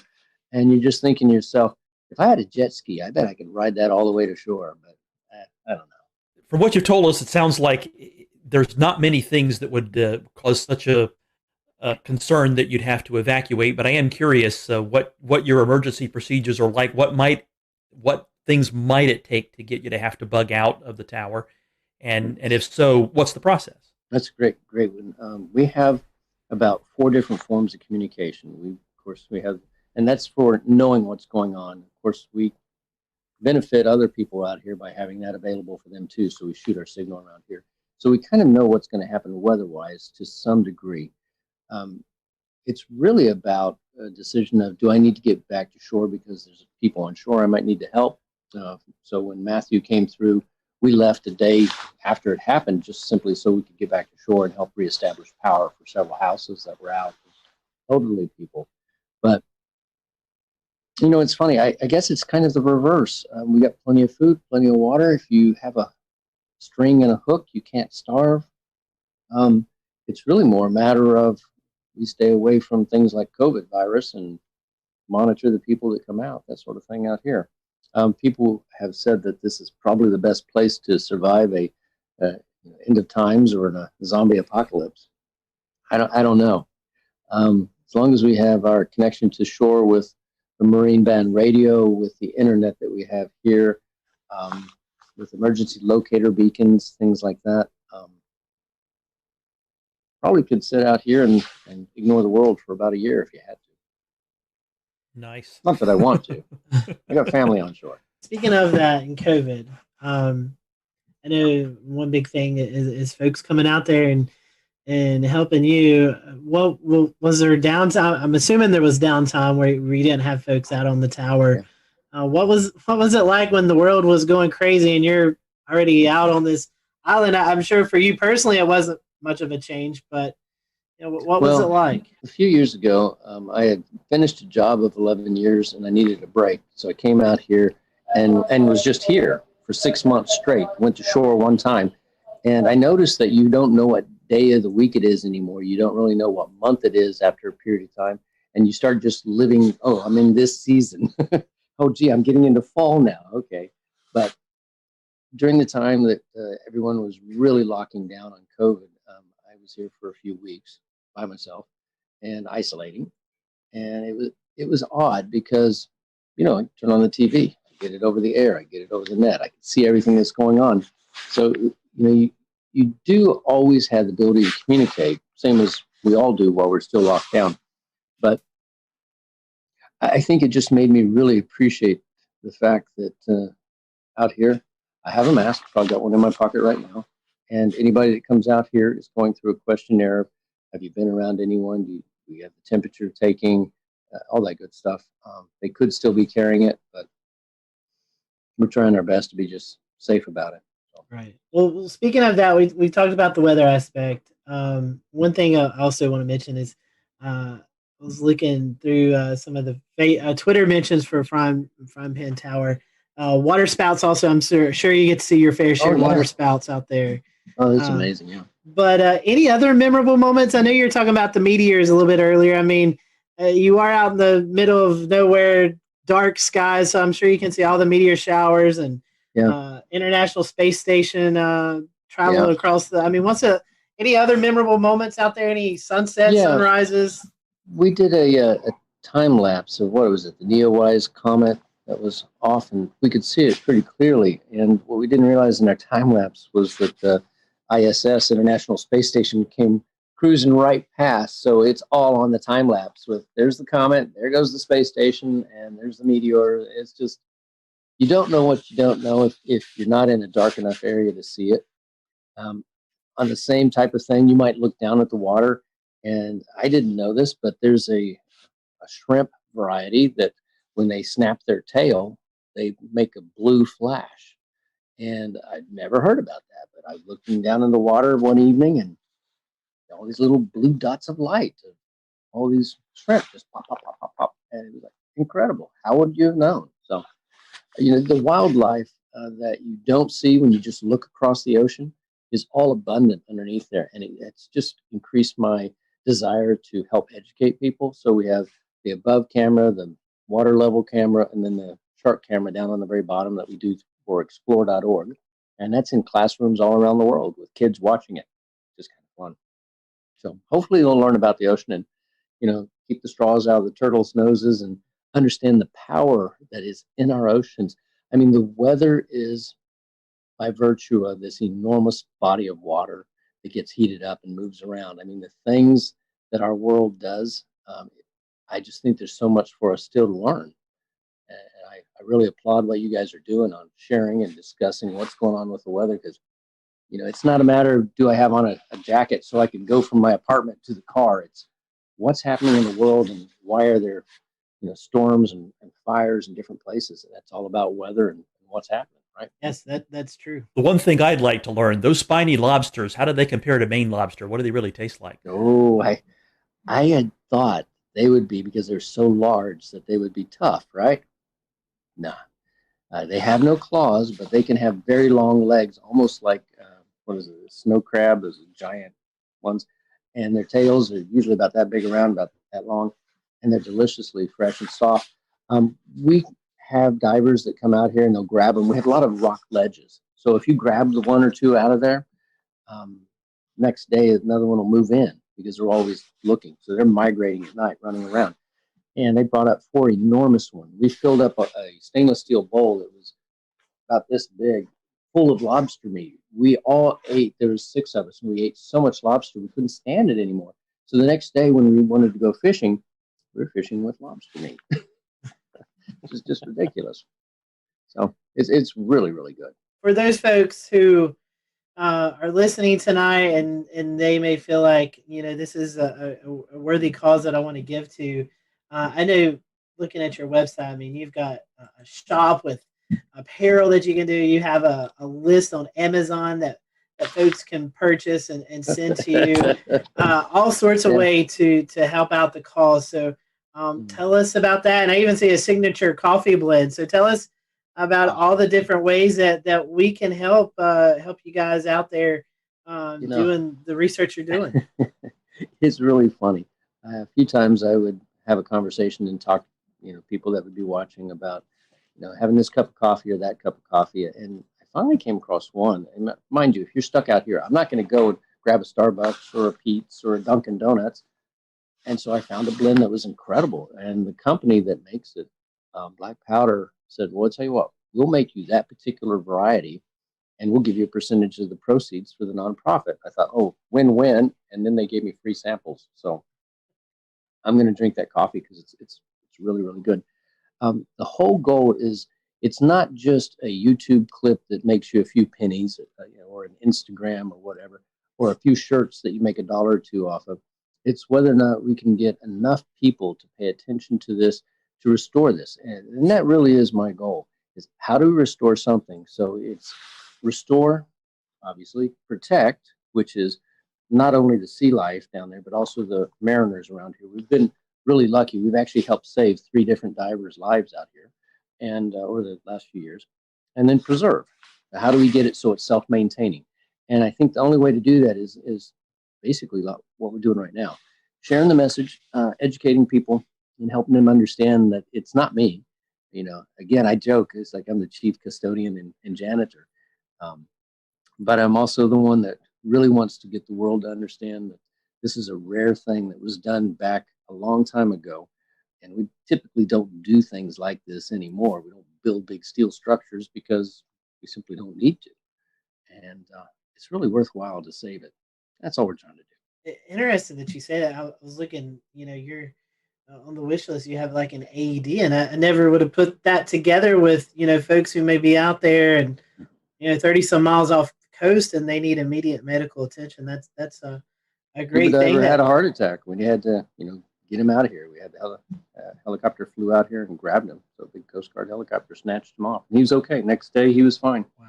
Amazing story. Well, Richard, I personally want to thank you for what you're doing. And you were talking about, Dan, about getting some storm chasers out there. We may have to pitch in on a helicopter ride and come out and at least have a meal with you or something. I'd love to get you guys out for a weekend. And you know what? If you give us enough notice, we'll find a volunteer with a boat and just have you guys come out on that. How's that? Hey, I am down for that. we are up for that. And again, Richard, how can we follow you? I told about your the Facebook page, but do you have Twitter or anything else that they can follow the work you're doing? We've got we're either Frying Pan Tower, I forget what is original or something. So we have an Instagram. It's easy to find us. You search for Frying Pan Tower. Clearly, there is also a in the middle of the woods a frying pan light tower, not a light tower, but a tree tower for observing for other things. You'll know it when it's us because we have water around us. So we have Twitter, we have YouTube, we have Instagram, we have Facebook, and I don't know what else. Well, you're talking about and our website. Yeah, at the explore.com, which we got permission to air some of the footage during hurricanes. Oh, good. It's explore.org. They're good. Yeah, explore.org. Yes. Yeah. They're doing good things. I definitely check that out. That's awesome. Yeah. Good deal. Well, Richard, we thank you for your time. And for those who are watching here on the Carolina Weather Group, we hope you have a great rest of your week. And we'll see you next time here on the show.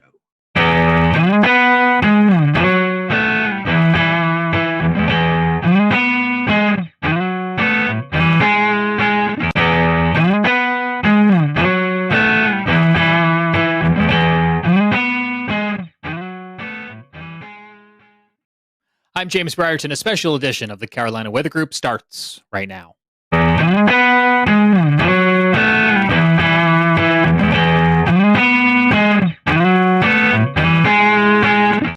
These are pictures out of western North Carolina in the first daybreak after devastating flash flooding from Tropical Depression Fred.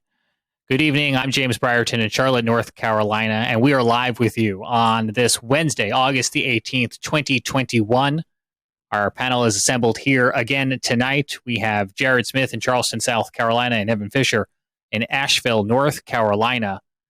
So many of our friends and neighbors in Western North Carolina still dealing with the aftermath of Tropical Depression Fred, with ongoing flooding that the word aftermath just doesn't do it justice. This is a situation that is still very much active and ongoing for these folks. And states of emergency remain in effect tonight because of the devastation that is being felt in some of these places, including reports tonight that we're learning out of Haywood County in North Carolina, where some 35 people remain unaccounted for. If you were with us last night during our live coverage, you'll remember that the National Weather Service and Emergency Management had issued a flash flood emergency, the highest and most severe of the flash flood bulletin tier, as the Pigeon River overflowed its banks, cresting at nearly 20 feet. And some incredible imagery that we'll show you in just a moment of what the town of Canton looks tonight. Let's start on that note and bring in Evan Fisher, who is in Asheville, the closest to the epicenter where this devastation, this flooding was seen in countless places across the mountains, Evan.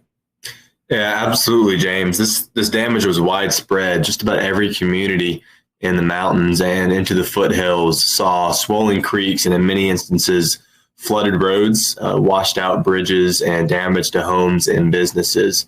It was a very scary day across the region yesterday afternoon. As we got towards the mid to late afternoon hours, we saw the rain rates really pick up and go through the roof, and rivers swole and became unmanageable, and all these roads became suddenly impassable. Like you said, James, Haywood County, Canton, Clyde area, they were the hardest hit. That was truly the epicenter of this event, where nearly 10 inches of rain fell up on the mountain. And here you're looking at a photo from Canton, North Carolina. This is drone footage showing earlier, actually, I believe yesterday evening in Canton.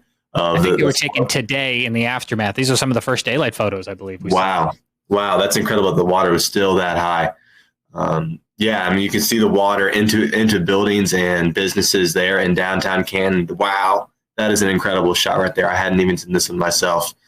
So exactly, like you mentioned, James, the water all came rushing down off of the mountains to the west of Asheville into Canton and Clyde. That's what prompted the flash flood emergency and the evacuations in low-lying areas. Unfortunately, like you mentioned, we have 35 people still unaccounted for.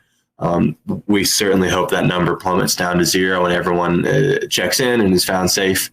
But it's a concerning look 24 hours after the event wrapped up. Yeah, the best case scenario is those 35 people sought higher grounds and just have yet to check in with family, friends, or officials. But that number is now up at this 9 o'clock hour from 30 earlier in the day. And so if you happen to leave town and have not yet checked in, they are looking to account for all of the residents here of the town of Canton. And we do thank the photographers at A Shot Above for allowing us to show you these pictures tonight, because pictures are unfortunately worth 1,000 words, and telling you that a river overflows banks is one thing, but to show you what that means for a town like Canton and other communities in Haywood County along the Pigeon River is absolutely breathtaking. And I think we saw that firsthand, Evan, with your viewing of some of these pictures for the first time. We did, absolutely. There were multiple swiftwater rescues throughout Haywood and Buncombe County and down towards Transylvania as well. We are quite thankful to not have heard of any official fatalities yet, and we do hope that continues and that those 35 people show up safely. We have been monitoring information from Haywood County, who are, as Evan mentioned, continuing to do the search and the rescue and the securing of their town tonight. And as soon as we get information from them on some verified ways that you at home can help these neighbors and others across Western North Carolina through donations and charities, we're to pass that along. Evan, you're in Asheville and you traveled out yesterday. We looked at some of these pictures yesterday, but I was hoping for folks who maybe weren't with us last night, you can let people know what else you saw yesterday as some of the rivers, creeks, and streams, the countless of them across Western North Carolina, were overflowing their banks. What are we looking at here? Yeah, so I went out and drove around my hometown of Fairview, North Carolina, which is about 8 to 10 miles southeast of Asheville, down a little bit closer towards Chimney Rock, if you're familiar with the area. And I went out about mid-afternoon when the rainfall rates really went through the roof and drove down towards Bat Cave and Chimney Rock, which is in the Hickory Nut Gorge, a very flood-prone area where water just funnels down through large crevices in the rocks, and it's more of a canyon than anything else. Went down and scoped out the Broad River, and there was widespread flooding on it. The main highway was actually closed halfway down the gorge, and I could not go any further. Water was lapping up into some homes right there along the main highway, Highway 74. Then I did circle back towards Fairview, my hometown, and by the time I got back, it was a totally different scene than when I left an hour and a half prior. When I left my home, I drove down roads that when I returned were fully submerged in 2 to 3 feet of water. The water had come roaring down off of the mountains and higher elevations, and truly Cane Creek, our local main waterway, had swollen up to a degree that I have not seen in my 8 years of living here. There was water where I've never seen water before. 2 of the 3 access points to the valley in which I live were cut off by flooding.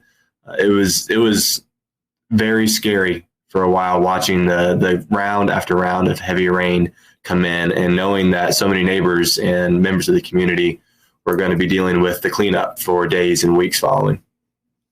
Some additional pictures to share with folks tonight on this special edition of the Carolina Weather Group. This video shot by Austin Taylor in the city of Boone in Watauga County, where you can see water spilling into the streets and parking lots. This photo showing what looks to be a single car in a parking lot, now covered by water instead of pavement. Another vehicle with looks to be a pickup, water up to its bed. And you can see some of the rapid movement of a lot of this water and that flash flooding in a nutshell. Quick moving water spilling into places where it's not supposed to be. And now in the hours afterwards, the conversation turns to, well, where did all this water go? Let's bring in Jared Smith. He's looking at river flood gauges at this hour. And Jared, this water is going to be running off through the water basin for the next couple days. It sure is. I think one bit of good news that we can take away from this is that we do not have any more gauges in major flood stage. That is some good news. Another bit of good news is that this is not going to go east. This is a lot of this rain fell away from the escarpment, and it is going to drain out west a little bit, maybe a little bit, more capacity for that. We still have some rivers in flood. That's going to be certainly an issue here. The French Broad River at Blantyre, I hope I got that right, it looks like its crest around 20.44 feet. And is continuing to fall here, but still in moderate flood stage for the next little bit. Should fall below flood stage by Friday. So that's some good news there. Again, this is it's going to go and it's going to dissipate down. But the French Broad still is obviously very problematic here. We still have a minor flood stage now at Fletcher. We have a minor flood stage at Asheville, but this is almost, the good news is that this is almost below flood stage at Asheville. So that's some really good news. And then when looking at, some of the other gauges, the French Broad near Marshall. So you can see it's kind of draining down. We'll keep an eye on this as time goes on, but that is a little bit of good news there that we are seeing some of these, more severe instances down. So here's the French Broad River near Hot Springs. It got in a minor flood stage last night, is leveled out here as well.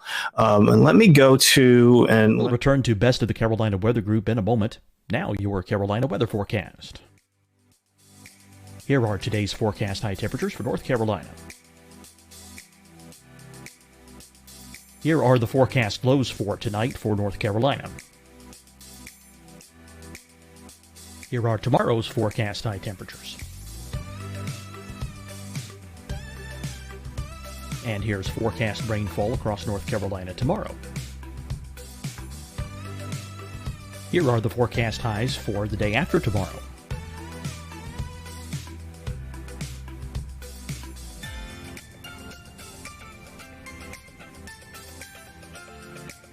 And here's the forecast rainfall across North Carolina for the day after tomorrow. This is the total rainfall forecast across North Carolina for the next 3 days. Here's the severe thunderstorm outlook for today from the Storm Prediction Center.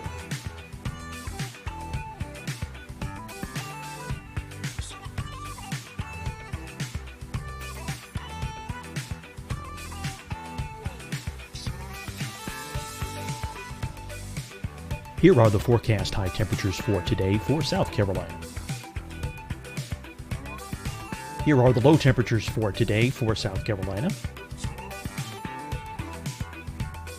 Here's the probability of precipitation forecast across South Carolina today. And here are the rain chances across South Carolina tonight. Here are tomorrow's forecast highs across South Carolina. Here are the forecast low temperatures for tomorrow for South Carolina. And here is the probability of precipitation across South Carolina tomorrow.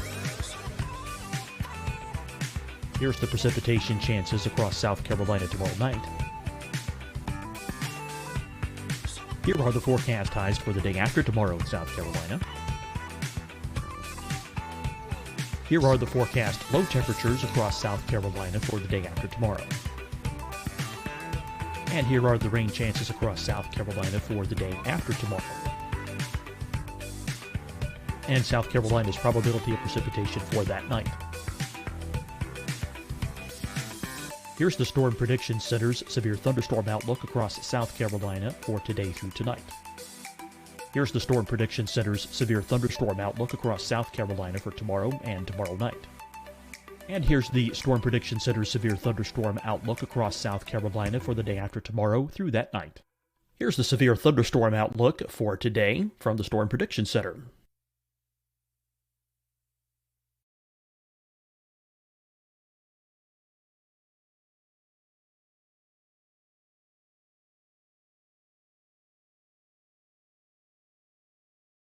And now, here's a live look at weather radar across the southeast.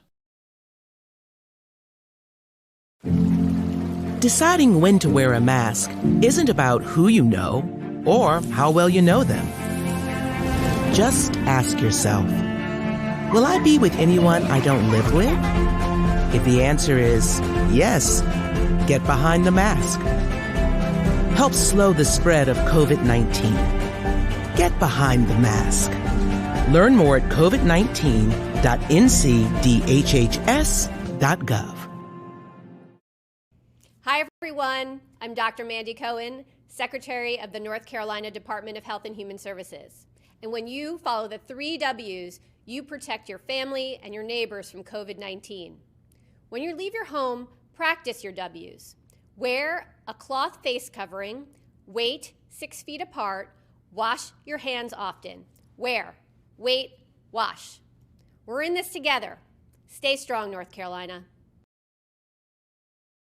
Fight the spread and take a stand against coronavirus. Wear a mask in public. Stay at least 6 feet apart from others. And get tested. Join us and fight the spread. Visit scdhec.gov/COVID-19. Getting tested for COVID-19 helps you to take the steps needed to protect yourself, your loved ones, and your community. Find the testing location at scdhec.gov/COVID-19 testing. You'll see your Carolina weather forecast at 25 and 55 past. And now back to the best of the Carolina Weather Group on the all-new Carolina Weather Net. It was much easier to find. Let me grab the Pigeon River real quick because that's what we're looking for.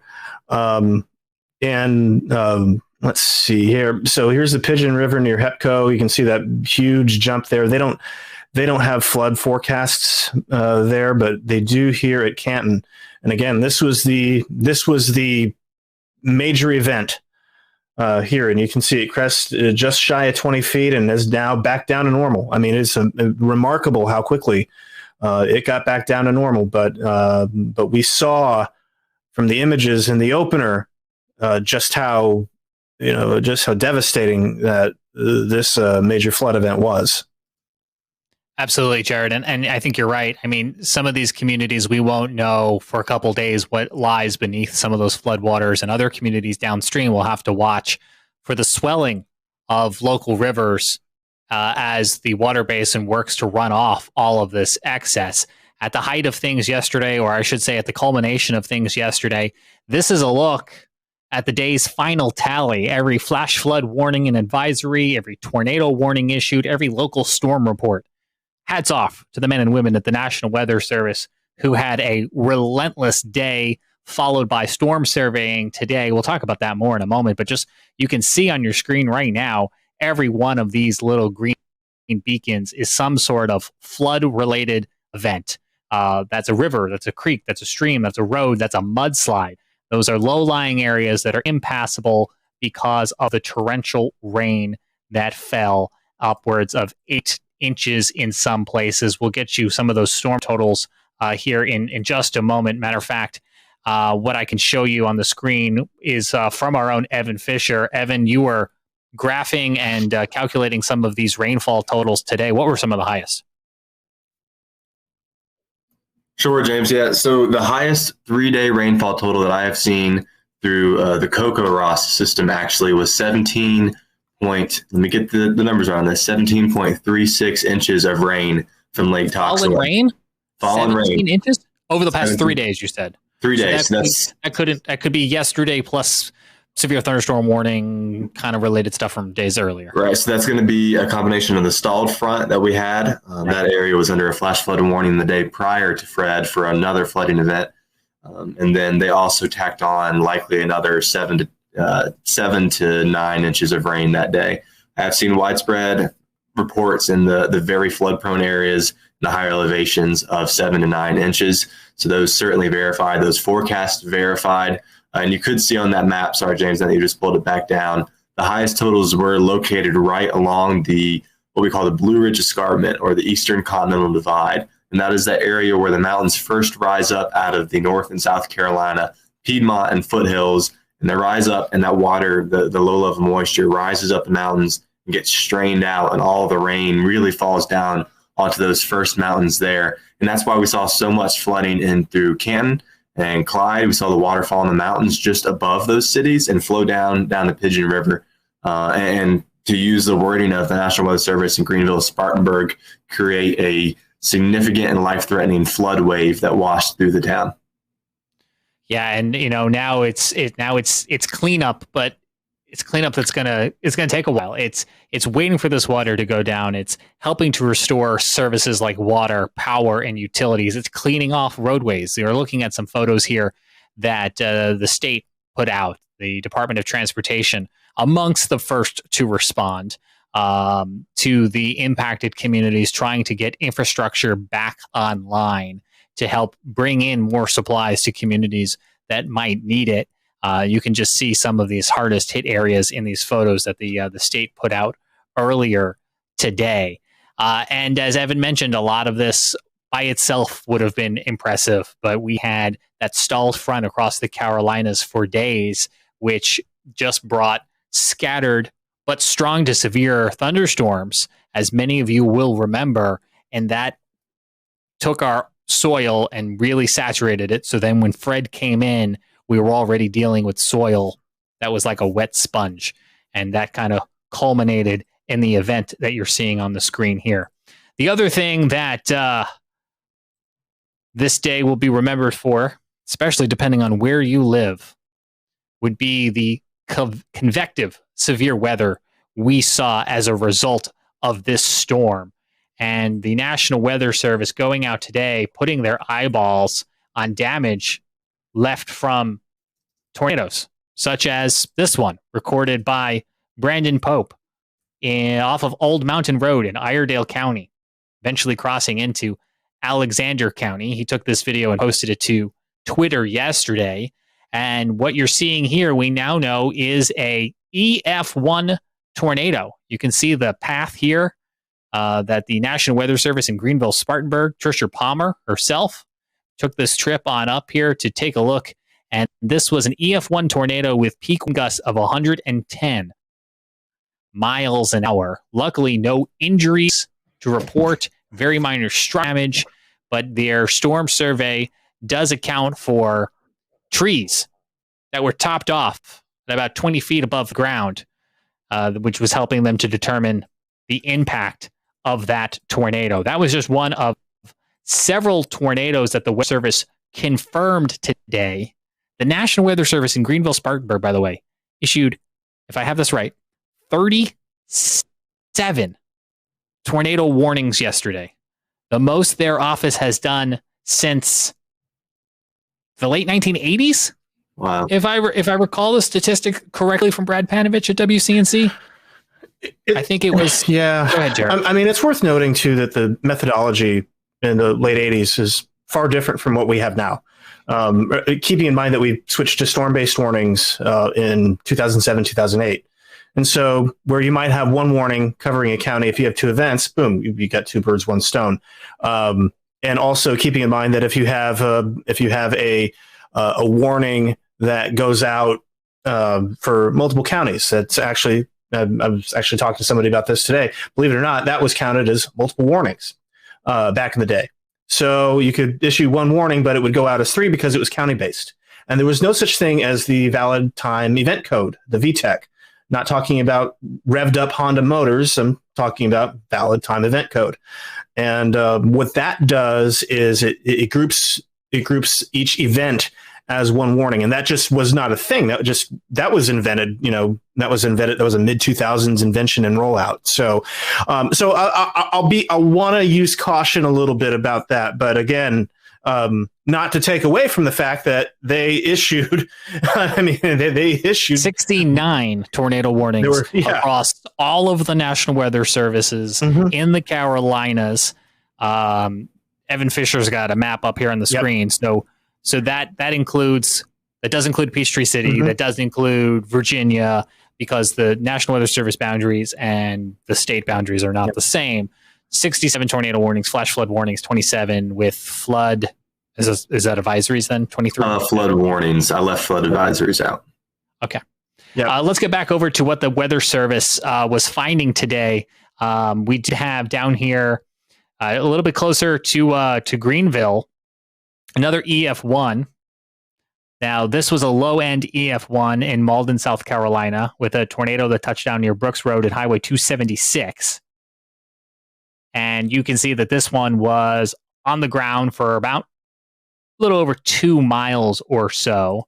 And minor damage to roofs and siding noted to several structures. Damage was primarily limited to multiple uprooted large hardwoods and snapped trees, not too dissimilar from the one seen in Alexander and Iredell counties. Another EF1 here to show you on the map near Fountain Inn, South Carolina, where the storm survey team found that a tornado touchdown east of Pennington Road. This tornado tracking north-northeast, crossing intersections such as Highway 418. Damage, again, primarily limited to some hardwoods and snap trees, which would be expected with an EF1. One of the trees, though, did fall and damage a home on Ritchie Road. The shed there was also damaged and destroyed as a result of a fallen tree. So a direct result of that tornado, which EF0 also striking about 3 miles southeast of Fountain Inn, South Carolina. And I could have sworn, yes, there is. I was going to say, I could have sworn there was another short-lived little guy here, an EF0, that was on the ground for about a 1/10 of a mile. And this one near Sandy Springs, South Carolina. And I almost missed this one as well here near 6 Mile, South Carolina, also on the ground for about a 1/10 of a mile, where multiple trees were uprooted. Some of these shorter paths are not surprising, considering the tropical nature of the setup yesterday. And if you joined us for live coverage, or your local television broadcasters, they were talking a lot about these cells that were training across areas. But the nature of tornadoes associated with a tropical system like this, they spin up very quickly and they spin down very quickly. So it makes warning on them very tricky. You got to move very quickly, and then they don't live very long, which couldn't be good news. But it comes down to pulling that trigger, getting the effective communication, and then on your end at home, making sure you move to safety as quickly as possible. Because you're not going to have a lot of lead time that you might have with certain other tornado warnings we get here in the Carolinas. Certainly, you always want to try to move to safety as quickly as possible. Again, you can find information about how to help Western North Carolina forthcoming on our Facebook page. We're looking for the county to tell us exactly where and when they need help. I know they did say earlier, thanks but no thanks to volunteers for search for rescue, leaving that first and foremost to the professional first responders. And they said that they would be issuing some additional information about how the community can get involved and helped as soon as they get to that phase of their recovery. Jared, let's shift gears here now. As folks, we are in mid to late August and the tropical season is well underway. With Tropical Depression Fred now gone, what's next?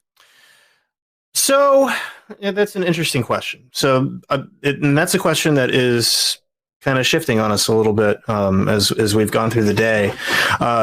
First, Hurricane Grace, second hurricane of the season, is going to make a couple hops in Mexico, dissipate there. Not a concern for the Carolinas, certainly a concern for Mexico with heavy rain and potentially some strong winds. Right now, does not expect to become a major hurricane, thank goodness, but still a very rough go for the Yucatan Peninsula and then getting into mainland Mexico here. So there's your path for Grace. Again, well, very far south from the Carolinas, not a weather concern for us. Where it gets interesting is with Tropical Storm Henri. So last night, you may remember that we've been talking about Henri a little bit and how it was thinking about, it was going to curve out to sea. Guidance picked up on an interesting trend today, and there's a lot of guidance members that are starting to come around to this idea, so much so that the Hurricane Center is starting to come around to this idea that as Henri it's going to get picked up by cutoff low, and it's going to head north and parallel the coast. Again, this is going to be more of a wave and rip current maker for us along the Carolina coast. We'll need to see how far west it ends up. So, we'll continue to keep an eye on that. I'll show you all another graphic in a second, talking about tropical storm force wind probabilities there. But if you notice, the key difference in the track today versus yesterday is that Henri is taking aim on New England. A ridge of high pressure is going to build just to the northeast of Henri, basically cutting off its escape route. And so if you have plans, if you've got plans or business, I know that, Charlotte in particular, a lot of banking business, Charlotte to New York, that's a pretty common commute. You may be dealing with Tropical Storm Henri by this time, by next Monday. We'll see how this turns out. Again, there's a long way to go. There's certainly uncertainty around this. We have some guidance that's really strictly on board with it. We have some guidance that has not yet gotten on board with it. It's going to be an interesting situation for the Hurricane Center forecasters, to put it mildly. So again, and there's that reasonable arrival of tropical storm force winds. I'm going to put the probabilities up as well. So let me grab the probabilities real quick, and we'll look at this. So the tropical storm force wind speed probabilities here, taking a look at that, you've already got up to 50% along Cape Cod and out there on the coast of Massachusetts here. So certainly increasing confidence in the short term for potential tropical storm force impacts all the way there. But you will notice that there is a slight chance of tropical storm force winds possibly extending out to the Outer Banks as we get into later this weekend. So that'll be something to watch. Again, a lot is going to depend on the track. Still a lot of uncertainty as far as how west it gets. But that is, if you're on the Outer Banks, this is something that you're going to want to keep an eye on. Yeah, definitely. As we're coming into what is traditionally the peak of hurricane season, early to mid-September, we're going to be keeping a close eye on those outlooks from the National Hurricane Center to let us know what we should be expecting. So Outer Banks, we can't rule out the chance of some gusty winds and some rip currents along the Carolina coast. You're going to want to keep an eye on that. I did just get this number that I wanted to share with folks tonight. If you are in Haywood County and need assistance, the county has set up a hotline. This is for residents, business owners of Haywood County. They're not looking for you to call this number to ask about other people, but if you are in need of assistance from the county following the flooding there in Haywood County, that number, 828-356-2022. That's 828-356-2022. That's a Haywood County hotline for residents and business owners who do need assistance in that area after the flooding that we saw play out. This has been a very tiring last couple days, not just for people who are communicating the weather, but the people who are out there with boots on the ground, the first responders, those coming in afterwards, the National Weather Service, And it really just goes to show that the impact from a storm cannot always be judged by its category.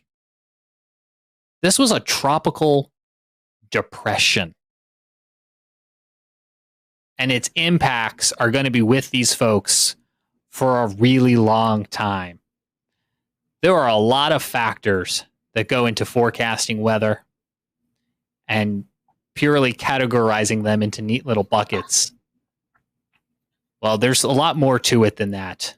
When you factor in things like saturated grounds, stalled fronts, and I think that's a lesson for all of us. Not a critique, but a lesson for all of us to remember. There's no such thing as just a tropical depression. Because all of the pictures and all of the stories and all the damage we told you about tonight are a culmination of factors that get triggered by a tropical depression. And I hope that we remember that in the future.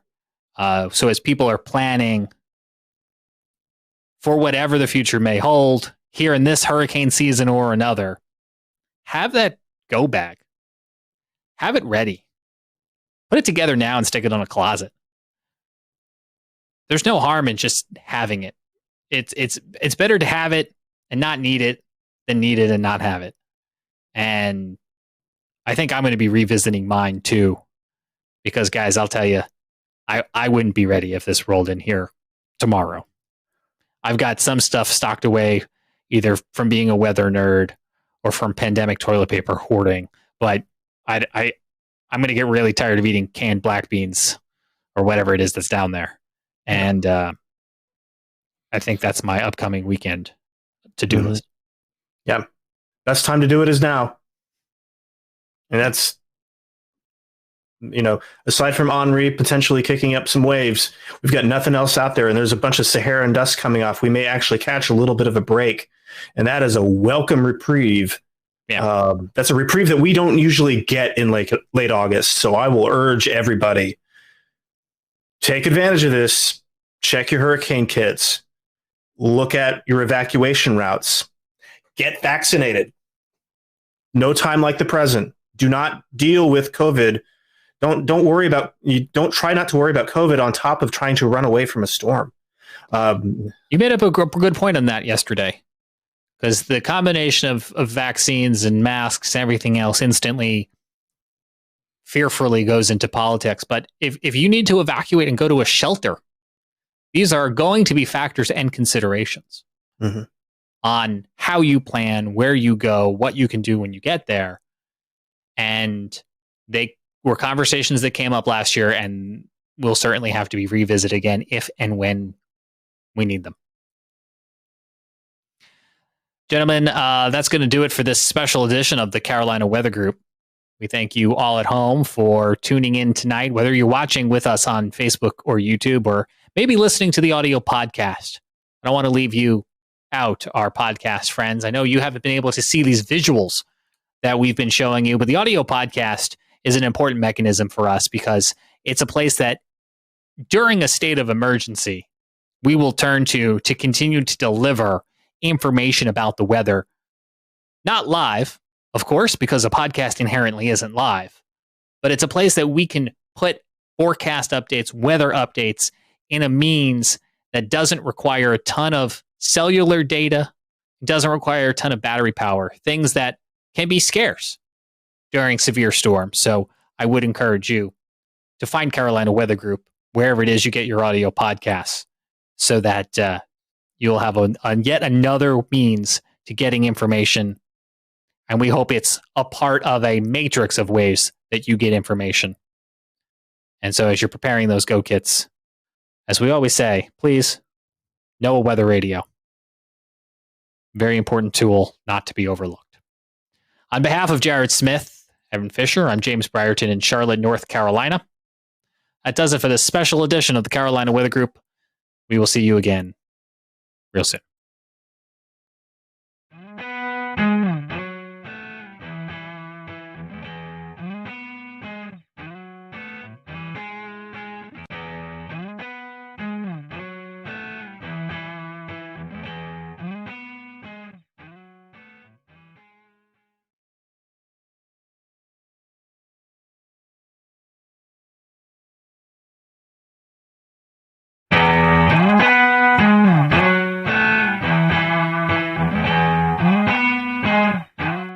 Good evening, I'm James Brierton in Charlotte. It is May the 6th, 2020. Can you believe it is May already? We had a thunderstorm roll on through here earlier and brought the temperatures way down as we are looking ahead to a cool down the next few days, and through the weekend could be pretty chilly as you wake up on Mother's Day, Sunday morning. But we're so happy you're with us tonight on this Wednesday night. The panel will be along in just a few moments for tonight's episode. It's kicking off a new series that we're calling Quarantining at Home.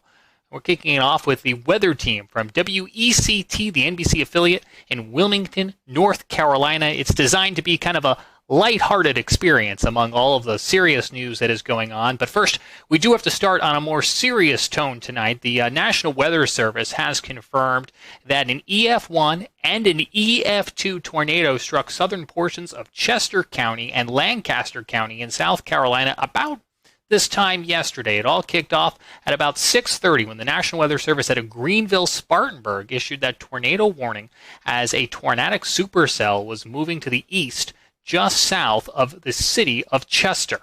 It continued to move to the east where it produced an EF1 tornado, brought down some trees and some power lines, and much of that town was in the dark for a good portion of the evening. Now, the storm itself was moving just north of Little Rock Creek when it most likely lifted and then dropped again. What is being considered a second tornado then touching down near Interstate 77 as it began to leave Chester County, enter into Lancaster County, move towards Great Falls, where the National Weather Service out of Columbia took jurisdiction of the storm. Now, both Weather Service offices went out there today, did storm surveys, and the team out of Columbia came back with EF2 damage caused by the tornado in Great Falls, and that would have been winds of about 115 miles an hour. The other thing you're looking at here on your screen, we're going to go ahead and bring these beautiful and stunning pictures full screen for you. This is friend of the show, Chris Jackson, was out yesterday in the area with his drone. I believe it's a DJI Maverick. And take a look at these stunning pictures. You can see that supercell coming towards him, the lightning that is being produced by this storm. Now, the tornado itself is not believed to have caused any deaths. We'll return to Best of the Carolina Weather Group in a moment. Now your Carolina weather forecast. Here are today's forecast high temperatures for North Carolina. Here are the forecast lows for tonight for North Carolina. Here are tomorrow's forecast high temperatures. And here's forecast rainfall across North Carolina tomorrow. Here are the forecast highs for the day after tomorrow.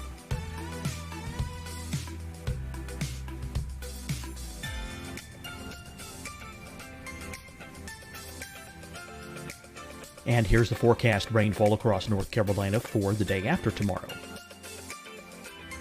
This is the total rainfall forecast across North Carolina for the next 3 days. Here's the severe thunderstorm outlook for today from the Storm Prediction Center.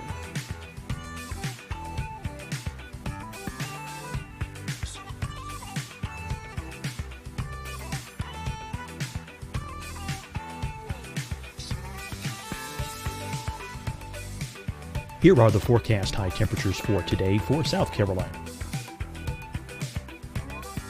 Here are the low temperatures for today for South Carolina. Here's the probability of precipitation forecast across South Carolina today. And here are the rain chances across South Carolina tonight. Here are tomorrow's forecast highs across South Carolina. Here are the forecast low temperatures for tomorrow for South Carolina. And here is the probability of precipitation across South Carolina tomorrow. Here's the precipitation chances across South Carolina tomorrow night. Here are the forecast highs for the day after tomorrow in South Carolina. Here are the forecast low temperatures across South Carolina for the day after tomorrow. And here are the rain chances across South Carolina for the day after tomorrow. And South Carolina's probability of precipitation for that night. Here's the Storm Prediction Center's severe thunderstorm outlook across South Carolina for today through tonight. Here's the Storm Prediction Center's severe thunderstorm outlook across South Carolina for tomorrow and tomorrow night. And here's the Storm Prediction Center's severe thunderstorm outlook across South Carolina for the day after tomorrow through that night. Here's the severe thunderstorm outlook for today from the Storm Prediction Center.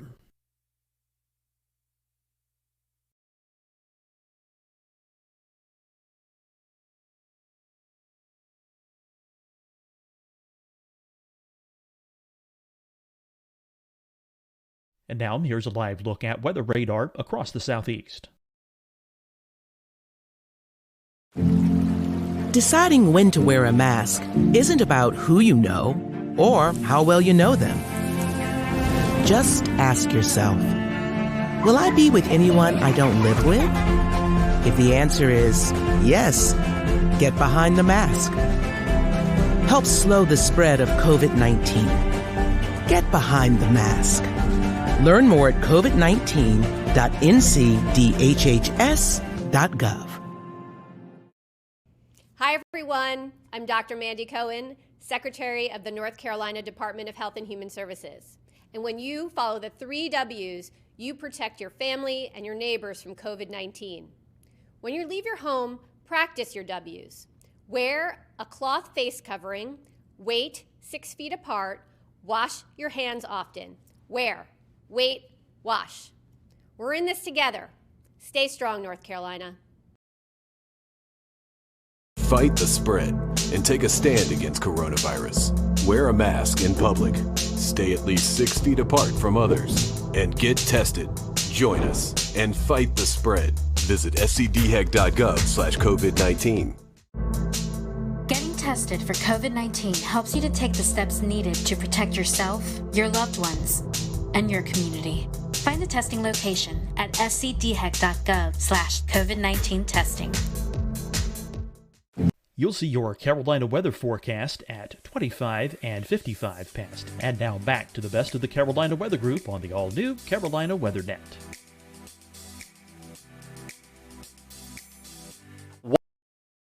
One man did die in Chester County yesterday from a lightning strike, and you can see some of that powerful lightning here being produced by the storm. And then it dropped hail up to 2 inches, golf ball size hail reported as associated with this storm, and you can see how it littered the ground. Almost looks like a winter morning here as Chris is showing us these aerial pictures, and you can see almost a fog rolling in, and it is actually a fog rolling in over the valley caused by the sudden cool of those temperatures and all of that cold ice particles now sitting on the ground. So the National Weather Service is still working to finalize most of their storm surveys, and we'll have updates for you on Facebook and Twitter as we learn more. But again, to recap, EF1, EF2 tornado in parts of Chester and Lancaster County on Tuesday evening, and thanks to Chris Jackson for these pictures. Now let's get over to Scotty Powell and the panel for tonight's kickoff of our Quarantining at Home series with the meteorologist from WECT in Wilmington. Scotty. Hello, everyone. Welcome to the Carolina Weather Group. Welcome. We want to welcome the WECT weather team out of Wilmington, North Carolina. They've gratefully accepted our invitation to just have our question and answer segment with the folks. So happy to have on with us Gannon Medwick, Eric Davis, and Kelly McGlynn, as they all are at either home or the weather state at the TV station doing some work. And so when this is recorded, we actually had a severe weather event move through. So Eric and Kelly are actually in the studio, it looks like. So happy to have them join us for a few minutes. Guys and gals, we just want to start off with some quick hitting questions. So I'll throw out the first question, and I'll let Dan and Evan join in. Our first question is about social media. Which do you prefer better, Twitter or Facebook? Gannon, I'll let you start. A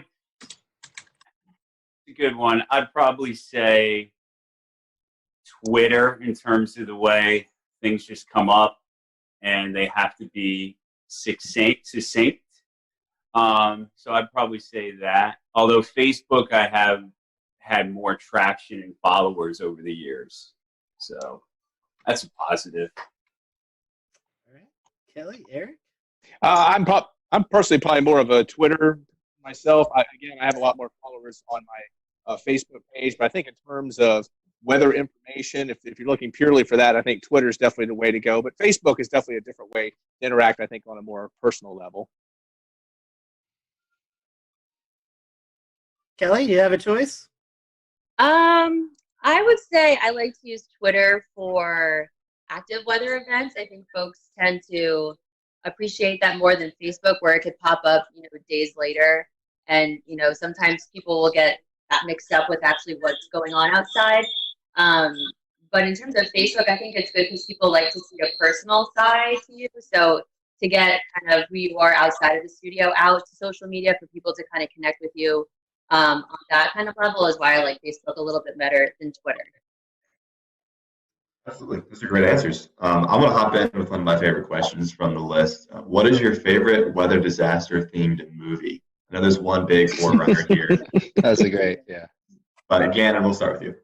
Weather disaster. The first one that popped into my head was Perfect Storm with Mark Wahlberg and George Clooney back in the day. Like, someone said that last time. That's a good choice. Yeah, and it was kind of fun. I mean, you pick out in any weather and disaster themed movie that you pick out the inadequacies of the weather and the geography. And that gets you a little bit, but that one was fairly entertaining, I guess.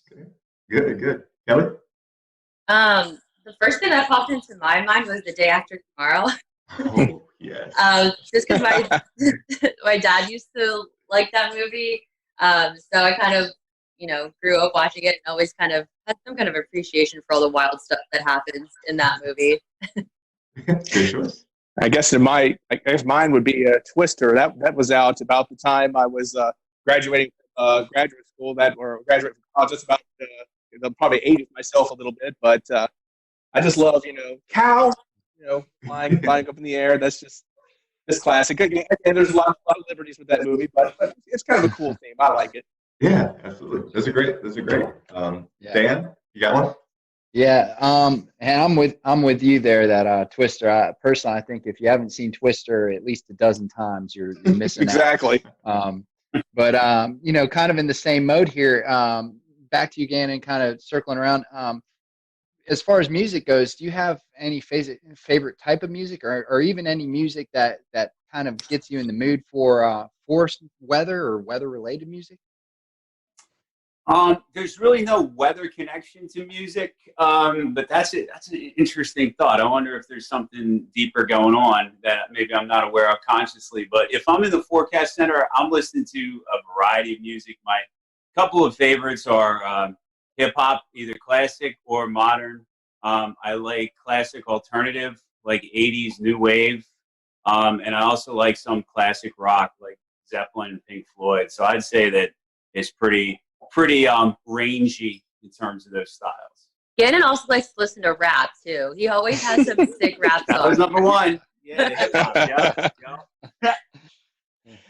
Not on board with the rap so much, but I'm a big 80s fan. Just love all kinds of 80s music. I mean, Michael Jackson. I mean, the range. Def Leppard. I like the hard rock, and some 90s stuff is good too. I like. I'm gonna move to a different room. We also have Kelly might be moving to a different room. Just because we're hearing each other. A little bit of feedback, I think. We have Gabe Ross joining us. Gabe also a meteorologist at WCT. So Gabe, welcome. As Kelly's moving, we'll let you answer that question. Any favorite type of music for you? Favorite type of music?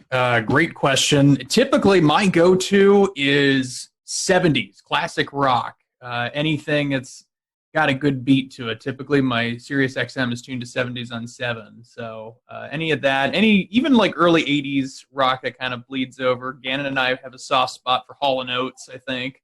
Yeah. Oh, Hall & Oates. Yeah. Oh, good stuff. 80s, I'm on board. That's like the common denominator, I think. We all had a lot more hair then, didn't we? Yes, we did. Some of us weren't born yet. I was going to say, yeah, Jess. Some of us had no hair. I think Kelly is moving around, so we'll let her chime in here in a second.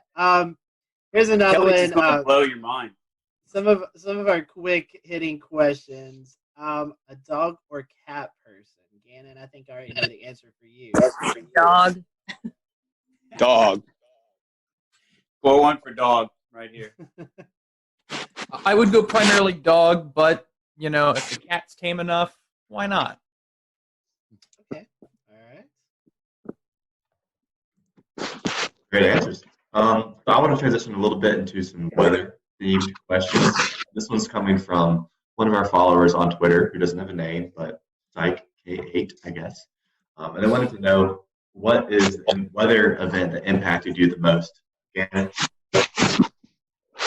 I'd have to say the April 16, 2011 tornado outbreak in terms of formative and impacts. Even though I was shorter than Florence. Florence is maybe an easy reach on a recent level, but it just had everything. April 16th, the build up, the actual event, it's the emotions of it. We lost people, and then the aftermath, and plus everything that's going on in my life around that time as well. We were speaking about that on a recent Carolina Weather Group, and so that one's going to stick with me forever and probably hold the top spot in terms of real raw impact. Kelly? I would definitely say Hurricane Florence, just because that was the first hurricane I covered on air. And as impactful as it was, I think that's kind of just something that's always going to stick with you. I mean, we're still remembering stories of what happened, because I think at one point, like, you just start to kind of like black out from what's going on. And so we've talked about it, just with some other people in the newsroom, like, hey, do you remember this? And you're like, oh, wait a minute, that did happen. So there's always kind of just more stories, and just, just looking back on everything is kind of just something that will stay with me for probably the rest of my career. Good answer. I'd probably say recently, I'm with Kelly, probably Hurricane Florence, but Gannon makes a good point with the April 2011 tornadoes. I happen to actually be working in Texas on the May 3rd, 1999 outbreak. Remember, Texas and Oklahoma, Moore, Oklahoma. Now, I wasn't in Oklahoma at the time, but I was in Abilene, Texas, and we had a couple of what would now be classified as EF2 tornadoes touching down, baseball size hail, just incredible stuff. But I was on the periphery of that event. That was pretty exciting. And just to maybe turn it in a different direction, I guess two of the big weather events that really inspired me to go into weather. I think growing up, I'd always had an interest in being a meteorologist, but two big weather events happened right about the time I was graduating from high school and kind of pushed me more into the meteorology field. The Raleigh tornado of 1988. I don't know, we're kind of going way back here, but the Raleigh tornado of 1988, I just remember the damage. And one of my friends in high school, there was only 2 deaths, surprisingly, with that tornado, but a friend of mine in high school actually had to perform CPR and unfortunately lost one of the girls who died in that tornado. So that was kind of a direct impact. And also, I think Hurricane Hugo, which was just a little bit later in 1989. So I think those 2 events really kind of pushed me into the meteorology field and really had a big impact on my life. Wow. Yeah. Heavy stuff. Gabe? For me, I'm with Kelly. Florence was certainly substantial. Prior to that, I guess within my first year of doing weather professionally, there was a massive derecho that came through Ohio, June 29th, 2012. And it ripped through the Buckeye State. A lot of folks were without power for a week. For me, memorable because I was working at a very small market TV station in Zanesville, and I was the only one working that weekend. So I basically lived at the station for 48 hours. We lost power to the TV end of things, so it was constant radio updates. I slept in the basement. Temperatures were, I would say, in excess at times of 85 degrees just in the actual studio. Outside, daytime highs were in the deep 90s, and I want to say some low hundreds, but just an incredible system to see it sweep through. Straight line winds, I want to say they were close to 90 miles an hour, if not more than that. It's been so long, but it's certainly sticking in my mind. But of course, most recently, Florence, and even a little bit with Dorian too, just the tornado outbreak that Gannon and I were covering that morning. It will stick with me for a long time. Well, and so sticking with you here, you've talked about what's most memorable, but what would be your favorite? What's your favorite type of weather to forecast? Favorite type of weather? Winter weather. That's the easy one. I love snow. Eric. Don't get to see a lot of snow, so I get pretty excited with snow. Yeah, pop-up showers and storms are pretty expected during the summer. So after a while, it gets kind of tiresome. But yeah, anytime there's a threat of snow, mixed precipitation, especially down here, we get it from our viewers all the time. They're just oh, is it going to snow? Well, a degree or two difference, and that's what we get. So it's a lot of fun. Okay. Kelly, Gannon, choice on that?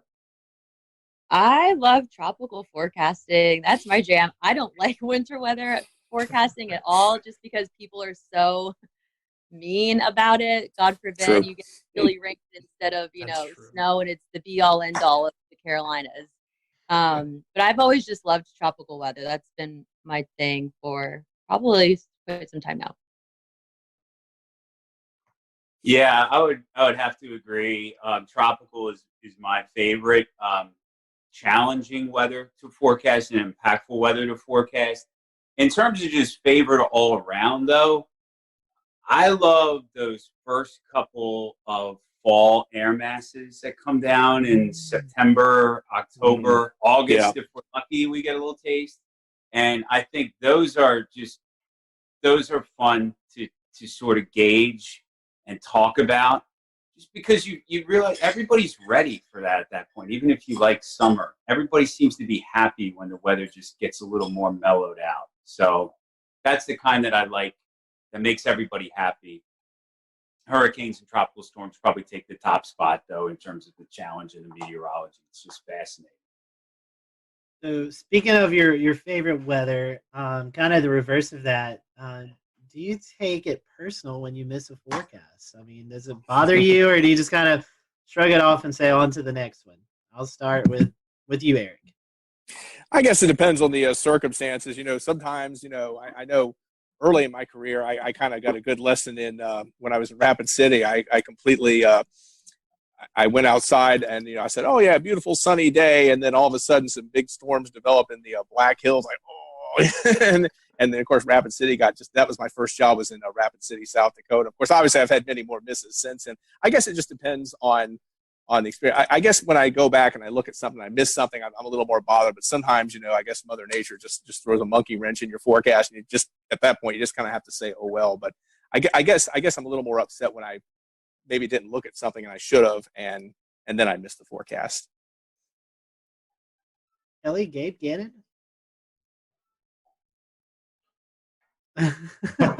Ladies first. Yeah. And I don't mean you, Gannon. No. He wants to answer. I mean, yeah, of course, it's something that, if we miss a forecast, or, the timing of a line of storms is off by a couple hours and it arrives earlier. And, a lot of people work outside in the summer, like landscapers, and, people have businesses along the beaches, and they rely on those forecasts for their businesses. So, from time to time, we know how the summer goes here. Of course, we can't predict where those pop-up storms are going to be, but, I think it's a kick in the butt when we miss our own forecast, and, we let some viewers down. If you really want to say let them down, or, but I think for the most part, our viewers are very appreciative of our forecasting and how, accurate we can be in the summertime, especially during hurricane season. We get a lot of emails saying, how appreciative they are of, how interactive we are on social media and whatnot. So there's, pluses and minuses to that too.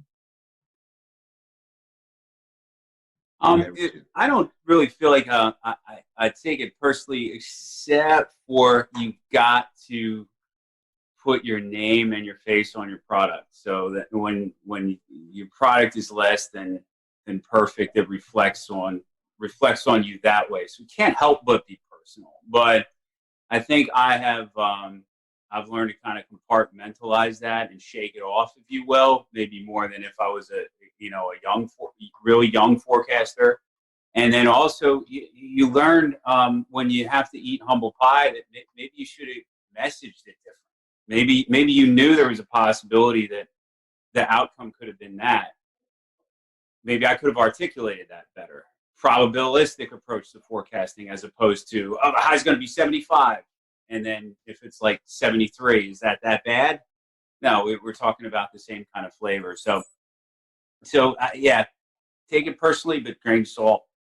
But only because we have to put our name and our face on the product. Otherwise, treat the instance as a learning opportunity to do better next time. Yeah, I think you hit the nail on the head with that, Gannon. At least in my case, probably compared to the other Mets that are on the team, I'd say I have I won't say least experience, but I know these guys could write books on the stuff that they know by comparison. And when I miss a forecast, it is just that, a learning experience. And agreed with Kelly that our viewers, I think, are very generous. They understand that what we do is difficult, and if it's a huge blow in the forecast, for instance, cold air's rushing in and it comes farther south than we anticipate, and so instead of seeing highs in the mid 70s, we don't even make it to 70, and that becomes tricky. And to Gannon's point, how could I have messaged that differently? What steps can I take to be clearer about that message going forward? We blame it on the wedge here in Western North Carolina. It's all about the wedge. Yeah. All right, Evan.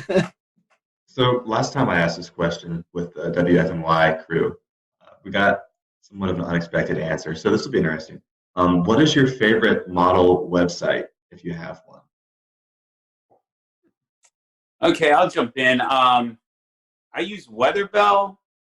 I use the other ones like Pivotal and Tropical Tidbits occasionally. I probably need to use those a little bit more than I do, but I started paying the Weatherbell man, and I feel like I got once you pay for the ticket to the amusement park, we're riding every ride. We're gonna use that all day. So that's kind of what I'm stuck on for the time being. It's good. It's good.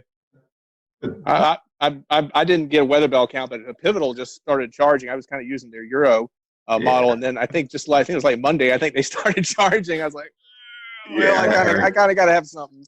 Gotta have my Euro. So yeah, I went ahead and just sucked it up and paid Pivotal. So I'm paying Pivotal. I'm with Gannon. I like Tropical Tidbits a lot. I'd say Pivotal and Tropical Tidbits are probably my two favorite. Okay. Complete agreement with the two of you. Pivotal, Tropical Tidbits. Good to know that they're paying. It's been since Sunday since I forecasted. So if they're paying now, then it looks like I'm going to have to knuckle down and get an account. Just ask old Gannon. He'll help you out there. Eric, Weatherbell's a good side though. Yeah. Yeah.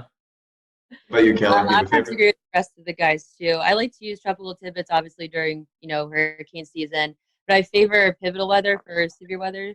I just think they have different parameters than Tropical Tidbits has, and I like to use that more. Now, did those answers surprise you? No, they did not. Okay, those are generally what we were expecting last time. Sorry, guys. Last time we got the Penn State E-Wall as the resounding answer from everyone. I've used that a little bit. Yeah, I've used it. And I had never heard of it before. Gannon, even with the hat, I've been using that for years, but I haven't used the E-Wall so much recently. I gotta be honest. I probably need to go back and check it out. That used to be my go-to for the HRRR mod for her. I used to go there for the E-Wall. Now I use Weatherbell. So, Gannon, here while we're on you here, the this kind of multi-part question. Were you scared of thunder and or lightning as a kid? And also, was there kind of a period connected to that or after that you knew you wanted to be a meteorologist? My answer to the first part was not especially. Like, I don't have one specific knock your socks off thunderstorm memory that really freaked me out. And I have a couple of thunderstorm related memories. Like we actually had a lightning strike to a tree outside of my house. And I remember the current got in the house somehow to the extent that some electronics were messed up. And I remember thinking, wow, how would that, you know? So it's like 3-4 years old. That kind of gets the gears turning in your head that something bigger is at play. It didn't really turn into fear. And I would say it was just a compilation of thunderstorms and other weather phenomena in aggregate that got my interest in meteorology going throughout my childhood years and in my adolescent years. Okay, great. And Kelly, do you want to speak to that? Was I scared of thunder and lightning when I was younger? Is that the question? And then did that kind of evolve into an interest for meteorology one way or another? I don't think I was ever scared of thunder and lightning. I actually would love when like a summer storm would pop up in Pennsylvania in the summer, and you just feel that nice rush of cool air. But I don't think that necessarily led to my love of weather. I mean, growing up in Pennsylvania, I mostly remember like huge snowstorms, even though I don't like winter weather forecasting that much. Kind of ironic there. But that's kind of, what sparked my interest in weather, is waking up to like 2-3 feet of snow, just overnight. And it kind of just snowballed, if you will, from there. I have to say I wasn't really that afraid of thunder and lightning. I certainly had an awareness of it. And one interesting thing is my house, I think when I was maybe 15 years old, was struck by lightning, or at least some streamers got into our house. And I remember my mom was making spaghetti that day, and she was cooking spaghetti sauce on an old cast iron pan, and the lightning actually burned a hole in the cast iron pan. I remember that very, very vividly. Well, see, I'm going to go the opposite of these guys. I was scared to death of storms growing up, and I think doing weathers has helped me over the years, of course, get over that. I remember, I was living in Thornville, Ohio at the time. It was the summer of 96 or 97, I think 96, and we had just a huge, string of showers and storms that came through that resulted in what was basically tornadoes and, constant. We'll return to Best of the Carolina Weather Group in a moment. Now your Carolina weather forecast. Here are today's forecast high temperatures for North Carolina. Here are the forecast lows for tonight for North Carolina. Here are tomorrow's forecast high temperatures. And here's forecast rainfall across North Carolina tomorrow. Here are the forecast highs for the day after tomorrow.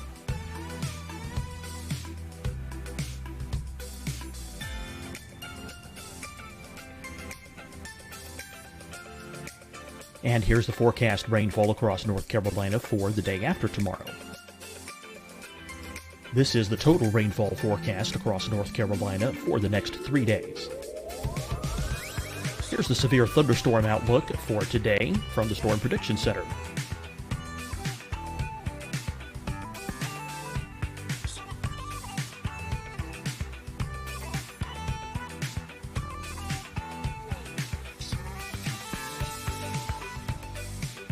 Here are the forecast high temperatures for today for South Carolina.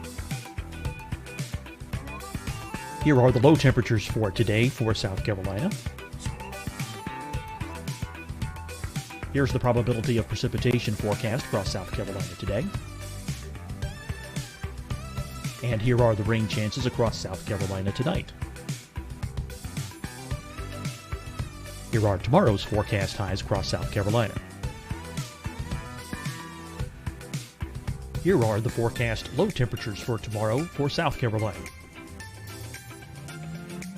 And here is the probability of precipitation across South Carolina tomorrow.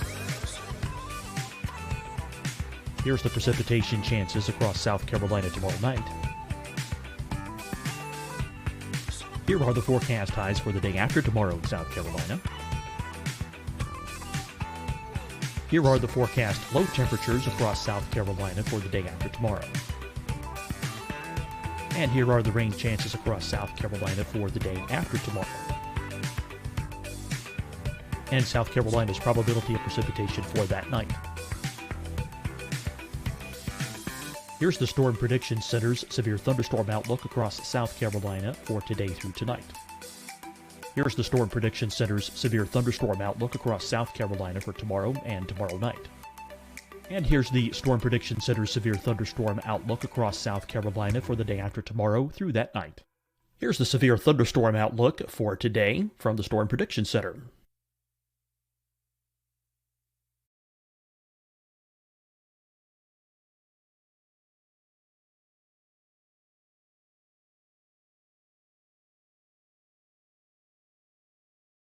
And now, here's a live look at weather radar across the southeast. Deciding when to wear a mask isn't about who you know or how well you know them. Just ask yourself, will I be with anyone I don't live with? If the answer is yes, get behind the mask.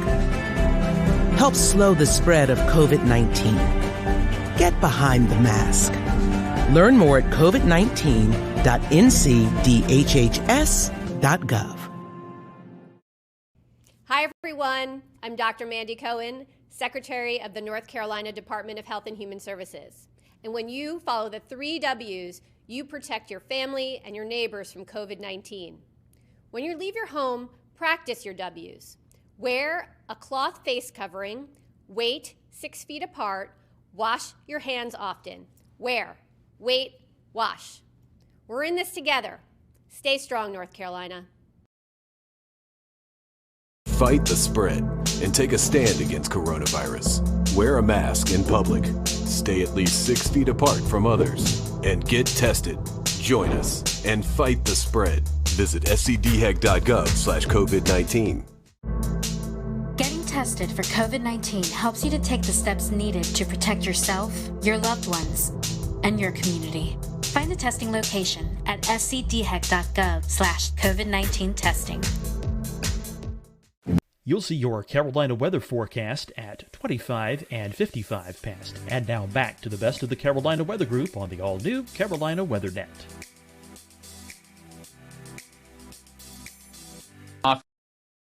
You know, as a kid, it's kind of scary. So it always stuck with me. From there, I was always, at least keeping an eyeball on the weather forecast, no matter what it was. And then when I got to college, I had actually, long story short, my folks had us grow up basically in TV. They were both TV personalities, TV managers in Columbus, Ohio. Got out of it for a little bit, and then college came around, and then got back into it. And so I started on the news end, and then I actually dated a meteorologist my junior year of college, and then that sparked the love of weather. So the relationship didn't last, but my love of weather from there on did. At least you had something lasting from that. We'll call it a nice parting gift. Another question, and then we want to kind of get to some more fun questions. While we're taping this, we've been going through some crazy times in the country with the COVID-19 pandemic. So this is kind of another two-parter question. A lot of folks have been able to do weather from home, a lot of meteorologists. So my question is, what are your thoughts on doing weather from home, and what do you think the future of meteorology looks like? Do you think we can incorporate this more into your daily routine of what you guys do on TV? Whoever wants to start, I'll let whoever.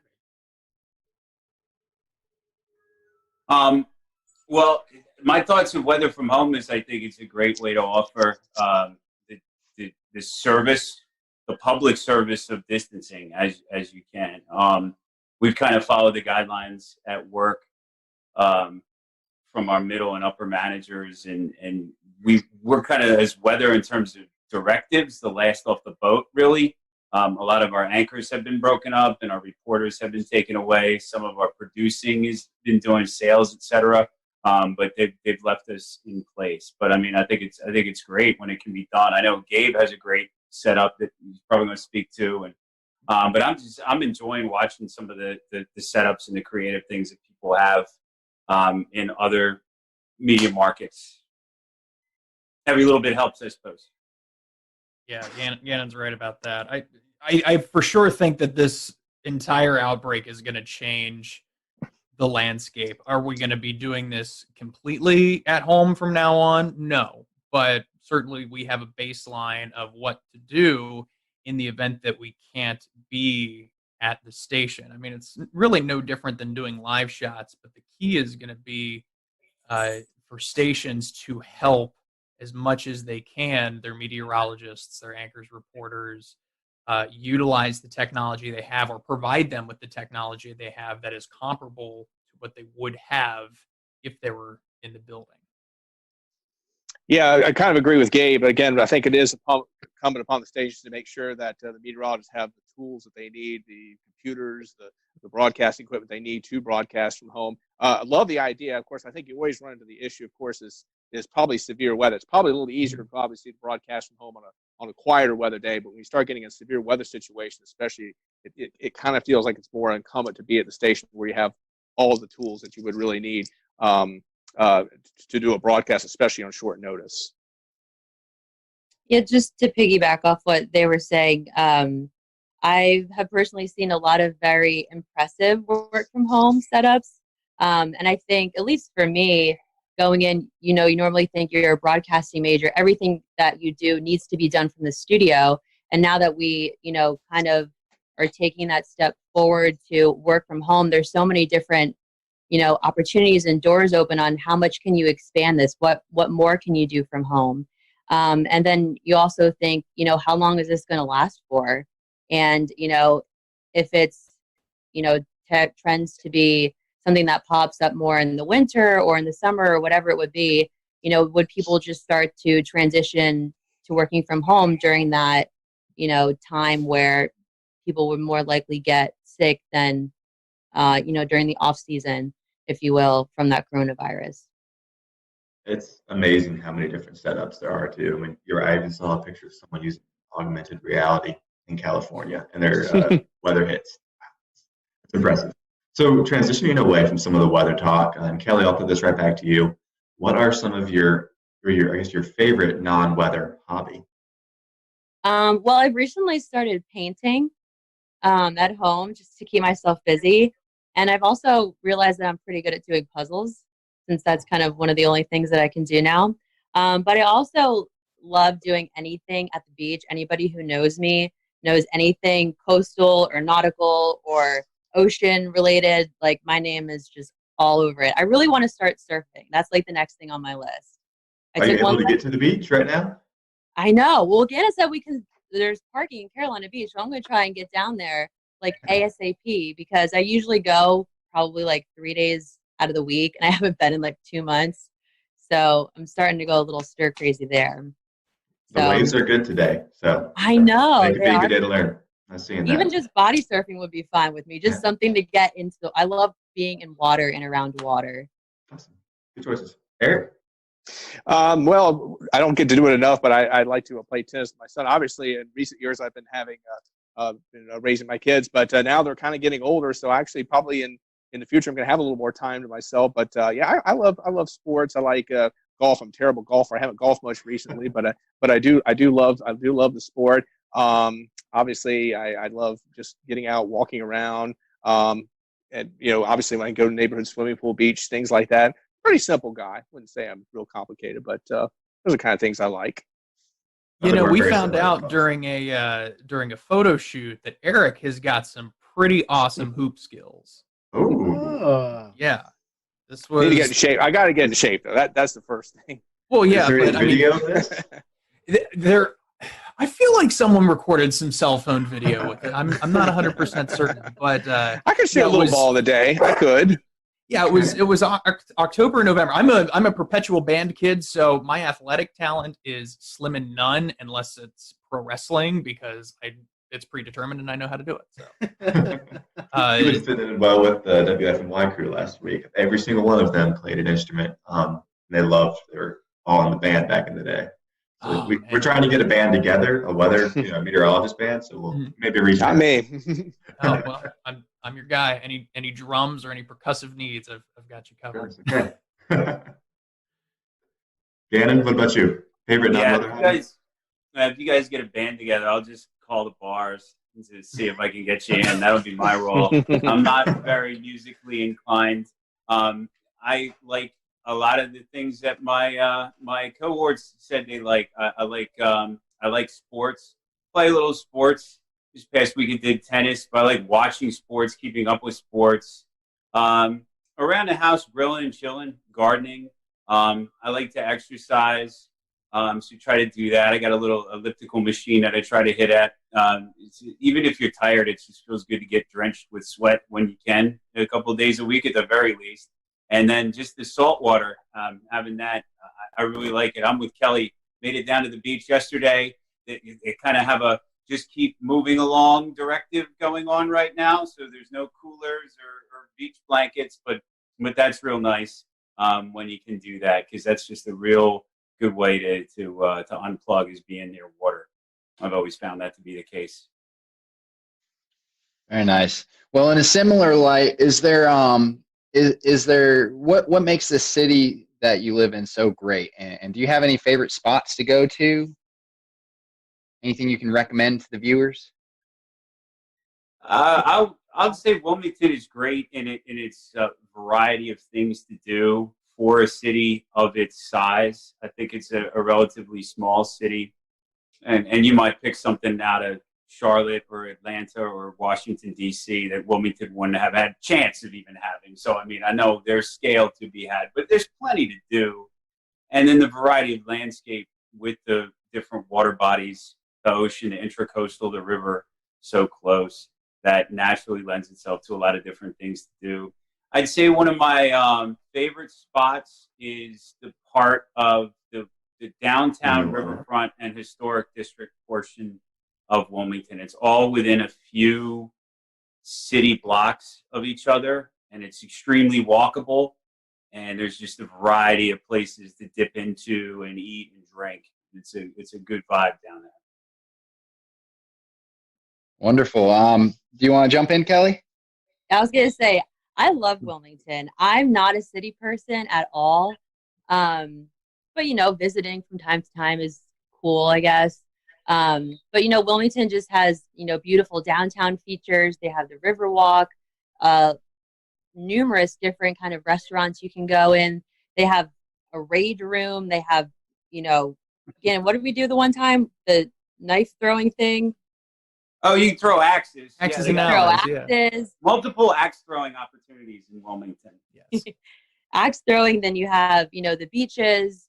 Any beach you go to is going to be a beautiful beach. I love how the people here really take care of the beaches. Like, I rarely ever see any trash on the beaches, and it's great. People pick up after themselves there, and we keep our beaches clean. And, not too far away from here, you can go to Raleigh. You have Myrtle Beach to your south. It's just a really good location, and being in a southern coastal town, for me, it's something that I've always wanted to, experience living in, and I'm glad I did it. Yeah, I completely agree with what my colleagues have said. I kind of like the Fort Fisher State Park myself. I think that's kind of a hidden treasure in a way. One nice thing about Fort Fisher is, you probably, of course, hear about, like, you go to Carolina Beach or Riceville Beach, you have to pay a lot of money to park, but obviously Fort Fisher is a state park. You can park there for free, so that's a good beach experience. And plus, it's not quite as crowded either. So that's kind of a nice place to walk around, or if you want a little quieter beach experience. I'm for sure more of a Wrightsville Beach kind of guy. I live near Wrightsville Beach, so I can very easily run or jog to the beach and get in and around there, kind of the Mayfair area. Also, really just from here up through like Surf City, North Topsail, some of those places, they're a lot of fun. I don't want to say a lot of folks my age, but 30-somethings, you're going to find some 30-somethings, in that neck of the woods. So it's pretty cool to get out there. And yeah, most people keep to themselves. And the one thing that was remarkable, when I came down here 5 years ago from Ohio, I was just floored at just how nice everybody is. You don't get that kind of niceness in Columbus, Ohio, when you walk past somebody in Walmart. Oftentimes it's what are you looking at me for? Like, what's going on? Here it's like, hi, how are you? Oh, wow, I didn't get cursed out. That's incredible. So it was a nice change of pace. I love the people down here and the scenery just as much. Well, you know what they say is that people who are at the coast often are have a little bit more of a relaxed personality and are generally happier, right? And it sounds like we all need to try the river walk too if we haven't done that. I know that's off to put that on my list. Worth it. But I think, Evan, you have one more question to follow up with, and we'll go with that. Yeah, so one last very short, very silly question to kind of end us off for the eve or the afternoon, I guess. Gannon, start with you. Really philosophical here. Is a hot dog a sandwich? Oh, shoot, you were really going to ask that? Oh, yeah, we weren't joking around there. I'm going to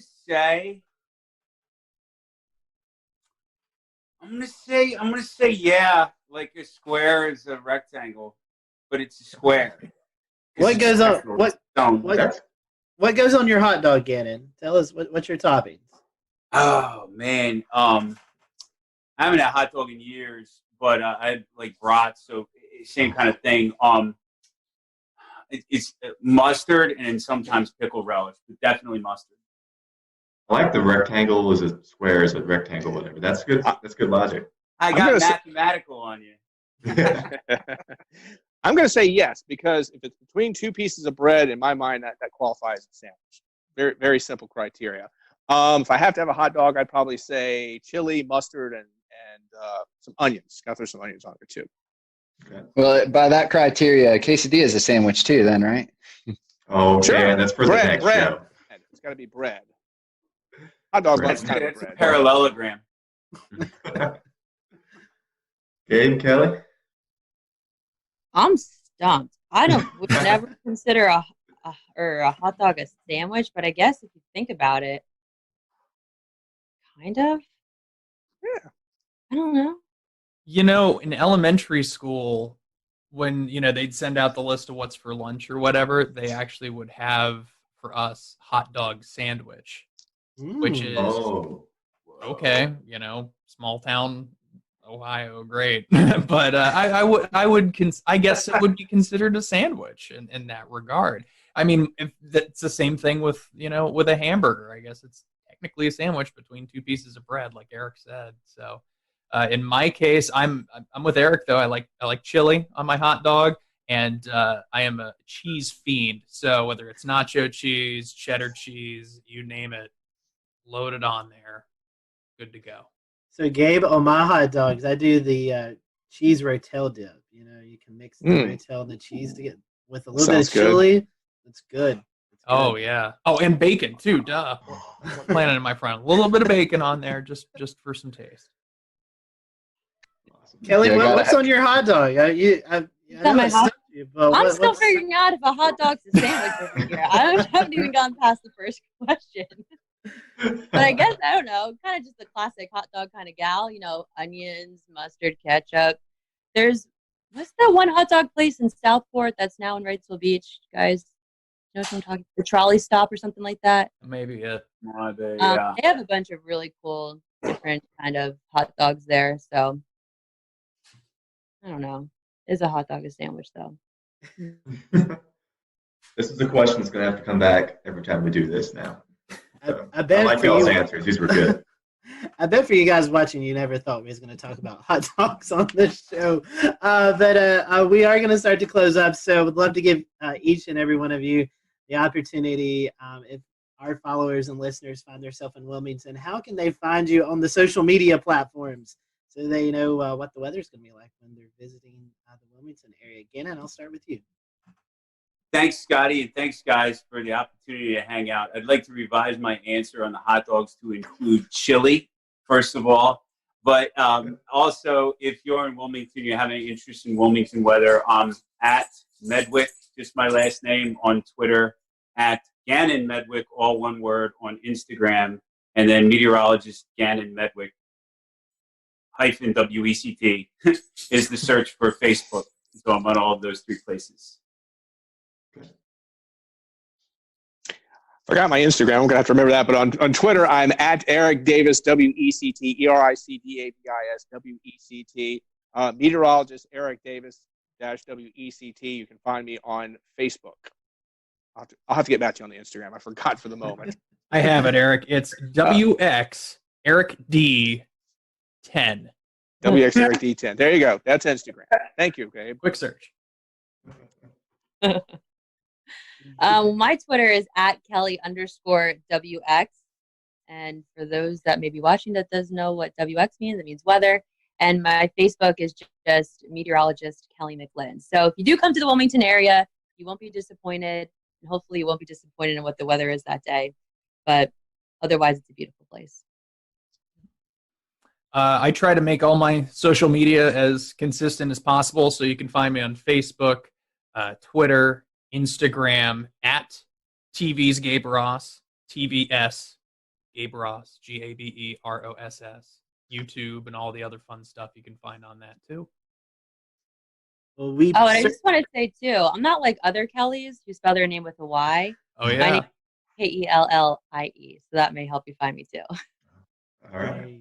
There you go. Well, we appreciate you all joining us this afternoon. For everyone who is watching, thank you for joining us, and catch us next time as we wrangle up another group of meteorologists and ask them these silly questions. Have a good day.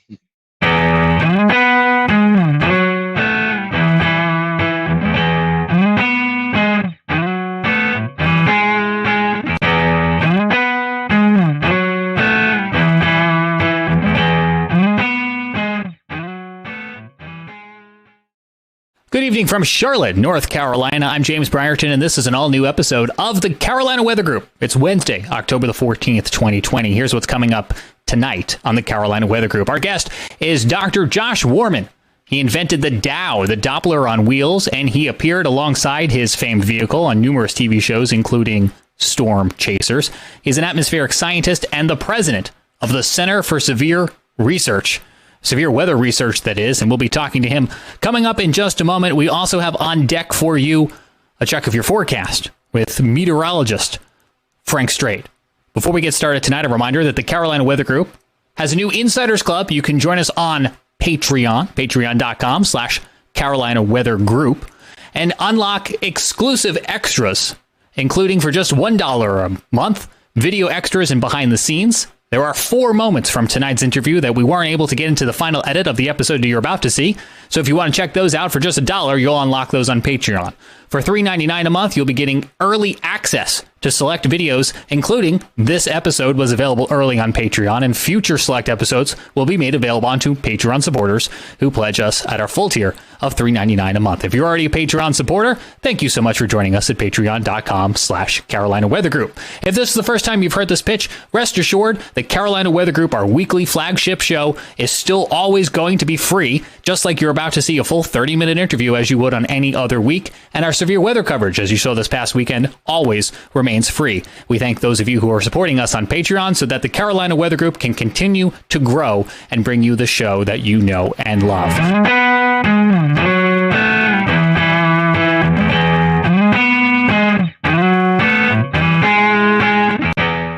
Hello, everyone. Welcome to the Carolina Weather Group. We're happy to have you this evening. Tonight's guest is Joshua Warman. He works at the Center for Severe Weather Research, and you may have seen Josh on a few storm chasing shows on TV. We're going to talk a little bit about that as well tonight with all the research he's been doing lately with the active tropical season and just kind of generally talking about his career. So we're happy to have Josh with us tonight. Towards the end of the show, we'll let Josh give out some information, social media websites. That way you can follow more of his content. So be sure to stick around towards the end of the show for that. So Josh, welcome to the show. We're happy to have you. We'll kind of give you our first question that we ask all of our first-time guests is, how did you get hooked into this crazy weather world that we all like to follow? Well, it's been decades for me. You can see all the gray hair here. As a kid, I loved physics and math and things like that. And weather was just always a passion for me. I had a little weather station in my backyard and one of those little Taylor instruments, Max-Min thermometers, and a weather station. I was old school before the internet. So I always liked weather. It was changing all the time. And it was just a great way to apply my nerdy passions of physics and math to something that was really interesting. A lot of interesting challenges and problems still to be solved. So one way or another, I've been into weather for 50 years. So Josh, before you got started with the Dow projects and everything that you've been working on recently, you actually used to work with the Air Force on nuclear winter simulations, I guess you could say. Could you tell us a little bit about that? That's something I knew nothing about before doing a quick Google search yesterday. Wow, I was going to say, somebody had some old resume out there. I went to school. I went to MIT, was kind of nerdy. I dropped out for 3 years. So, do what I say, not what I do, but I dropped out of school for 3 years and went to work as a consultant for the Air Force Geophysics Laboratories. And there was a group there that was working on modeling of a nuclear winter. There was a pretty hot topic back in the 80s. And the premise basically was that if a lot of nuclear bombs were dropped, this was a different world back then. We were really thinking about the Soviet Union and the fact that some giant nuclear war would happen with thousands of nuclear bombs dropped. And the concern was that these nuclear weapons would waft a lot of dust and smoke up into the stratosphere where it would last a long time. And so what we were doing in that group was taking normal thunderstorm cloud models, similar, though more primitive because it was 30 years ago, but similar to models that are run now on clouds. And we would, instead of initiating a cloud with a 2 or 3 degree warm bubble from turbulence, we would initialize the model with a 500 degree nuclear explosion, and boom, you get a big cloud. And we would look at how high the dust from the ground and how high the smoke and other things would be lofted into the stratosphere. You could see what the effects would be on blocking off the sun, what was the issue. And so the concern then was that a nuclear war might lead to what was called then, probably still is, a nuclear winter. Josh, it seems like you've done a lot of work with radars. What kind of interest when you were trying to figure out what you liked and didn't like in the weather community, what kind of drew you to radars and radar? We'll return to Best of the Carolina Weather Group in a moment. Now your Carolina weather forecast. Here are today's forecast high temperatures for North Carolina. Here are the forecast lows for tonight for North Carolina. Here are tomorrow's forecast high temperatures. And here's forecast rainfall across North Carolina tomorrow. Here are the forecast highs for the day after tomorrow.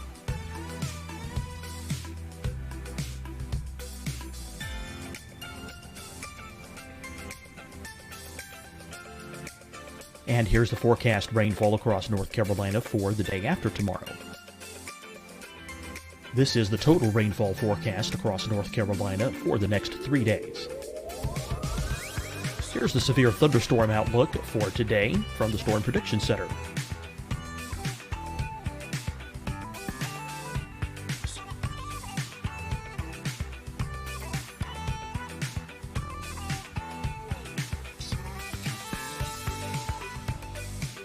Here are the forecast high temperatures for today for South Carolina. Here are the low temperatures for today for South Carolina. Here's the probability of precipitation forecast across South Carolina today. And here are the rain chances across South Carolina tonight. Here are tomorrow's forecast highs across South Carolina. Here are the forecast low temperatures for tomorrow for South Carolina. And here is the probability of precipitation across South Carolina tomorrow. Here's the precipitation chances across South Carolina tomorrow night. Here are the forecast highs for the day after tomorrow in South Carolina. Here are the forecast low temperatures across South Carolina for the day after tomorrow. And here are the rain chances across South Carolina for the day after tomorrow. And South Carolina's probability of precipitation for that night. Here's the Storm Prediction Center's severe thunderstorm outlook across South Carolina for today through tonight. Here's the Storm Prediction Center's severe thunderstorm outlook across South Carolina for tomorrow and tomorrow night.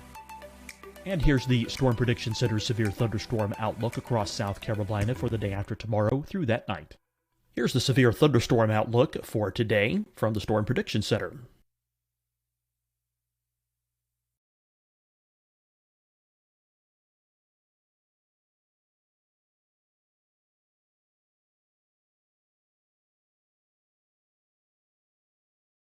And now, here's a live look at weather radar across the southeast. Deciding when to wear a mask isn't about who you know or how well you know them.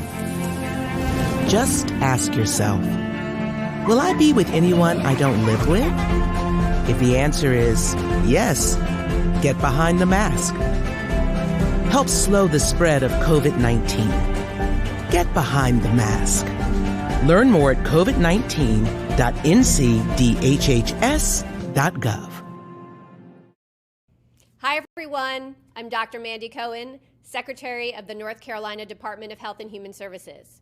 And when you follow the 3 W's, you protect your family and your neighbors from COVID-19.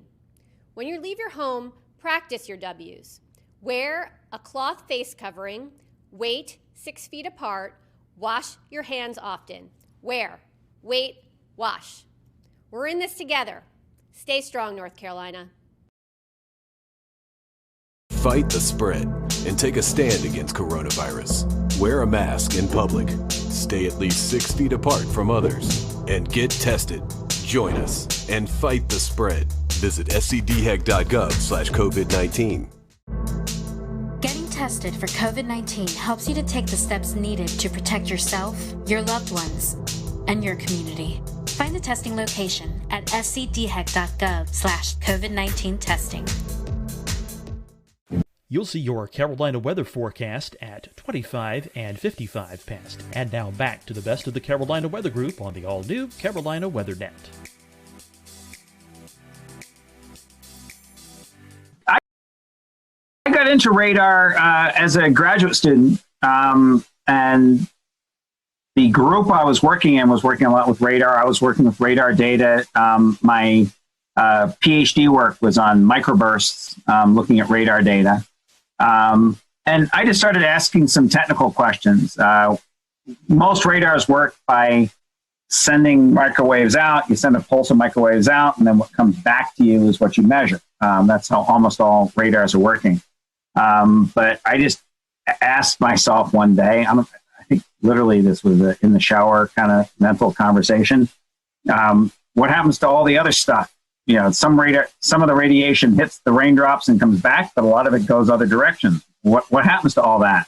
And so it turns out really interesting things happen to that, and you can measure that. So I basically came up with this concept of what's called bistatic multiple Doppler systems. That's a lot of syllables, but it was just a different way of doing radar. And I kind of got into doing some radar technology. And in the process of getting more, that kind of led to another question once I was doing that kind of technology. By the way, those in the field think that was my most clever idea, not the doubt. I was just reading papers about people who were doing tornado chasing. This was in early 90s. So there certainly were scientists who were doing tornado chasing. There were scientists who were taking out what I'll call some pretty primitive radar type devices to look at those tornadoes. And I thought, well, what if you actually put a good radar near a tornado? What would you see? So it was just asking that kind of simple question. And how could you do that? So I had what, in retrospect, wasn't a great idea of putting a radar in a van, just a regular old passenger van with an antenna in the back, and you would open the back doors and expose the antenna And literally, we would just do donuts in a parking lot to scan. It wouldn't scan. We would just do donuts facing the tornado. That was my original idea. And we would just do donuts and see if we could take some slices through a tornado. That quickly morphed into, some engineers telling me, you can actually make that antenna move. And here's how to do it, into coming up with the first Doppler on wheels. And I usually describe it as an idea behind its time, but it's not rocket science. The first Doppler on wheels was just a weather radar. We did a few slightly clever technological things to make it fit on a truck and make it not break when you drive it over railroad tracks. But basically, it was a radar on a small box van.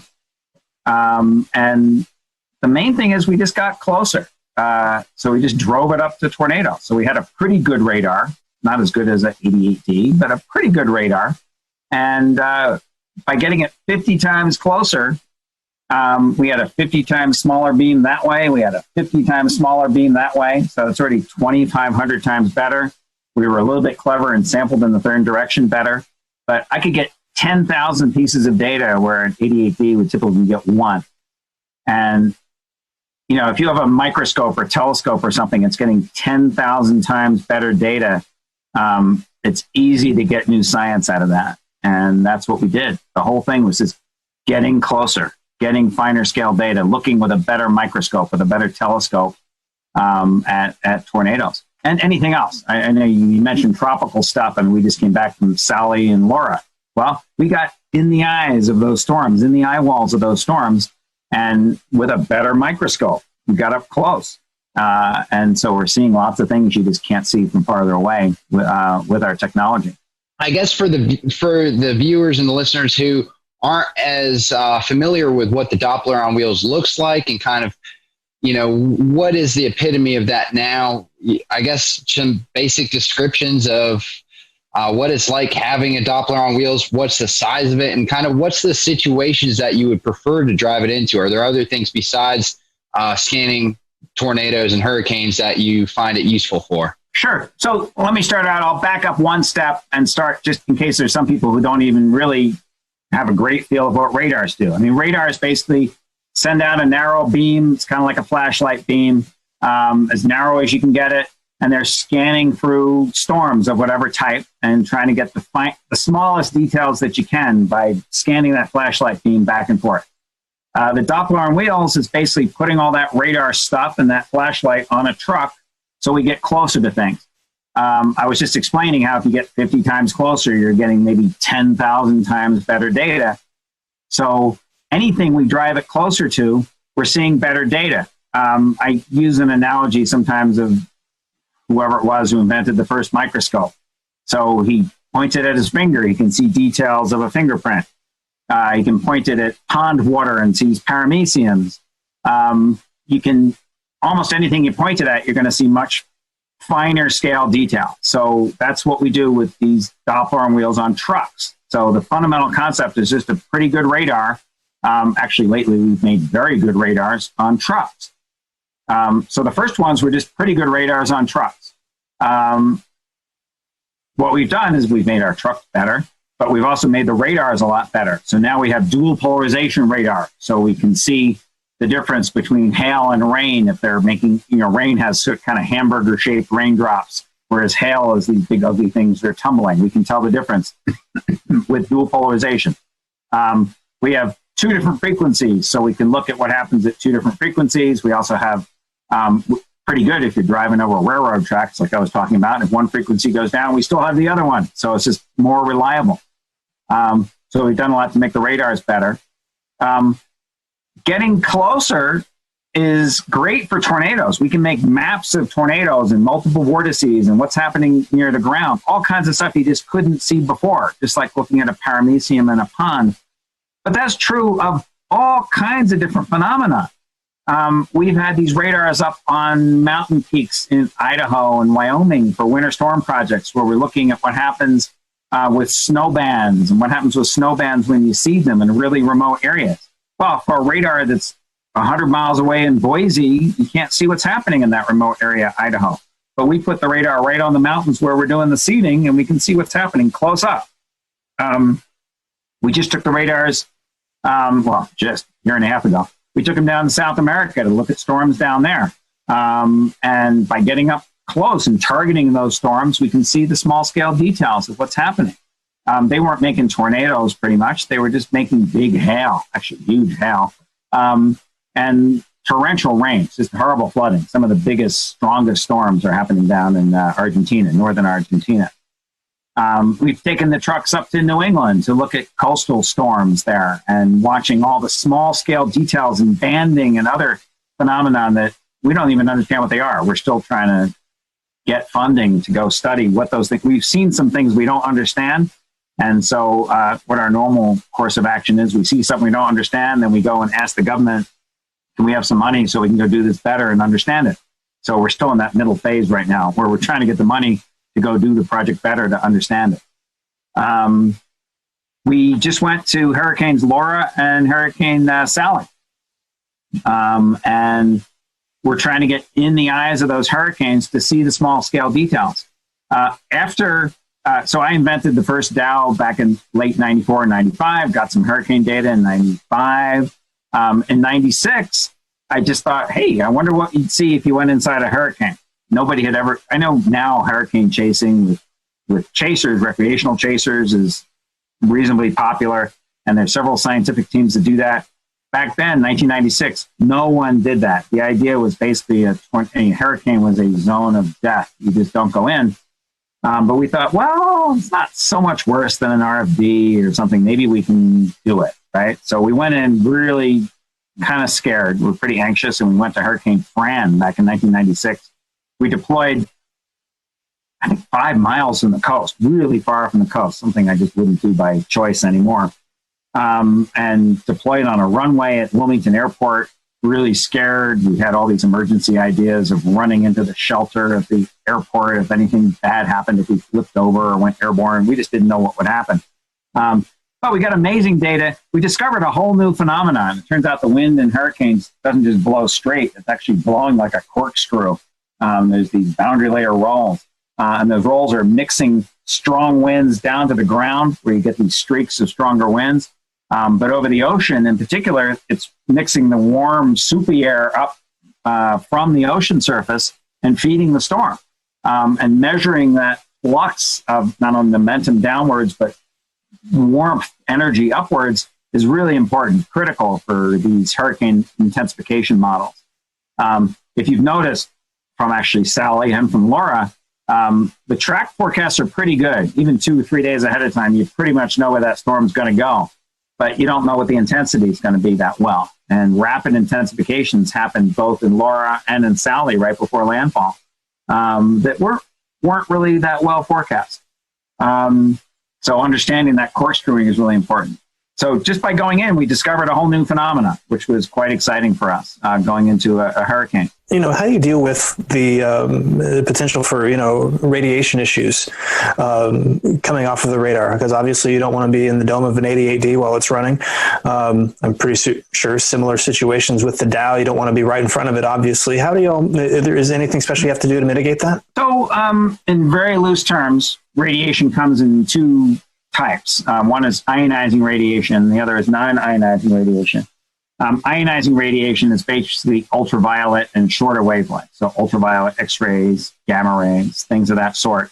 And those hurt you because the individual photons hit your DNA, ionize it, change the molecular structure, and then you get mutations and cancers.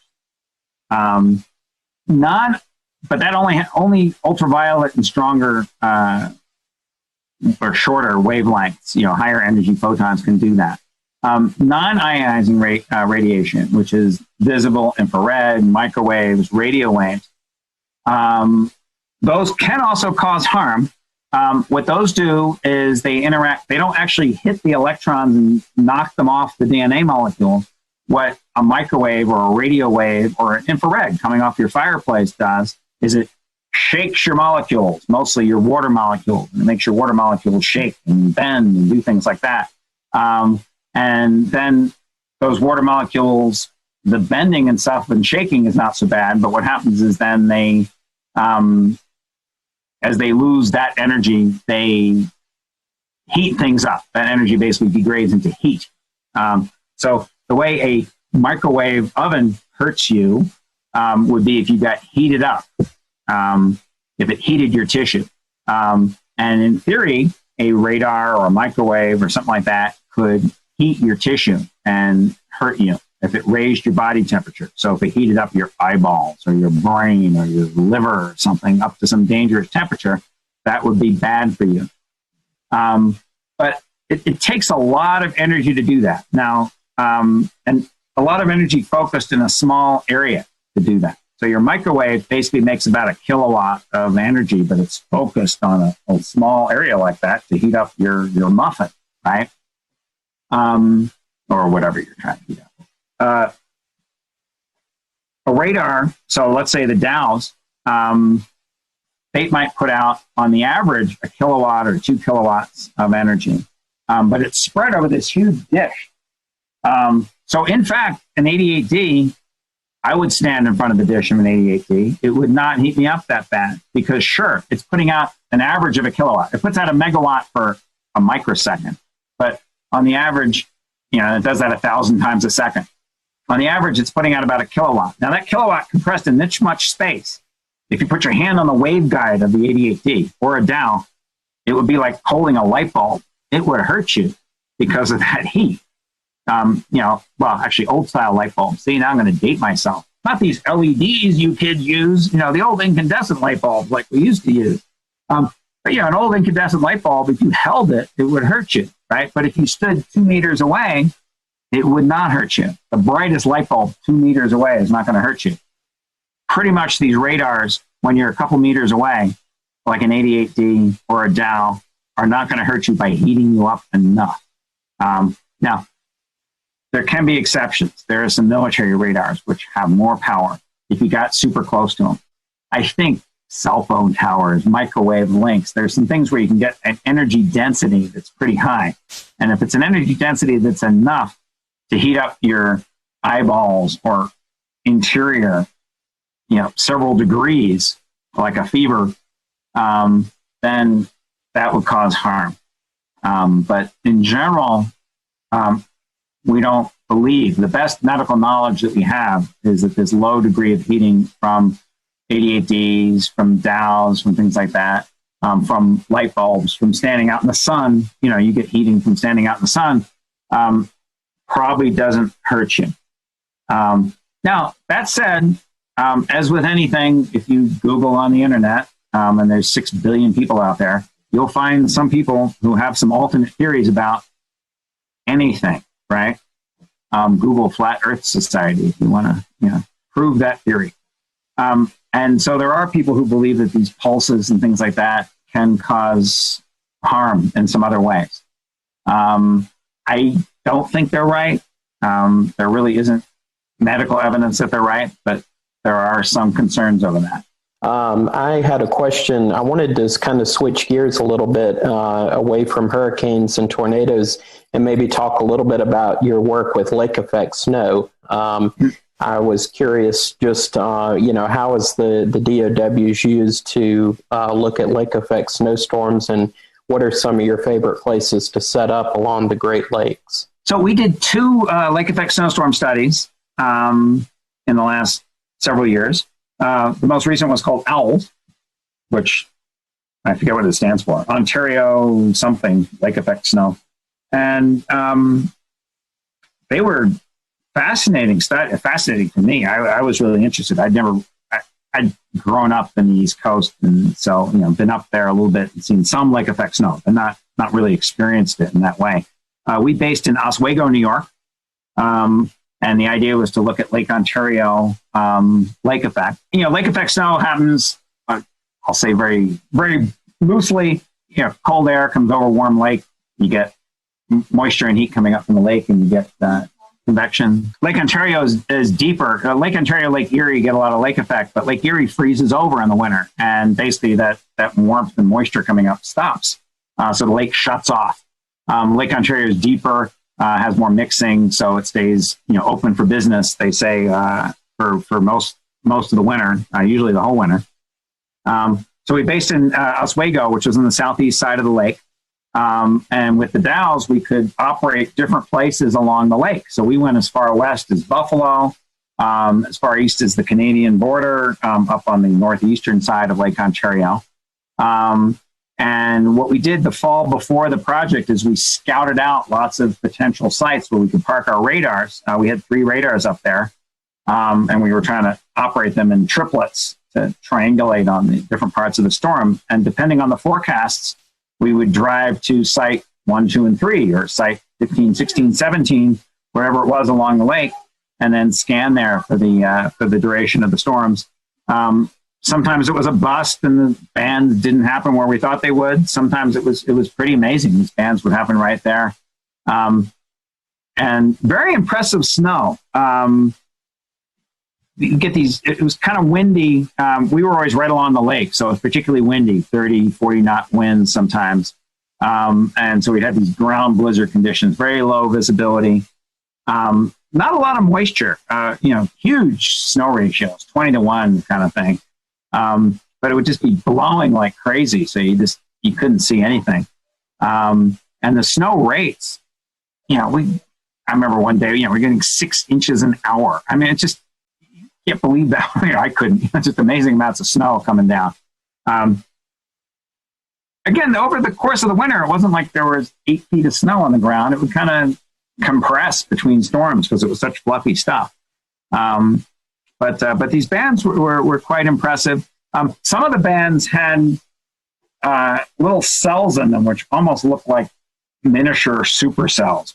We get these little mesovortices, or what we call them misovortices, MISL, because they were pretty small, a kilometer or so in scale. Weaker than tornadoes, but these pretty pronounced spin-ups. So we were mapping those out. It seemed like those were associated with some enhancements in the snow and changes in the type of snow crystals. So those were pretty interesting. So Josh, as we wrap this up tonight, let's just talk briefly about some of your TV appearances.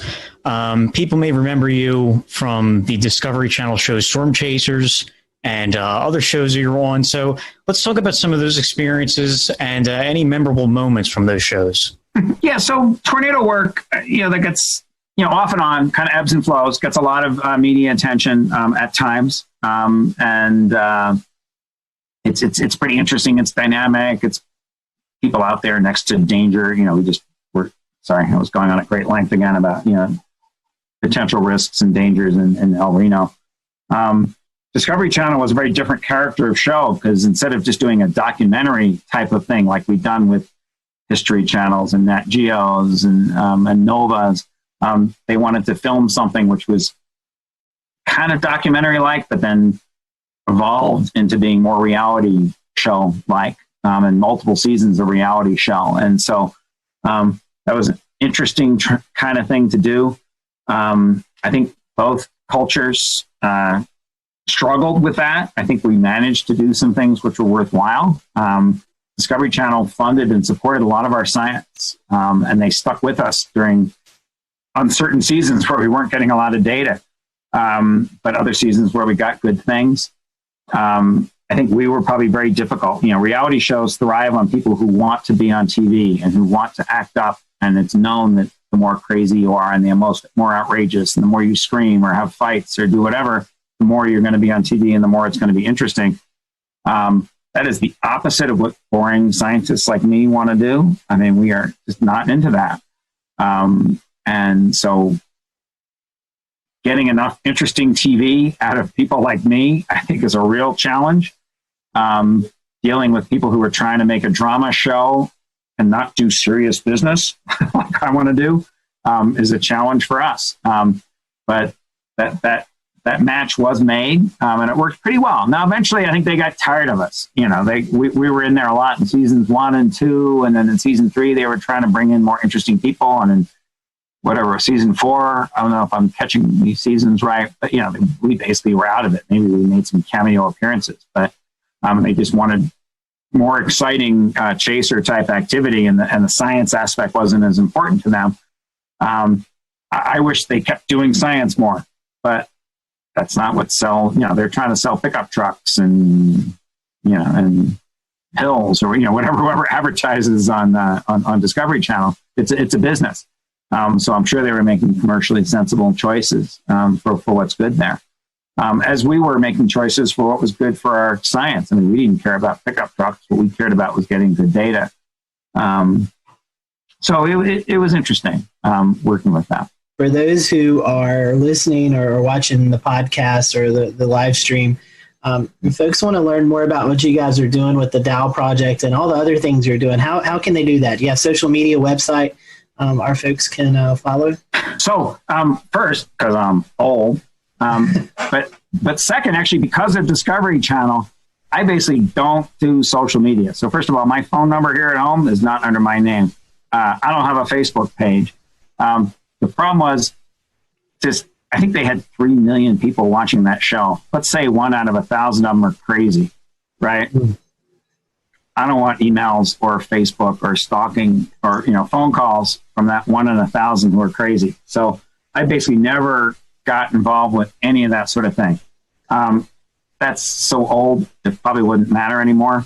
But so how can they do it? I mean, we're just not good at publicizing our stuff. We have a bad web page that's mostly out of date. Every so often we update it with something. I think we put some Hurricane Laura stuff on it. Like I said, I don't do Facebook. Maybe some of my team members do. We're I don't know, boomers. We don't do that kind of thing much. I will say this. I'll give you a plug for your website. It's cswr.org. And I do see the article there about the Dows being deployed during Hurricane Laura. So if you want to check out the website, in fact, that's how I got in touch with you, Josh. So okay. Check that out. So, but we appreciate you. Go ahead. Sure. I said that's the best formal thing is that website, and I don't even do it. I mean, actually, back in the day, I used to actually type HTTP, which also was probably a boomer thing. But I have somebody on my team, and I say, hey, put some link to our Washington Post article on there if you can. So sometimes we get some things like that. Maybe there's something about our fire, but so we went to this Cameron fire and got data, and I don't know if that's on our webpage. I don't know how you find out about it. I mean, we're just not good at publicizing ourselves. We need some influencers on our team. Well, hey, I know a group right here that would love to help you out. But in all seriousness, so Josh, we appreciate the work that you and your team do and the valuable research that you provide to all of us here in the weather community. We appreciate you joining us tonight, and we hope you stay safe. We'll return to Best of the Carolina Weather Group in a moment. Now your Carolina weather forecast. Here are today's forecast high temperatures for North Carolina. Here are the forecast lows for tonight for North Carolina. Here are tomorrow's forecast high temperatures. And here's forecast rainfall across North Carolina tomorrow. Here are the forecast highs for the day after tomorrow.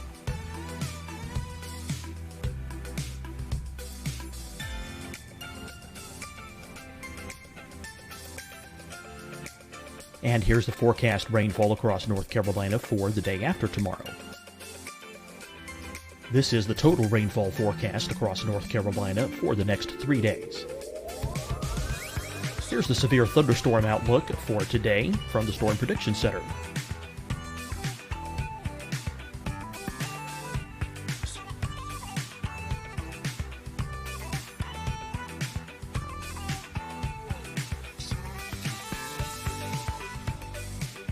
Here are the forecast high temperatures for today for South Carolina. Here are the low temperatures for today for South Carolina. Here's the probability of precipitation forecast across South Carolina today. And here are the rain chances across South Carolina tonight. Here are tomorrow's forecast highs across South Carolina. Here are the forecast low temperatures for tomorrow for South Carolina. And here is the probability of precipitation across South Carolina tomorrow. Here's the precipitation chances across South Carolina tomorrow night. Here are the forecast highs for the day after tomorrow in South Carolina. Here are the forecast low temperatures across South Carolina for the day after tomorrow. And here are the rain chances across South Carolina for the day after tomorrow. And South Carolina's probability of precipitation for that night. Here's the Storm Prediction Center's severe thunderstorm outlook across South Carolina for today through tonight. Here's the Storm Prediction Center's severe thunderstorm outlook across South Carolina for tomorrow and tomorrow night. And here's the Storm Prediction Center's severe thunderstorm outlook across South Carolina for the day after tomorrow through that night. Here's the severe thunderstorm outlook for today from the Storm Prediction Center.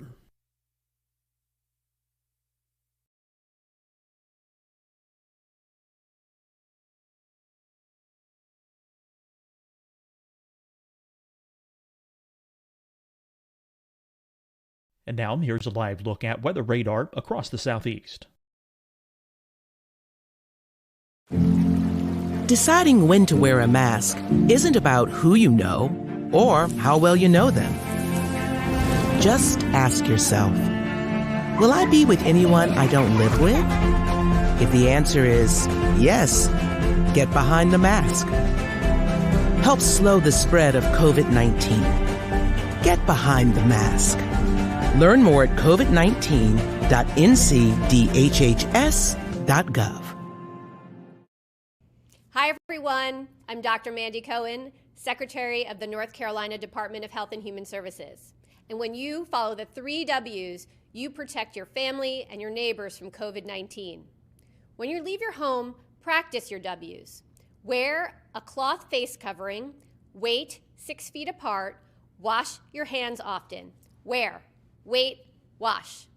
We're in this together. Stay strong, North Carolina. Fight the spread and take a stand against coronavirus. Wear a mask in public. Stay at least 6 feet apart from others. And get tested. Join us and fight the spread. Visit scdhec.gov/COVID-19. Getting tested for COVID-19 helps you to take the steps needed to protect yourself, your loved ones, and your community. Find the testing location at scdhec.gov/COVID-19 testing. You'll see your Carolina weather forecast at 25 and 55 past. And now back to the best of the Carolina Weather Group on the all-new Carolina Weather Net. Around to hurricanes or tropical storms or tornadoes or this upcoming winter storms, we wish you the best out there, and we'll stay in touch. Okay, thanks. It was great talking to you. Terrific questions, all of you. It was fun to answer those. And I'm happy to answer others or do something like this again whenever you guys are interested. Thank you guys for watching the Carolina Weather Group. We hope you have a great evening, and we'll see you here next week.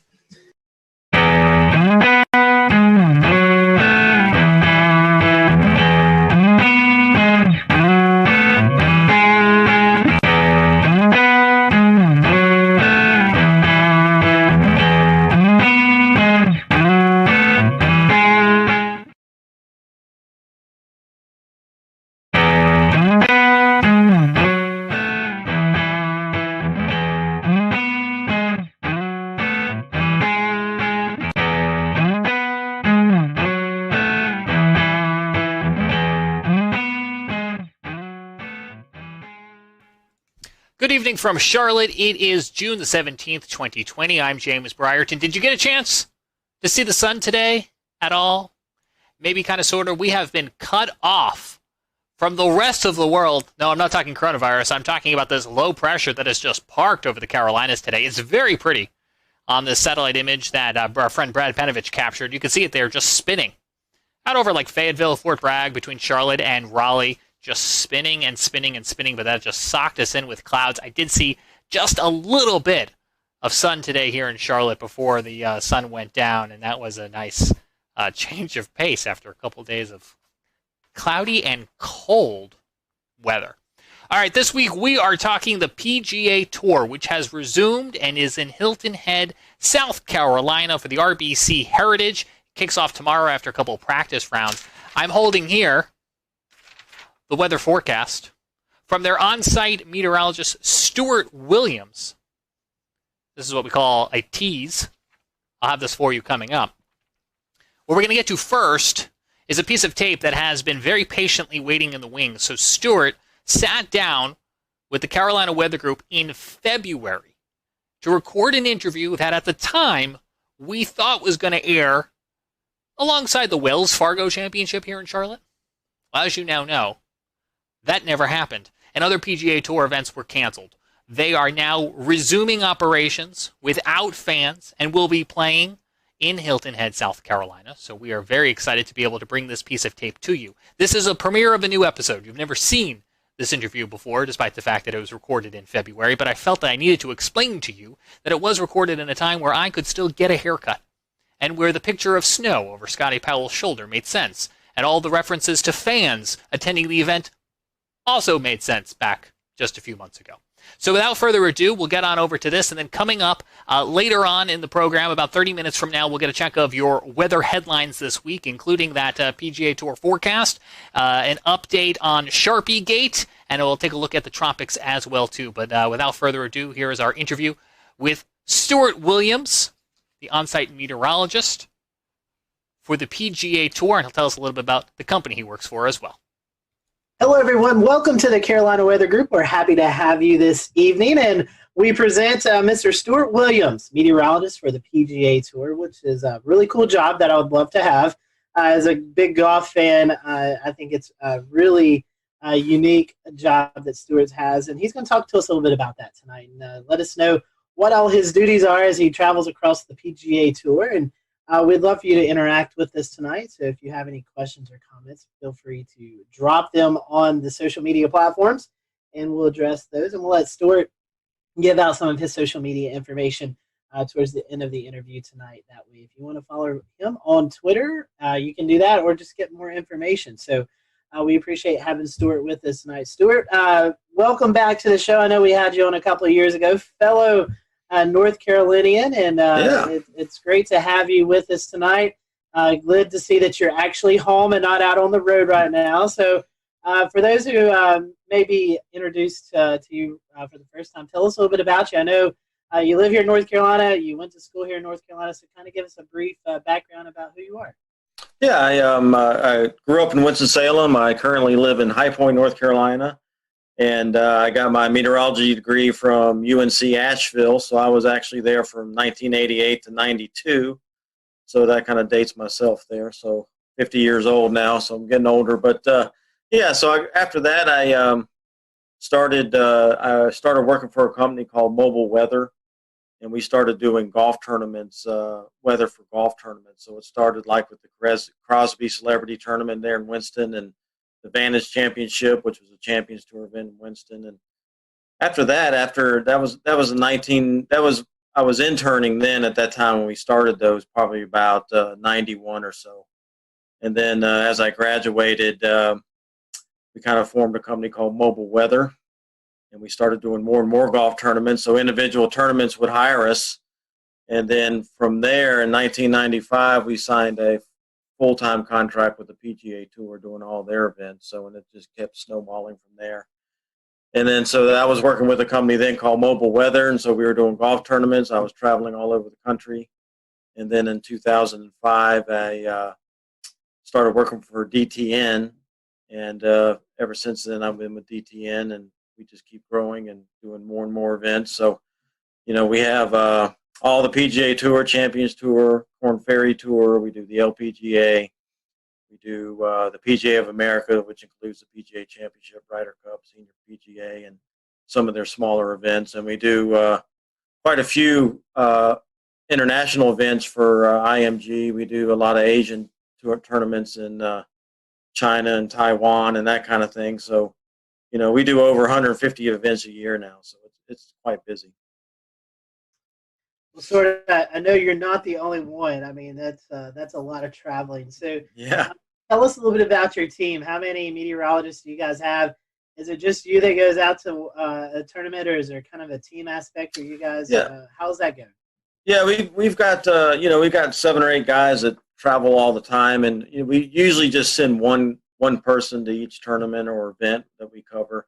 Because we also do outdoor concerts, and we do some other events like that we have a meteorologist go to and that help out. But there's one guy per tournament, and so basically, on the PGA Tour or any golf tournament or any outdoor event that we do, lightning is the number one concern. So that's why a meteorologist is on site. We set up an electric field mill. We have 2 laptop computers that have obviously the Doppler radar, lightning detection.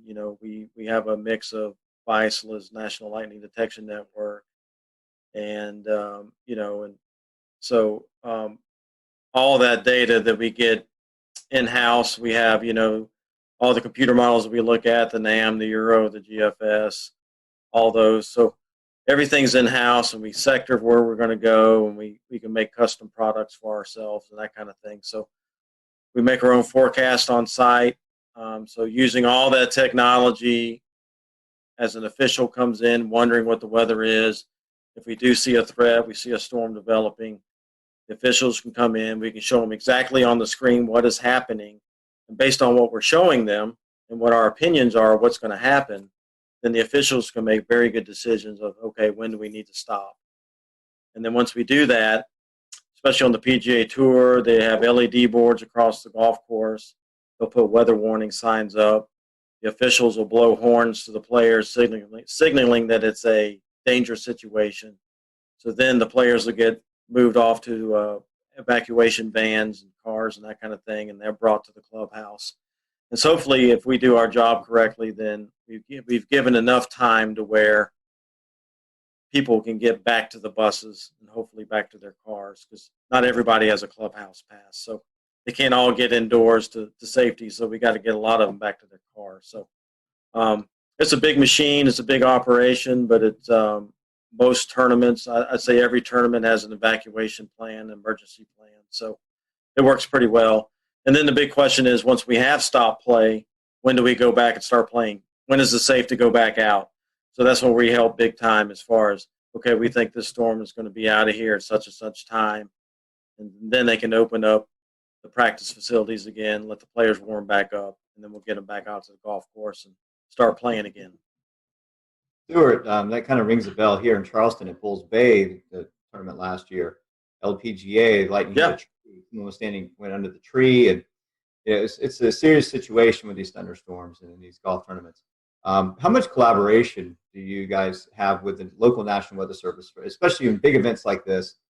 In the last few years, there's been a little bit more collaboration because, with Homeland Security and a lot of these big, government agencies and everything, a lot of these agencies are using golf tournaments as their training grounds for big events and things like that. So I know down at the RBC Heritage down in Hilton Head, the FBI shows up and all the government agencies, the Weather Service, and so they do a lot of practice at that event, since it's such a large event. And so I do coordinate with the Weather Service there. We'll talk what we're thinking, and kind of bounce off ideas off each other. But for the most part, I'll maybe read a forecast discussion or something like that from the Weather Service. But like I said, having everything in-house, all of our own computer models and that kind of thing, we basically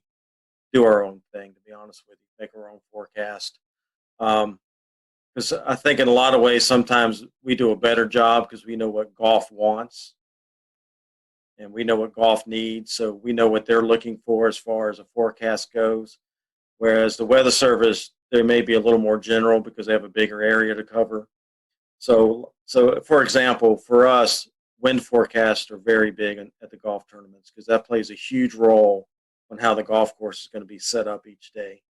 So we concentrate a lot on wind, and so we try to be very accurate in that department, where you may see a weather forecast from the Weather Service that says winds are 5 to 10. Well, okay, that's kind of general. We try to be more exact than that, where our forecast will say maybe we have a westerly wind, like on the coast there. Maybe you have a drainage wind in the morning off the land, and then we'll get the sea breeze at 1 o'clock, and it's going to shift out of the south or southeast or whatever, and it's going to be 10 to 15 at that point. A lot of times the Weather Service really doesn't break it down like that. So, we try to be more specific of what's going to happen at the golf course, so they can plan how they're going to set the golf course up. So that's some of the things that I think we do a better job at than TV or Weather Service being more general. Stuart, let's play. Let's hope we're not forecasting too far in the future. We have a Wells Fargo Championship coming up in Charlotte, the Wyndham Championship in Greensboro. Let's say that you're there forecasting and you see it could be a potential stormy day. That there's going to be thunderstorms moving into the air. What is it? Kind of give us what you do the morning of. Kind of give us a play-by-play of what that setup looks like if you see it's going to be a stormy afternoon or something in these tournaments. Well, let's say the first tee time is 7 a.m. Okay, that's usually when most tournaments start, 7 in the morning, and I'm usually there probably about 5:30 in the morning, because I'm looking at weather data, looking at the latest stuff, making my forecasts and getting that out and distributed, uploaded to the player page, that kind of thing. And so we also have radios that we communicate to the officials with. So every morning I'll go into the rules office and tell the guys as they head out to set the golf course up what I think the winds are going to be that day, and then what time I think the best chances of us getting a thunderstorm. And so if you take a North Carolina tournament, typically what happens is, as you'll know, Scotty, and they'll start in the mountains. They'll bubble up in the mountains about midday, early afternoon, and then as they get going, they'll roll off into the Piedmont, and then they'll usually make it to Greensboro or Charlotte by 3, 4, 5 in the afternoon, depending on how fast they move and what the scenario is. So, so I'll tell the officials that morning, hey, I think we're going to see storms probably anywhere from that 3 to 7 range. And then that'll give them an idea when they need to start paying attention, so to speak. So as we go through the morning there, I'll keep looking at the new data, see if there's anything we need to update. And then obviously I keep watching the screens. I'll have the radars going and that kind of thing. And then as soon as I see something that has a potential of getting to us, that's when I'll get on the radio and tell the officials, hey, I'm seeing some thunderstorms over, let's say, Yadkinville, and they're going to be moving across Winston and the Greensboro here in the next hour and a half. So that'll give them the heads up that, hey, I'm starting to see some stuff that could impact us here in the next hour or two. And so that's when we'll start putting on the LED boards. There's a weather policy that runs and things that say, hey, inclement weather is possible, please pay attention, that kind of thing. And then as the storm keeps moving closer, then I keep updating the officials. And then when I think is within, less than an hour, usually the head rules official, which would be Mark Russell or Slugger White, who are in charge of the competition, basically, they'll come into my office. I show them exactly what's happening. And then we try to give at least 30 minutes notice before the storm's going to hit the golf course, so that we can blow the horns and give enough time for people to start trickling out and get the players in. And then obviously, as the storm gets closer, hopefully we've gotten everybody off the golf course, and then the storm will hit. And then, like I said, then we have the conversations. When do you think it's going to be out of here? When is it safe to resume? And so they'll already start making the plans on when that gets out of there, when we're going to let them go back out and warm up on the range, and then get them back out on the golf course. So, it's kind of a lengthy process, but as with weather, you guys, we have thunderstorms that can pop up right on top of you. So that's why we also have an electric field mill that we set up on site that measures the electrical charge. And so if we're seeing something develop real close to us, hasn't produced lightning yet, and we're wondering, is it going to, that electric field mill gives us the heads up that, hey, charges are building. And also looking on the radar, you look at the cloud tops, you kind of know what those cloud tops keep growing, and you know what the freezing level is. And when it gets a certain height above that freezing level, that's when you start seeing the lightning. So using all those things together, you know, using all those things together, we can get a good idea that, hey, this cell will probably going to produce lightning. So that electric field mill is crucial in that aspect. So it may give us 10 or 15 minutes that we wouldn't have had if you waited for the first lightning bolt to come out. So, you know, we may only have 10 or 15 minutes to get them off, but that's still better than having no warning and all of a sudden there's a lightning bolt. So, yeah, technology plays a huge role in what we do. That's pretty fascinating. I didn't realize that much went into it. That's pretty sophisticated and really good coverage on your part. Stuart, once y'all blow the horn, this is kind of going back a few minutes, but once y'all blow the horn to warn there's a tornado or tornado warning storm or even a severe thunderstorm on its way, the players, they're coming off the course, but for bystanders that are sitting alongside the course or even in the stands, is there a safe place for them to go? Unless you have a clubhouse pass, and generally no. So, if you're having a severe weather event, obviously you don't want to keep them in the tents and the skyboxes because those are temporary structures and big lightning rods as well, just, with the poles and everything. So, we try to get people to go back to their cars, go back to the buses, get back to their cars. But, it doesn't always happen that way. There's always stragglers. There's people that try to hide and wait it out. And because, as soon as we start back play, then they can run out and get a good spot on 18 or whatever.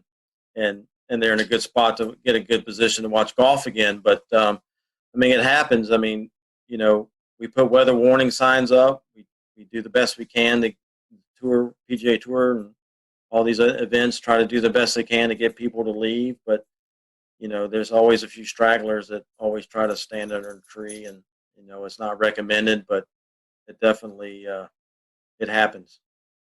No, I was just going to say that I'm sure that's a problem at a lot of these outdoor sporting events, whether it be air shows, I would imagine, have a big problem with that, or even like you mentioned earlier, concerts. I think it was just last year we saw some video went viral of a concert tent just taking off and downdraft, outflow wind of a tornado, thunderstorm. There's my brain. So yeah, that seems like a real problem.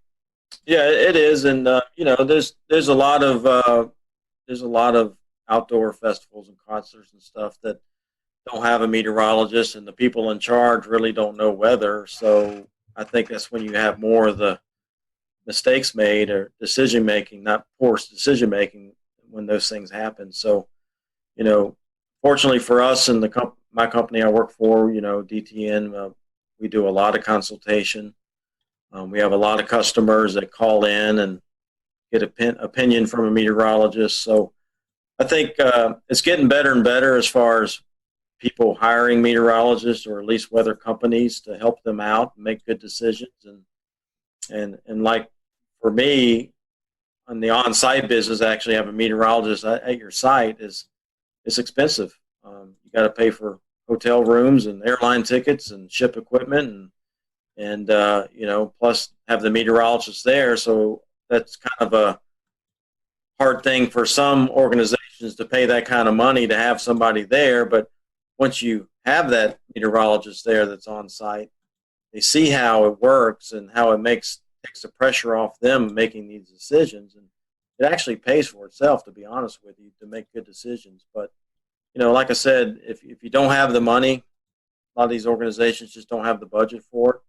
Hey, at least they can still hire a company like mine and have a consultation where they can call in, so it definitely makes a difference. Definitely so. Able to do that for Speedway Motorsports Incorporated. It definitely, I tell them, I'll worry about the weather. You guys worry about running the event. And it's just, I think it's a peace of mind for those folks. Well, I say it all the time myself is I'll tell you when you need to worry. Yeah.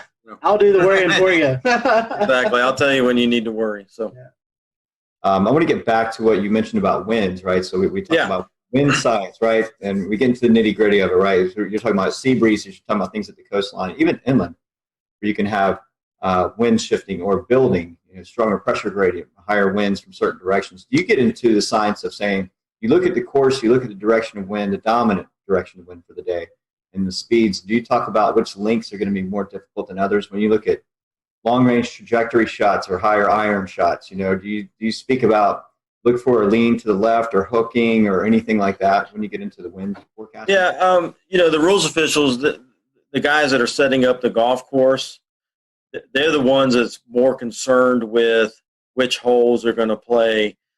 Let's just say we have on hole number 1, we have a strong south wind and it's blowing, 15 to 20 miles per hour. Well, if it's blowing from behind them, then a lot of times what they'll do is they'll move the tee blocks back so that hole plays longer. And then on the next hole, maybe it's going the opposite direction. Now it's in the player's face when they tee off. So they may move those tee blocks up so it plays shorter. That way they're trying to keep everything moving, but they're also trying to make it not hard, but they're trying to make it fair too. Not necessarily hard, but fair, and keep things moving. So, crosswinds play a big role, especially near the greens, where if there's a lake or a big sand trap or something that's on the right side and it's blowing from left to right, well, they may put that hole location more towards the left side of the green, so guys aren't dumping in the lake the whole time trying to get it to the hole. That's so all those strategies play a role in how the golf course is set up. So definitely wind direction definitely is important. How strong the wind is. So they're actually changing distances and layout. Absolutely. So we have 18 holes. We have 18 holes, and all through that golf course, it's going to be in their face or behind them, left to right, right to left. So all those things play a role in how the golf course is set up. So definitely wind definitely is a major impact on golf tournaments. So. Very interesting. Very neat. Scotty, go ahead. Yeah, Stuart, in some circumstances, I know we saw the Masters had some severe weather roll through back in 2019. When we see these big severe weather events, you guys, I'm sure, coordinate with the course, with the tour, with the TV networks, and kind of make the best plans. Is that right? Yeah, try to do what's right. You don't want to get anybody hurt. And if there's a high risk for severe weather, i.e. tornadoes or even, just strong straight line wind and storms, we may go early, 2 tees early on the weekend or a day on the weekend to avoid some of that severe weather that we think is going to happen in the afternoon. So, the tour is aware of that, and they'll try to make accommodations to maybe avoid some of that to keep people safe and get the round in. Because the tour has a policy that we'll play on Monday to complete 72 holes. We'll return to Best of the Carolina Weather Group in a moment. Now your Carolina weather forecast. Here are today's forecast high temperatures for North Carolina. Here are the forecast lows for tonight for North Carolina. Here are tomorrow's forecast high temperatures. And here's forecast rainfall across North Carolina tomorrow. Here are the forecast highs for the day after tomorrow.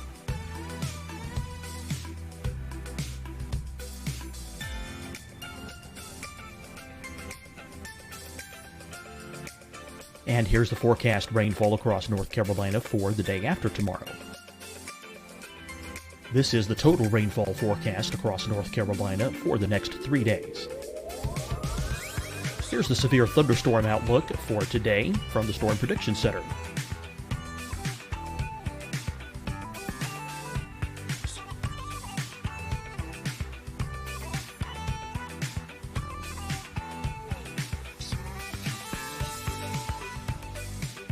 Here are the forecast high temperatures for today for South Carolina.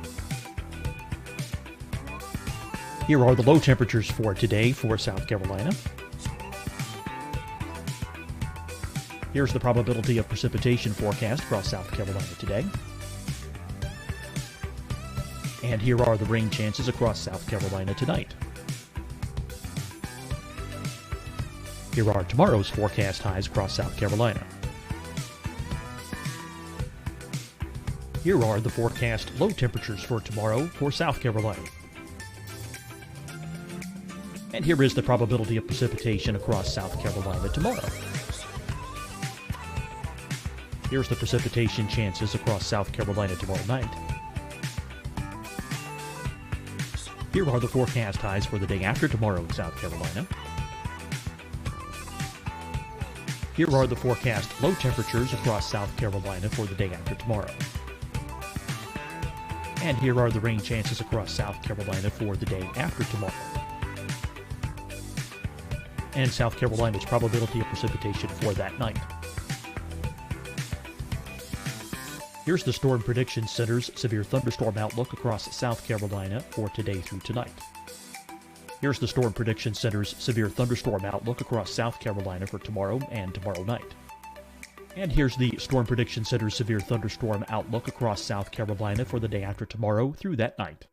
Here's the severe thunderstorm outlook for today from the Storm Prediction Center.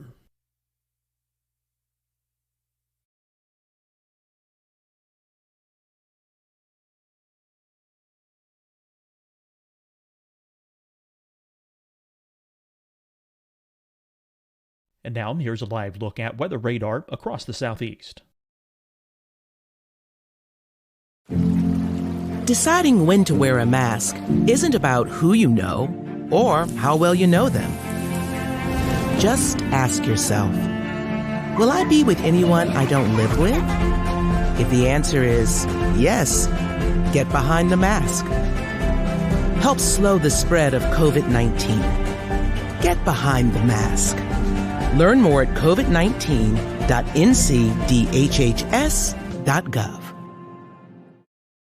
Hi, everyone. I'm Dr. Mandy Cohen, Secretary of the North Carolina Department of Health and Human Services.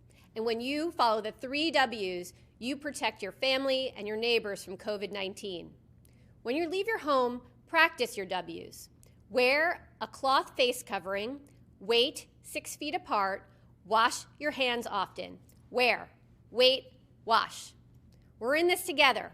Stay strong, North Carolina. Fight the spread and take a stand against coronavirus. Wear a mask in public. Stay at least 6 feet apart from others. And get tested. Join us and fight the spread. Visit scdhec.gov/COVID-19. Getting tested for COVID-19 helps you to take the steps needed to protect yourself, your loved ones, and your community. Find the testing location at scdhec.gov/COVID-19 testing. You'll see your Carolina weather forecast at 25 and 55 past. And now back to the best of the Carolina Weather Group on the all-new Carolina Weather Net.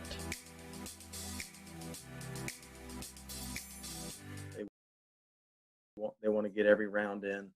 So, so we will do that on Sundays a lot of time to try to get everything completed and so we don't have to go into Monday. But for the most part, if it's a 30-40% chance of a thunderstorm day, then they're not likely going to change anything. It's just we're going to play golf and hopefully, that scattered thunderstorm will stay away from us. But if we do get hit and we don't finish, well, we'll be back Monday morning. So that's how it works. I know another element that is tricky for you guys, especially on the West Coast swing early in the season, is fog. Seeing lots of fog delays and even some cancellations of round because of visibility. Talk to us a little bit about forecasting fog. Yeah, it's tough, man. That marine layer out there, and what most people don't realize in California, the Pacific Ocean out there gets the Aleutian Current, which is very cold. It's cold water, and so fog forms on it quite a bit. So when we get out there, a lot of the things that we look for is the offshore flow, and we love it when there's offshore flow because it pushes that marine layer way out in the ocean, and skies stay clear at the golf course. Well, the thing that I've learned forecasting the weather out there As soon as that pressure gradient starts going neutral, that's usually when the marine layer fog will move in. And so I've seen it. We had it this year at Torrey Pines at the Farmers Insurance Open. One day the fog rolled in early in the morning, and it stuck around till about 9:30 in the morning. So we had to delay for a couple hours, and then the sun finally ate through it and broke it apart, and it pushed offshore. So, it's a tough thing because with fog, you just don't know how long it's going to stick around. How thick it's going to be. We get the marine layer out there too. Sometimes it lifts and it's just a cloud deck, and you're fine. It's just a cloudy day. But at Torrey Pines, we do have some elevation. I think we're up at 400 or 500 feet there, and so if it lifts up to 500 feet, we're in the cloud and we get socked in, and then obviously you go other places along the coast there that's not elevated, and it's fine. So it's definitely tough, but something we deal with, and we just try to help the best we can with that. So I know we're getting late on the interview. Fun question here: any favorite PGA Tour stops, and any of the PGA Tour players really weather savvy that we might not know about? Well, I mean, favorite weather stops. I mean, as far as any tournaments go, Hilton Head's a big favorite of mine. Any Hawaii tournament's great. Pebble Beach is awesome if the weather's good. Same thing with Torrey Pines in California. So yeah, we go to some great places. I mean, this past year I went to Japan and South Korea. I went to Shanghai, China, and this year, later in the year, I'm going to Australia. So yeah, I mean, we go to some great places, and it's a lot of fun. So yeah, it's good. I was going to say, you have to go to these areas and actually learn the weather in these areas. You probably would have to understand it before you even go. Yeah, believe it or not, I mean, everywhere I go, I start paying attention to where I'm going a month or two ahead of time. So I know when I get there what's been happening. So you kind of got a feel for what's been going on. So, I've already been keeping tabs for the next couple of weeks when I go to Tucson and California again. And, and then obviously long term, you kind of looking, I've got Florida lurking in March. I'm going down to Florida. So you definitely keep up with what's going on and what's been happening. So kind of what to expect going into it. So it's definitely harder in Japan and Korea and some of these places where, maybe the radar data is not as timely, or you don't have all the good data you have here in the U.S.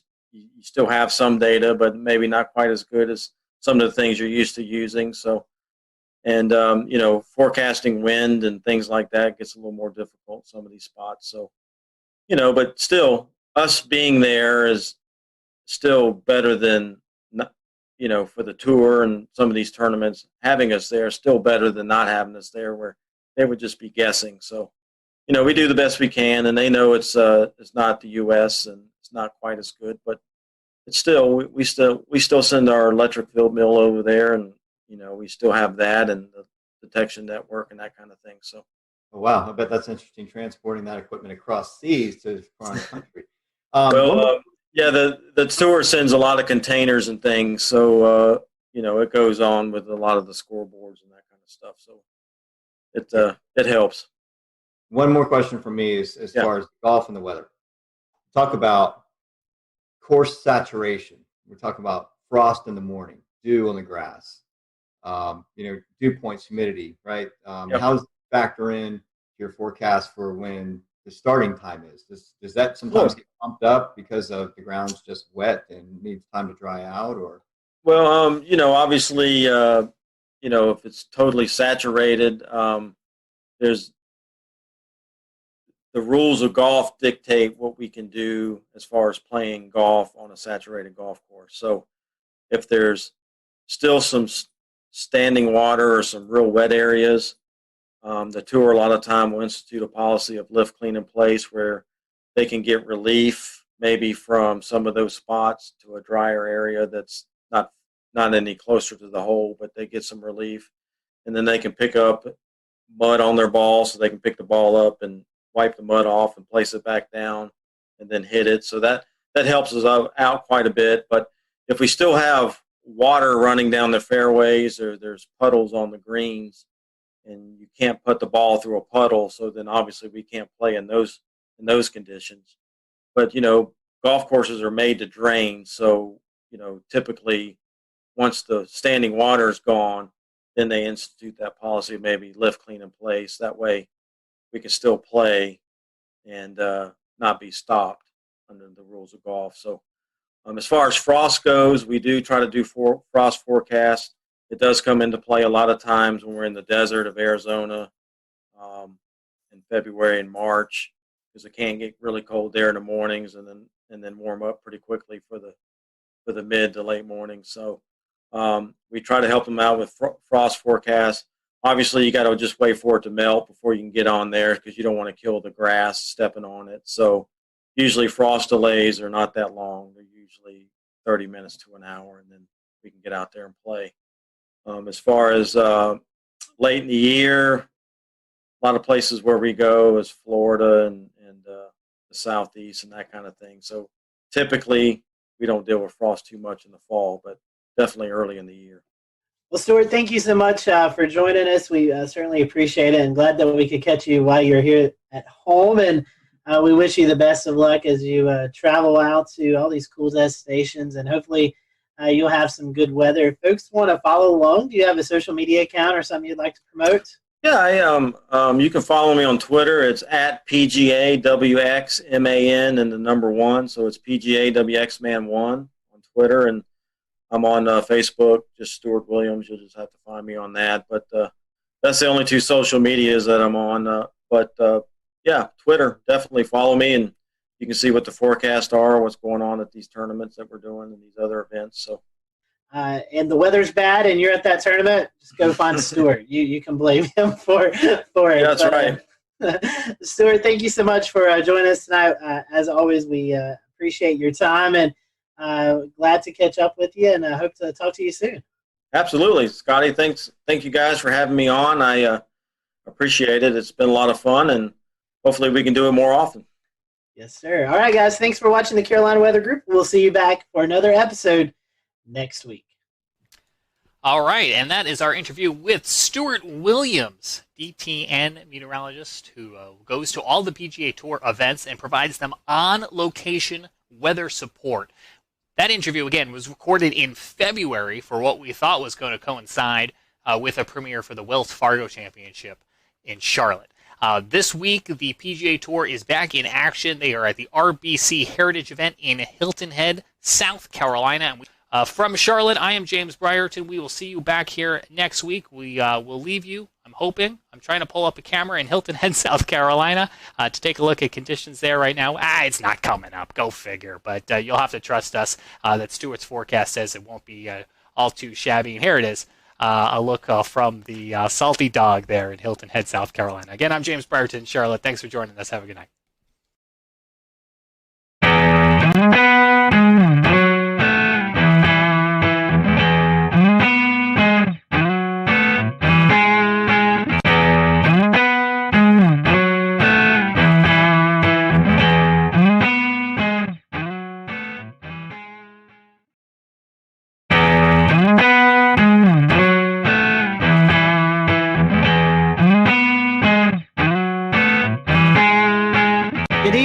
Welcome to the Carolina Weather Group. This is the April 15th, 2020 edition of the Carolina Weather Group Get Together.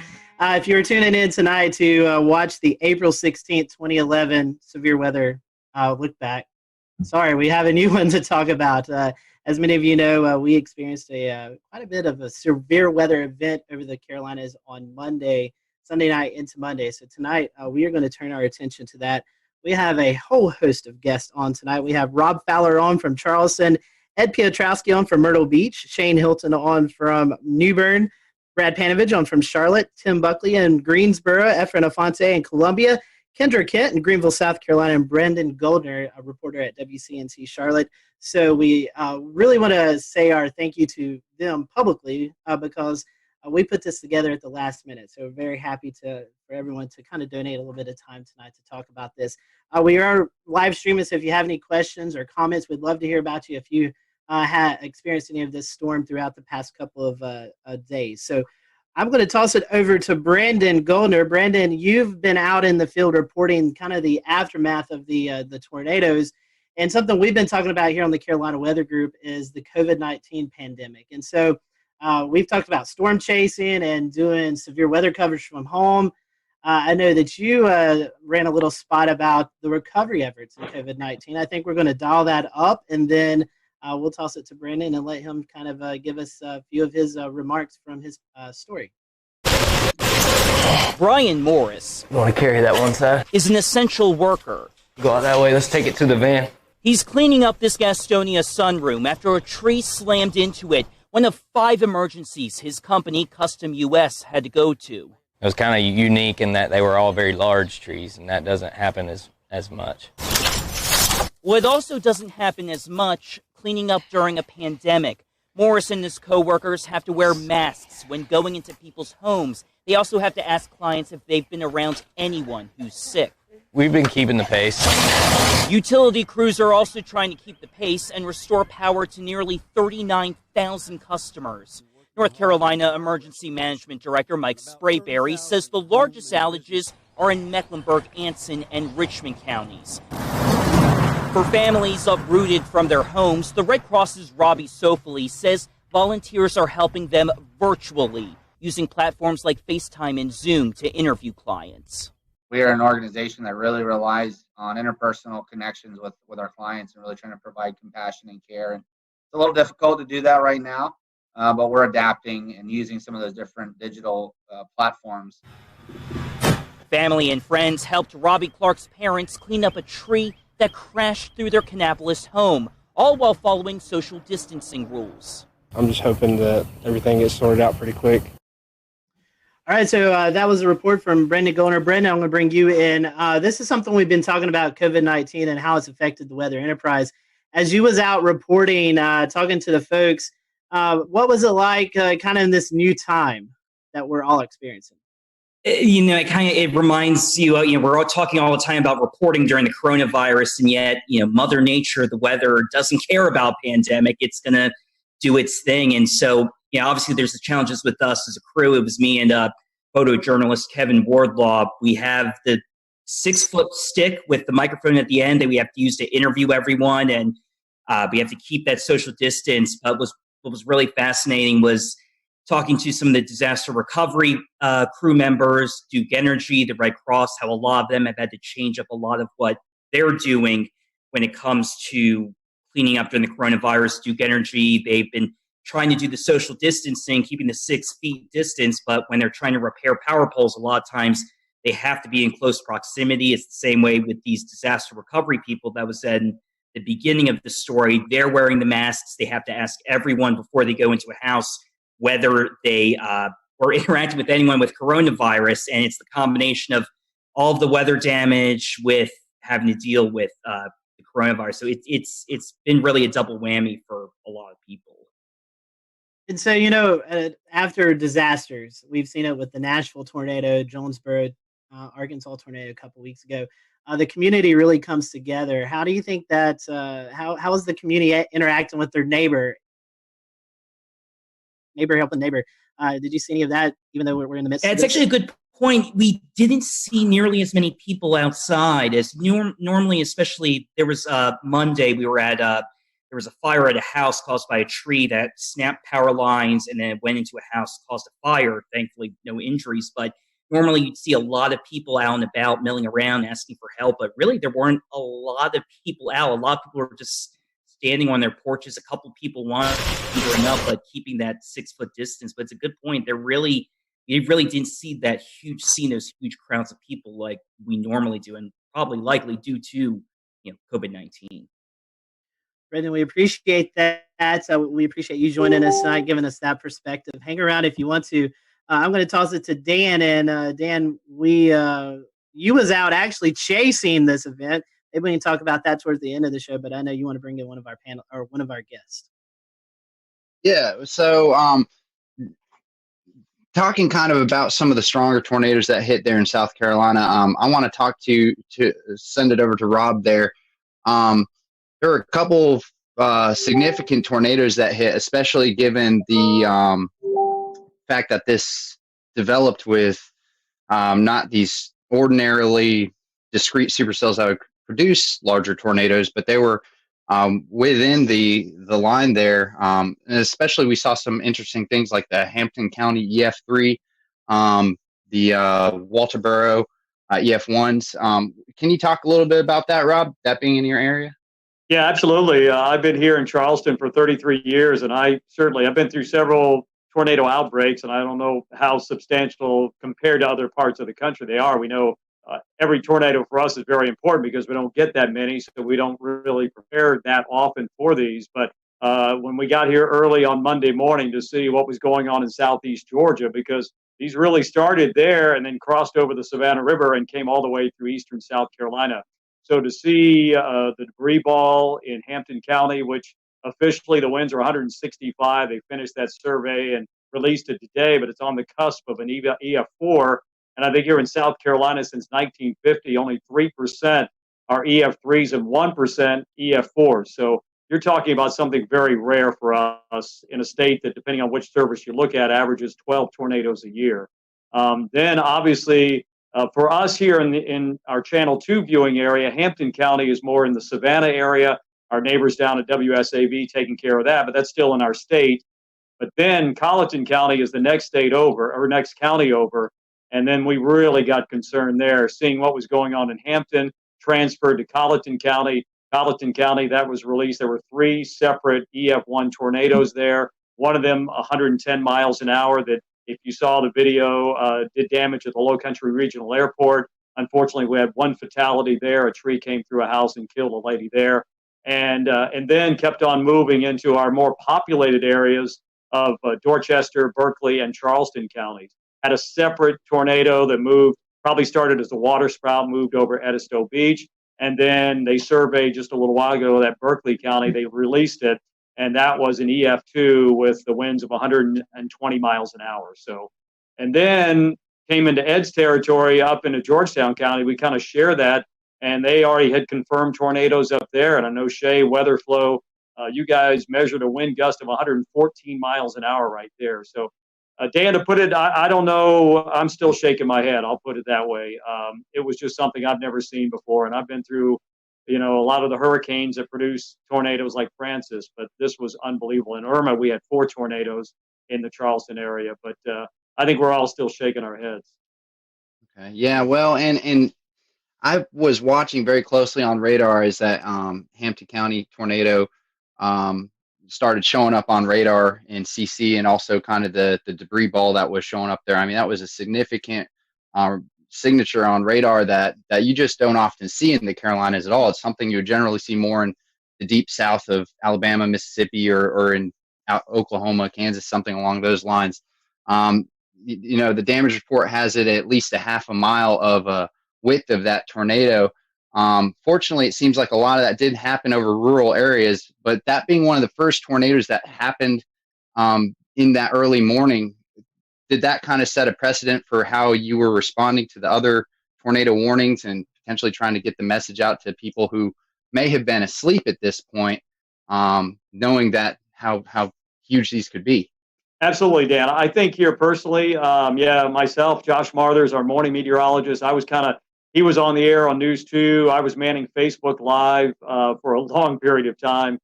We know that's become a major way to get information out and get information in. But I think we were looking at that couplet, which was, we just don't get to see that on Velocity products very often here, and to see that continue to hold together all the way across the state. Absolutely. We were able to give warnings upstream.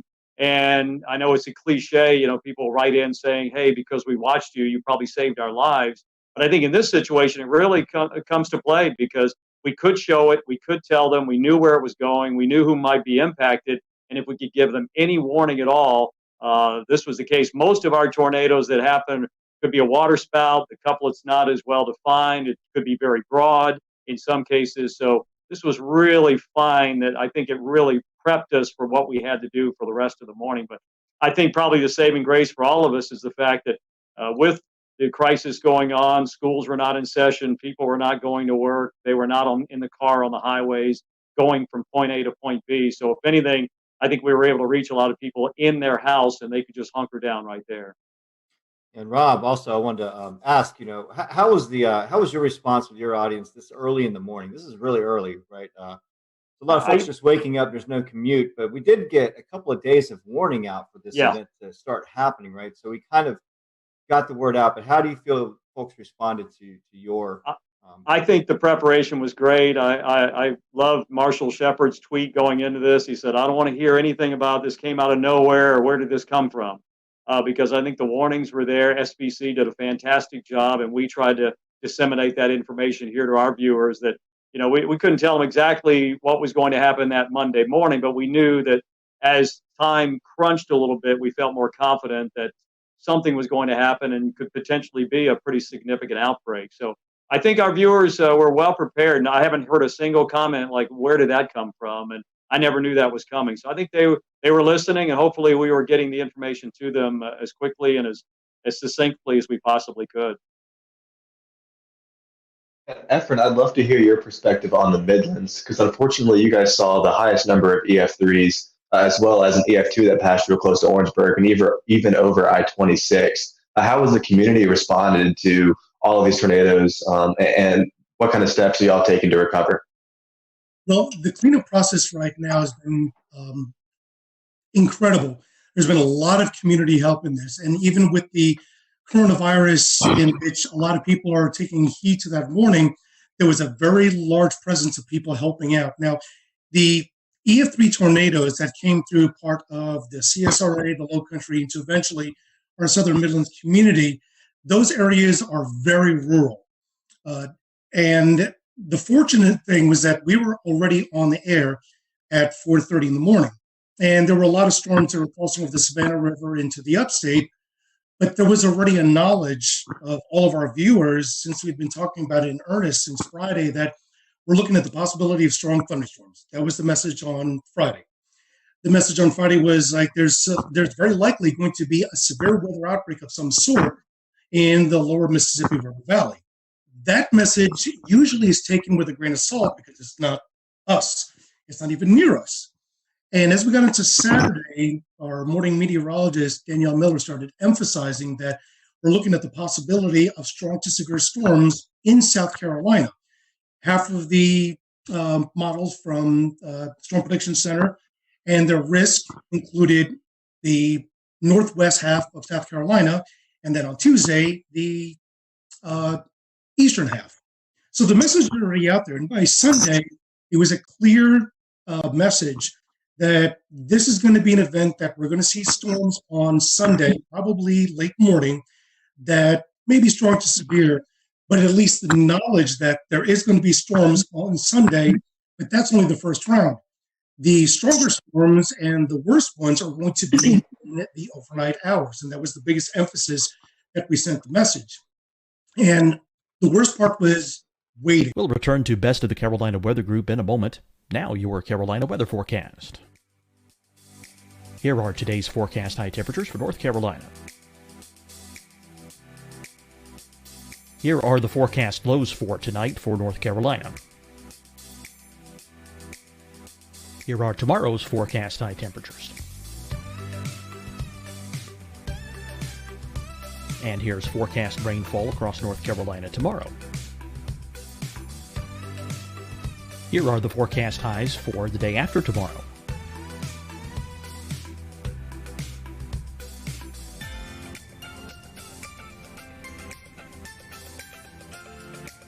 And here's the forecast rainfall across North Carolina for the day after tomorrow.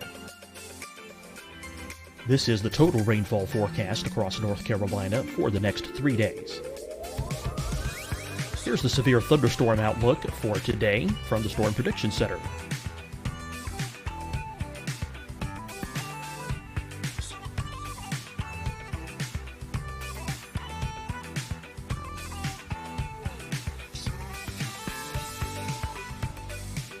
Here are the forecast high temperatures for today for South Carolina. Here are the low temperatures for today for South Carolina. Here's the probability of precipitation forecast across South Carolina today. And here are the rain chances across South Carolina tonight. Here are tomorrow's forecast highs across South Carolina. Here are the forecast low temperatures for tomorrow for South Carolina. And here is the probability of precipitation across South Carolina tomorrow. Here's the precipitation chances across South Carolina tomorrow night. Here are the forecast highs for the day after tomorrow in South Carolina. Here are the forecast low temperatures across South Carolina for the day after tomorrow. And here are the rain chances across South Carolina for the day after tomorrow. And South Carolina's probability of precipitation for that night. Here's the Storm Prediction Center's severe thunderstorm outlook across South Carolina for today through tonight. Here's the Storm Prediction Center's severe thunderstorm outlook across South Carolina for tomorrow and tomorrow night. And here's the Storm Prediction Center's severe thunderstorm outlook across South Carolina for the day after tomorrow through that night. Here's the severe thunderstorm outlook for today from the Storm Prediction Center.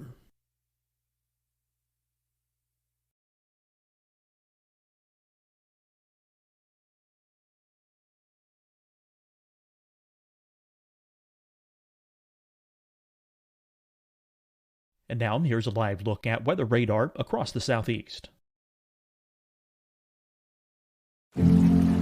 Deciding when to wear a mask isn't about who you know or how well you know them. Just ask yourself, will I be with anyone I don't live with? If the answer is yes, get behind the mask. Help slow the spread of COVID-19. Get behind the mask. Learn more at covid19.ncdhhs.gov. Hi, everyone. I'm Dr. Mandy Cohen, Secretary of the North Carolina Department of Health and Human Services. And when you follow the 3 W's, you protect your family and your neighbors from COVID-19. When you leave your home, practice your W's. Wear a cloth face covering, wait 6 feet apart, wash your hands often. Wear, wait, wash. We're in this together. Stay strong, North Carolina. Fight the spread and take a stand against coronavirus. Wear a mask in public. Stay at least 6 feet apart from others. And get tested. Join us and fight the spread. Visit scdhec.gov/COVID-19. Getting tested for COVID-19 helps you to take the steps needed to protect yourself, your loved ones, and your community. Find a testing location at scdhec.gov/COVID-19 testing. You'll see your Carolina weather forecast at 25 and 55 past. And now back to the best of the Carolina Weather Group on the all-new Carolina WeatherNet. As a couple of us were talking about before the show started, the Storm Prediction Center alluded to the fact that there were 2 significant models. One that was indicating that these storms would very likely start entering portions of South Carolina upstate and the high country by late morning and by midday, crossing to the areas from northwestern North Carolina into the Piedmont and the PD down to the Midlands into the early afternoon. That would have been the worst case scenario. The evolution of the storms were far greater and the magnitude of the damage would have been far greater. The other model was ones that verified showed that it came in a lot earlier. The problem is that when you have storms that early in the morning, and the first tornado warning actually came out, I believe it was 6:30. That was the tornado warning that was in Richmond and Columbia County in Georgia. And then once it crossed over to South Carolina, it was still warned. At that point, we're already talking about it in earnest, that these storms are tornadic. One is already confirmed, and this has got a direction that will be impacting part of our Southwest Midland communities. And at that point, things just exploded. The one interesting thing that we did watch very carefully and with great concern was when the tornado was confirmed crossing out of Richmond County, crossing into Richmond County, Georgia, into Aiken County, South Carolina. Within 3 or 4 scans for about 12 minutes, we noticed that the inflow was pushing at about probably 95 to 100 miles an hour, but there was no debris ball. Once it got right along the county line of Barnwell and Aiken County, there was no doubt a debris ball. Within a span of 5 to 7 minutes, 2 scans later, we now see 2 debris balls. And I mentioned on chat, I was like, guys, do we have twins? And they said, we definitely have a TDS on both storms. Now we got a bigger issue. We now have 2 tornadoes that are heading almost in the same direction, at least parallel. And the message is already out. You have to take your tornado precautions. The craziest part about this is that, and I'm sure a lot of the meteorologists here will say, Rob alluded to it, this is something that does not happen in the Carolinas. We're well known for the Carolinas to have the type of tornadic event that's low Cape, high shear, versus when you go out into the central and southern plains, it's the exact opposite. But we've had our fair share of tornadoes that have been low Cape, high shear, but nothing to this magnitude. I'm really hoping that the viewers were prepared. Unfortunately, we had 2 deaths out of the EF3 tornado that went through western Orangeburg County in the community of Livingston, and as well as 7 injuries. But this happened at least later in the morning. If this happened 2 or 3 hours earlier, the result could have been significantly different. Efren, you were talking about the twins. There's some speculation on Twitter, and after looking at the radar scans, it could have kind of been like a Fujiwara effect, like they were kind of dancing around each other. Any comment on that? That's a good possibility. Keep in mind that the only data that we can go off, since we can't really go off of any visual satellite, is off of the radar, but that is the possibility. However, both of the debris balls were running parallel to each other, probably about 7 to 8 kilometers apart, but they were going unidirectionally. Usually when you see a Fujiwara effect, you'd see the debris balls that are actually dancing around each other. They really weren't dancing around. They were running parallel. So at the very least, we know that this was 2 confirmed separate tornadoes. Was the debris ball and eventually the second one from the original tornado that came out of Aiken? Because the deadly tornado actually originated in northern Bamberg County, northern Barnwell County, and then eventually moved into southwest Orangeburg County. But just as the initial tornado dissipated, the other one continued going. So I don't believe, in my best experience, that was the Fujiwara effect. It could have been, but I didn't see enough motion between the 2 TDSs to facilitate that idea. Yeah, definitely a busy morning for you guys. I want to bring in Kendra Kent. This is kind of where as the storm system moved in, it kind of hit her area first. Kendra, first of all, we hope we can see you or hear you. Sorry, Scotty. You're fine. We can hear you now. And I just want to ask you, I know you guys kind of started the live coverage first when these storms first moved in. Mm-hmm. Tell us a little bit about your morning and how things went there in the Greenville area. Well, I feel like I learned a lot from this particular outbreak. And can everybody hear me okay? Yes. Okay, good. Sorry you can't see me. I hooked up to a computer that doesn't have a camera, apparently. Anyway, no, we started the coverage a little after midnight. We had a rogue warning. It was essentially a shower that just started rotating. You could tell how much dynamically was going on in the atmosphere. I mean, it was just things were beginning to blow up. So I think I knew from about 12:30 in the morning that we were going to have a very, very long night. We ended up with an EF3 tornado, and as we were talking about earlier, that's incredibly rare in South Carolina, especially in the upstate. I feel like we get wedged in so much with cool air. It's so rare we can have all of this come together to produce such an event. And this was the biggest in the upstate, the strongest since 1994. It hit Seneca. We were on air with the storm as it moved into Stevens County, Georgia. And I had a unique experience with it because my parents live in Seneca. And that was probably the first time I had to cover a storm while I was slightly emotionally distraught. And I had Isaac Williams, who's also on here. You just can't. He's also without a video, but he was pointing out the TDS, and as soon as I saw that, I got that panicked feeling. I started breathing a little heavy. I thought, oh my gosh, how am I going to get through this? But we did, and luckily my parents were fine. But I'm sure many of you have been through that because we've all, many of us have lived in these areas for a long time, and you get personally impacted by these storms. But what I learned the most is not to underestimate the timing of something. I feel like I didn't write this event off, but I wasn't necessarily expecting anything like this given the time it was coming in. 3 to 6 a.m. I mean, who expects an EF3 tornado to rip through the heart of your area at 3:30 in the morning? And mostly we get these QLCS lines that produce these brief EF0, EF1 tornadoes. That's what we're used to. And seeing something like that and tracking something like that was a true first for me. And, it was just a million different emotions all at once. That's for sure. Kendra, since you said Isaac's there, I'll pose this to both of you guys, both of y'all. You had this coming through the rogue cell, and then like the heart of this event was when people were actually asleep, 12, 1, 2 o'clock in the morning. Talk about how you guys were able to message before the event.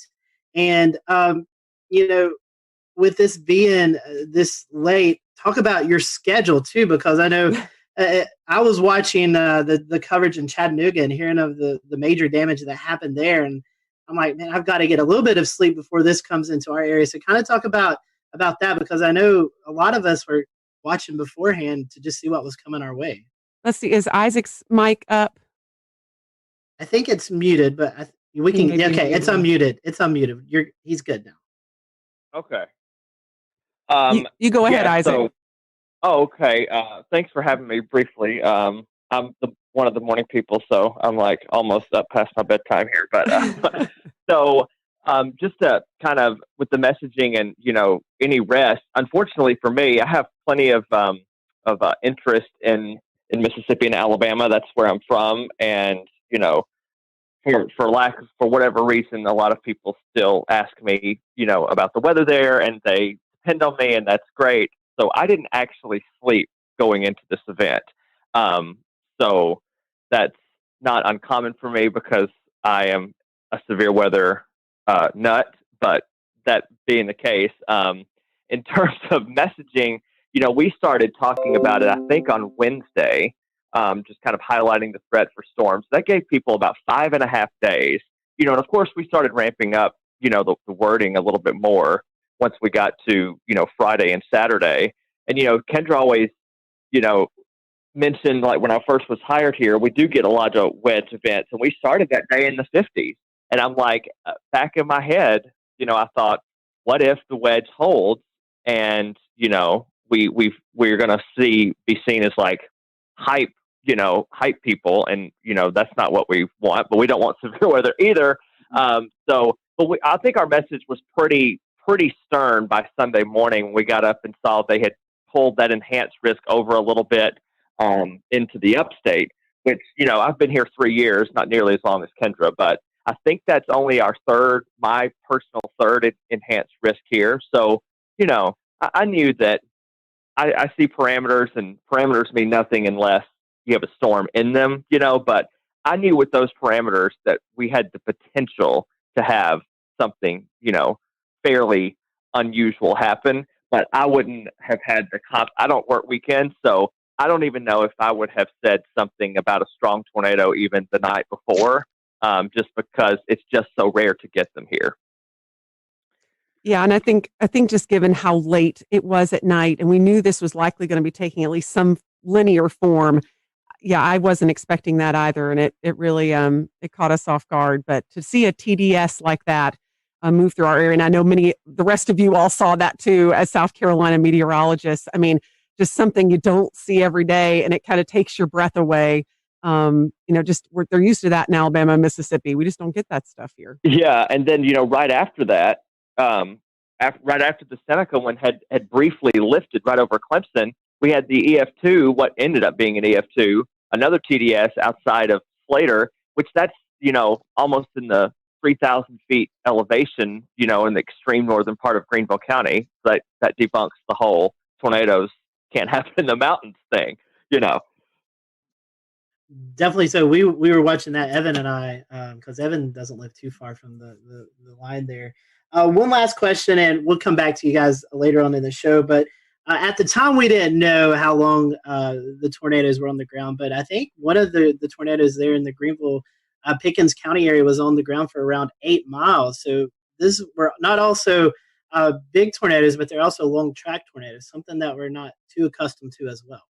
Yeah, again, that was a huge shocker. But when you saw the signatures on radar, there was no doubt that was going to be a large tornado. And they even put that in the wording of the warning, which I was very happy about. I feel like that really brought people's attention up. And the thing you mentioned earlier too, these were happening at 3:30 in the morning, probably the worst time a tornado could hit. I mean, when people are in their deepest sleep, and all you can do as a broadcaster is beg people to wake up their kids, get their dog, whatever they need to do, get to their lowest level. And so I feel like this was one of the scariest nights for our viewers, hands down, and no less scary for the rest of the state, of course, but at least it was more toward daybreak for some of you guys. But yeah, for us, it was just the dead of night, and we were just hoping that people were heeding the warnings. Right. And for sure, with that, with the Seneca one, we were in a situation where the TDS was so strong, so fast. Like I don't want to say it came out of nowhere, but like that TDS appeared and it was like violent looking, like on the first scan that I saw. And we were dealing with the situation, like once it went past Clemson, I think we had debris fallout on CC. So we weren't positive that it actually wasn't still down because it still looked like, something could be there. You thought it was like debris being fanned out or whatever, but you weren't sure, even though the circulation looked a little weaker. But I'm like, we're not going to take any chances with it. Obviously the tornado warning was still in effect. And, that was another little unique challenge, is that I've never actually dealt with debris fallout before, where we said, okay, well, this signature is debris, and yet something similar was happening down the line. And we're like, well, this may be actually debris that's still being lofted, but the tornado's not still down. So it was a very unique situation. And again, Kendra keeps bringing this up. It was in the middle of the night at 3:30 in the morning, but I feel like people were wide awake and they were watching and they were prepared, which is good. All through the days, we were like, Kendra made a graphic, I think on Thursday, that said, what do you need to do? It was just like a simple little headline graphic, but it was like so informative about charging your batteries, keeping your phone on not silent if you sleep with it on do not disturb. I remember saying Friday morning, what you can do, you can, sleep with it on loud for one night, because it can help save your life. So it was a insane, again, I worked in Mississippi. I've dealt with, plenty of tornadoes in my day, but yet this is still a first for me as well. All right, and I'm going to go ahead and bring Ed Petrowski from WPDE in Myrtle Beach. And Ed, we saw what looked like the tail end of this Hampton County tornado pop out all the way over at Murrells Inlet. Brad Panovich was nice enough to share a link with us. I'm going to pull it up here and share my screen. Let's see if we can get it to work here. And the tornado that you're seeing here in Hampton County, there's some debate of whether or not it started over on the Georgia side of the Savannah River. But if we look at the start of the track and draw it all the way over to where it exited the South Carolina coast here, then we're looking at about 144 to 158 miles, somewhere in that vicinity. And so, we know this continued on, maybe up even into the Oak Island area of North Carolina, but it's just impressive to see the length and track of that storm. It did pop out at Myrtle Beach, where one of our weather sensors for weather flow got a reading of 114 miles an hour. We had a pressure drop of 7 millibars within a 1 minute time span. So that reading went up within 2 to 3 minutes, from 46 to 76 miles an hour to 114. And so talk about that area and how it affected your viewing portion of that area of Myrtle Beach? But for us, considering what happened across the rest of South Carolina, we were relatively unscathed. We had no injuries and no deaths. There was never really any really tight circulation anywhere in our viewing area. We were, of course, watching the ones that were over Orangeburg County and also down near Hampton County in the morning while we were on the air with our regular morning show at 5 o'clock in the morning.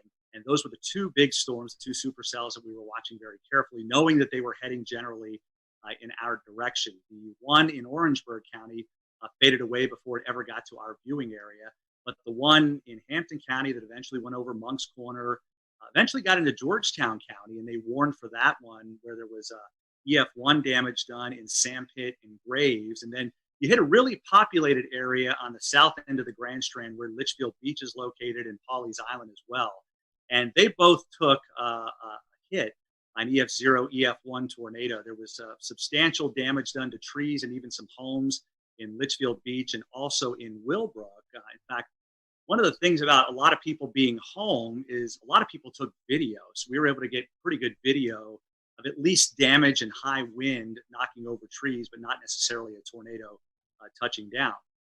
And then, of course, it went out over the ocean, became a water spout, and that's when it rolled over the Murrells Inlet jetties with the recording of 114 mile per hour winds. And, I look back in that and I think, my goodness, if that was just a couple of miles west of there, we would have had substantial damage on the south end of the Grand Strand. And if it had paralleled the Grand Strand coast, it could have buzzsawed the entire Grand Strand, nearly 60 miles with extensive damage. So we were very fortunate that it actually went out over the ocean.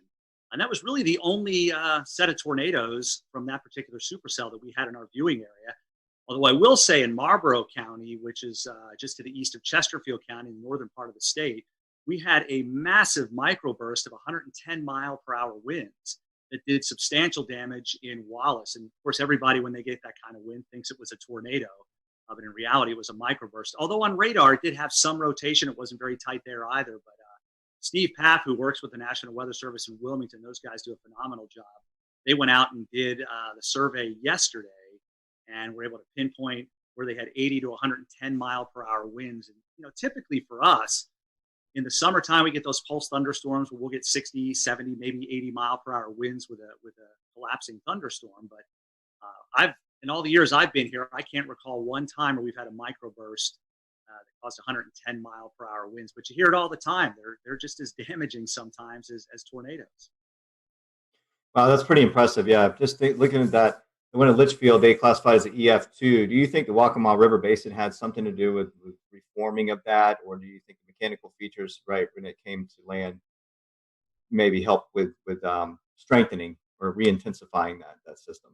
Yeah, there's a lot of, I don't know if you want to call it debate, but there's a lot of speculation out there that there could have been some sort of a influence of the ocean, the wind coming in off the ocean at that time, perhaps creating some sort of a boundary to help intensify the storm itself. But yeah, it was an EF0 over Litchfield Beach, and then it blew up to an EF2 when it went over the Murrells and the jetty. So it got pretty strong fairly quickly. And again, we were lucky that was over the ocean. Literally, the jetties are only a couple of 100 yards away from very populated areas of Garden City. And we had two different people that have homes there who have their home weather units, and they both registered 71 and 72 mile per hour winds respectively. So literally within a couple of 100 yards of where your unit is, we had those measurements. So you can see how tight the wind gradient was between Garden City and the actual jetties themselves. Hey, Ed, there was something, you always try to find something that will make you laugh in these sad times. And unfortunately, we had some sad times in the Carolinas, but there was a tweet going around of you doing your broadcast. I don't know. I've asked James about it if we can play it. But, Here it comes. all right, I'm going to let it play, and then I want you to talk about it. The rain is located, and we'll zoom that out just a bit. And whoa! Oh! That was a close lightning strike. I don't know if you heard that at home, but I feel like I need to change a short. All right, I'm pulling the audio back down, but Scotty and Ed, the viewers at home heard it, even though we didn't hear it in our headsets. Ed, what's going through your head there? Well, we were in a sense just about ready to wind down. We were getting through this thing for the most part relatively unscathed. Our last severe thunderstorm warning was still in effect, but the storm was moving out of Horry County. And then there must have been a lightning strike within a couple hundred yards of the station, because it was this loud explosion that you knew what it was, but you're a human being. It freaked me out. And as you saw, I kind of ducked thinking something was going on, and then just used one of my classic lines, "I need a change of shorts." Just one of those things. And that kind of went around the viewers. A lot of them had recorded it and were sending it to me, letting me know that they thought it was kind of funny. And it's something that, that they needed after a morning like that, being so stressed, and of course being stressed with COVID-19. It was a little light moment toward the end of the severe weather when we knew we didn't have any injuries, which was a good thing. And of course, nobody was killed. Always good to have a funny moment there. So I want to bring it up to Shane. Shane lives just north of the Myrtle Beach, Wilmington area. Shane, you guys kind of got in on the tail end as well, as the sun was already up. Talk to us about the New Bern, Greenville, North Carolina area and what you guys experienced. Yeah, we were kind of late to the party, I guess, compared to everyone else in regards to receiving the storms, but very much like Ed's situation, very thankful and blessed really to not have any injuries or fatalities with any of our systems. We did end up having 6 confirmed tornadoes, and thankfully for us, the strongest was the EF1 that we had in the Hawes Run area. I believe I've been taking notes here just to make sure it was anywhere from roughly 100 to 110 mile per hour sustained winds. So for us, it was basically like that waiting game where you see the line coming. I was actually filling in for our morning meteorologist. He had a vacation day, but he got reeled back in right towards the end of it. So I was basically tracking it all the way since it was in the mountains, and just waiting, just holding our breath. Our morning broadcast finished up. We had declared it a severe weather alert day for our station, so we were cutting in. We would normally cut in every hour, but our morning meteorologist says, you know what, let's just go ahead and do every half hour. And it was actually very fortunate and wise that we did that, because during the half hour cut in at 9:30, with about maybe 1 minute left in my cut in, our weather radio starts going off in the weather center. And then I said, okay, well, we're starting now. And we were on for an hour and a half with all of the tornado warnings. There just came a point where when we were swapping off, he would just say, we have 4 tornado warnings. And I'd have to interrupt and say, I'm sorry, no, we're at 5 now. I was like, it just keeps on going back and forth. And it was just like a straight line. So in we're trying to describe it for our viewers, it was almost like a complicated mess. And honestly, that's what I started describing it whenever we would switch off and I would be on the screen. I would just say, I know it is very difficult to kind of pin everything out because every warning was overlapping. And I think with my experience with tornadoes, with coverage I've had, which naturally have had many, especially with our hurricane coverage that we've seen over the years, I've never seen that many warnings stacked back to back to back in a straight line. It was fascinating, but also terrifying at the same time, because you feel like you need to give equal coverage to each warning